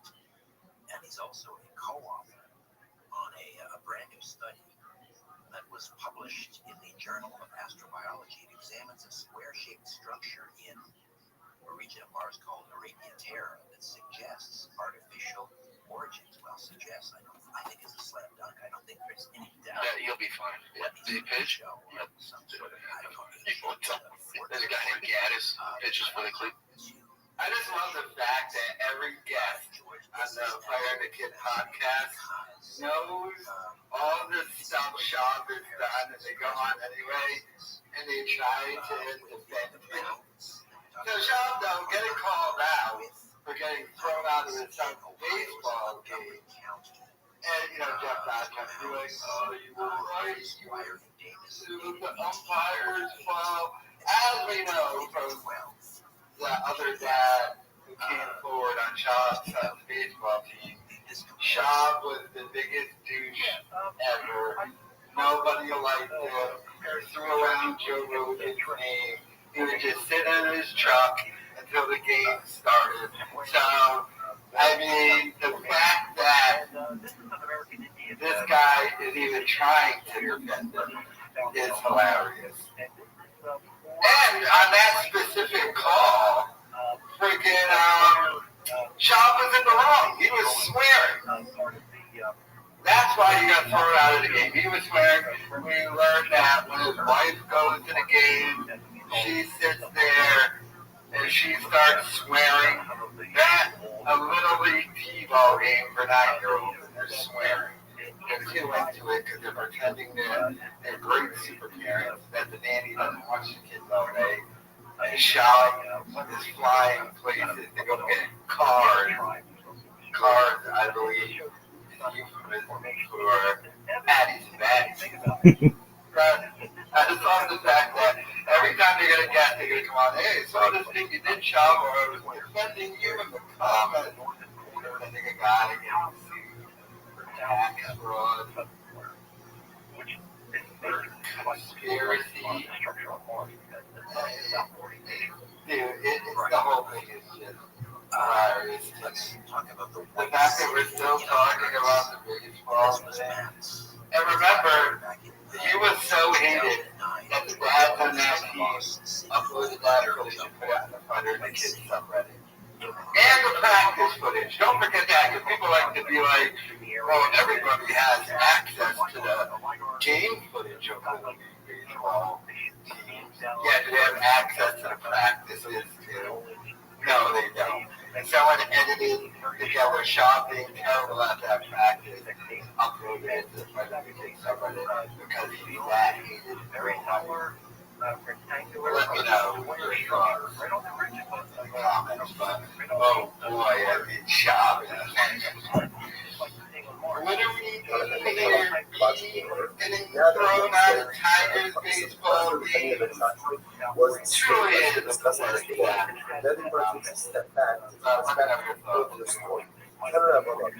شغال بالنسبة للجسم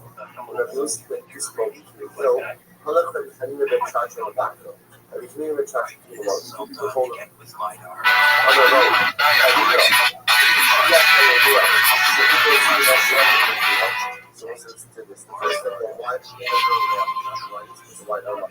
So have you listened to His comedy is alive and well. Yes, how's Austin been, boys? Great. That's a great. Took a little bit, you know. Took a little bit. I mean, 2 weeks. Yeah, 2 weeks. How much? But that was 2 weeks.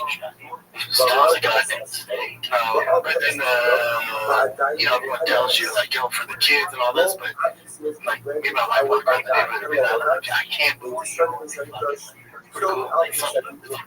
people get addicted to that feeling. Some people will literally move every few weeks. Like you see these girls who don't have like any person in their life, so they just like travel the world. Yeah, eat for that bullshit. Because you can reinvent yourself. It is a fresh start. You make new routines, which is exciting. You know, say try to take the road less traveled, or take a different route to work, because that is like this. What makes life very exciting. So like be doing it. It's a great idea for your family. Great idea for you. It was great. And also, there's thinking like, you guys aren't poor. So if it sucks, you can leave. You'll find a new place. Yeah, definitely does it. And worst case scenario, you go, we move back, or we go to somewhere else. I think the misconception is like, oh, we moved here. I moved here because of the mothership or road or something like that. I'm not really in that scene anymore. I moved for the safety, and the tech alerts, and the sport, all that. Yeah, like I'm not in that world anymore. Yeah. If you came back, that's the question. I can't see myself to never. No, I can't. Really? That's how I didn't always come back. I didn't always come back to comedy. Rather me neither. Maybe that's it. Wait, hold on. I quit today. And then he said he quit comedy. He went viral. He was like on all the like tabloids. That's not real. He's fucking around. That's a bit. How's he doing? He's good. He looks great. He's lost weight. He's on jack. Big guy. Yeah, but he looks fantastic. In fact, so much that I think Craig Robinson probably thinks I'm gay or something. Because the last 10 times I've seen him, like, he looked great. He's a cool man. Thank you. He's wearing a cowboy hat around, and I'm like, hey, I gotta shake one of my favorites. He is a big man. He looks so busy, really, man. He looks trim as hell. He's awesome. But he said he quit comedy. It's not real. I don't believe it. And if I'm wrong, I'll admit I'm wrong. But like, I was under the impression it's a total bit. And nobody Enrique, if I'm wrong, it's Enrique's fault. Didn't I thought Matt stopped his podcast. Yeah, really, he's been podcasting one of the OGs. And eventually he's like, I'm just kind of over it. But then on my fucking Apple, like, new episodes are popping up. How can you be over it about talking to your buddies for a bunch of money? Yeah. Like, I mean, like, not everybody can say this. Well, good things come to the end. This is the death true engines. Like, it's not. Who is this man, or is this a band? That is a night for most, generally speaking, but most really the end of. Wow. The podcast is coming to the end of the month.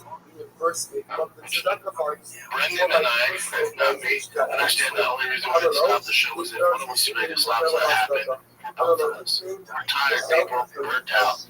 He's been doing it for fucking out. And he's been acting, he's doing lots of stuff, standing, make movies. He's a good actor, gotta give the devil his due. Yeah, that's great. I got a great Mark Barrett anecdote, like a thing I think he would like to hear. So occasionally, a person in the audience will say something that like is a perfect moment. So Mark Barrett's up there. This is in 2008. He's on stage at Giggles Comedy Club, and he's doing his bit. He had this bit at the time where he was like, I yelled at my girlfriend, but I just yell at her, And my neighbors, they can hear us yelling. So whenever I go to the mailbox or I go to the trash can, I can sense that my neighbors are looking at me like, oh, that piece of shit.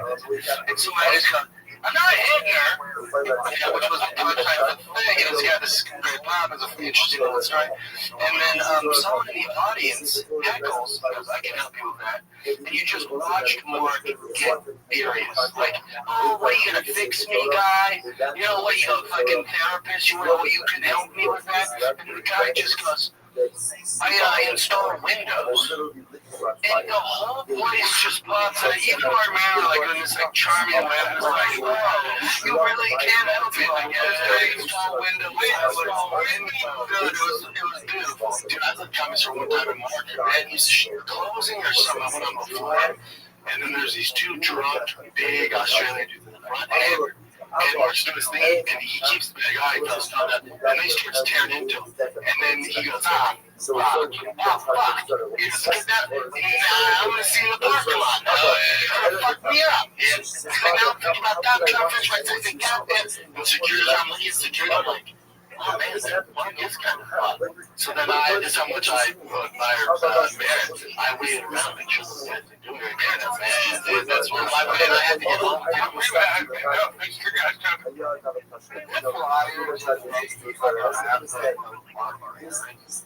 What a lot, first of all, Mark Barrett. Mark Barrett is Joe Rogan. So she says, I'm already started by myself. So I was concerned by myself. Moving to Texas was a mistake. According to him, the first 2 weeks. But he loves it now. Although, him and his wife are currently fighting now. Because she's about to Texas. Because of and she's complaining about the weather, complaining about the trash on the shower, saying she can get off her big ass because of how the tree. I didn't come to Texas. Nobody will hang out with him. Nobody hang out with him. Nobody wants to hang out with Shab. That's what I'm there. His brother didn't even slow him down. You know, it's driving around with a Lamborghini.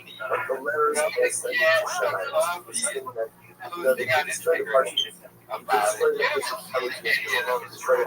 it.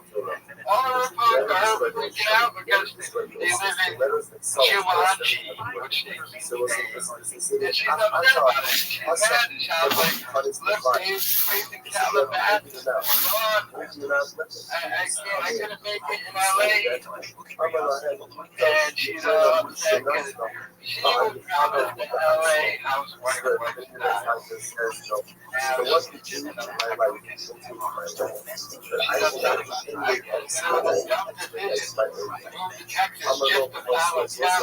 And then the whole Rothschild thing. First of all, your thing doesn't even make sense that you did it down there because you moved down there because Callan was moving down there. Callan moved down there because of Rogan. Rogan was giving him a residence in college. So even by your own reason why he was technically did because of Rogan, absolutely did. You're just dumb and did it at the wrong time. Years later where it doesn't matter anymore. You should have just stayed in LA. He knows it's a mistake. Still gonna lie about it, but kind of admitting it in a way because he is dumb. It's dumb as they come. You're dumb. Roman execution.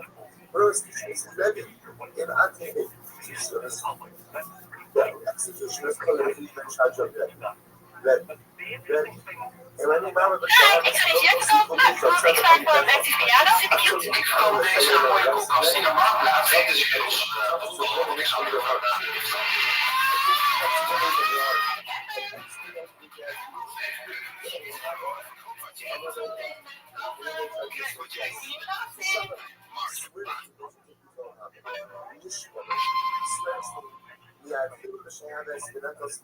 Yeah, welcome back to War Report. I think it's what we call it. We can call it whatever you want. It's my boy Jesse here.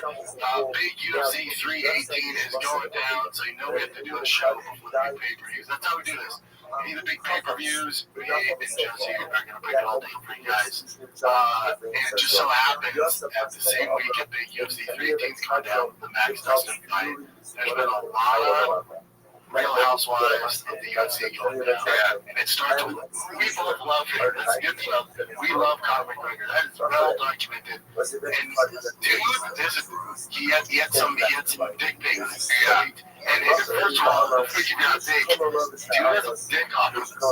He attached a weight to it. Dude, I mean, how many people are trying that now? I've thought about that so many times where I'm like, I just never could think of a way where I could like test that out. That seems dangerous, man. But he has a real dick on it. And he's just like, he's funny because we were talking about Fire the Kid and Chin, you know, we have the blurred pictures, and she was like, I just can't find those. I was like, I want to see what he's working with. Man, it's the toys. Let's see what we're working with. Let's see what he said to the strangers. Yes. And then finally, the fans saw that, like, because Chin's been on the internet, and I got like 30 Conor dick pics. And I was like, man, this is impressive.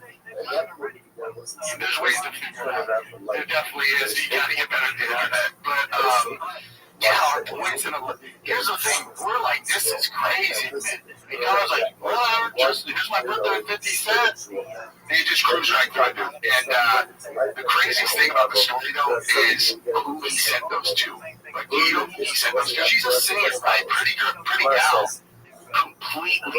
She's a certified that shit crazy. That girl live streamed herself digging up a recently dead cat, and she boiled it on live stream. Oh my God. See, that's what I'm saying. They're like, apparently, like, she didn't know, like, they didn't know each other. Like, how is that the person that you're like, goddamn, it's like, hey, this is a good picture. Who am I going to send this to? He's like, the chicken boiled cat. You know, I didn't know that. Like, I guess she's just an artist. He's like, she's hot. If you go look at her bank account, it's like, yeah, I think a bit of this is, I do think we're dealing with the addict. I think it's addict behavior. And he's probably storing all that devil's dandruff and was just like, cool, I got some weight attached to my dick. I saw hers one time and sent to the yeah, he's like, he's rolling the white lady blues and a shit on Viagra. He's like, I'm ready to get to the time. I'm ready to count down. Brains him. Yeah, dude. There's also, you know, if he has no relationship with her and they don't know each other, and obviously he's not familiar with her online, she can't be the only one to receive that weight, because that weight dick pic is a lot of effort. You're not just sending it to a random girl. Dude, that's exactly what I was saying. Is like, if it goes to random black singer he doesn't know, imagine the distribution on that. And then she was like, bro, she just blasted him out. And she was like, bro, aren't you running for president of America? Did you see the rest of her tweets? Because like when people start blowing her up, she's like, are you kidding? She's like, we got a presidency to win. She's funny. Yeah. Oh yeah, no, she's like, Connor. Yeah, really got her. So she's got a funny. And then, so you see this, and then the pictures pop up him at the beach. Is it in Miami or something? Just some random girl. And you heard that now after that, the Miami case where he got accused by that head in Miami 2023, we saw the video in the bathroom. The judge decided yesterday, the day after those pictures on the beach came out, that they're moving forward with that case. If I'm looking at this just objectively, and it's kind of funny, it's like, the judge looks at that, oh Jesus, he's like, I didn't think there was any credibility to this case. People look into that bathroom, that 300-pound chick, but now that I see the shit on the beach, I have entertained that he might have actually done this. I know, dude, he just can't get out of his own way. It sucks to see. Yeah, Corbin, come on, dude, just tighten up a little. And just a tad. He said Fort Lauderdale, that's 20 seconds from Miami. That's your goal in Miami, and you're climbing the layer. There's a 10. If you throw a quarter in any direction, it'll hit a 10. There's so many workarounds with that. But also, dude, Connor's not a dumb dude. I think Connor's being irrational, he's an addict. But even, let's say he's on this crazy freaking Nicolas Cage binge that he's going on. He knows that people, he's one of the most recognizable faces in the world. So he knows being on the beach with this random side chick that people are going to see him. So I have no idea about his personal relationship with Dave. I kind of think she's like, yeah, that's all great. I think when he's on the road, she doesn't get, like, she's just like, whatever, you're on the road. And you don't get some fighters have that. I know a lot of athletes that do. But that's rude. Yeah, he's like, my girl knew, like, when I was doing my thing, she was like, just don't fall in love and don't understand that. Yeah, I'm gonna get back home. Yeah. I mean, honestly, any girl who actually understands the male experience and is married to a dude in that position, that's the smart money right there. I mean, if you want to avoid problems, and like, I guess the girl is wired to like not get jealous of that thing, and they understand it's like this is an easy way to just avoid inevitable conflict with if you're married to Conor McGregor. Yeah, and I also remember they've been together since what, middle school, some shit like that, since high school, like, and literally forever. They grew up together. So, who knows, maybe she's doing her own thing. Maybe they have a thing where, like, we have great family, kids, we built all this, but we've been together since we were 15. Yeah, like, let's expand a little bit, but not fall in love. Maybe Canelo Saul Anderson. Yeah, I have no idea. I mean, some people are wired for jealousy, some people aren't, you know, like, and as soon as this story hit, she put on, she did this long story on Instagram, just her pictures of her and Conor together, just like, this is my man, this is my man.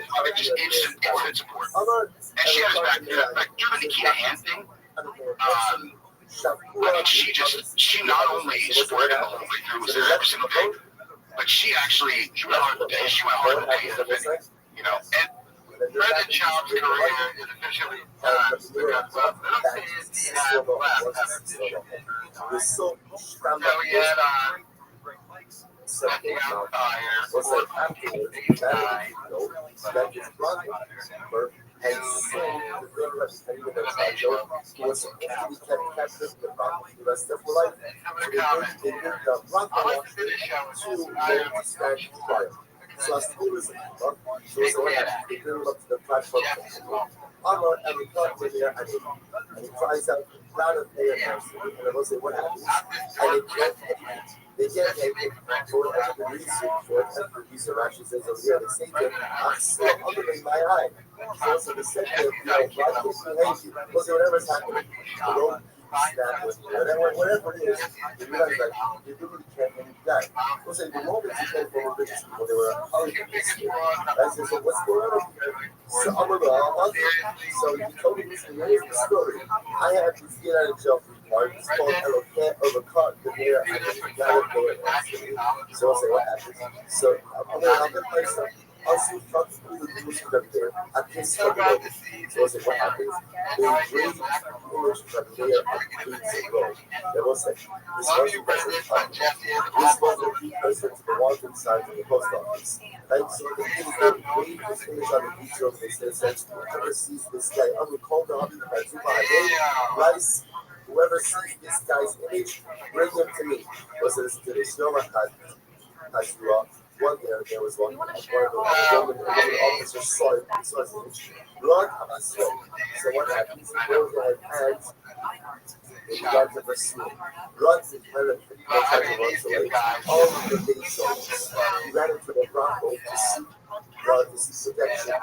He did the see what others say wasn't the Bronco. He ran into the Bronco to rescue. And what happens?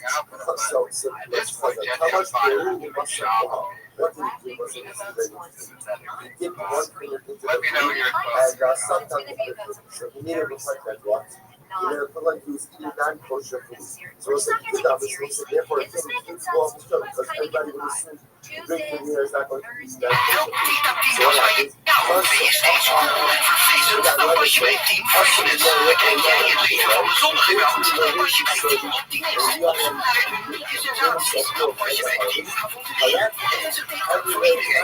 So what happens? So what happens? So that the grace left there is, so when the Roman officer saw this, he said, oh, this must be something else.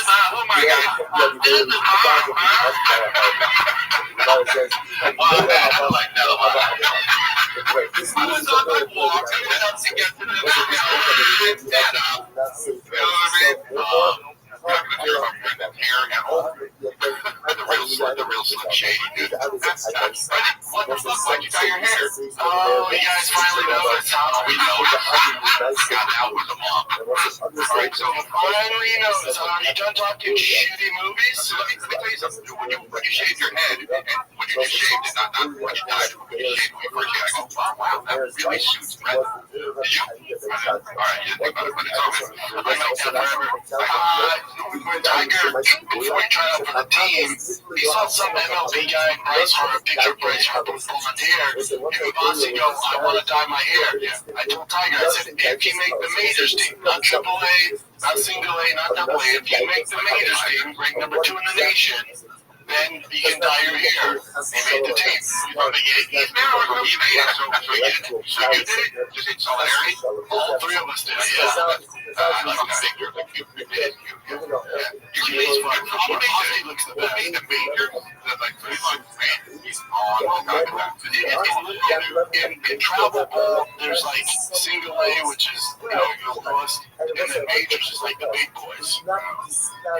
He made the majors and pushing them to go pro, like Johnny Damon. Johnny Damon had to cut his hair, right? I feel like that we glossed over that show, that movie profile, though. So I gotta get, oh wow, it's disturbing. Disturbing, and also, it looks like I made. You're big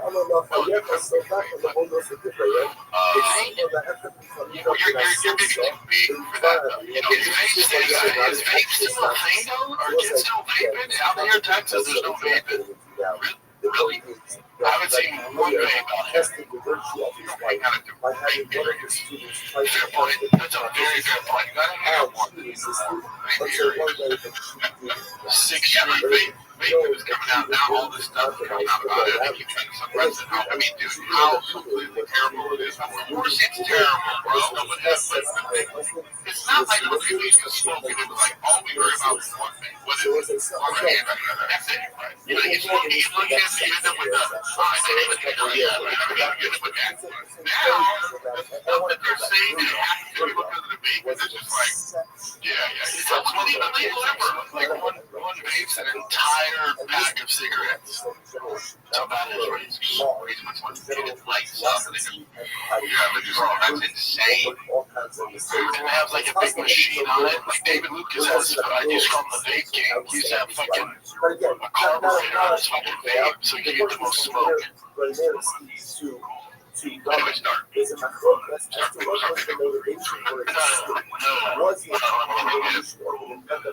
I did.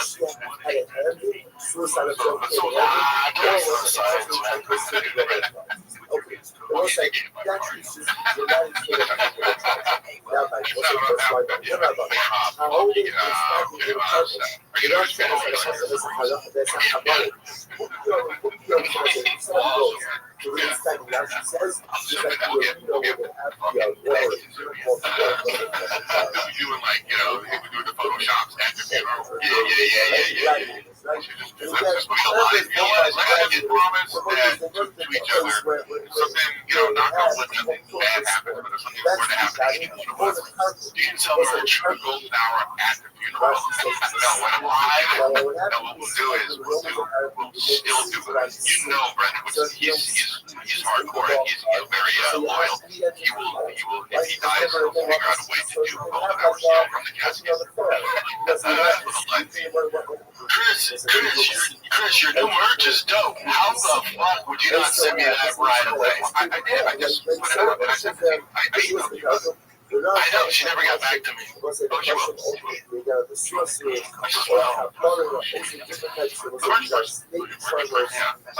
It's good though. Look at his new merch. Gym commandments, dude. I make good merch. Look at this, never die gym. I look at it like that. Dude, I want royalties because you use my body. Congratulations. Right? Wait, no. It's that one of the viral stand-up stuff that I used to be like, how people are here because of it. A lot of people are like, and this influencer thing that I do. Determination, never die, never. That's a spin-off of Gold's Gym, yeah? Yeah. I mean, no, I gotta go to Bronx. After that, not to go. I don't know if you get it to Bronx. I like how you feel like you have to double down on the bed. I have been to yeah, maybe that is why. You hear that Drake got a new LeBron got to. Chris doing a roasting Brendan Schaub over at his dice. I like the whole apartment of it.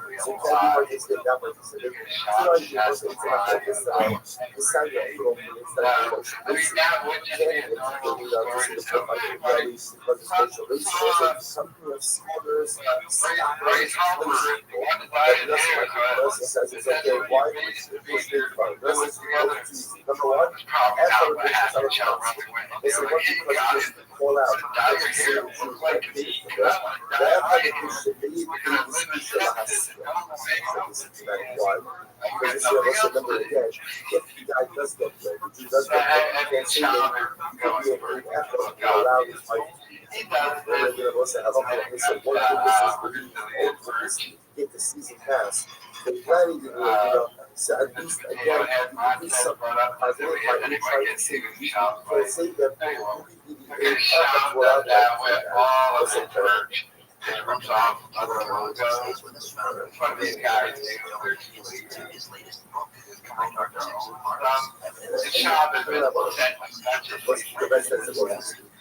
Schaub had to change the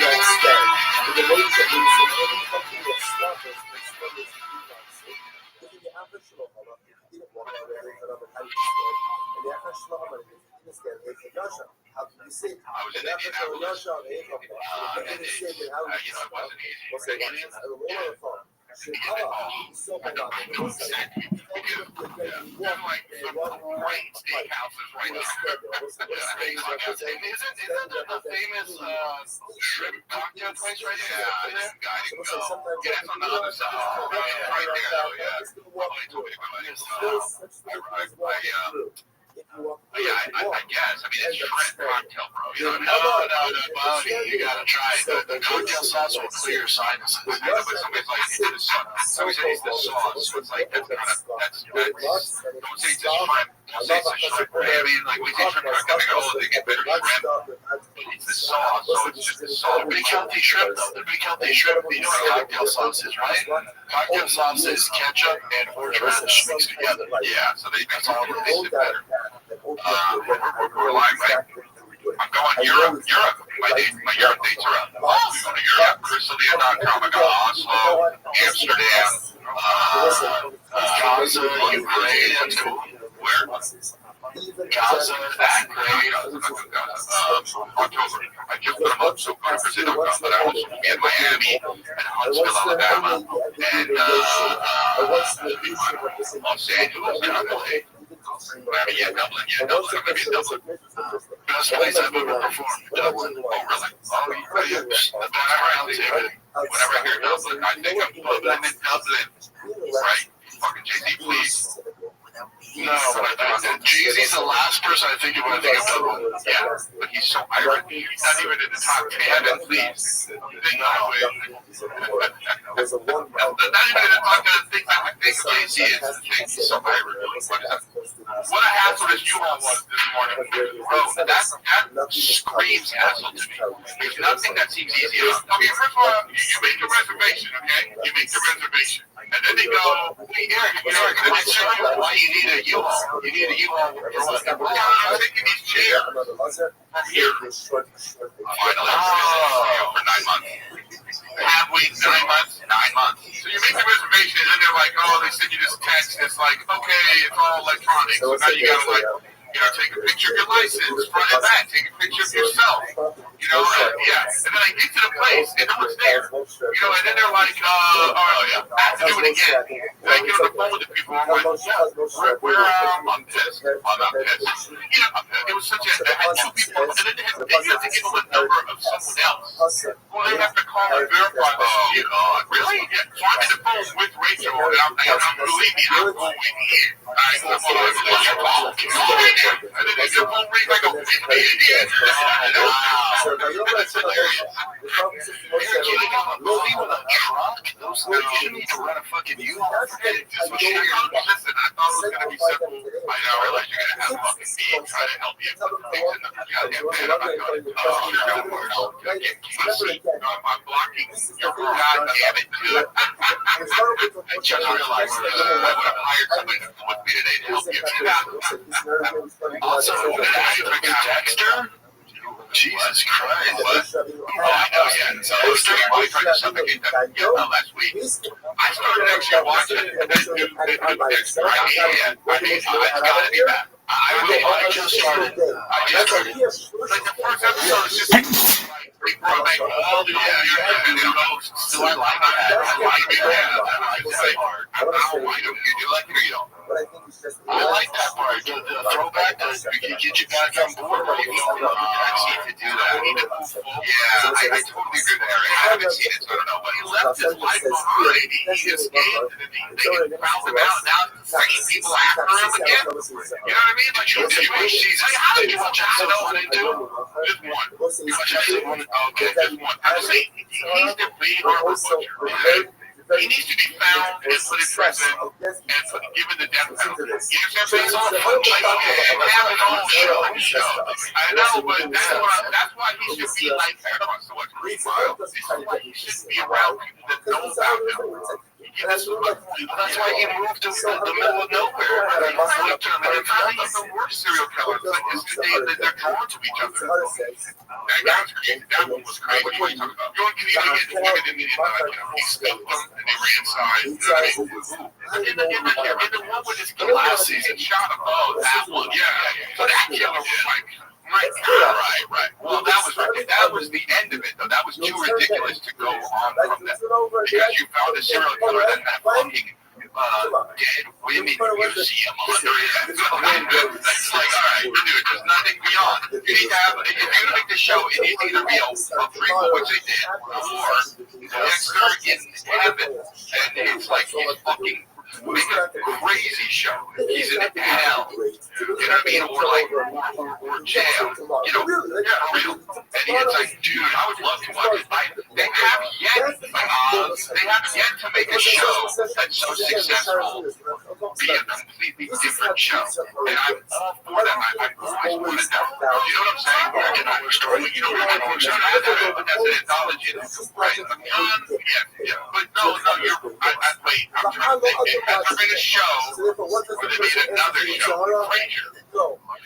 But that's okay, but that's sure, that's a true spin-off. Record job upset. That another person is on the show. What is the no?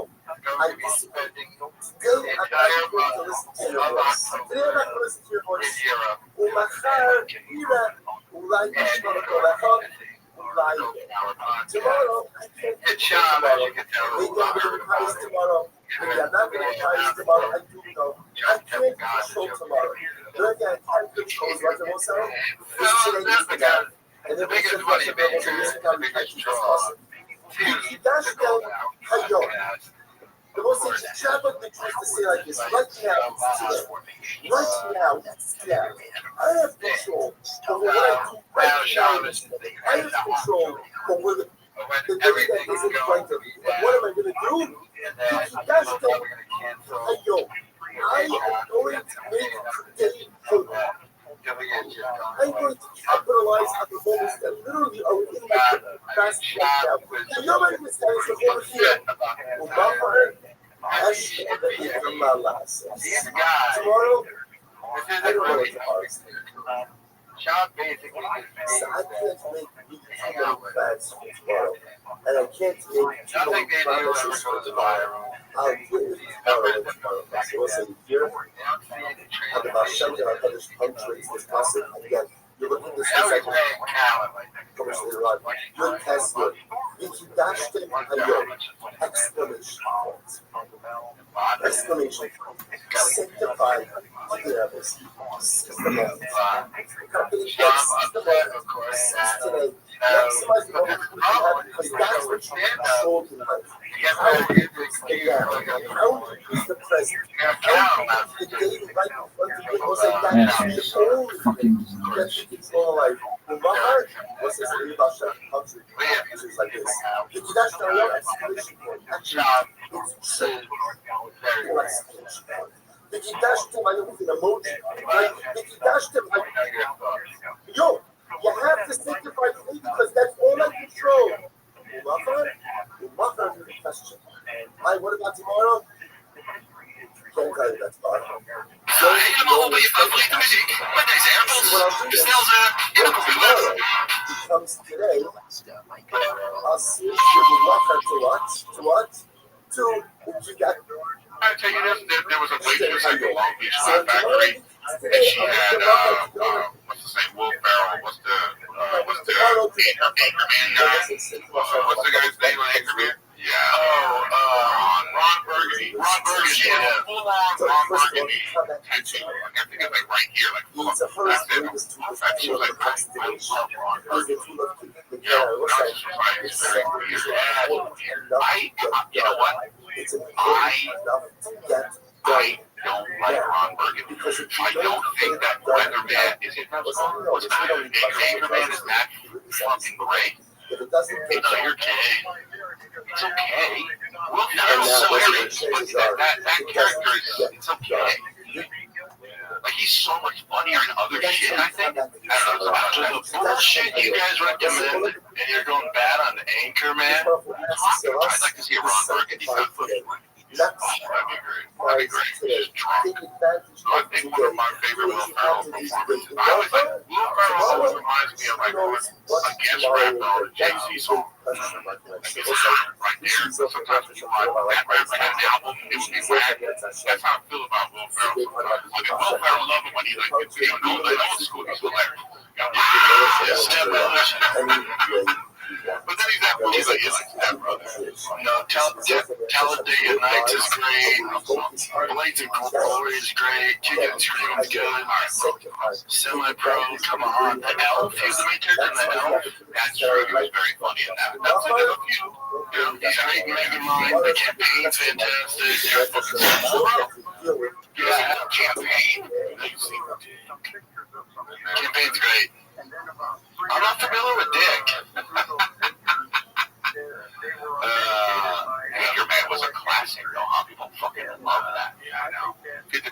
favorite top 3 of these movies?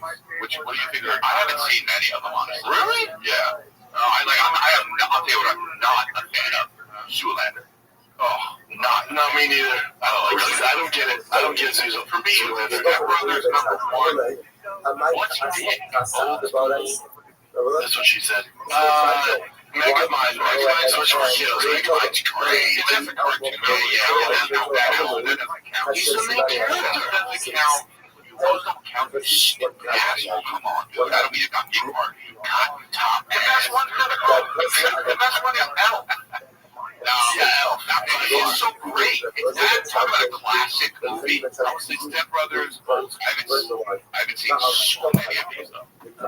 I haven't seen really that I should have absolutely seen. Like Television, I have not seen. You've never seen Television? I've never seen Step Brothers. Oh, dude, Step Brothers. Oh, like, watch Step Brothers. I haven't watched it. When they're in the car singing with the family. Oh my God, what's his name? Oh my God, see, going. Old school's great. You've never seen Kicking and Screaming? You know what? Yes. Oh, you know what? I also my favorite Will Ferrell movie is Austin Powers. Yeah. I really heard.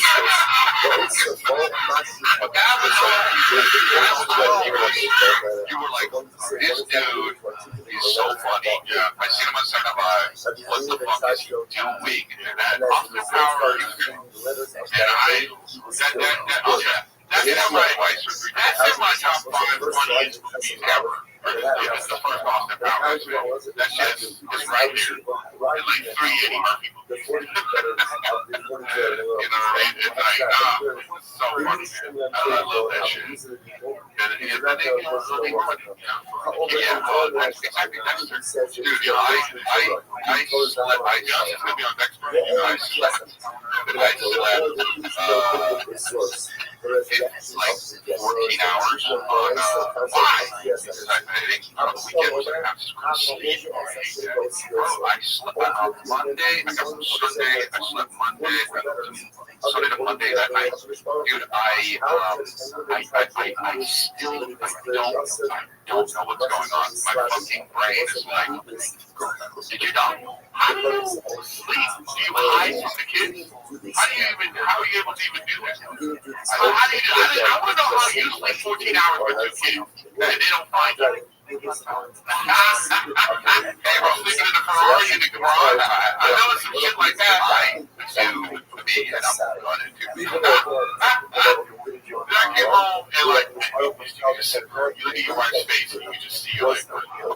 Let's talk about hard things. I'm exhausted. Let's talk about hard things. And then you go, then I go, I have to take. Let's talk about hard things. Go ahead. No. You go ahead. I'm just saying, you walk in the house, I haven't slept for a flight. I'm exhausted. Now I have to drive an hour from the airport. Okay? Dude, hey. When I get home, I say a monologue. I did. Then I get home, and then she's like, I need some mommy time. Can you open up the fire? Excuse me, I had to go pick up the bag.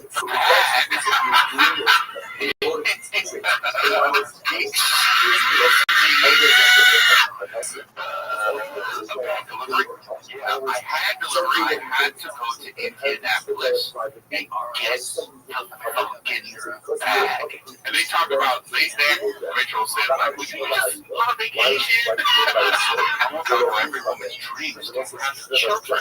You're living your dream too, baby. I had to go get the bag, do what I love. Yeah, but you do what you love. Yeah, because I figured it out. Hey, don't get mad that I made good life choices. Don't get mad at me. It's just a lot, dude. So I was like, then I had this audition. I had to go to the whole thing for the commercial. So I went, so I have to drive to the airport. And there was a discussion there, and I forgot the name that night at the Rothschild. Love that movie.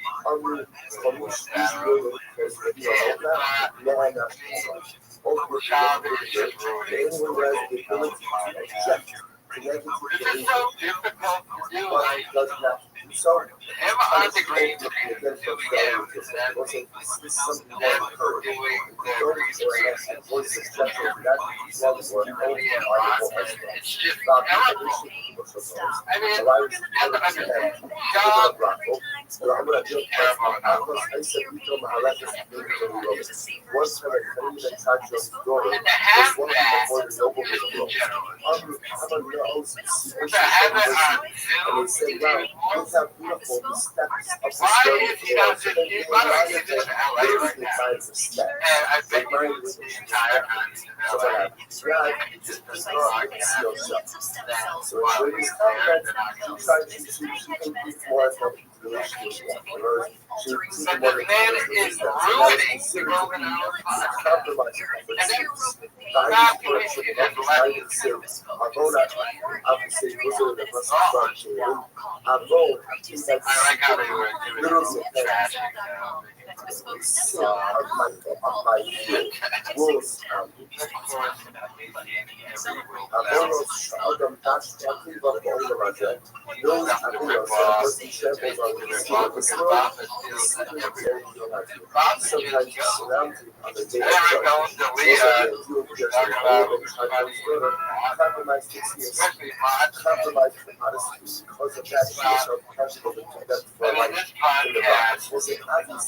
Is shot number one podcast. I don't know why you have but again, this is the model I mean, the number one thing is what the most effort to it. That drive past no gas. And he drops a video on there. All of his time and effort put into this truck. Just can't get the man so he can sell it off. That's all they do right now. For their judgments, but then it's just whenever why are you gonna have such as accepting the judge, it's not just accepting I don't get it. You just gonna keep it wrong. Let me know your thoughts. Who are my people in said, certainly alone. Literally, perfect on his life. So I'm not fail and we're not the other. Literally, It's fucking terrible. What's the positive? I thought we were positive. You need one positive. The one positive is I'm looking forward to trying to visit back into LA, Orange County in about like a month. So that's one positive. One positive. Yeah. I mean, everything so far, we've been talking in our own group chat. Everything, it's like, I mentioned it before, it's like a curse. Like this place is cursed. So many negative, bad things have happened. It's just, it's a bitch. Hopefully it turns around soon, but as of right now, it's fucking been terrible. Yeah, I mean, there's $1 million. I've been getting a lot of violent things, but truthfully, I don't believe it. We all have our own. Everything that's gone wrong, everything's gone wrong. And it's all getting figured out. Making it, I appreciate you saying that, but think about this. Me picking up boxes and seeing a freaking scorpion tail sticking out of a box for no damn reason, a giant spider, I hit my head multiple times on the stupid beam going up the stairs. And it felt like I was in an actual fight. Like it hurt so fucking bad. Seeing the ruin footage today alone, when everything was going perfect, I saw my fucking my MagSafe from my MacBook kind of slowly get out of its place. Like what the? How did that happen? Yeah, that's what I'm thinking. Like something's going on here. And there's more to it. There's way more to it. That's what I'll tell you for now. The sushi I had there, I told you guys, it looked beautiful, but it was absolutely terrible. Come on, dude, you're in a landlocked. Yeah, Texas is landlocked, right? Yeah, it is. So, yeah, you're not going to export all the sushi that you did in California. But the import comes from. Exactly. That's my problem. Not No, there is oceans. Yeah, I know. It's not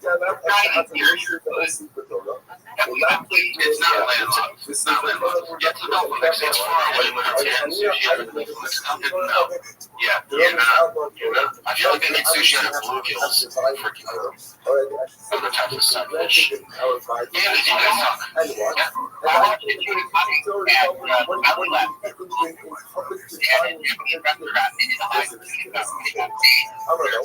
So what happens? Isn't it cool to watch? Isn't it like therapeutic when you see them like slicing it and doing all that stuff, like filleting it? It's pretty cool. It was fun. I wanted to do it. Well, let's go fishing. Let's go do it.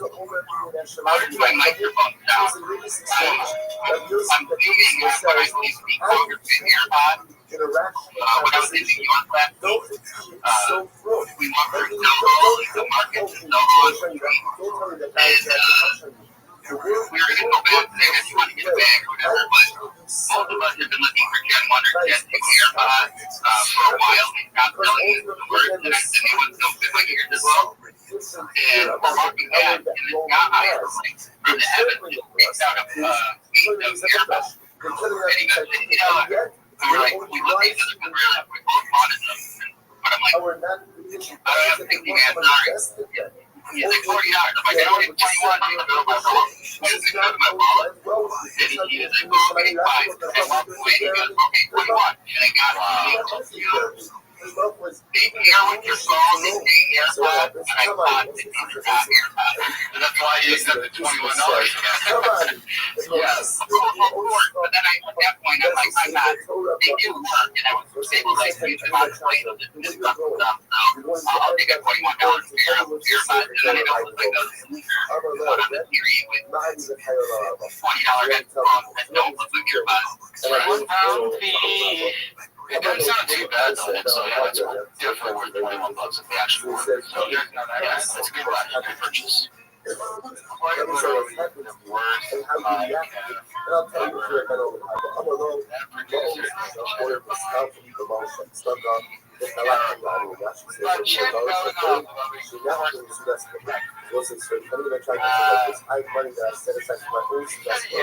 They got mixed up with seductive money, and I distributed it all to the board, and I did not reimbursement from the seductive funds and my personal funds, which got mixed in. I'm a low, because specifically they heard about seductive. I'm a low, the felt because woman or elephant. Of course he did, because who makes the podcast in a car garage and like doesn't use the back office? It's a list of the widest price. Everything up there. Just a couple of these burgers and a piece of dime. The whole thing will cover us. You're talking about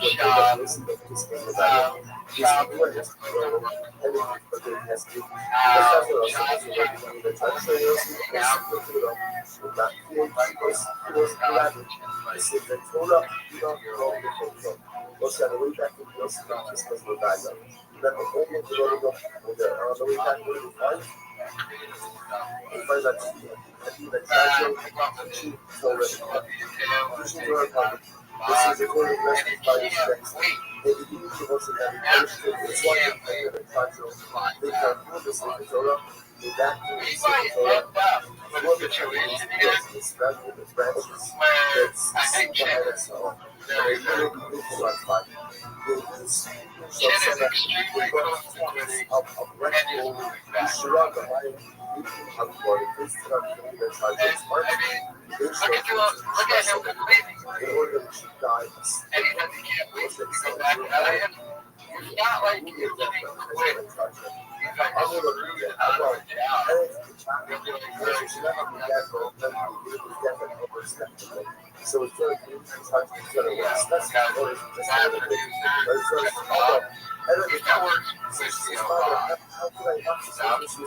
I think Chip and I is going to be like, yeah, either send me back to LA or I'm going to go to the job and come out. Whenever Chip has him, I'm going to stick with that. I doubt we didn't get to eat that much right now. Let's check up there. this conversation is happening while the spot. That's why it comes to reality.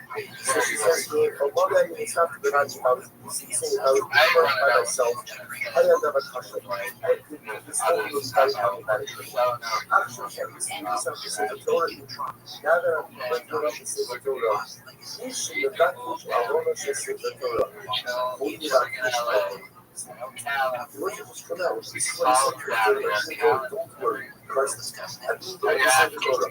And he who is going to come. By the way, I think that has never happened. For the degradation of the state Torah, Sean has never asked me to come over for a cookout for 4th of July. This has never happened before in the history of 4th of July.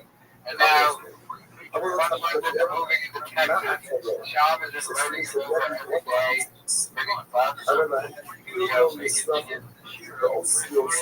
It really is disturbing. The letters are sent to Shemite. They say that they could destroy the parchment, they could destroy the intelligence, destroy the intelligence. They never destroy the parchment, they never destroy those. The letters themselves are sent everywhere. So we'll say this. They say, I thought, myself, that we could punish the fire. They said, then open your mouth. Open your mouth, let the wings come in.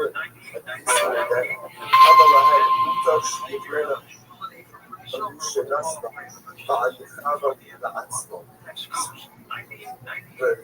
Kaiser says, what you do in my life will take my life, but I will not be anywhere expedite my own death. I'm a little constance, what's the emphasis on this one? The executioner, standing and seeing. As the executioner, there's a conversation where they said, at the same time, the greatness of the Sabbath is the ability to measure and thoughtful response, even in the midst of the most ridiculous of circumstances. If you're going to try to being burnt alive, and he's carrying his daughter, he's consoling his daughter. His daughter doesn't understand what to do with this entire spectacle. He's telling her, don't worry. So you can always with it, the others will take care of this, if you're not trouble, will take care of this. As soon as I see that, what are you saying? He's giving us the comment, saying, don't worry. It's only the rule. It's only the parchment that's being burnt. The letters will always be giving them the cover in the midst of this ridiculously brutal and horrific scene. He sees all of this. Roman executioner. First, is ready in Antioch to service. The executioner's clothes was even charged again. Ready. And when you remember the Shahadis, you don't see Kubrish or tell me how the best one. I'm telling you, I never tell you what I'm about to do. Tell me what it comes from one way from your heart. I think it comes from one way from your heart. And expedite with that, you to all of Abba, I'm alone. The name of the says yes. You shall have swear to the people of Abba. Mishkomen. Swear to them. We are giving the Shahadis, but that doesn't mean that moment execution.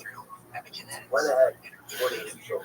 The executioner went ahead and increased the fire, removed the trumpets of war, down what we dressed up with the muscle of the hero. And the hero and tried to die instantly. Enough of it so far. In that moment, the executioner jumped into the flames as well. Just about to go over, maybe Kalila and Chajo, the counts, the newly used whatever the higher around that. In that moment, you get a hospital to answer Kalila and Chajo, and the executioner are invited to come to the tree. Not correct. Was it ready to find with that you understand? Can't back to Christ. The Prophet Ali Ba'amar, there are some people ultimately again will acquire their own problem in many ways. There are some people who will acquire their own problem in one day. This execution, I will say, let's understand, you don't get that job because of your egos in the Roman execution. Right? That's one guy you do not want to run into. Anyway, but yeah, in this moment, this person is ready. Even the Roman executioner is ready. He found he's ready. He found he's ready, and the great time is going to be traction. And that word, you can also see a person turn around the life that is filled with cravings, that is filled with bloodshed, that is filled with everything that is disgusting in this world. And a person can turn around that life with one you know, it's the cheap. Then like there are some people who like that people who have there are some people who get just brilliant cases was it after says as follows. Gemara says it was like 7 items about it. Brilliant still there's reference to this. Brilliant was the wife of the mayor. Prior to the beginning of the child was the known over Brilliant was daughter of the king of the child. So remember again, I will say one of the penalties of the was what? His wife was killed and his daughter was condemned to life in a bar. He had 2 daughters. One was Brilliant, the other was It is Monday morning, July 21st. On 9:30 a.m. here in beautiful Austin, Texas. Weather still ain't shit. Like, this is so uncommon for Austin, Texas. Whatever, dude. This weather ain't shit. Bring it. Bring it, weather god. Bring it. How's everyone doing? How's your summer going, man? Yeah? Kids in multiple freaking camps so they're not driving crazy at the house. I get it. I get it. Your boy's fresh off the plane from SoCal, Orange County. I wasn't in LA. I wish I was in LA so I could see a bunch of my friends, but I was in Newport, California. Out there for business, and then I was in Downey for a little bit at the time, working on my truck, my beach one. Which tops in a ridiculous 1,000 horsepower, not a big deal. So we'll see when that gets done. But one of the main reasons I was there is I was flowing out with Jackson's and Bear, my boy Bear Jackson's, doing the podcast and all that. But then also to get an inside look at Hamzat Shemaev's training camp. Yeah, it was cool. It was cool because Hamzat's like this bogeyman that, especially in America, we don't see a lot of. Guy flies under the radar. You know, he's not one of those guys that are on TikTok doing dancing and shit looking for attention. He just does his thing to try to become world champion. And so I get to that gym, and so he's been doing his whole camp in Newport, California. And also, Norman Sorokin's there as well, who also does his camps out there. A bunch of guys do. Cleo Roundtree, Mackenzie Karen, Rothschild there.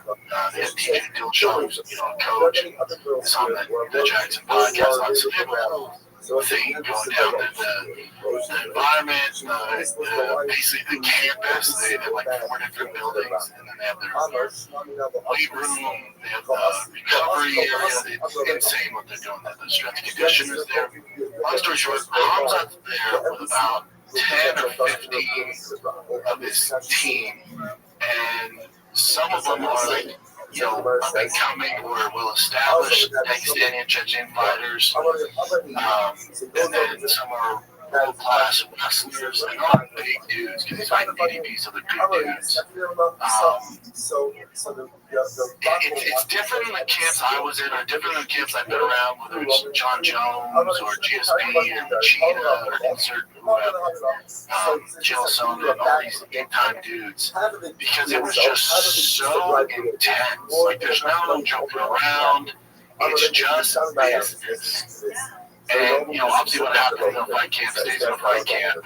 But if you know the stories of like shoot to box where they would spar and dudes would like, and it was a fight, you guys would get like starched. That's what these boys are doing. And it ain't happening to Hamzat. Yeah, I was blown away. That dude is everything that you think in your head, all the folklore, the hype. This dude is scary. Yeah, scary. If you have to sum up my take when I get inside like a camp in one word, be scared. And part of me is like, well, I've been out of game for a while. And so maybe this is just the level the guys are at now. Hamzat's just this freak, and I wish I could see DDP's camp because I'm a huge fan of him. Very good CL. I do think it's a great fight. Yeah, Hamzat's the real deal. Scary. The things I saw him do to world-class competitors. And you can do it at any given moment, in any aspect. whether it's striking, grappling, wrestling. He had world-class guys from each. And it was like he was just playing with his food. And then when the coach didn't let's get going, they said, okay. And then just dog walk these dudes. People that if you're in the game, you know, like, I was like, cool, I knew his wrestling was good, but dude, yeah, I was blown away. They're so serious though, you know, but don't get wrong, like, the Americans are serious too, but we also try to break the ice a little bit. Brandon Jones wishes he could have seen his friends in LA.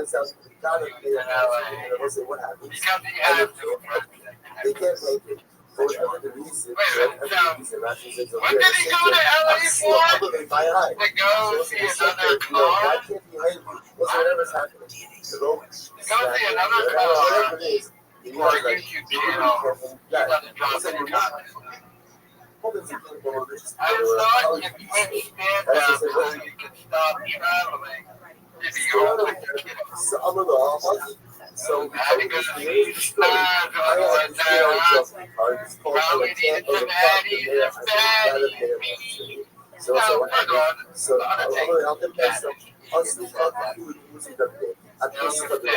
So I said, what happened? No, all the kids are in camp.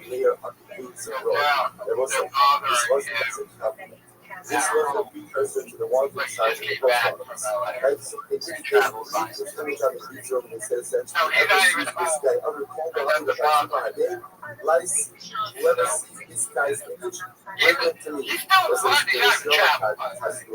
One year, there was one. Still finding time to travel. But even a little bit he is now. So what happens? Go ahead. And what is he traveling? They began to pursue it. Go look at him drive past go back. I think the last video was shot 3 months. To seek protection. This man has no reason. People because others say it wasn't about the he ran into an agricultural restaurant. Now what happened? No finding the reason. How much food must have gone? And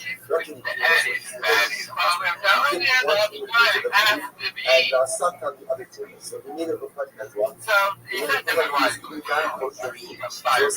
so therefore,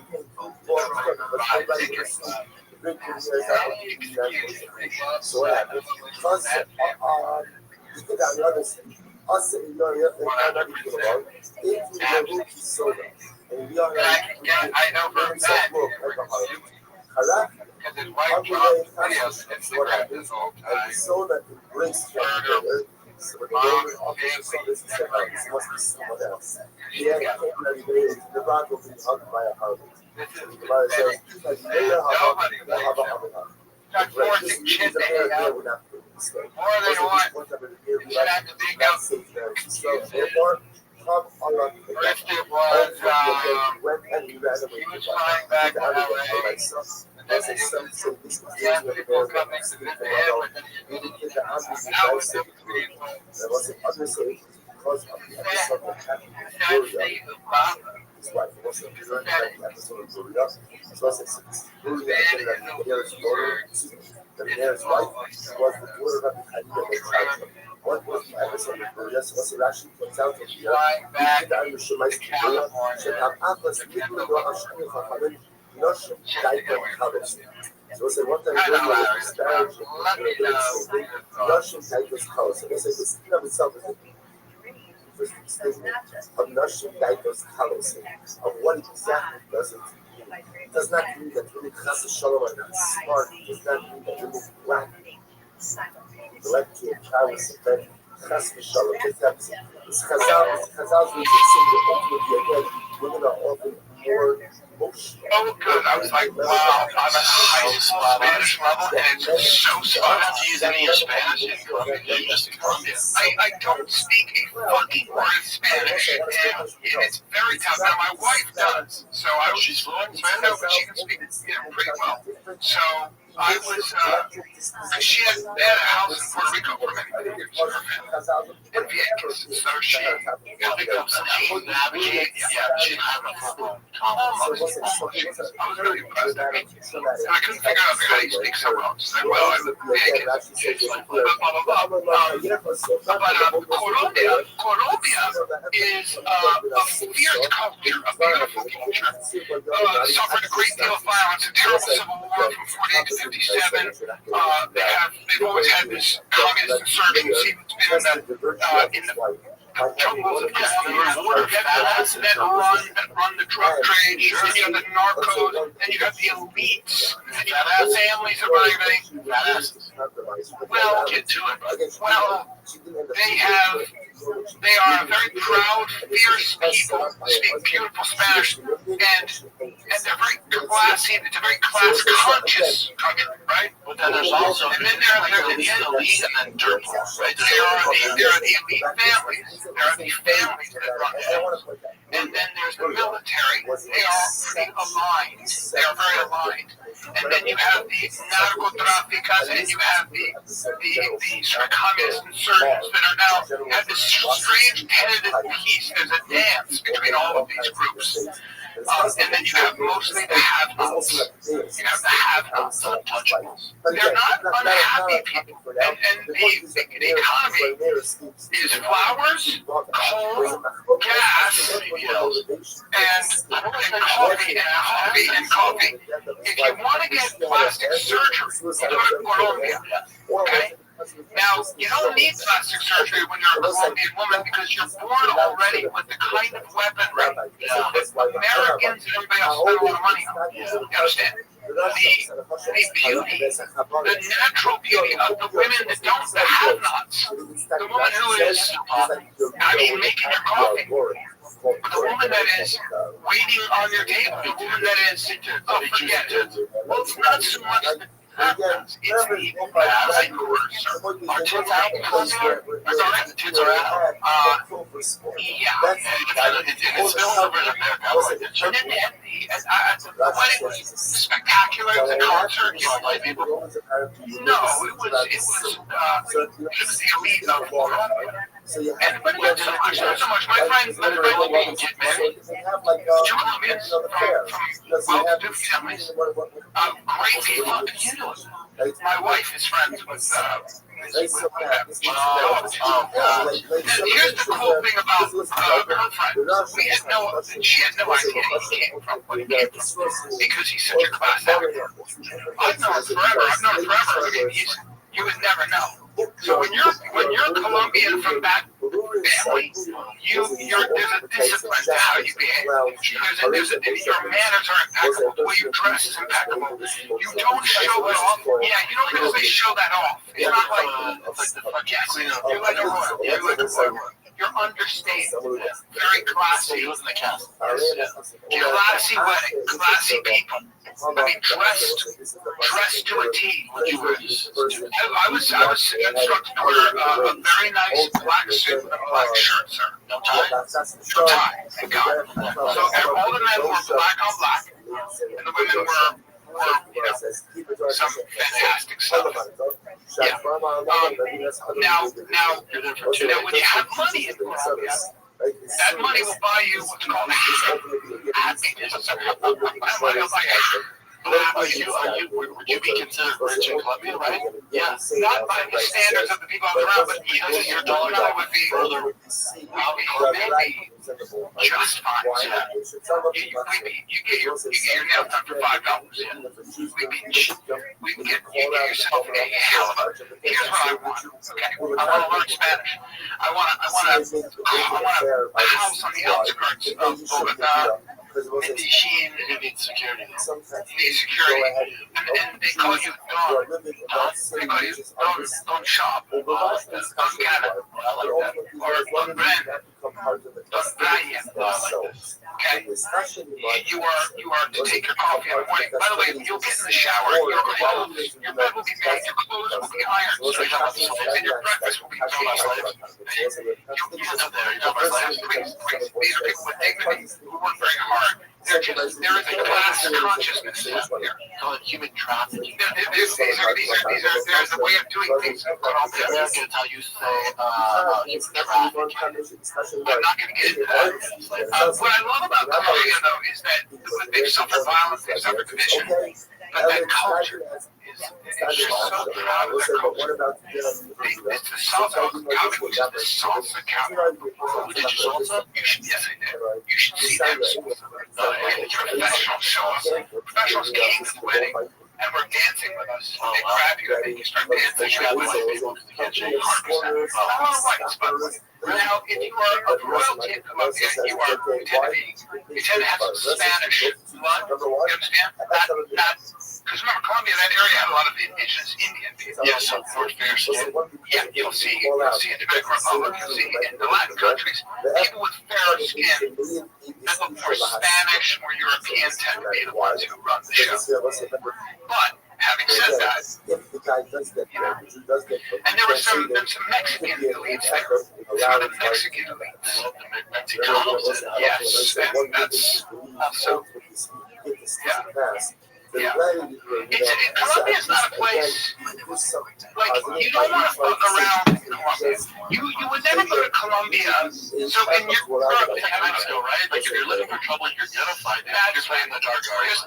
Colombia's safe for the most part. Go to Colombia, but be respectful and understand that if you want to turn the volume up, they'll turn the volume up in any aspect. Meaning you're not just don't go there and think you're gonna rule the roots. There's a way of doing things in Colombia. It's not like that. Maybe South Africa, but Middle Africa, North Africa, it's not really like that. No.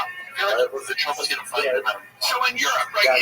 So in Ireland, in England, in France, in Germany, they're having a problem with a lot of young Muslim men from war-torn countries that come in.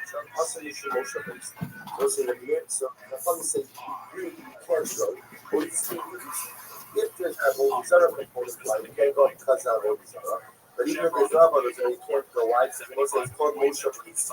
Most say it's called ultimately again. It's called motion leads. And motion leads is any place where people who are leads, in other words, there's students or stoppers, or just waste of time occurring. Rabbi, what's the kind of difference? The difference is what happens if you transact your business there. So if you hold it, it's kind of here's the shove of Zara. So the proceeds of any kind of business deals that occur, they will be us. If you hold that it's motion leads, or any business proceeds will be motion. Russian Shem has the right that say, Ashrei, which is Shabbat, Allah, Pasas, Shem, Yachatim, Rahman, motion leads in Russia. What's this? So what's that? What is the praiseworthy person who did not walk the way for the counsel of the wicked, and in the pathway of sin did not stand, with the motion leads him, and in the company of scoffers or scorners he did not sit, within the Akashim of Allah, he didn't walk in the way, and how did you stand? And the Akashim of Allah, he didn't stand, how did you sit? And if he didn't say then how did he stop? We'll say, watch this. And the Lord will call, Shem Allah, so Allah. And we'll say, if ultimately again you walk in the wrong path of life, you will stand there. We'll say, what does standing represent? Standing represents being stationary, being stationary in a place. So we'll say, sometimes I think, I'm just going to walk down the wrong path, but I'm just going to walk through it. There's no such thing as walking through. If you walk through it, you walk, you end up standing. Abad, if you end up standing, so Molation, you're going to sit. The Yasha, if you sit, so Fogolo. So we'll say you end up scoffing. In lots, and if you scoff, Allah of Kassim Omer, in Chakmas, the Chabir, not scoff, you're not focused. We'll say this is an incredible use of the verse. An incredible use of the ultimate is what ultimately is. And I will say sometimes in life, you go down a path and ultimately again, I know he's not going to be good. I know he's not the life he wants. But at the end of the day, you know what? I'm just going to pass through. I will say when it comes to negative behaviors and it comes to negative influences, even just passing through phases of existential nature. Because once you pass through, once you're holding, you end up being holding. And once you're holding, you end up being the Yoshim. And once you're the Yoshim, that also becomes embedded in a whole negative framework of life. And once a person also comes to think of things, well, what am I doing wrong in this? What am I doing wrong in this case? What am I doing wrong? You know what being a left means? Being a left means being cynical, being sarcastic. Listen, if people are cynical and sarcastic, nothing is serious. Nothing is serious. Nothing is important. There's a one-liner about everything. There's something sarcastically said about everything. It wasn't. So that's dangerous. That's dangerous. Because where there's the center, nothing is covered. Nothing is covered. And a person takes nothing seriously. Nothing serious. Or you're about to listen, that is the beginning of one spiritual. And what's the happening there? With the Amar Lazar, sure, you're short with the Amar Lazar. And there would be no argument about it. Live 9 to 1 p.m. on KFI and on demand anytime on the iHeartRadio app. Someone said there's a beautiful blessing. So it's Moshe Rabbeinu. Ultimately, it tells Moshe Rabbeinu. It tells Moshe Rabbeinu. It's okay. It tells Moshe Rabbeinu to prepare the nation. So the pasuk says, this is a parity test. Pasuk good, parity test. Pasuk good. So parity test. Pasuk good. They say what's stolen until I get to the pasuk. Not to mention parity test. Pasuk good. So Vayomer Hashem al Moshe. This prophet says to Moshe Rabbeinu, Lech Elaham, go to the Bishop, Vikidashtem Hayom U'Macha. Sanctify them today and tomorrow. The Hipsi Simosa, and tell them to launder the clothes. Once they launder the clothes, the question means go to the mikvah. Right? So remember again, this is the thing with Kasha, where in the Hashbaruch and Moshe Rabbeinu, Vikidashtem Hayom U'Macha. And 2 days of preparation. So this is very good. We started the Gemara that says that certain things that Moshe Rabbeinu added on. Moshe Rabbeinu is Daito. These two of certain things that Moshe Rabbeinu added on by himself. And what did Moshe Rabbeinu add on over here? 3 days, an additional day. That's like we have Shloshis Morah. We have 3 days of preparation. And first, we come out start this mandated 2. So we'll say, I want to share with you. What I think is just the it's actually quite a bit of inside out.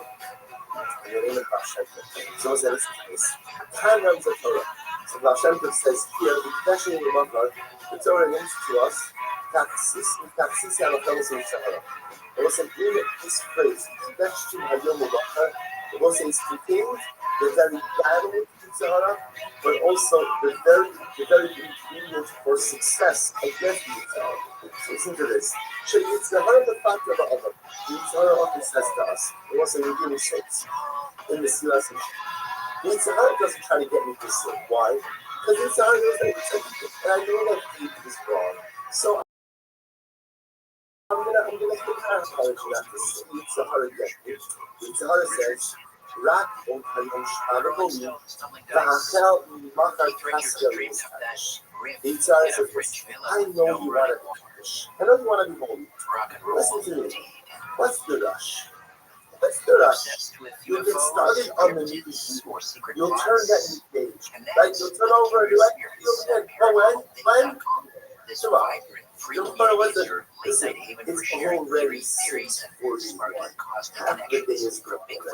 Like, don't worry about it. Start tomorrow. Shopping is such a good day for us. It's wonderful. It's a show.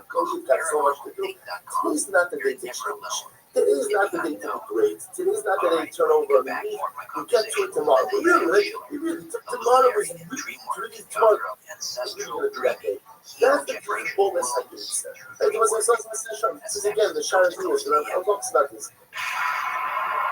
This is how the Yitzhak works. Everything is always about tomorrow. Anything you want to do the most October will go is great. It's just not such a great day to accomplish great things. But I don't open that. So therefore, what does the person answer in Shahara? No. Hinabo. Hayom Inon Shomea B'Kolach. So says something amazing. What is the directing answer in Shahara? No. I'm disciplined. Today I'm not going to listen to your voice. Today I'm not going to listen to your voice.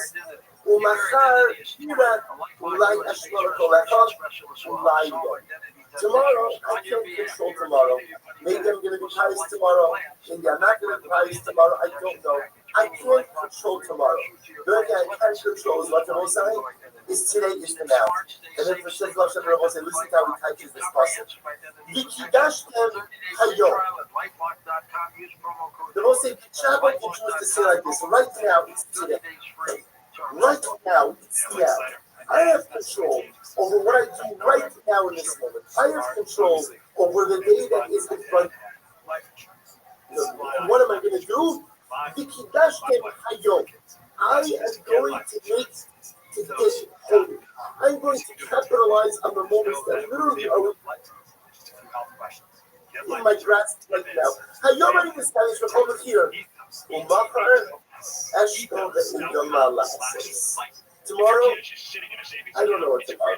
So I can't make too many plans for tomorrow. And I can't make too many promises for tomorrow. I'll deal with tomorrow and tomorrow. So let's say here, have the Baal Shem. That our God punctuates this concept. Again, you look at this inside your Chumash later on. Your test here. V'kidashtem hayom.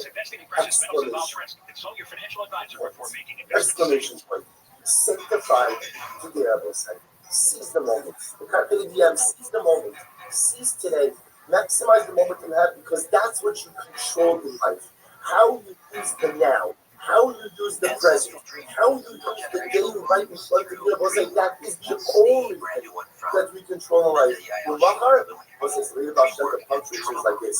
V'kidashtem hayom, exclamation point. Actually, it's triple exclamation point. V'kidashtem hayom with an emoji, right? V'kidashtem hayom. You have to sanctify today because that's all I control. Umachar with the question. All right, what about tomorrow? Can't tell you that tomorrow. Don't know what's going to happen tomorrow. See, what I'll do is, when tomorrow becomes today, I'll switch the umachar to what? To v'kidashtem hayom. So when tomorrow becomes today, I'll move the umachar to yom and I'll move tomorrow to the umachar. That becomes the way that you live successfully. So first of all, to come back to Yitzhak. Yitzhak's greatest tool is the tool of procrastination. Is the tool of kicking the can. I will say, if something is important enough to get done, it's important enough to get done now. Because if you don't get it done now, we know this. We don't need to rush up the thousands because we live this every single day. If it doesn't get done now, then chances are it doesn't get done. And that's how we combat the Yitzhak. V'kidashtem hayom. Let's say all that Kadosh Baruch Hu asks of us is sanctify today. Maximize today. Take advantage of today. Do what you have to do today. Tomorrow, who knows what tomorrow will bring? That's the great question mark. So both say, we should be Zocheh Meretz Hashem to live our life by this mantra. We should be Zocheh Meretz Hashem. It's the great part about being the Baal Shem Tov. You can punctuate even the speaking of the Ribono Shel Olam's Torah any way you want. Rabbi said this is the true punctuation. We should be Zocheh Meretz Hashem to live lives where we focus on V'kidashtem hayom, sanctify, take advantage of the day we have in front of us. Maximize the opportunities that are right in front of us. Don't worry about tomorrow. Tomorrow is the big question mark, which in Meretz Hashem will be Zocheh to deal with when we get it. So that's one thing. And then the other piece that you're talking about, the reincarnation, I just don't discount things that I can't prove one way or the other. And if it feels real, it allows you to have a connection, to have a healing towards that. I'll do the dedication. All right, so we'll say good morning. Of course it could be true. Why not? There's many ways that people can connect. Today's daf is with Zion. Because we used to think. We are picking up on Tes Zayin with base by the two dots Ein Bonin, which is, we'll say, which is 2, 4, 6, 8, 10, 12, 13 lines up for the bottom. Beautiful game.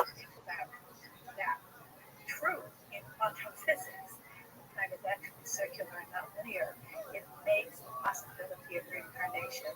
In my mind. For today, our shir this morning, our shir this week, is dedicated by Eyal and Sarah Steinberg as a zechus for Refuah Shlema for Bas Susha. We have done an American Talmud Torah. She will have a complete and enduring refuah together with Kol Cholei Yisrael. So let's begin. Remember again the Mishnah that we learned a little while ago discussed things that one is not permitted to go ahead and build together. So along with that was the Mishnah says, the Gemara says, so one of the things that you're not allowed to build is a basila, basilkos. So the Gemara says over here, Rabbi says in there are three different types of basilkos. There is the basila of the king, like where the king lives, the king's palace. Bishal merchatsos, the basila of the bathhouse. Bishal otros, and the basila of ultimately the storehouse of the king. Rashi points out that's where he kept his treasure. So Rabbi says, two of them you're allowed to build, one of them is prohibited. And the Gemara says, and how do you know which one is prohibited? The last have the zikit. So we'll say it's the basila ultimately again that the king lives in. That is the basila ultimately again that is asr. The others say, Amar Rabbi said, Kula Maheter. Ultimately again you can build all of the basilas. Is that true? Hatzanar ein bonini moed basilki gardum it's the albima. So what's said in the Mishnah that you can't build with the akum the basilki, the garden also, which represent also like a tiered courthouse. It's stadia, which also was another type of tower that was used for judgment, and the bima. Ema shel gardum b'shel it's stadia b'shel bima. Rather, say what it means is you can't build the basila of these particular structures. Tanarabanim. So most of you have an incredible story here. Let's say Tezayim with days 6 up in the bottom. Tanarabanim. Rabbi Lazar one time was seized by the Romans, Laminos. So also Minos means that he was seized by the heretics, he was seized by the Ovdei Kochavim to force him to worship idolatry. What happened? Hello, Legardum. Lido, they brought him up to the court to judge him. Amrla, O son Hagmon, Zakin Shakamoscha Yasok Bidvar Bedilim. So they gave him Musar. An old man like you should engage in such silliness. That the silliness, of course, that they're referring to is Torah. How can you be so old and supposedly so wise, yet so foolish to engage in this thing that they call Torah? So Amrlo, Naaman Alai Hadaya. So what is Rabbi saying? The judge, I know the judge will do good by me. I know the judge ultimately again has ne'emonos ultimately to do the right thing. Rabbi Lazar, of course, is referring to the Baruch. So what? I love Omer. Before thought that Rabbi was talking about him. So, I mean, the judge thought that Rabbi was flattering him, saying, "You know what? I believe you're a wise man. I believe you'll do the just thing." But of course, that was not the case. Instead, Rabbi Lazar was referring to HaKadosh Baruch Hu. What happens? V'hulo Amar Ela Keneged Alu Shabbat Shamayim Amar Lo Hoil Ve'amanti Alecha Dimos Pater. So a little flattery goes a long way. So what happens? So the judge says, "Well, since you have such faith in me, I swear by my God, Dimus, who was the idolatry, that I found you innocent, right? I found you innocent, but what's the word? Acquitted. Okay, dismissed it. I dismissed the case against you. I have dismissed the case, and then Rabbi Lazar goes free." So we'll say, listen to this. This is very profound. When Rabbi Lazar came home, so his students came to console him. Now, why does he require consolation? I will say. See, everything ties back to our Gana Emunah, because Rabbi Lazar understands that these circumstances happened. There was a reason. So he's trying to do a cheshbon nefesh. Why is it that I was arrested in the first place? And by extension, why I said something that was interpreted ultimately again as what? As a statement of my submission to Avodah Zarah. Meaning at the end of the day, I was talking about God, that Naaman Adayin Alai, that great judge Kosh Baruch Hu was Naaman, but yet it was interpreted as referring to this idolatrous judge. What is it that maybe I did that landed me in these circumstances? So what happens? So but no matter what anyone said, Rabbi Lazar would not be consoled. Rabbi. So the Kiva goes out to Rabbi Lazar as Rabbi and he says, "Rabbi, do you mind? Can I say something? Can I offer a suggestion based on something you taught us?" Amarlo. I said, Amarlo. And Rabbi Lazar says, "Yes, please say." Amarlo. So Rabbi Akiva said, "Rabbi, Shema minus bal yodecha, top of Yud Zayin and Medal Vosai. Rebbe, maybe one time someone said something heretical to you. Maybe one time someone said something that was religiously, Judaically inappropriate, and you agreed with it, or you derived benefit from that teaching. Is it possible that sometimes someone said something that was, again, minos, that was apicursus, and you believed it or you accepted it, and perhaps maybe that's why you were taken captive. Maybe that's why you were arrested and ultimately said a statement which could be interpreted as your Zara, Akiva, his Gaitani. Akiva, you're right. You just reminded me of something. Was the second line in design without. One time I was walking in the upper marketplace in Sibori, and I ran into a guy. And his name was Yaakov from the village of Sakino. So Yaakov. So we'll say now Yaakov could have been a descriptive name. Yaakov loved after that this individual was Jewish. So what happens? So Yaakov said to me, it says in your Torah that you are not allowed to bring a harlot's payment as an offering for HaKadosh Baruch Hu. What does that mean?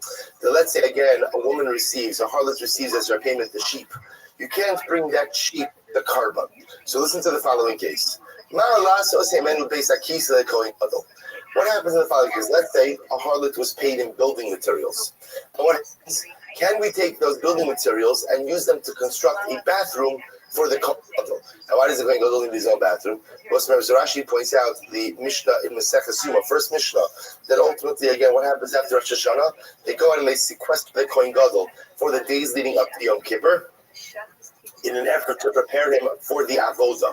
So we'll say, so he had his own room. He had his own, Rashi points out over here, he had Lishkas Parhedge, and he had his own room, and they had for him a lavatory, a bathroom there. So can you take the Esnan Zona, can you take the harlot's payment and use it ultimately to construct a bathroom for the Kohen Gadol?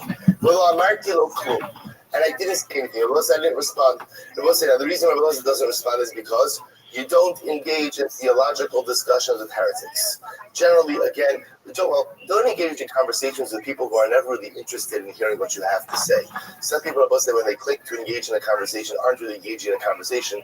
They're looking to speak.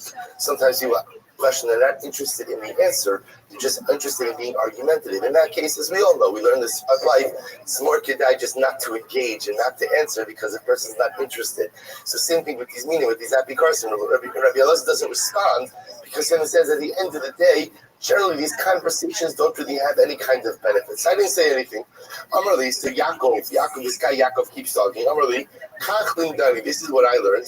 Kime Esnan Zora, boss I say, it goes over the pasuk from Micha. Kime Esnan Zora Kibatza, Vat Esnan Zora Yashuvu, which literally translates from the Esnan, from the payment to the harlot it will be collected, and from the payment of the harlot it will be returned. What does that mean? So when we learned about this guy Yaakov says, so we learned just like the harlot's payment comes from an impure source, so too it can be used for something impure as well. It came from her illicit activities, so it could be used to build the lavatory for the Kohen Gadol. Okay? And Rabbi Elazar says, and this to me, I said, good kizak, right? I said, you know what? It's good. I didn't say it, but in my mind, I thought that was a good pshat. And al yidei zeh nitpasti leminos va'avarti ala shekasov b'Torah harchek me'aleha darkecha b'zuz. This was my mistake. I should have stayed far away from anything heretical. I should have stayed far away from anything that was taught to me by someone who was a heretic. I should have stayed far away from anything, any teaching, we'll say, that comes from impure sources. But I didn't. I enjoyed it. I even felt it might have been correct. And as a result, I was arrested by the Roman authorities. And I was, again, in an effort to ultimately force me to worship Avodah Zarah, because I violated the pasuk that says, "Harchek me'alecha darkecha," distance yourself from its ways. What does that refer to? Zooming. Suppose say this refers to any type of heretical teachings. I'll take Pesach Lisa, I'll take and do not come close to the entrance of his house. What does that refer to? Rushes. We'll say that refers to government. Then ultimately, again, stay as far away from government as one can, because Rashi points out over here, because ultimately, again, all their intention is to extract money or to utilize the person for some purpose, and when that purpose is done, or when the money is done, the person can be in big trouble. He can have the other say, distance from yourself is ways. This refers both to heresy as well as the government. Do not come close to the entrance of his house. We'll say this refers ultimately again to a harlot. And what this ultimately teaches us is that not only is it obvious that one can engage in illicit activity, but one must distance themselves from that illicit activity as well. How much does one have to distance themselves from a zona? At least 4 hours. At least 4 hours for person. What did Rabbi want to do with his face? Eslan zona. So the Gemara says, I could go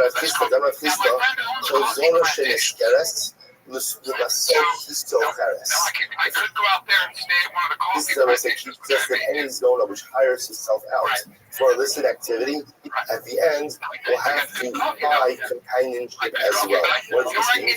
That she will become so repulsive as a result of her illicit activities that no one will want to give her. And the only way that she will have the ability to have any kind of companionship will be if she rents the services of someone else. It also says, from the Cheskel, Esnan lo mitala datihi le'ebech.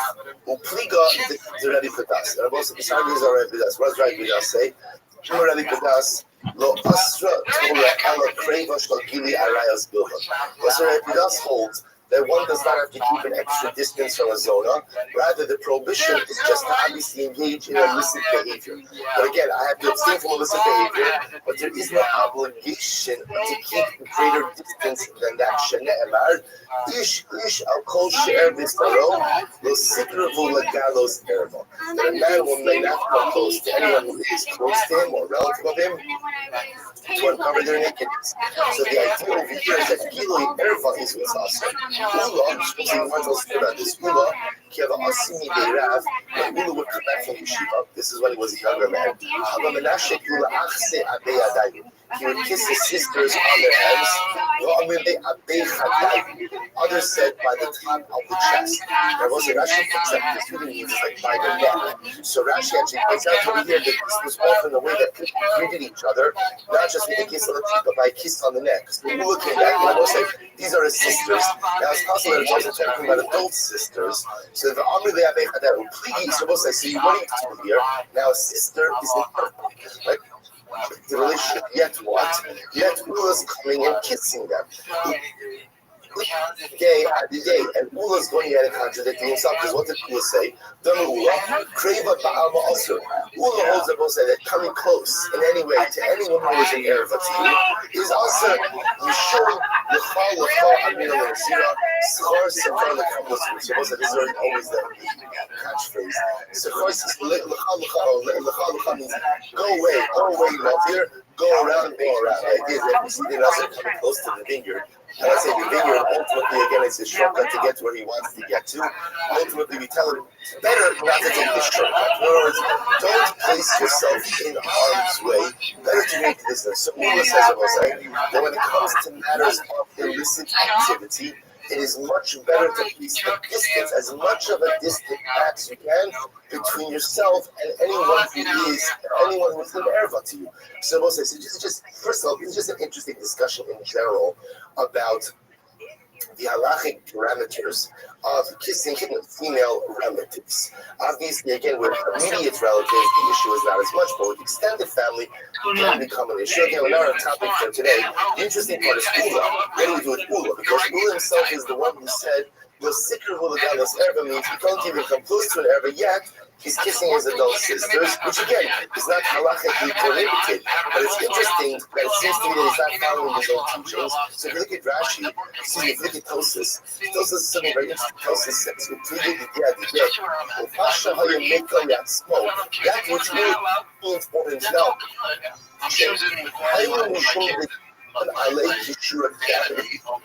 Ula felt that he was exceptionally in control. He came and sniffed LA food.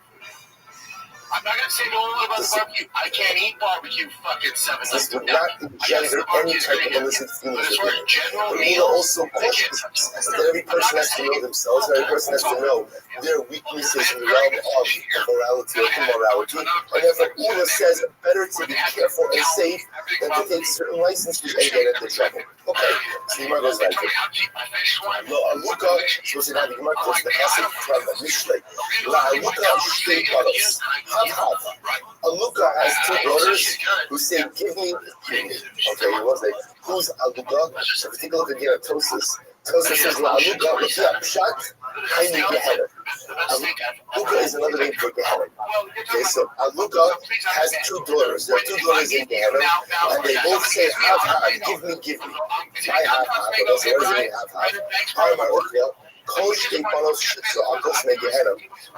There are the voices of two daughters who cry out from Gehenna. And those two daughters, while they're in this world, almost give me. Who are the two daughters of us that call out from this world? Give me. Minos Laharashis. Ultimately, again, versus heresy and government. Take a look at Rashi. Rashi says Minos the Rashus. Rashi says Minos. So Akos Habat Taklovas Avodas. In this world again, heresy says bring Avodah Zarah, bring some type of carbon to Avodah Zarah. Rashus. So Akos have been Mamon with the Ranos and Arnana Umastabel. So we'll say these two daughters, the daughters, right? One of heresy, one of monarchy. Both can give me. The Avodah Zarah wants Kamaros. The Avodah Zarah wants me to serve it, and the government wants me to give me its money and taxes. So the Gemara says, and others say, others say it is the call. So in this world, these two daughters lead many of us astray. But ultimately, again, the place ultimately is in Gehenna. Those who participate in these things, Avodah Zarah, and those who utilize government for their own enrichment and to oppress others, ultimately, again, end up falling out from Gehenna. So you think I'm going to call Gehenna, so I guess what I'm say it is the voice of Gehenna, which calls out and says, Gehenna calls out and says, give me the two daughters who cry out in this world, give me.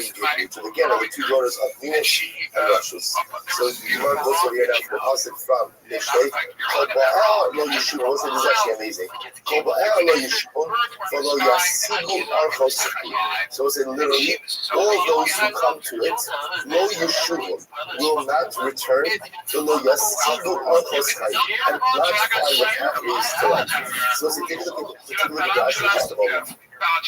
Actually, not yet. So the King Afresh Moshavu, so there's no divorce. What the Pasuk says is, all those who come to it will not do tshuva, and therefore will not yasigu, will not literally yasigu means acquire, understand the pathway of life. So Moses says, at the end of the day, they cannot do tshuva. So how can they go ahead and acquire the pathway of life? If they do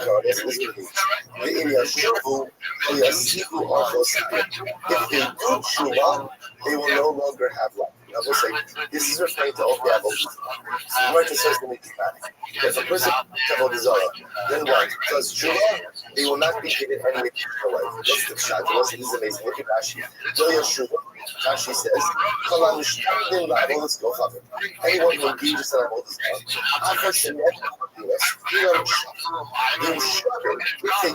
after engaging in avodah zarah, Memari Ramos Mitzvot Sarah Yes from the Zoo Kiseras Melech Akim. So those like sometimes the person gets that data and they do tshuva. And they go from that's a week. And they may fall they again what does this powerful do? He takes their life. Why? Because it's better for a person to die in a state of tshuva, even if it means a truncated life, than to potentially fall prey to this very grievous sin again. So that's what the Gemara says.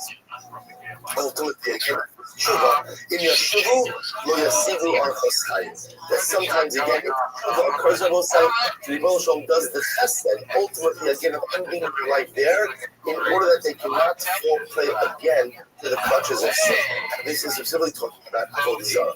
Remember, the Chalaporish Minas say that anyone who does Shekhinah from Avodah Zarah immediately dies. This is why there was a woman who once came before a fist, and she wanted to be a Balas Judah. She wanted to be a Balas Judah, she wanted to be a, and so Krista said, okay, what do you need to do Judah for? So she said, listen, I'll tell you like this, the least of my sins is the least of my sins is the father of my youngest child is my oldest child. Right? The princess with her oldest child conceived, and that's the father of her youngest child. That's the least of my sins. So obviously this woman's got some problems. He's the least of my sins. What Rav Chisda say? So Rav Chisda said, prepare a shroud. Rav Chisda was saying that she's going to be a Balas Tshuva, and obviously again this is a woman who was very, very weak, and therefore constantly and consistently felt praise. Ultimately, again, to her wants and to her desires. Therefore, if she's going to do tshuva, chances are that Rosh Hashanah is going to take her life now. Prepare burial shrouds. And she did not die. So the fact that she said this was the least of my sins, so it sounds like she also must have engaged and have all the Zorah as well. Or if this is the least of it, that means what's more chomer than our rights? But that's what chomer than our rights what?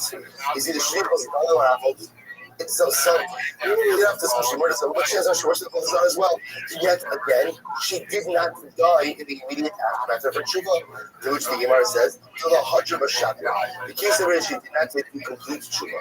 Even if HaKadosh Baruch Hu ends the life the penitent, that's it, so that the person can die in a state of purity. That's only after the person has performed complete tshuva. She did not perform complete tshuva. The Shumachi, Rabbi said, therefore she did not die.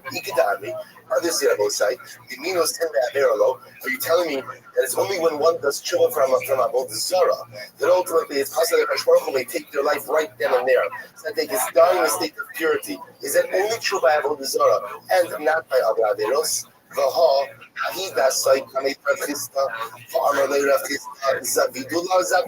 It's the same case. The woman came she said the couch was leading up my sins that I fathered. My youngest child is my oldest child. Very, very old child. And she died. That was a different version of the story. In this story, she died.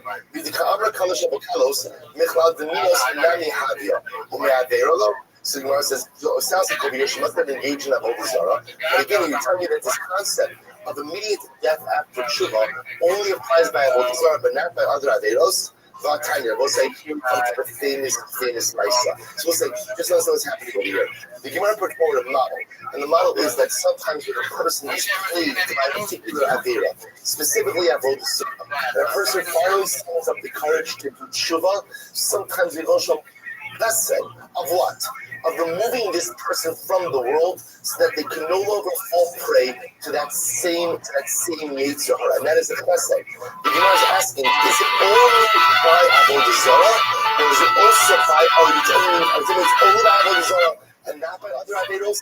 So the Gemara is not going to give the famous verse. Well, Tanya, Amra Lav Arab Elazar Ben Dordaya. What about the story of Elazar Ben Dordaya? What happened to him? Elazar Ben Dordaya was an exceptionally moral individual. There was not one Zorah that he did not feed. Not one Zorah, and not one person that he didn't cook. One time he heard that the Zorah overseas, the Haisal Hotelis is in the Zorah, but she charged a very exorbitant price. Rothschild took the bag of money. Listen, it's such a, first of all, you understand that this is such an incredible power. So why is this about Taiba? Because understand, so a lot of times we have Taibas. Other than their Taibas. The best way to fight Taiba is what? Is how? Count to 100. Count to 100. In other words, sometimes if you just calm down a little bit, right? If you just count to 100 or 1,000 or 10,000, whatever you have to count to, so sometimes the taiva dissipates a little bit. Like this guy is crossing 7 seas, which I will say, obviously, it's a bit hyperbolic, but the idea is that this was a journey. I can't see from work, this is like so for most people, again, if you have to go through all this trouble, generally, it becomes as a matter of, you know what, it's not there or it's just not worth it. This is about taiva. This is about taiva. This Rabbi Lazar is committed to his news. He's committed to this. So the Amish is taking the money, an incredible amount of money, You almost got past me. So this time, he takes the money, does the travel, and what happens? But it says,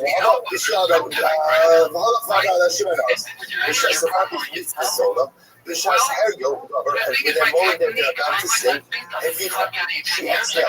She exhaled, Rashi says, Amra, Shem Shef, to Enoch was the same way the breath that came out of my mouth can never go back. Kach Elazar ben Gedaya Enoch Hamlet also.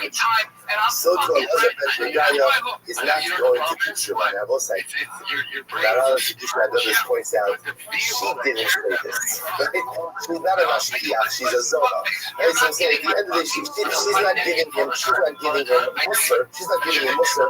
The idea is also must have that internal Mashkiach. Right? All of us have that internal voice that when we are about to do something that we know deep down is really not correct, it's quite spiritually severe. There's that voice that says, if you do this, you are forever changed. If you do this, life will be forever different. That voice speaks to Allah. He projects it onto the Zohar. He hears it when the Zohar exhales. He hears in her breath that message that there are certain things that once they are done come out to be undone. When you exhale, you can't get that breath back. He understands that again, he lives the life of immorality.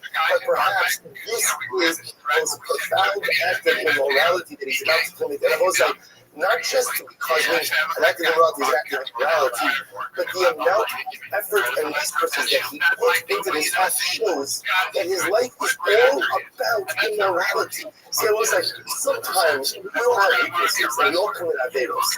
But the hope is, those averos define us. What defines me are my good qualities. What defines me are my accomplishments. Yes, I sin, because I'm a human being and I make mistakes. It's not what defines me. The problem over here is Rabbi Elazar understood. And now it became, it's not just the fact that he is a witness for immorality. He is immorality. It's him. Meaning, being Mitzvah is not something he does. It's something he is. He left his home, he left his job, he has incredible amounts of money, incredible amounts of time. He's vested in this. Why? It's not just a recreational pursuit. It's because life pursuit. And he realizes that now he's at the crossroads. If he engages in his act of morality, then forever this is his identity. He's about to cross over the point of no return. So what happens? Halach v'yashav and he leaves her. He leaves her. Doesn't engage in that morality. Halach v'yashav and shnei harim u'gvos. He goes and he sits in between mountains and valleys. Amar harim u'gvos b'kshal rachmei. Mountains and valleys. Daven on my behalf. Intercede on my behalf. Allow me to do tshuva. Amar lo achar mevakshim alech levakish la'atzmeinu. Essentially, the mountains and valleys say, "Listen, Elazar, we've got our own problems. We can't daven. We have to daven for ourselves. Shnei amar ki aharni amushu v'gvos tilatena. Amar shvai v'aretz b'kshal rachmei. Heaven and earth, David on my behalf, intercede on my behalf. Sorry, Elazar, we've got our own problems. In other words, every part of nature is saying, Elazar, we need to take care of ourselves, we can't take care of you.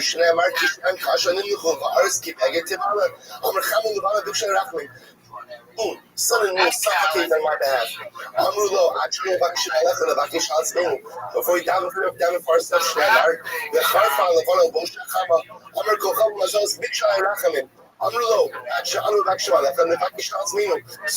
and stars. I should say, stars and constellations. Daven on my behalf. And they say, I'm sorry, before we daven for ourselves, finally, you will say, what does he realize? The most profound words and the most life-changing words for all of us.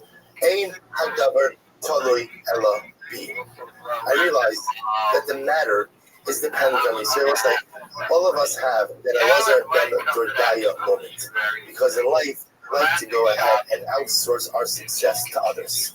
Like, this one needs to do this. You know why I haven't accomplished what I want to accomplish? Because this one didn't do this. My mother didn't love me enough. My second grade teacher didn't give me enough cookies.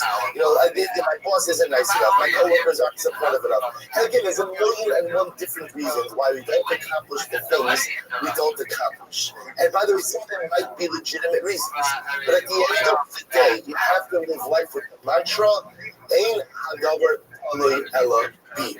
The bulk of my life stops with me. My success is up to me, obviously with HaKadosh Baruch Hu as well. But the idea is I can't outsource my success. I can't outsource any aspect of my life to others. I have to own it. I have to control it. I have to fix it. Elazar tries to get everyone else to do tshuva, to help him change. Then he realizes the profound yet simple words, Ein Hadavar Tolei Ela Bi. This is totally dependent on me. So what happens? He placed his head between his knees. He begins crying. And so literally his soul left his body. So we'll say this is amazing. A heavenly voice came out and said that Elazar ben Yodaya is invited to spend eternity in Olam Haba. We'll say, in other words, he did tshuva and he died in a state of tshuva. So we'll say, the point over here, the Gemara says, now, why bring this whole story? Because here's an example of a man who wasn't steeped in idolatry, but rather, again, it was immorality. Yet we see what happened right after he did tshuva. What happened? He died. So you see that there's this concept that Rosh Baruch Hu sometimes can take someone's life after they do tshuva for an ongoing, consistent avera, even if it's not about the zara. This is interesting. Since he was so embedded in this avera of immorality, it became like his idolatry. So we'll say, idolatry is you pledge your allegiance to an alien theological system. Sometimes a person becomes so enmeshed and so mired in their taivas that their taivas become my avodah zarah. My desires become my idolatry. My desires become my theology. So for Elazar ben Dordaya, it wasn't obeyed avodah zarah. It wasn't an avodah zarah of an idol. It was the avodah zarah of lust. It was the avodah zarah of desire. It was the avodah zarah of physical wants that he just gave into and caved into every single time. See, he wasn't obeyed avodah zarah, and once he did tshuva, HaKadosh Baruch Hu took him. Rabbi, once there's an amazing postscript to this story. Rabbi cried for Amar, there are some people who acquired their world in a number of years, and some people acquire Olam Haba in a moment. It was that some people spend a lifetime acquiring Olam Haba. Some people like Elazar ben Dordaya acquire Olam Haba in a moment. Rabbi said, furthermore, it's not just that HaKadosh Baruch Hu calls about tshuva, rather Ella, she called it also Rabbi. Isn't this amazing? The gospel doesn't come at Elazar ben Dordaya. What does it say? Rabbi Elazar. Rabbi Elazar ben Dordaya. Was it not only is he accepted as about tshuva, but ultimately again he was held in the highest esteem by the Beis Din Shalala. He was held in the highest esteem ultimately again as the Rabbi Elazar ben Dordaya. Was so much to speak about that story. And so many there's the other place that says very beautifully. He says that position of placing his head between his knees. What position is that? Right, so then the other says that what Rabbi Elazar ben Dordaya wanted more than anything was the ability to start over. The ability to start over. And here's the tragedy. The tragedy is he thought he couldn't start over. That's why he died as a result of his crimes. What he didn't realize, the real tragedy of the story is he could have started over. He could have started over. There's always the great gift we have is he can start over. There's no limit. You can start over as many times as you want. You can start over every day. You can start over multiple times. Start again. And meanwhile, we say, you could have started again, but you didn't understand that, you didn't realize that, but you did die in a state of tshuva. It had covered the element. But if you're going to say, we're walking on the way. I know Trishvita, so they came to two paths. This is like this Gemara's egg. They came to a fork in the road, two paths. Listen to this. So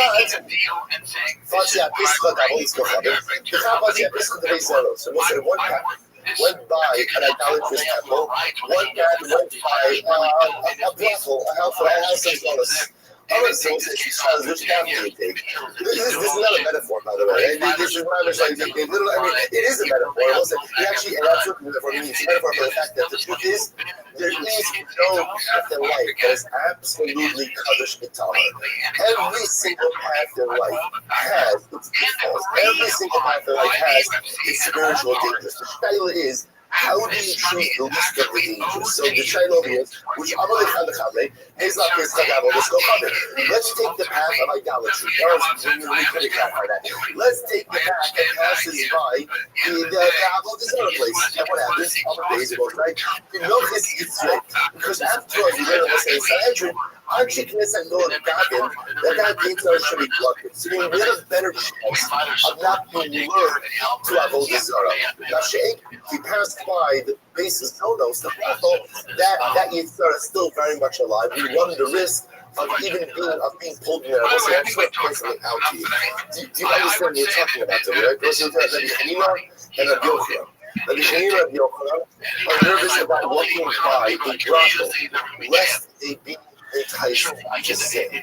So I will say, the true mark of citrus is recognition of one's spiritual and moral value. Yo, Zorro, can you hear me? Zorro, what's new? Zorro, can you hear me? Zorro. Yo, dog, can you hear me? Zorro. How was your day, Zorro? Zorro. Zorro, did you find out about me from Twitter?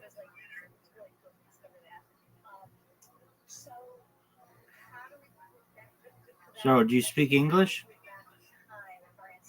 Can you hear me? Zorro. Zorro. Yo, dog.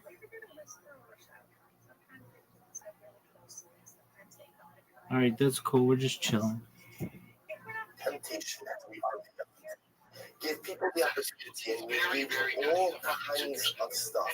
And the greatest skill is to recognize your vulnerabilities. The greatest skill is to recognize that even if you think you would never do something, it's not true. And you'll try to understand we're human beings. We're men also. We're great men. We're tzaddikim. We spend our lifetime building ourselves up.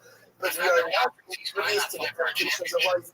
Therefore, better let's try to have that Avodah Zarah. That Yitzhak was blocked. Yitzhak is going to let's go by the path with the Rafa. It's fun when it comes up. This is amazing. And let's call back that Yitzhak, and we'll get. In other words, the other one said, let's take the path that goes by the basis of the Rafa, because there it'll be a test for us. And hopefully, again, we'll be able to rein in our Yitzhak and get the scar for overcoming our Yitzhak. Listen, I understand, don't try this at home, because in general, again, we never put ourselves in situations where we are forced to test our results. It's a bad idea. This is a different kind of case, because in this case, again, either way was a difficult choice, and either way there was a sayom that was there. And then the second one, and again, it's not identified with saying what. The second one is saying, listen, either way we're going to have a problem. Let's go by the base orders. Maybe this is our opportunity for spiritual growth and resisting the temptation. So what happens? So they ended up taking the second path, the path of the Zoros. So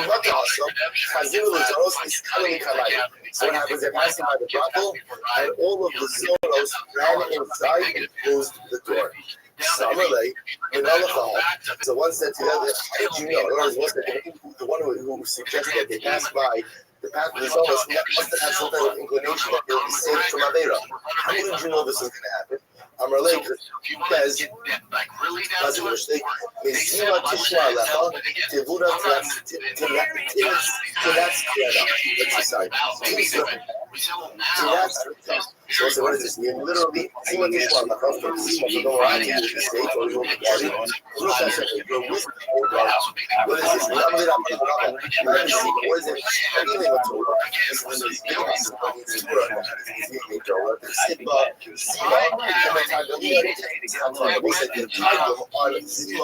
is literally again also to say if we so we see that Torah is called itself.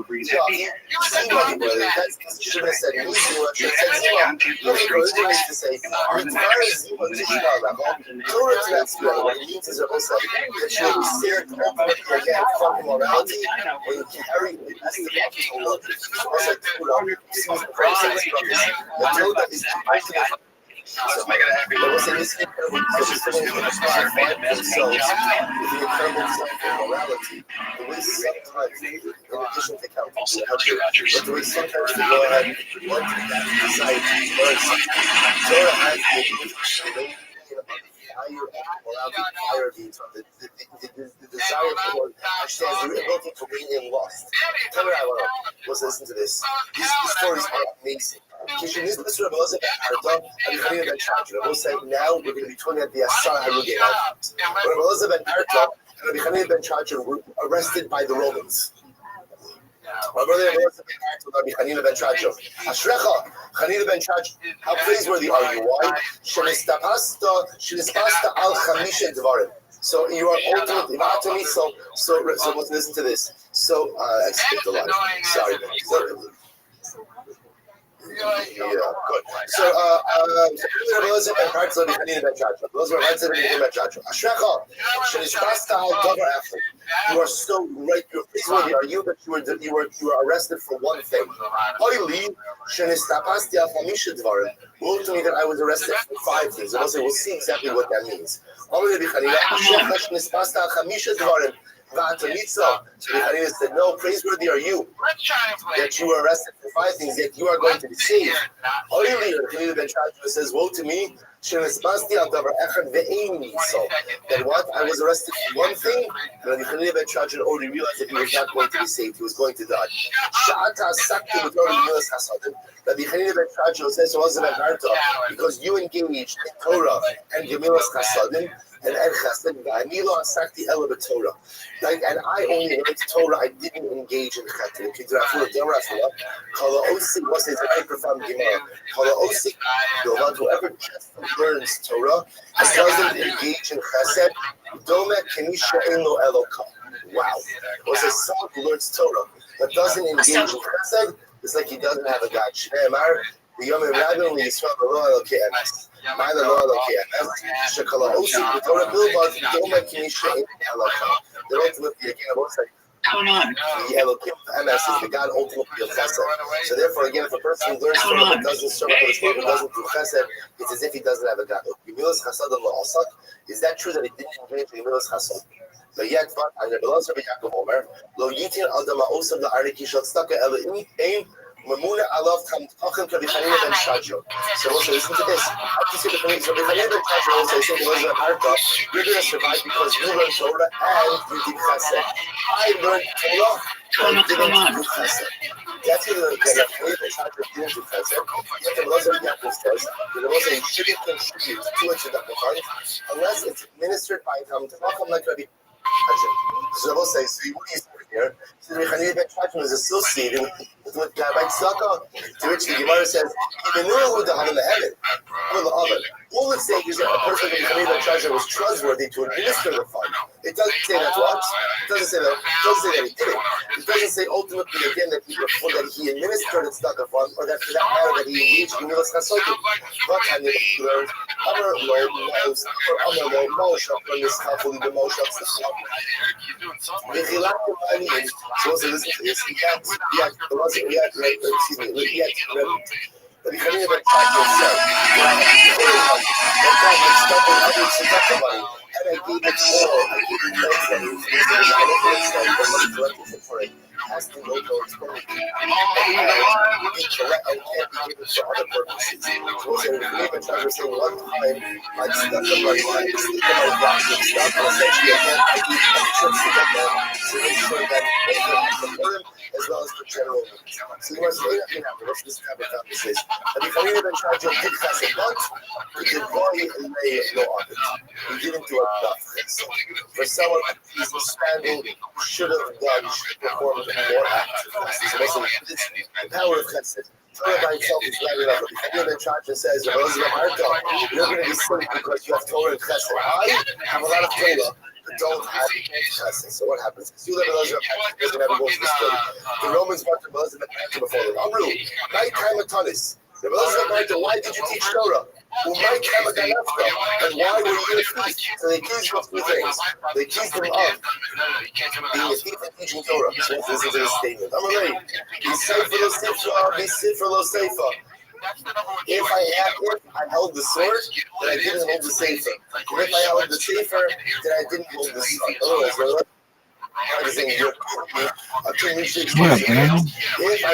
Torah, then I spent my days in the church. If I was a thief, then I spent my days. I can't do both.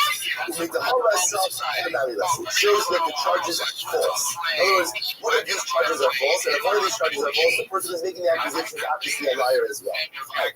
That was the case. Who might tire come Rabbi. So if you didn't teach Torah, why do they call you Rabbi? So he responds, Rabbi shall tarsu.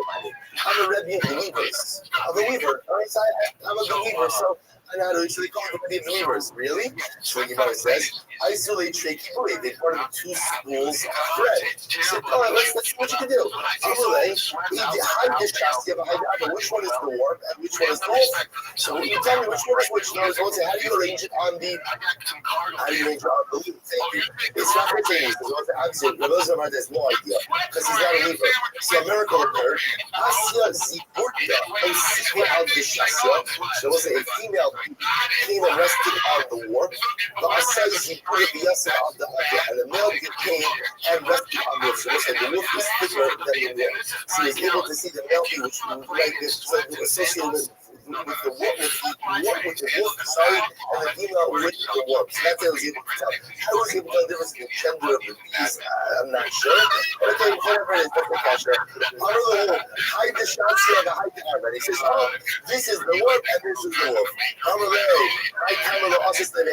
Why didn't you show up at the bed? Because the bed was the house of Avodah Zarah.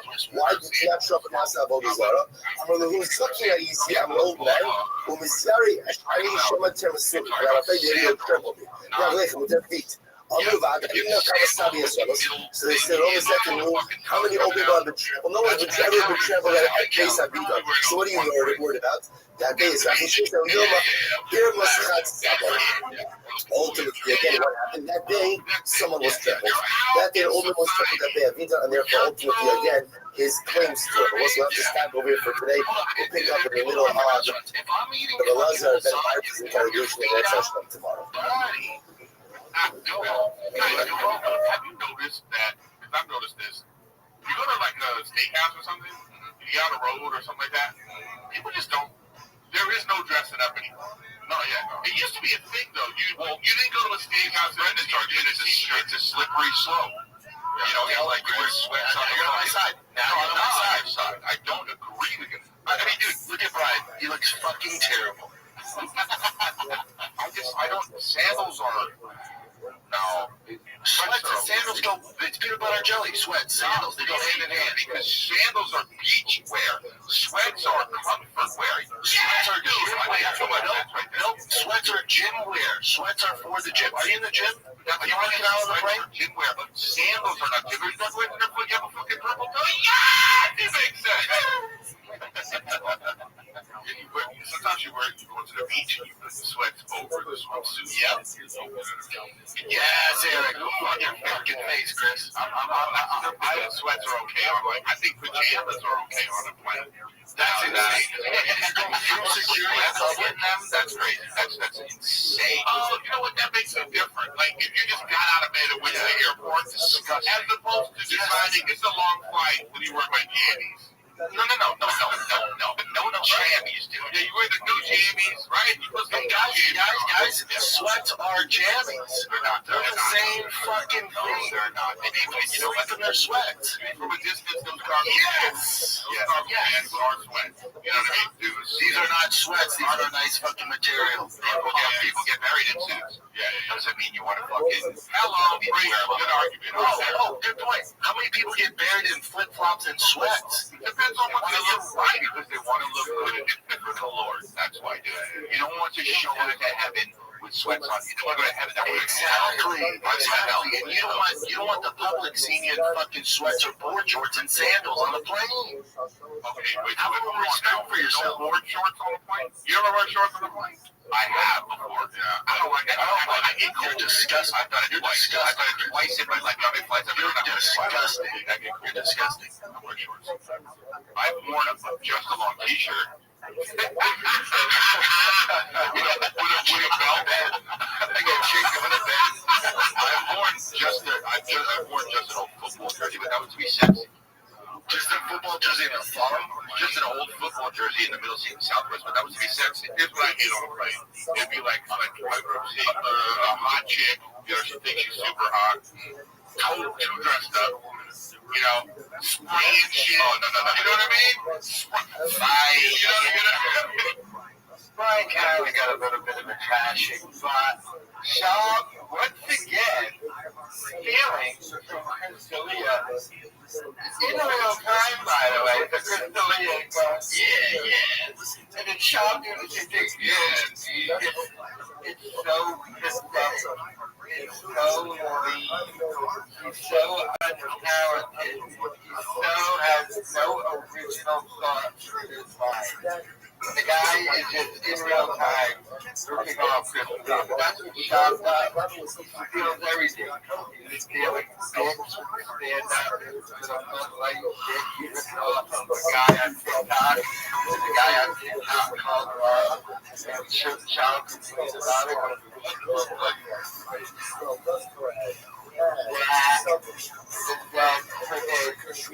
All his logos are stolen. There is a little bit of a conspiracy shop with this. About maybe it was Joe Rogan who got him to quit stand up, so I had a conversation with him like he did. The Joe Rogan podcast, and he got him to quit fighting because he was behind the scenes. Get him to quit stand up. And the conspiracy part is the reason why Rogan did it. Not just because Shab is terrible, but because Carlos Mencia was going to load up to start going after Shab for stealing and call out Joe Rogan for being a hypocrite. They're like, you wanted my career over stealing Joe Rogan. That's a little conspiracy. That is not really right. That's the reason. I can believe that. I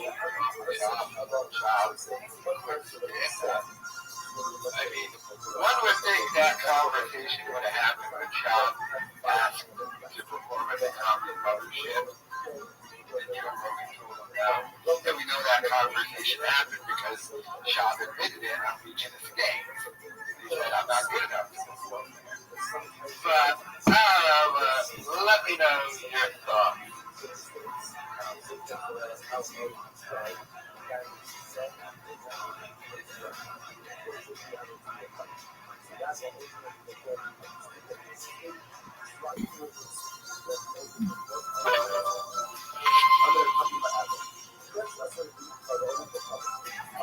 White pants, you mean?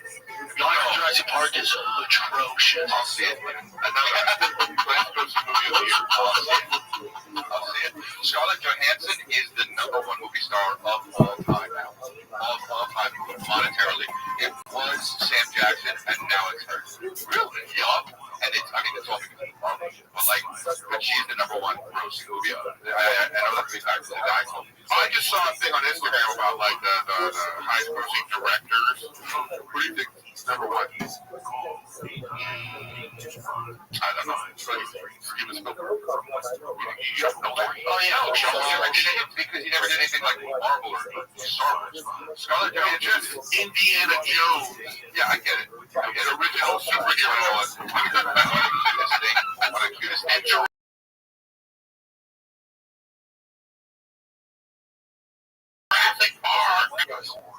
That I just found from the old house because you got stuff at boxes from the old house, and I forgot that I really liked it.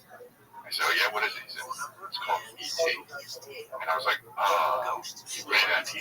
You know, it's like a made oh, the fucking novel, dude. That they made. I don't know. With your kid could be like smart like that. And so I was like, "Oh, that's so cute, dude. Yeah, it's a movie." He's like, "This? They made a movie of this?" I'm like, "No.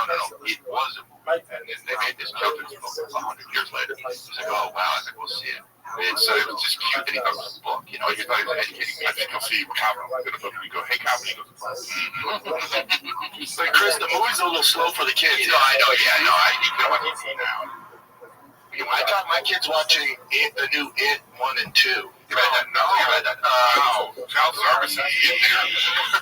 So that's what I read. They're into horror like their dad, man. What do you want me to do? So, well, that's what you play do with them. So, you guys, because you play Wolfenstein, they play Wolfenstein. But,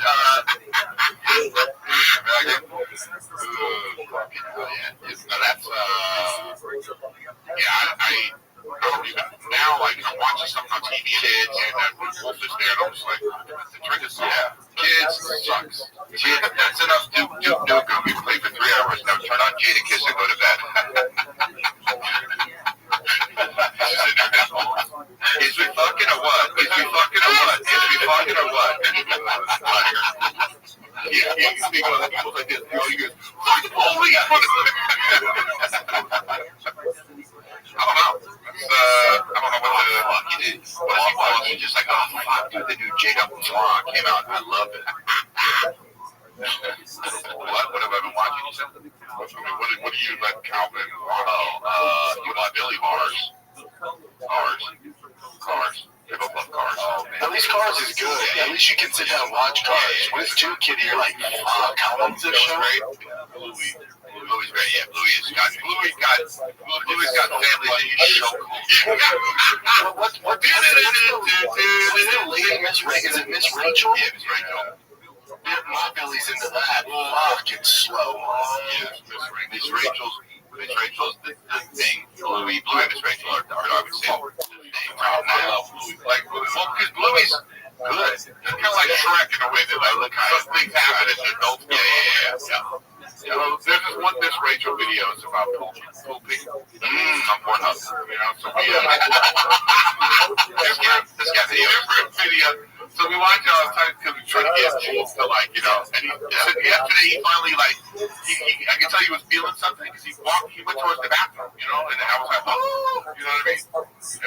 But then like he didn't, you know. Yeah, on the thing. We have those. You know, 48. Holy shit, Miss Rachel's potty training video has 48 million views. Yeah, I'm like a 600,000 of those views. and then Eric Miller. Yeah, baby. And she just shoots me in the screen. Hold on. Everybody's in the bowling movie. Who's the bowling movie? Where do I turn on the thing? Kingpin, and he's in the urinal shitting. No, but this is great. When Miss Rachel comes on, Wolf goes bananas.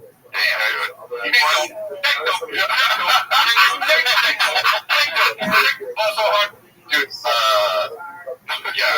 He just runs to the out to the bed or whatever. It's the only time you look at the bed. Miss Rachel's net worth. Well, it's also on Netflix now too. Yeah, and then but that's so wrong. Oh yeah, that's way wrong. It's a show which makes that a million. It's like doesn't Kai Cenat has fucking $45. It's like, come on. The guy obviously has more than that. He's the number one streamer in the world. But I think the kid channels don't get as much advertising like regular shows. Yeah, but they get that money from fucking merch like crazy. This is 17 million from YouTube in the past year. Yeah. Well, yeah, sure, you get to that. You know, 15 million is going to pay like, you know, 7 million in taxes. You know what I mean? And if she's in the stupid telephone, that makes sense that it's like, that's fine. But all atrocious is this podcast, of course. The show is gonna call it out real smooth. I mean, none of your kids watching it. I don't think it's that bad though. My daughter watched it. That's scary. But kids are a little bit younger than child babies, but I mean, this whole Zoom into the golden hour podcast, like, they only do this once a week. And Mama needs that, he's that, I don't get my kids to get fly to LA. What's going on? Hey. Get the ad in that. Show guys in studio. Interrupting. Terrible, but not terrible for just delay. I mean, because the way this is now, right? How long do you think this lasts? How long do you think Sean realizes these guys are I'm just going to fly to LA. Or fly to LA. Just use the camera. Why was that a thought? I get that.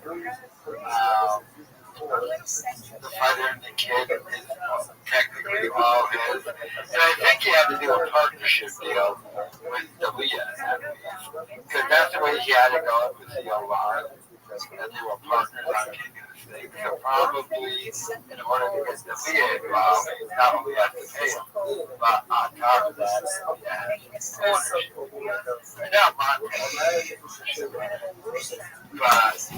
way I think. That's probably why he's trying to always like the kid now. Although 100% that, that podcast is super dead, extra dead. Whereas this one is dead, but not as dead as that one. The people out there aren't as depressed as Callan. Doesn't even want to do some shops or try to shop just go as civilized as Callan doesn't like him. Nobody likes him. Baba just goes he doesn't live on his radar.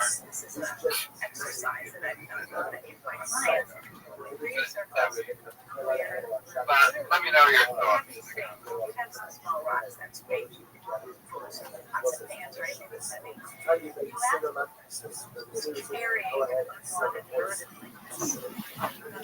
Exclusieve categorie verkoop je alles wat je niet meer nodig hebt. Gebruik je niet, verkoop het dan.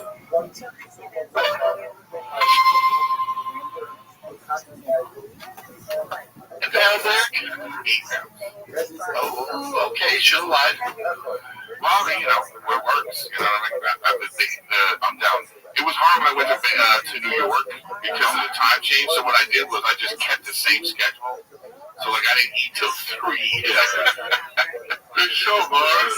It was hard on the plane. You know, and I'm in first class, and they bring it over this good ass breakfast to everybody, and I'm just like, oh, no, thank you. Oh, good for you, big dog. When also New York has some of the best food too, so that also sucks. Yeah. But it was fine. You know, it worked out. You know, we're gonna die. You gotta stick to it. I know it's so hard on the road. It's so hard. It's so hard.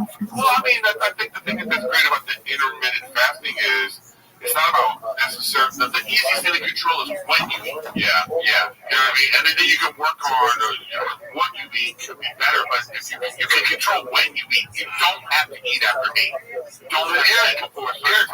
What's Matt Rife eat? Like a crouton and he's full? Like that dude's so shredded? You know, he just works out every day, no matter what. No matter how he feels, what's going on in real time. Yeah. Good for him. Even with insomnia or whatever it is, like, but like, whoa. Like, he worked out before the shows in New York. Yeah. He just wasn't feeling good. He was like, well, they took him to the gym, and then he came back and he was ready to go. Wow. You What do you mean he wasn't feeling good? He's not. He's always fucked up. He's always like, he wasn't feeling good. Like sick. Because he doesn't sleep. No, he hadn't slept. He hadn't slept. He sees ghosts. Work out. To work out when you're tired is the worst. But that's the thing that gives it a move. But it also, but that's when you hurt yourself, or at least me. I go, oh no. But those have always been that way. I don't know, I'm 48, I'm 40. But you got the years of 48. You know what I mean? I look good. I was I'm killing it in the looks department. Oh, dude, I watched a movie that's terrible, so you guys probably have seen it and love it. It's a 90% on Rotten Tomatoes. It's Northman. I didn't see it yet. I know. You like bad movies. I do. Horrendous. The guy who did that did, what's it called? Didn't he? That bullshit Dracula. Or not Tron. The Dracula. He did? I thought it was the guy who did, Blade Runner. I thought it was that guy. I just saw Mickey June. Yeah, they were playing. Oh, yeah, it was a guy. It was alright. It's alright. Oh, Robert Eggers. Oh, yeah, you're right. Hell, we did all this weird. I'll watch it. Oh, dude, every The Witch. That is. Oh, no, you guys are gonna love it. I know your guys' style. The Witch is good. I know your guys' style. You're gonna love the Northman. You're gonna love the Northman. I actually started watching that, and I was like, no, thank you. I'll watch it on tonight. Yeah. It's gonna be your favorite one. Why twice? Because I'm gonna love it, and I love it. I love that trick. But I was like, I knew you were gonna love it. Chris will like it. Well, why'd you watch it? Where were you that you were watching that? I ran out of shows. I watched everything, and then I was waiting for the next new Dexter come out. I watched all three, and my mother-in-law and father-in-law always come to me for a movie or show advice. And I fucking went on Rotten Tomatoes. I'm like, oh shit, 90%. And then that actor, whatever the Skarsgård, whatever the fuck he is, Skarsgård was on Dak Shepard's podcast. They were talking about how good it is. So I'm like, I got a movie for everyone. And then it got done. They're like, you're terrible. You listen to Dak Shepard's podcast. You just listen. Like, what podcast do you listen to? All I listen to is podcasts. I listen to no music. Wow. He's talking and shit. He had Brad Pitt on. Yeah, Brad Pitt was great. You binge it. He's a big car guy too, so I thought it was hard. Yeah, that's what you said, Superman. Yeah, but he did, and then Chris D'Elia roast Brendan Shaw. First of the way you talk. Then I love how Chris gets fascinated with how stupid Shaw is. First of all, of course, Brendan Shaw. But he said, I listened to generally music is too complicated for my but, you know what? I don't think I've ever really heard Shaw talk about it. I think he's talked about rap or something. Like, he probably has heard a song in the background or something. But I really do think Shaw is too stupid. And if you've ever, like, brought an album, you that in a cold Sean just listens to podcasts. Well, yeah, once you just like hey, what you trying to watch my gig here? Could you imagine if Sean was going to do audio? All about himself. Sean just drops it. Hey, I'm stupid for saying this stuff.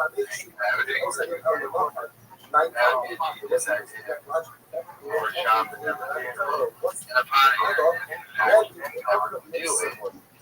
Although I have noticed that they're now dropping fighter kid podcast clips no longer on their Twitch channel where you can get like 7 views. They're dropping it underneath the fighter kid channel to try and get some views on it. That's how desperate Shop is. Because usually when you do a podcast like that, you like to separate the clips.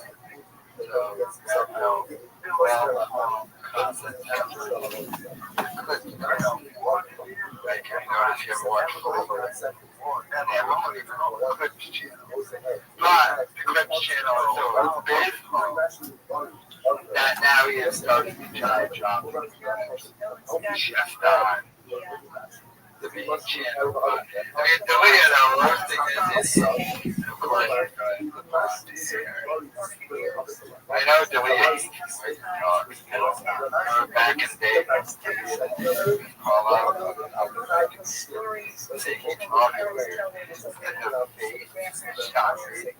Calvin had to stop it.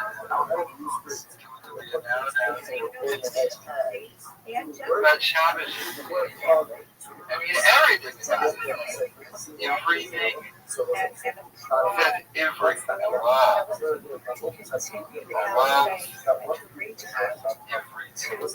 But that's a Shab accent. No other person on earth in the history of the world has ever said everything. I don't know where that accent comes from. I don't know how whoever developed it. He's the only person on earth who said that. Like he's got Lou Gehrig. It's just a special frozen album. Kind of like Chinese. But even Chinese people don't know what that is. They just replace ours with L. You just throw an extra L on the word. Everything.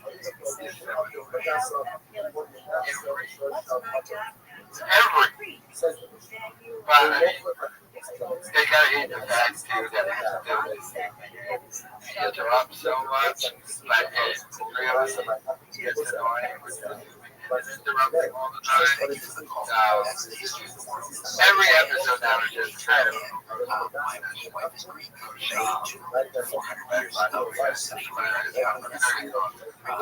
I mean, it's universal. So again, It's generational trauma.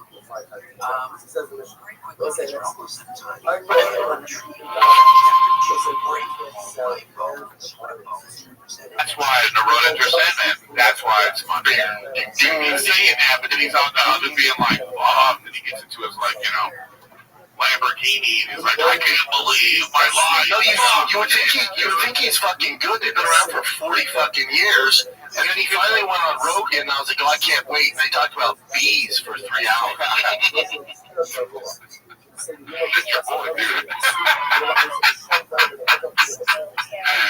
know, but I mean, people, I don't know, man. We don't know what's going on in people's lives. No, the music business is funky, crazy. People think everybody in the music business is rich. They are not.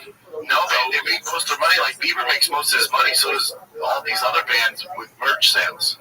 It's not even about the streams anymore. It's just marketing to sell merch at the fucking concert, which is so crazy. Like, I'm pretty sure your merch team sent out my package. She said they just responded to the email. I said, hell yeah. Hell yeah. It's on the way.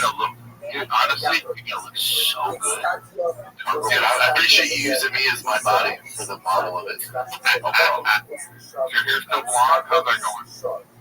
It's growing out. That looks horrendous. When you're 42, you dye your hair, and then a few weeks go by, you're like, oh, wow, I'm going to lose it. You have to keep explaining, my sons, I did this for, you know what I mean? His roots start coming in, and it looks... Yeah, my roots coming in like a bad bitch on Real Housewives of Orange County. I got to get them redone. No, I'm done dyeing my hair. I told my kids, I'm like, you guys are on your own now. I look ridiculous at 42. You look 42. I appreciate it. Yeah, but it's like everyone does everything now. It's like just old people who do shit. You know, I don't think it's that bad. Yeah, but then fucking Ben Affleck went up me. He shaved his head the same week I shaved mine. Now I look like I'm sorry, Brad Pitt did it, so I look like I'm copying Brad Pitt. Yeah, but that's true. But that voice bit. Here we go. Brad Pitt just looks so much better. You know, he's way more famous, so he did it to be like, oh, copying Brad Pitt. I didn't know. I'm like, This seemed like it was like a month ago now, but we never talked about the Coldplay concert. It was like the most viral thing on the internet since Talk to Him. I kept saying this. His wife filed for divorce already. Well, yeah, this is embarrassing as fuck. It's just, his wife is bad. His wife, I don't get it. Because this chick's a monster. Well, she probably sucks the meanest dick this side of the Atlantic. That's what it is. Usually when I see someone with a troll, I'm like, oh, I bet she's nasty on the stick. I bet she's mean on the stick. Nasty on the stick. You know what I'm saying? Hold on. She's not a troll. Show the wife. Bring the wife. Yeah, show the wife. Bring the wife, Chris. Bring the wife, Chris. You don't have your ear to the ground, Chris. Be there, dude. I've seen the wife. The wife's hot. This is really embarrassing. She should have divorced him. Hey, but you gotta do one where she's at like the kitchen counter. And this guy, this guy should have. You know what's my problem with this guy? He should have just owned it. He was trying to like. Did you see his apology? Yeah, man. He like blamed other people. He's like, yeah, I think you're safe at a concert. The apology was me.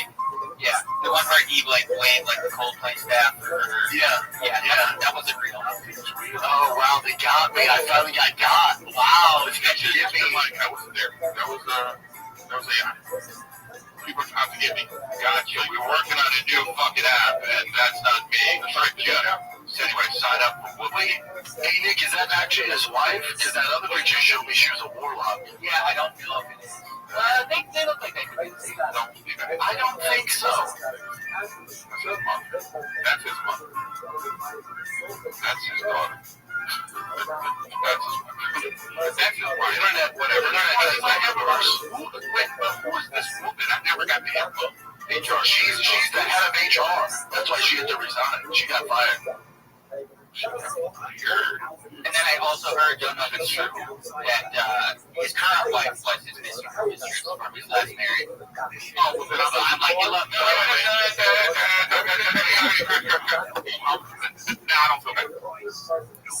No, you do. No, you guys have a vibe with this, though. I have inside sources that worked for him. They're in Texas here. They worked with him. And they said, thank God he's gone. Apparently, he was a nightmare.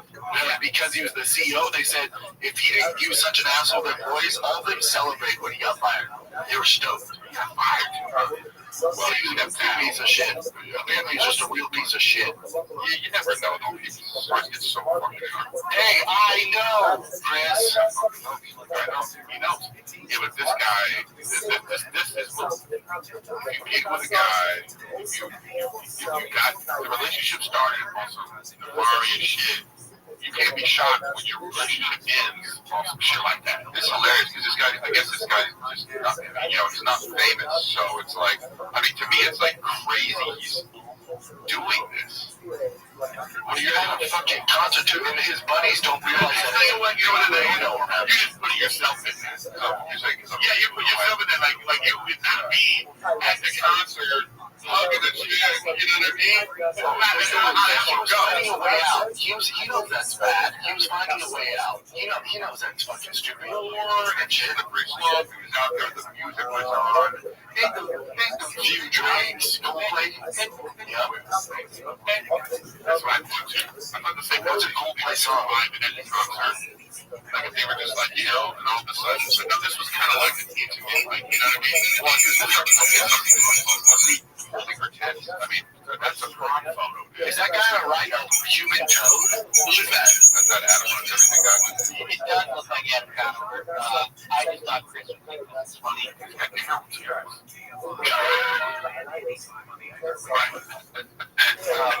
You're kind of right, Nickel. You're a piece of shit. You're kind of right. First and foremost, from the job, it was so his idea to dye his hair blonde, and now he regrets it.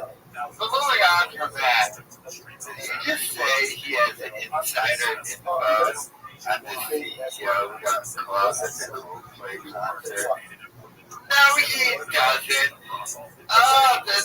Another thing that this dummy just has to lie about. Like, you've got no insider info. Stop trying to make yourself part of the story, You have zero involvement whatsoever in what happens. You don't know anyone who's involved in it. It's just a pop and death. It's a pop a lie. It's a shot lie. This is what the guy does all the time. Just have to lie about little stuff that you don't even need to lie about. That's what makes you a pathological liar. It's just like, just give me your opinion on the guy. You have to make up a lie about it, you know. I was there. I know his baby mama and ex-cousin girlfriend, and she's in bad for like, you know. Knowing a guy,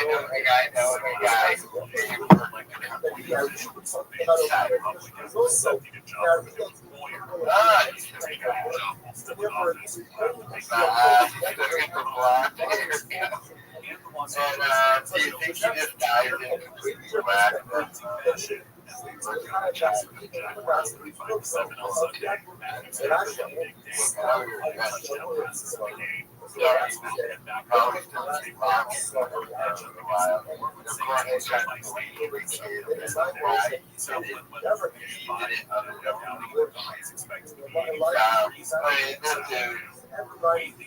Papa just kept straight up catching elves. Oh, he's known for now, just catching elves. It's the season. Happy nurseries there. The flowers right here in California. That means every planted shrub is grown. Make it easy from free design to professional planting. All you have to do is enjoy it. Visit Boone Valley Nurseries online or stop by today. Your dream yard.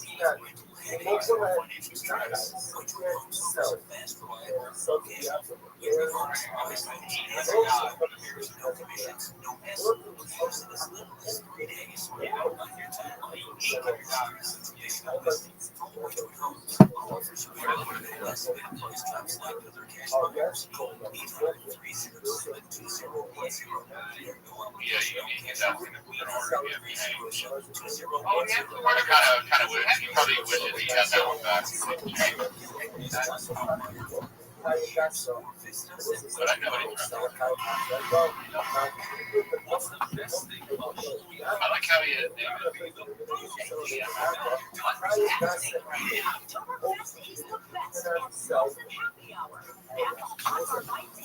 oh my God! Yeah, autocorrect got this all. Oh, that was a big right. Here we go.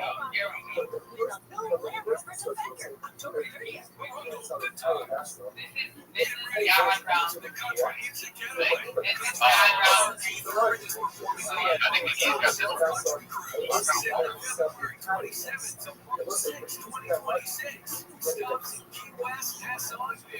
Enjoy 7 days of non-stop entertainment. All brought to you by I don't think it's the official lineup is now here for the top shelf coffee. Top shelf coffee. Check it out. I got to that. As it was in the air. When I fly it, okay. The way you think, the way it's throwing it all day, you're fucking thinking I am here.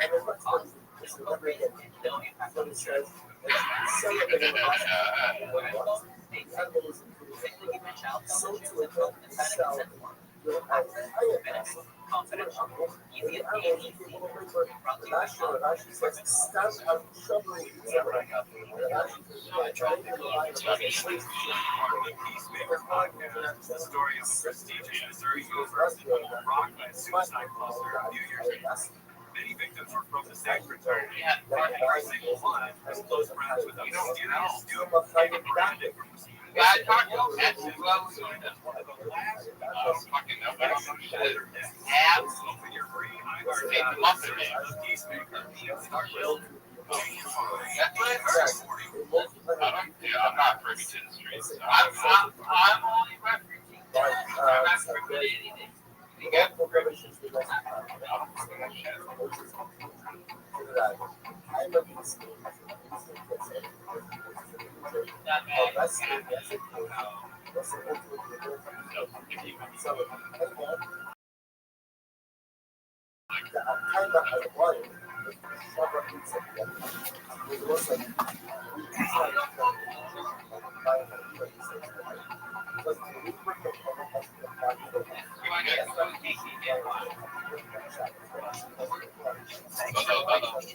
Oh, he's got an arm thing working.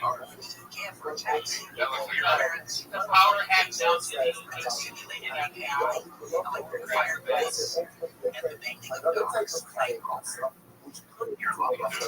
That greasy wasn't just on many mistakes in your capitalist. Coast to coast, they have the very best late night talk radio average for sound. That tonight is morning upcoming on your mind once again. Thornhill just north of Toronto. Coming up an hour's voyage. A deep dive. Oh, she said not red. I was for no.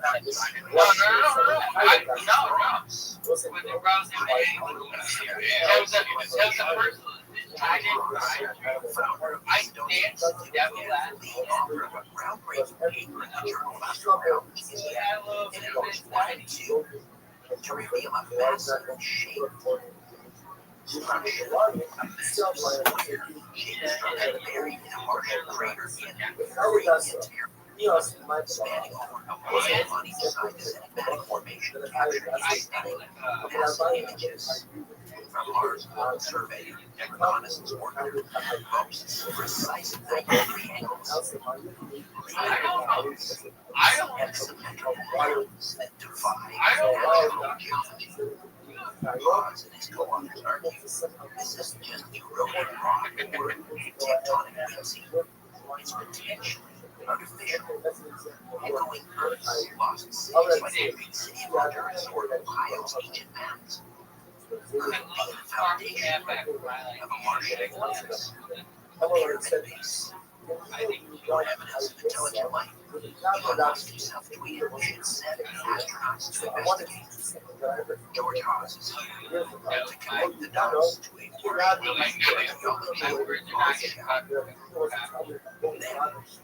prepare to diverse the theory dreams of renowned dream expert here unveiled the mysteries of Restream.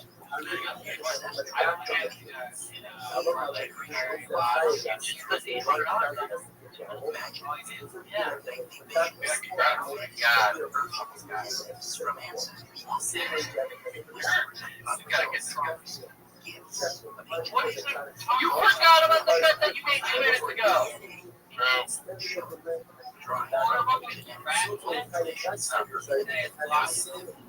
Reveals how nightmares harbor intergenerational scars from homes, adoptions, and lost places where dreams are was for profound meaning.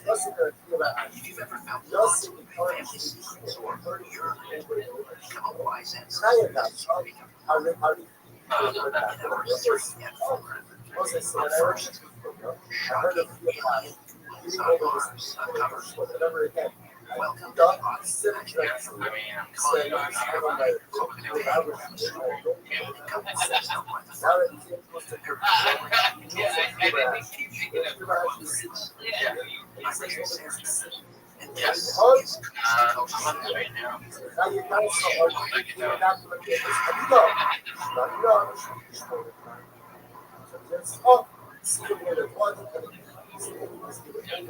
Real people.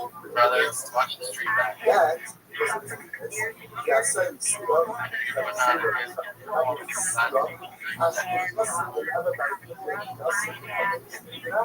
And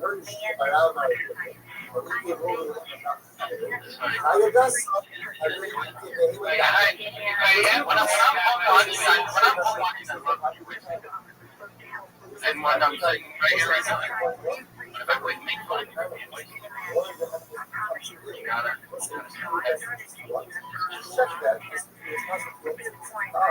I can't go Georgia, I promised you yet another fantastic replay story. We're talking about the power of waking up your immune system, which as you just heard, has incredible healing powers. The power of your immune system. Think about it. Perhaps that can be called a human body's first power. Try carnivore diet. This is I'm at home. That's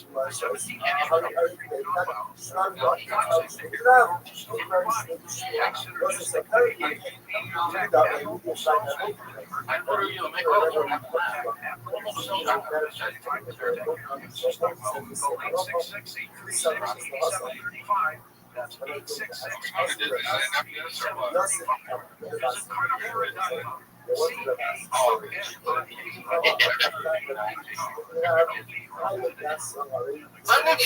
Producers are doing a live stream of the fight. And I hit the chat, and Cheddar Bob Nicolia is drunk out of his mind. First of all, they all freaked out when they saw it in the chat. I got another little PF Chang's reference with the autograph. It is a change. And then Nick gets drunk, goes off on me. I'm from Los Angeles, and I'm on the... Anybody is probably going to get fired. I'll still be Because I was very concerned. Okay, you are watching. Oh, there you go. Beautiful. Let me pause my music. Rabbi. Great to fucking meet you, man. Happy meeting. Hey, it's Ori here, man.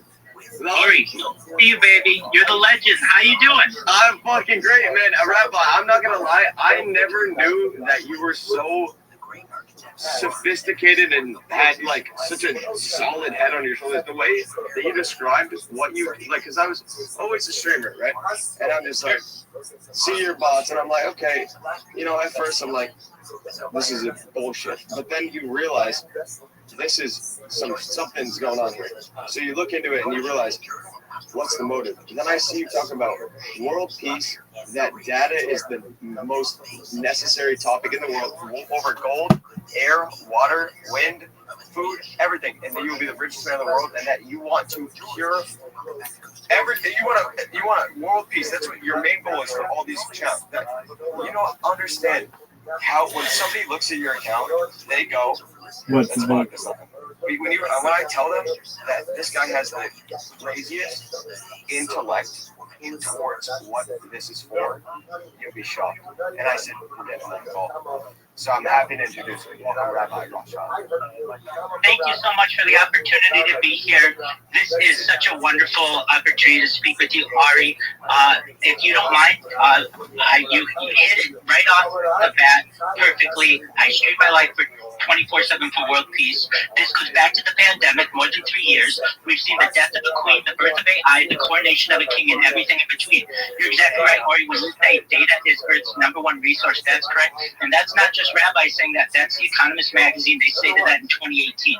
Bill Gates stated in the 1990s, the content is king, and I'm making it true today, as are you. You're either one of two things in this world. You're either a creator or you're a consumer. And you are someone who creates content. And that is amazing. We talked about two things that normally aren't discussed on this stream, like anti-gravity, antimatter, alien disclosure. We talked about life extension technology, things like human growth hormone and stem cells. We talk about nootropics and cold shock therapies. We talk about ambrosia therapy, but that gets into moving into a new type of technology known as mind uploading technology. And this is the very exciting thing. So listen up here. Mind uploading technology is where we scan your brain. We scan that beautiful brain of Ari's if he wants for later download into a cyborg, a cybernetic being, a clone of himself, an android, an avatar. Sorry to cut you off. Anything. I have So I have Lyme disease. I have a chronic illness. Yeah, I got bit by a tick when I was a kid. I used to ride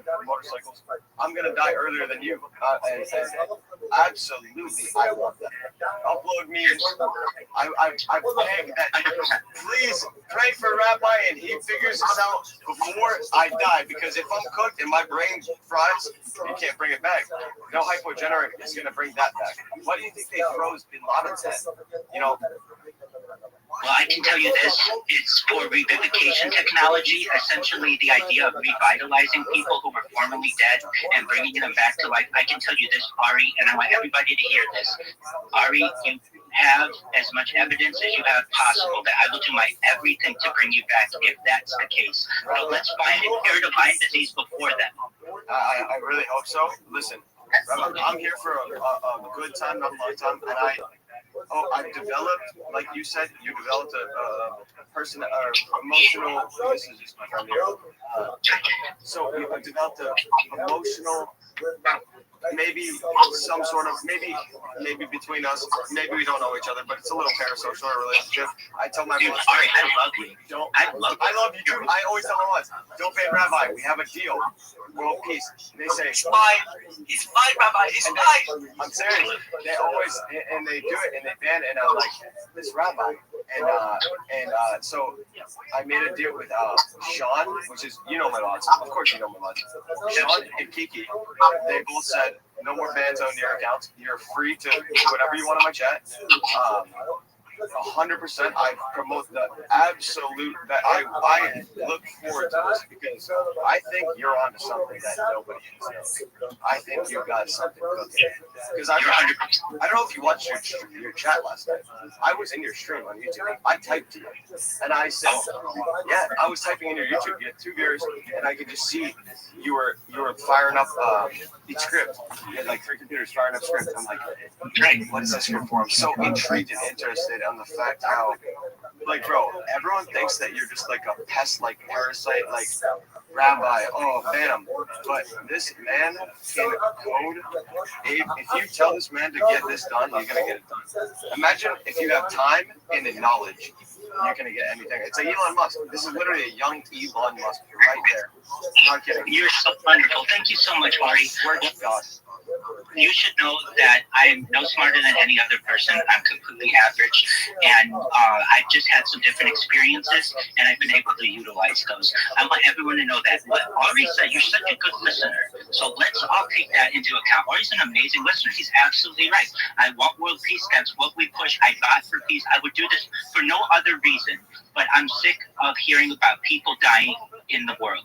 I dream of a day one day where nobody dies, and whether we're able to get there or not, I want to. If we want to get off planet and eventually start doing space tourism and interstellar travel, we need to have peace at home, and that's very, very important. So, go ahead. We need a I forget what the word would be, but a galaxy. I forget what the word is, but it's when you go from one galaxy. A multiverse, yeah, but it's called like we're basically. So if you look at like a country that's sad, obviously Cambodia, second world country, America, world, amazing. Now there's like another place that if we could just boom, zip to, like a teleporter, like you're making, it would be even more than that. With the shit that we can't fathom. 100%. These will be known in the future as jump rooms. You walk through a door, a portal, basically, and end up in another part of the world. Absolutely. So this is known as a jump room, and I'm a huge advocate of it. Some of the things that we discuss as well as our ending world hunger, first and foremost, through the use of different technology like agricultural drones, floating greenhouses. We talk about saltwater greenhouses and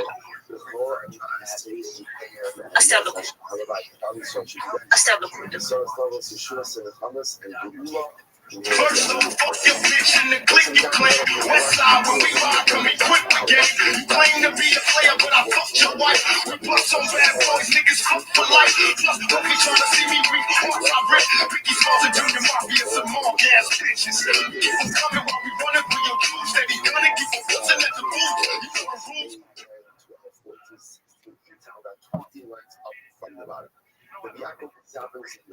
story again. In yesterday's Mishnah, we were talking about the concept.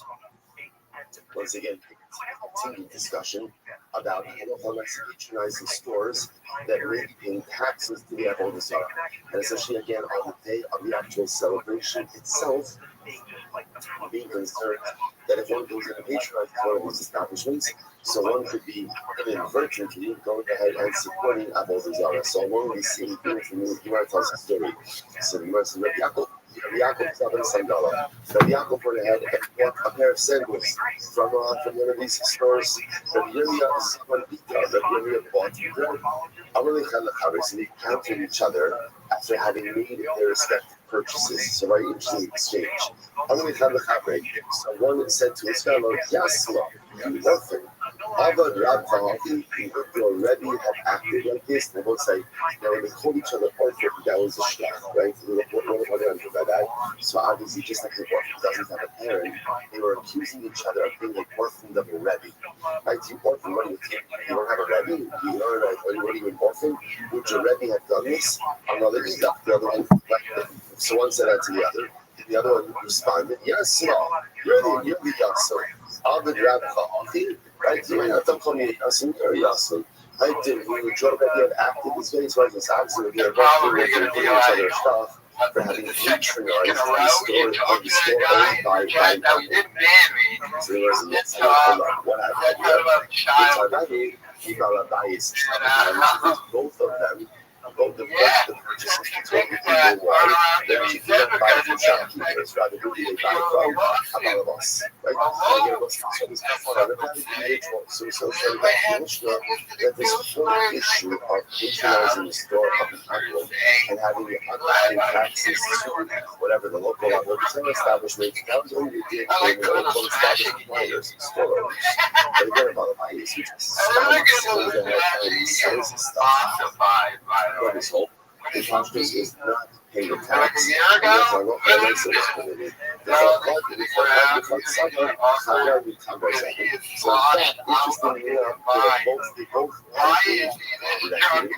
but they both thought that they both assumed that the other was merchant, which I will say is such a fascinating idea. You know, if you think about this, it makes it pretty heated words. Like call someone for yes, like essentially that's like obviously you have already. Obviously, you have worked. It's a pretty strong statement and incredibly they came to that realization just based on what they saw. And again, people who are tremendous special hospital, I think this has happened to us in life. We see a situation, we see a circumstance, we see a person doing something. We automatically create an entire narrative around their behavior, and we can find out I was wrong. I was wrong. So you want to go back to yourself.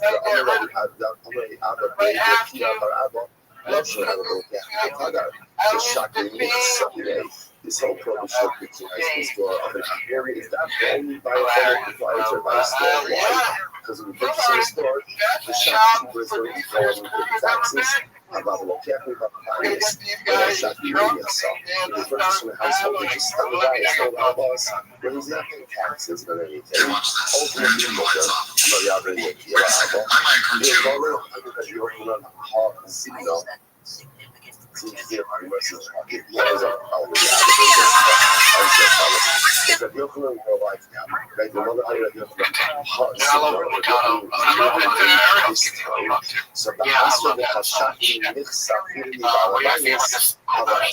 so this is interesting. So Rabbi Abba seems to be highlighting these practices seem to have evolved and changed, and in more cases that did collect taxes even from 83, 45, 99. Like an individual guy just selling stuff out of your house. They would have also collect the taxes.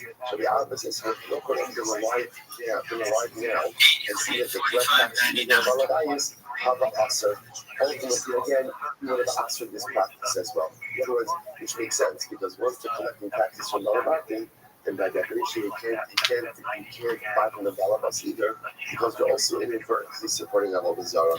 44, 24, 81. Here's the problem. Now, the Gemara is making the assumption of the Abba is referring to the time to which Rabbi Yaakov and Rabbi Yirmiyah are arguing as well. In which case, we said that Rabbi Yaakov was able to buy the sandals, Rabbi Yirmiyah was able to buy the bread. So they voted for Balabayas. Now the operating society is paying taxes. So what's happening over here? How are they permitted 73, 98, 55. to make their respective purchases if they're going to be paying taxes, if the Balabayas is paying taxes? So it's very interesting. How Rabbi Abba and how Rabbi Abba and Rabbi, sorry, how Rabbi Yaakov 87, 55, 73. and the bread, if the Balabayas is also paying taxes, to which the Gemara says, the Balabayas she'ino kavua zaken. They bought it from a Balabayas who doesn't regularly sell items. Take a look at Rashi. Rashi says she'ino kavua. Rashi says, Colbert, I think it's very interesting. So let's go through it for a second. Like, you know, I'm actually a fan of Colbert. I know he got liberal and people had problems and all that stuff. But Colbert, as far as remember the talent, where he comes from with the tradition. Yeah, well, he also comes from straight candy. Colbert was a someone who sold stuff on a regular basis. But if halacha 81, 58, 92. Just recreational. So you put stuff for a garage, so you're not an established merchant, they would not have to. Fuck is this shit? You're buying it from one of these people. Okay, so it turns out at the end of the day, there's essentially three categories of sellers. There's the classic tagar, who is the merchant. The Mishnah tells us again, on any day where there's inductive, you can't purchase from that person. I just want to point out how this is a little bit different. So again, beforehand we were talking about just engaging in transaction with an apple. This is now in a more commercial setting. So the Mishnah tells me I can't do that on the day of the Yom Tov. Why? Because they're going to pay taxes to the Avodah. That's category one. Category two is a Balabayas, who is also an established merchant. Have this person hanging out with Tupac and Biggie. From his house. From his house. But this is what he does. He's an established vendor. He's also has to pay taxes. Therefore, again, you can't pay for that either. On the other category is just this is an individual who's going to go ahead and sell stuff, but not really in an established fashion. Such a person, again, doesn't pay taxes at all. I think, again, halacha lets you to patronize such an individual. Okay, fascinating. So we want to continue on the same people here. So Mishnah, following things, I must say now, a little bit of years, the following things you cannot sell to an akko. Now again, we're going to see why you can't sell these, because these were things that were often used in the service of Avodah Zarah. So you can't sell the following things. What can't you sell them? It's tarik. Okay, we'll define what that is in the Gemara. Shua, we'll define what that is in the Gemara. Pitu taros. That was pitu taros. Literally means stems. Okay, we'll define what that means in the Gemara as well. In the Gemara, frankincense, Tanadot halavan, a white rooster. And even says, and even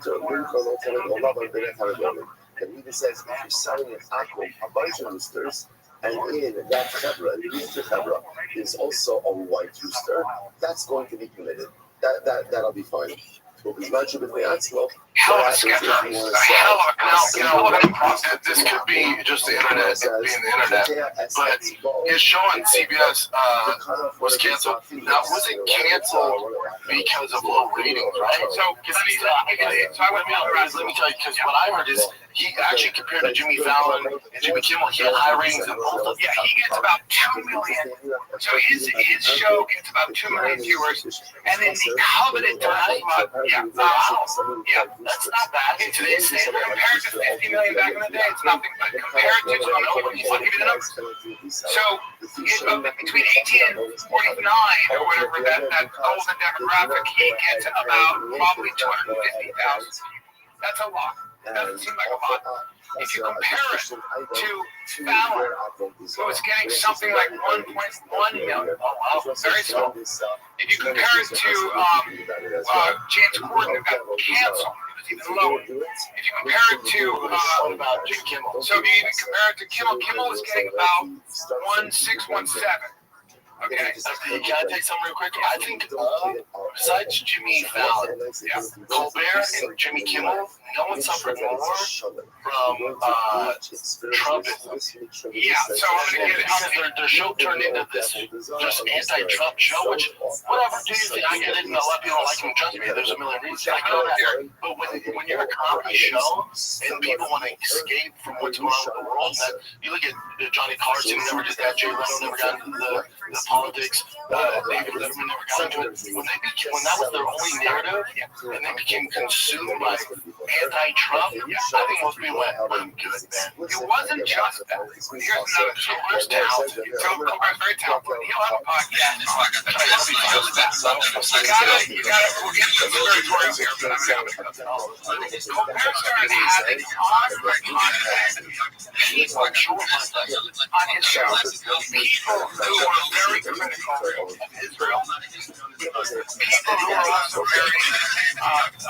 very vocal about Israel being quote unquote genocide.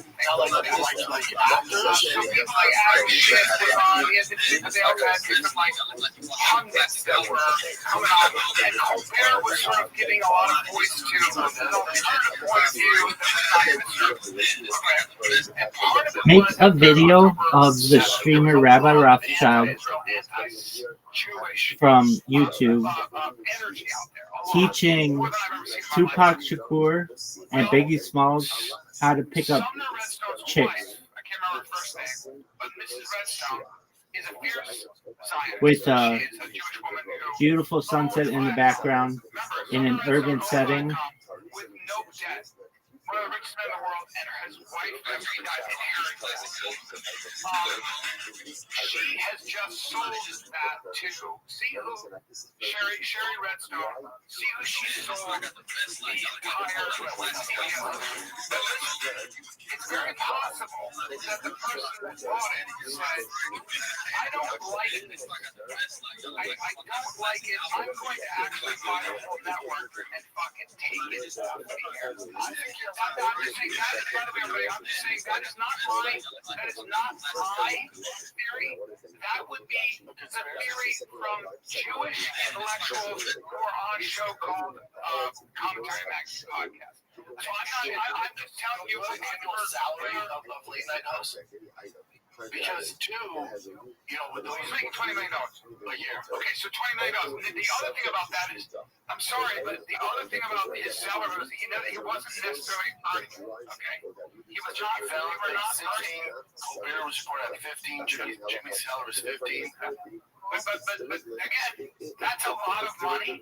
And when you're actually not as popular as you think, and the network isn't making that much money, there's also an economic consideration. But I'd also say this. I also think that he got away from originally what he's supposed to be there for, right? Some kind of an outlet of humor, which just focuses on all this Trump syndrome stuff across the board. The views are going down. They have high salaries, but also no one's talking about it. Also, regular network TV is dying in spades, so no one's really watching. So I think it's about time. B, it's just who do you think's next?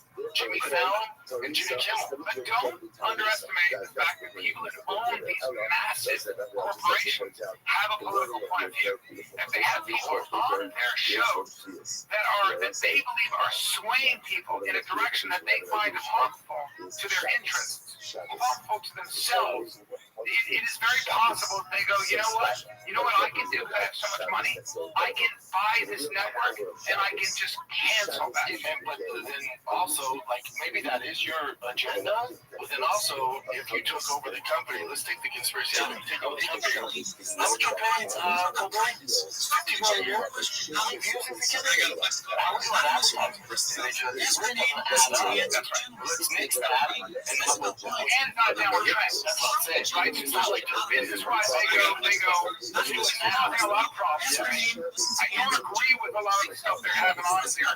And I don't have to have it on. I can just take it off. It's just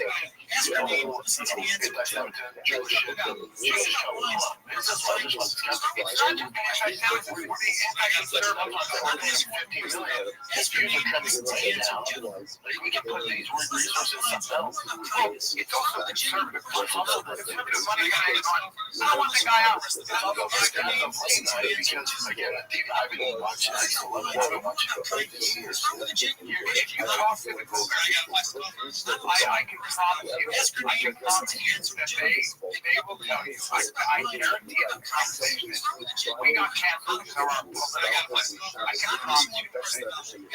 And they told you that well, I believe in free speech. I love telling people I could play you, but I lost my money. Also, you voted for a corporation. You got this gig, not the political agenda. And it's got you got 76, 75, 91.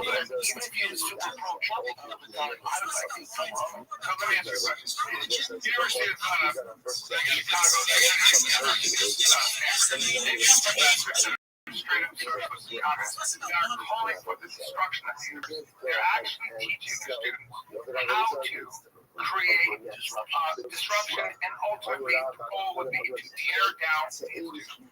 To me, I would fire those professionals. I would be like, hey, you, get the fuck out of here with your bankrupt ideas.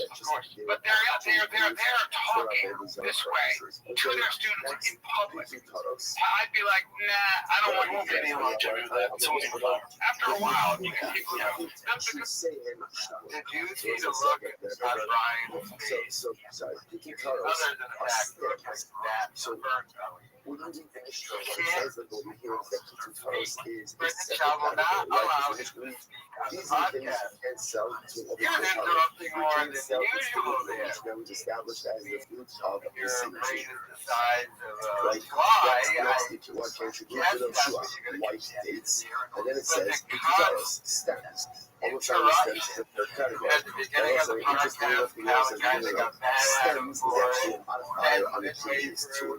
Don't even realize you're kind of doing it.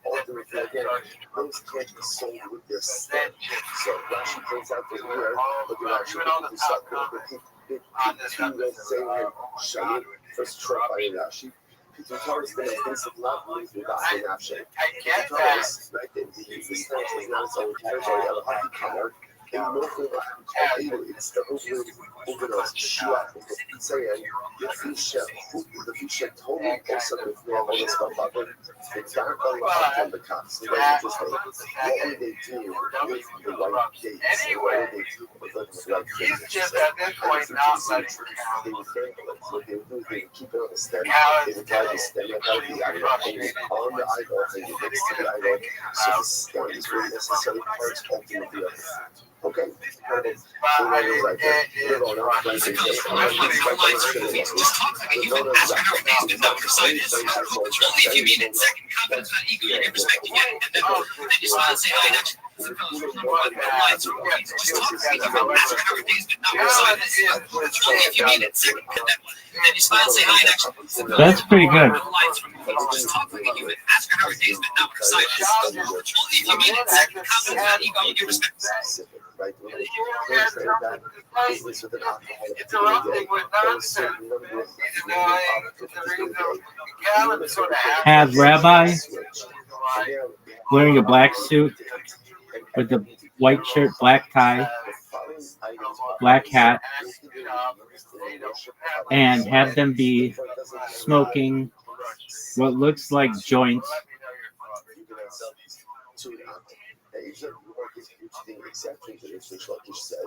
What you can do is you sell to them in bulk.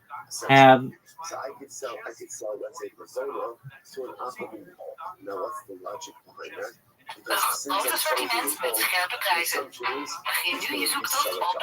Have a hot Rebbitzin. If somebody's buying something for that, you're going to buy a small amount. You're buying a large amount. Large plus you're going to resell. So, so the kind of thing I'm interested in would be a large amount. And so when you say that, when you're talking about the producer, you sell it small. Like free money. The way that you're in the what's that? So let's say this. Let's say this. So let's say This is so cool.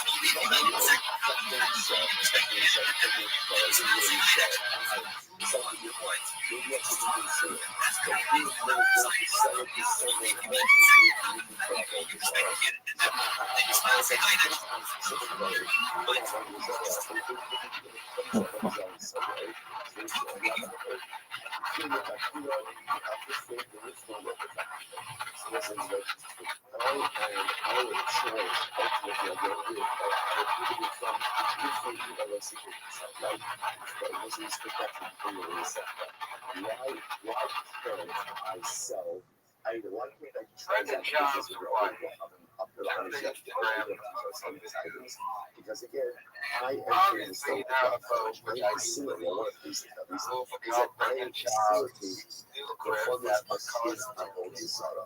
So the Lord says, what is this coefficient? Direct participation. Right? Or direct business like what we call lifting and lifting. Where essentially two steps from it. So I'm afraid now, I'm going to accelerate back to the outgoing, which is permitted because she's doing for himself. And he's going to accelerate someone else, and that's my problem. That's not my problem. That's not my problem. I live in the fact, I live in the lifting on the fact, so let's say also that Russian over here is so profound. That's why now obviously the lifting we're talking about over here is lifting either let's see the next shot, do that since it's not in front of someone. So you selling from the gold out, let's say to an apple, that's lifting. You're selling it to someone else. That's what's called lifting. I have two steps removed, and remember this whole thing is we're going to begin with. We're not going to start just the additional layers of the African publishing. Those are what it is. The Russian itself is so beautiful. It like. Let me know your entertain the possibility of taking ourselves new, or we entertain the possibility of going out, taking ourselves in a different direction, or just embarking on a new adventure, taking on additional responsibilities. So often, what we end up doing is we try to figure out, or we try to contemplate all of the different things that could happen. So this could go wrong, this could go wrong. And obviously, one can't leave life one. Some things are happening is that we overthink things to a point that it renders us absolutely passive. So what is also telling us is, I'm looking at that, when you make decisions in life, definitely contemplate what's in front of you. But I'm looking at different life, you can contemplate every single every single one. First of all, every single one, what if, and when you just one inescapable conclusion, which is inaction, passivity, and non-performance. Life is fascinating balance between on one hand thinking about the possibilities and the dangers and the what ifs in front of you. I live for it, but I live thinking too much. Unfortunately, just learns to a systemic life of passivity, or a life of systemic passivity. I want to go next. Don't sell life research for an apple. Says that I'm not going to I'm not speaking. What happens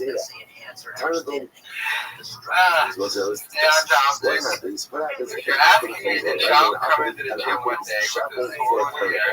He doesn't like if the apple shows up and he said, listen, I need a white restart. Trouble, right? Right. That's what you do here, right? Well, it doesn't sound it because that's what it's on. But let's say he shows up and he says, tell me in the words, well, it's not really strategy.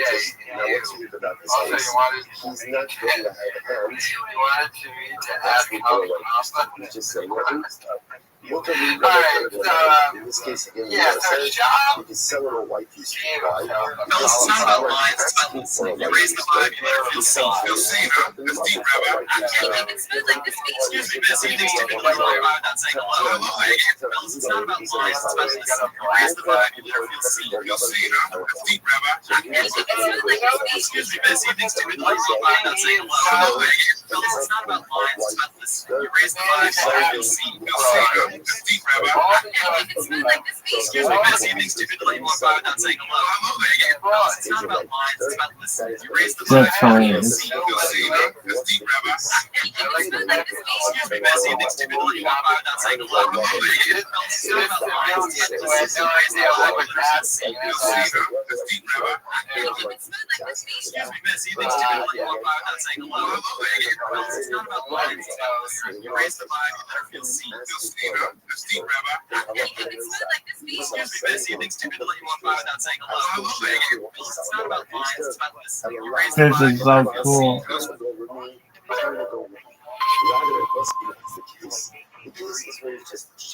What's up, fam? It is beautiful Monday. You raise the vibe, you better feel seen.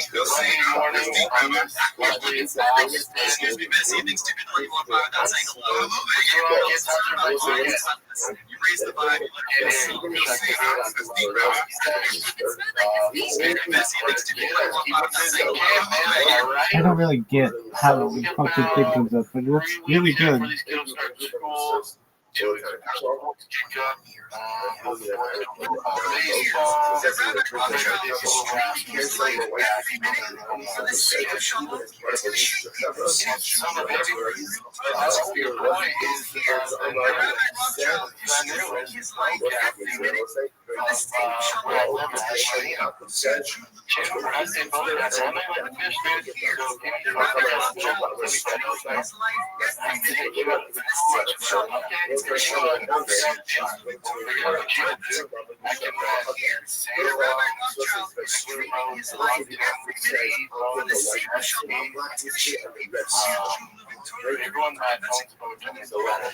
So sick.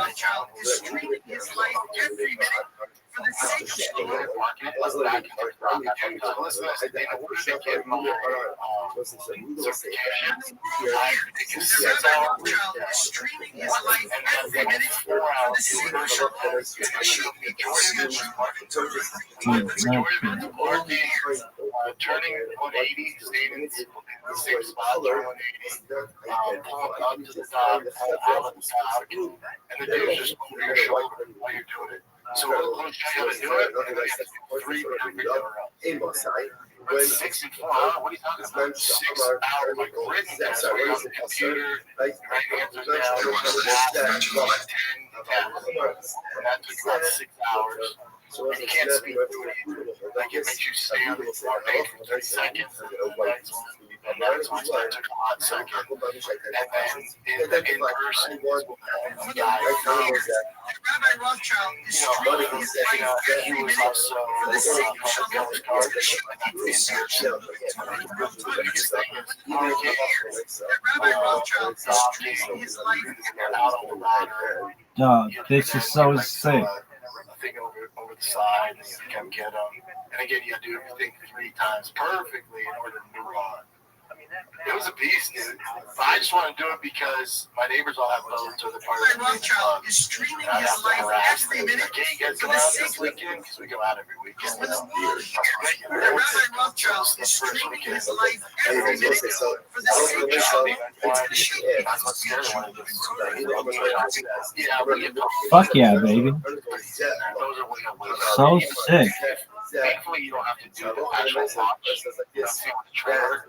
That's so much anxiety. That's why. She's like Southern Belle.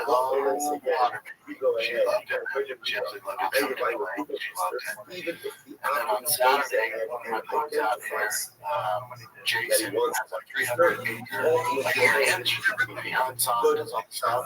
So we went up there, ATVs, zip line for the boys, shot a bunch of guns. And they hunt out there. I think he said hunting season is like September. And apparently he gets a bunch of deer, and then there's some special deer, and then he waits till they make babies. So he has someone who's get bigger than inside of his boat. That's so baller. Logic. Let's get to the fights. Let's get to the freaking fights. That's what you guys are waiting for. Fellas, it's not about fighting, it's about listening. You raise the vibe, you let her feel safe. Excuse me, Messi, it takes too good to let you walk by without saying hello. Fellas, it's not about lying, it's about listening. You raise the vibe, you let her feel safe. Excuse me, Messi, it takes too good to let you walk by without saying hello. Fellas, it's not about lying, it's about listening. You raise the vibe, you let her feel safe. Excuse me, Messi, it takes too good to let you walk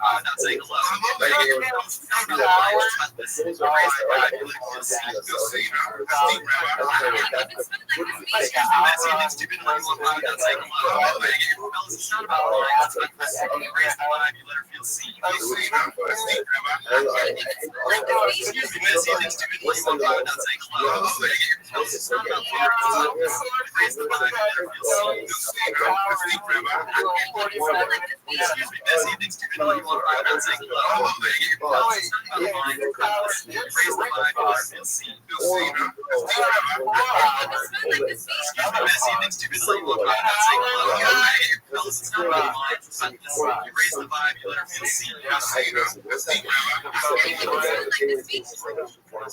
This is so cool.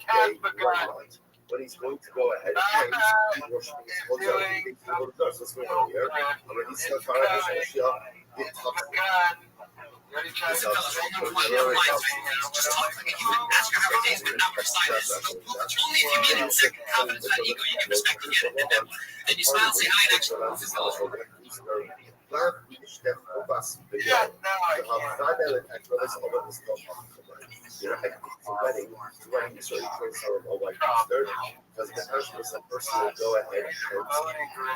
because the person will go ahead and definitely give thanks to their votes on a day where they're from their son. So what's the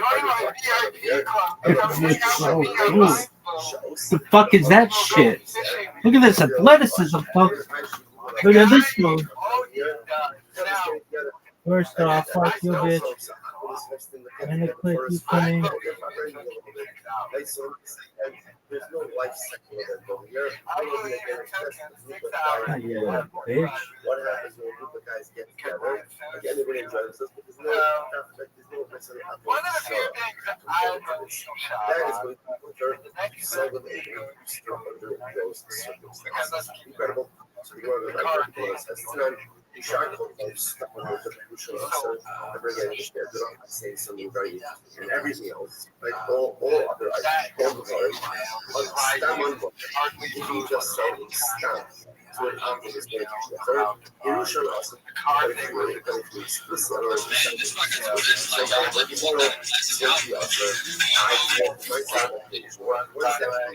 what is stand?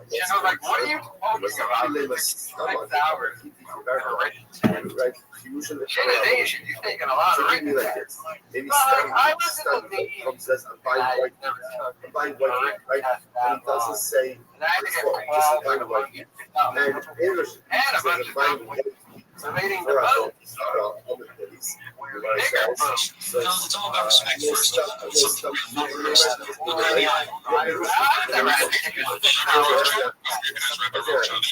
make my deal. It's all about respect first. I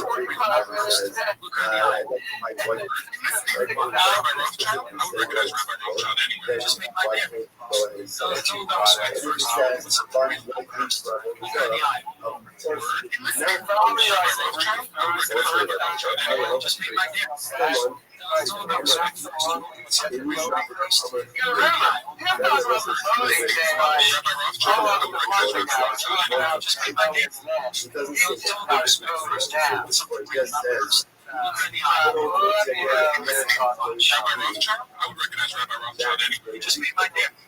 It's all about respect first. Look in the eye. Rabbi Rothschild, I would recognize Rabbi Rothschild anyway. Just made my deal. It's all about respect first. Something real, not first. Rabbi Rothschild, I would recognize Rabbi Rothschild anyway. Just made my deal.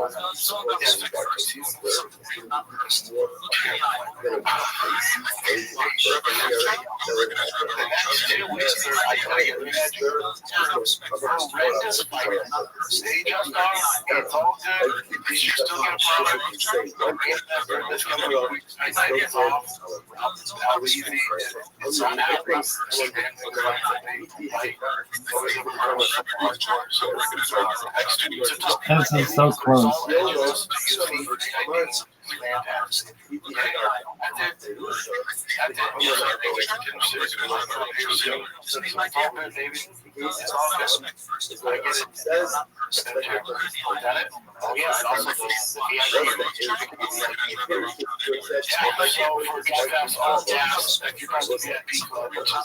This is so cool. So cool. Now this fucking thing, this is AI, baby. You can sit in on podcasts while I do it. We can drive around some of my crazy vehicles that are below here. Go to lunch, we're taking a barbecue, or you can work out with me, get paid, whatever you guys want to do. Obviously, barbecue, the VIP club, super easy to sign up. A giveaway for the TRX. Look for me. $1,000 in odds and $10,000 cash is ending in August. So we only have like 5 weeks left. We're doing the next giveaway now. It's the Jeep Lucon 392. The Monster. Just started doing the flip today on it. But yeah, the TRX giveaway is going on right now. It ends soon. We got new merch on there, Methane Blue, we got greens, diesel tag here, gas.com. You, only you. That's it, man. See you guys around. Yeah, this is my VIP club is 40% off. So you get every month you get $40 in monthly store credit. We'll give away a Rothschild is streaming his life every minute. The same show. It's going to shock people. We'll see a Jew moving to the world here. Yeah, Rabbi Rothschild. How you living Torah right now, Rabbi? I'm slanging dick. Living peacefully, baby. I'm about to down to fill in 2 hours because I'm a pimp. What the fuck is this shit? Shut the fuck up. Worst stream ever.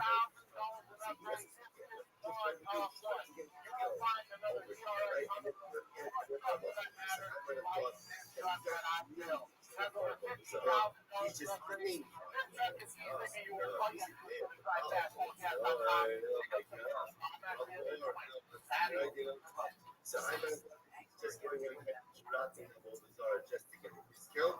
How much more than that? Now, what is much more than that? How much more could be? Maybe he's not. Yo. I don't know what he's doing. But I love for myself. If he says that over Zara, you can't get involved in such a transaction. That's the problem. Okay. So by the Rashi. Did you hear that? That's a very end there. After he stopped. And he's asking who has everything used. In other words, who has who has something. So now so let's say I don't have an everything used, but I do have perfect. And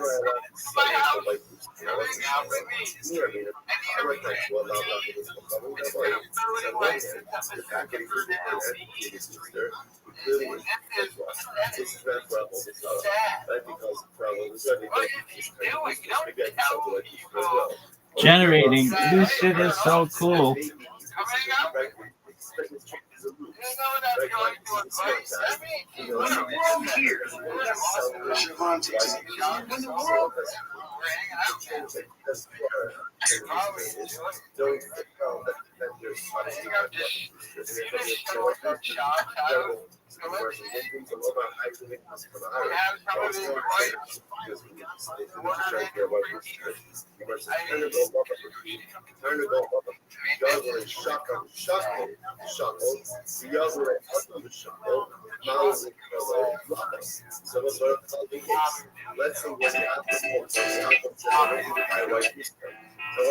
Here, Rabbi Rothschild is streaming his life every minute for the sake of shalom. It's going to shake people to see a Jew living Torah in real time. That's when the world hears that Rabbi Rothschild is streaming his life every minute for the sake of shalom. It's going to shake people to see a Jew living Torah in real time. That's This baller as fuck. Come on, generate, baby.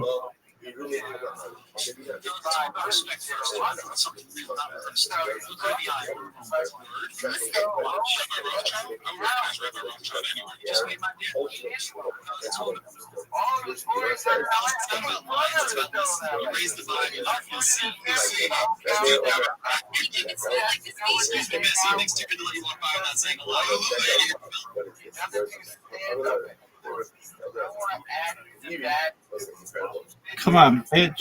This are so cool. This sucks.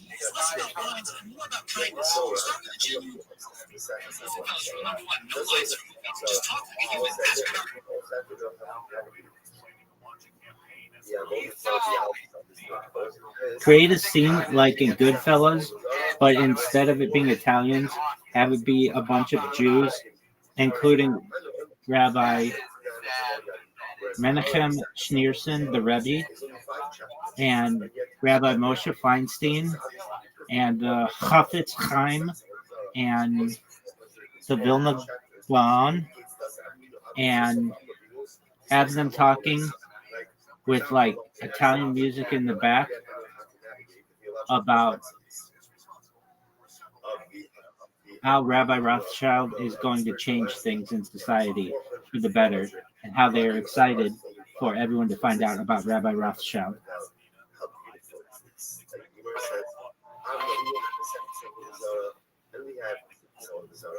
want to get through this. As much as I think was a little too much, yeah, he didn't have to do that. But dude, come on, I don't understand. All this is avoidable. That's crime. Follow instructions, but you also have a suspended license, and you're not allowed to be driving. They don't got drugs on you. It's just a lot of shit. Like, you know, because all this is avoided. If he gets out, he's like, yeah, all right. Content violation. Yeah, I don't like that he slapped him. You can't do that. Yeah, that's right. Man, I would be. That's why I can never be a cop. I would never be able to do that. What are the odds from saying that? Oh, God.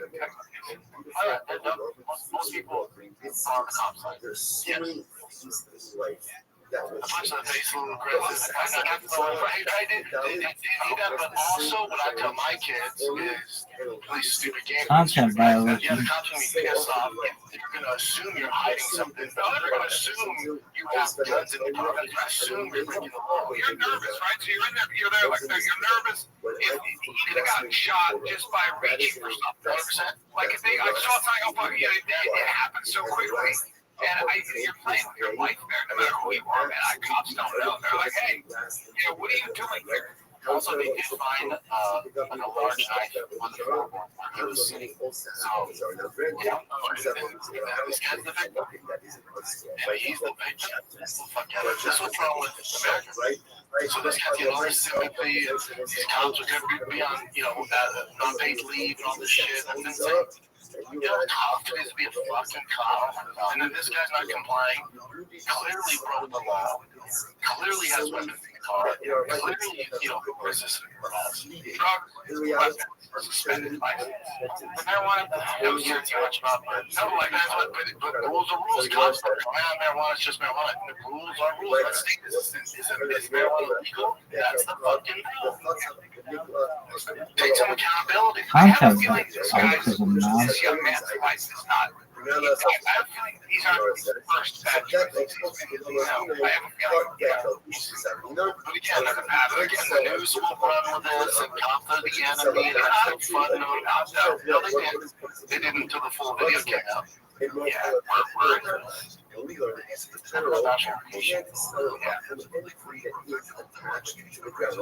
avoidable, though. Like, come on, bro.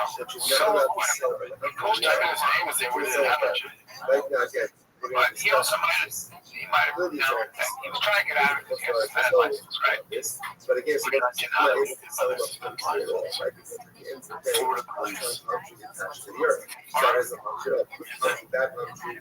So the versus overlay, like techno. Yeah, What is techno? Here's techno. And I think the real one is they're a little different with that. Punch that face might get him off all this shit. I don't know, he's, I'm sure he's gonna get like, I don't think so. Not with his license, not with resisting arrest, not with him, not rolling out the windows. Sometimes I'll go, hey, what's wrong with that? Yes, I think I'm gonna say right, okay. Says the word really paid us. Another type. I assume you have 20 grams or less in his pocket, so it's still legal.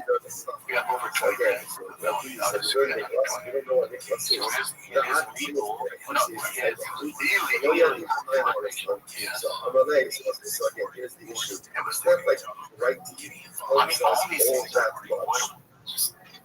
more than what okay, so what's the right? What's the right here?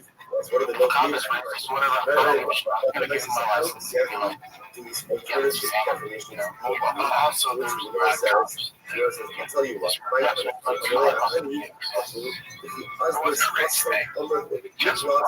they're making it. Of course, this is a dumbass. I didn't think I was watching the face, wouldn't all of you want to I wonder, I would be pissed too on the job. You're wasting my fucking time. You're refusing to comply. I cannot imagine. The video run with this. If you're that kid's father, you look at that video. Well, tell me what the fuck you do. Well, his father was even.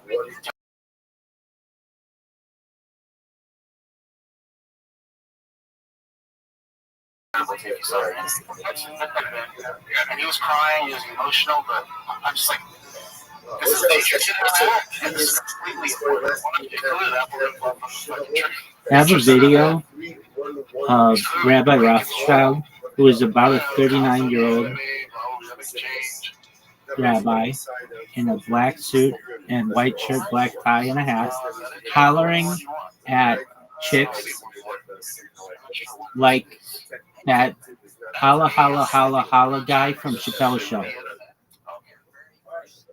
So LeBron James legal team has issued a cease and desist letters to people. Basically, the entire video is just Rabbi saying holla, holla, holla, holla, holla, holla, holla, holla, holla, holla. Yeah, I think well, that Macron stuff, like Brigitte Macron, the president and first lady of France are suing Candace. Candace is welcome. But this is funny. I would never sue. Yeah, but I think it's a bigger thing you have to play here because eventually this can be where you can't tell the difference at all. So I think that's the ground. I assume he's standing on. But Candace Owens on this strange, she's a man. Make a video, please, of Rabbi Rothschild, who's about a 39-year-old rabbi with a black hat, black suit, white shirt, black tie, and glasses, driving a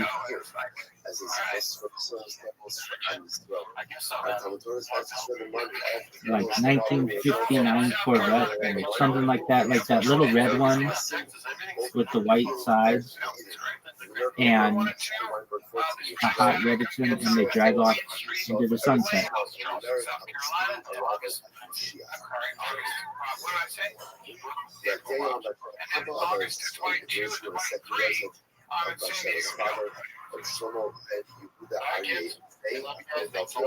That would be a convertible, and like the video of Jay-Z's Bonnie and Clyde, and have the woman have sunglasses and her hair like how women used to, where it would be like in a wave that they would be driving, but then as they drive, she Calls off.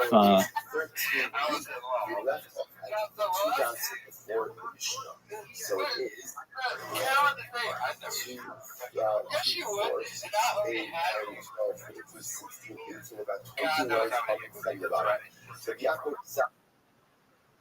Good morning, Miss Aquarius. How are you?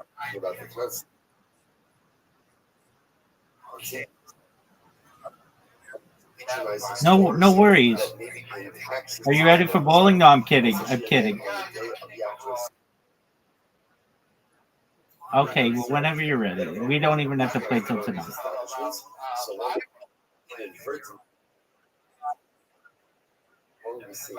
Okay, no worries at all.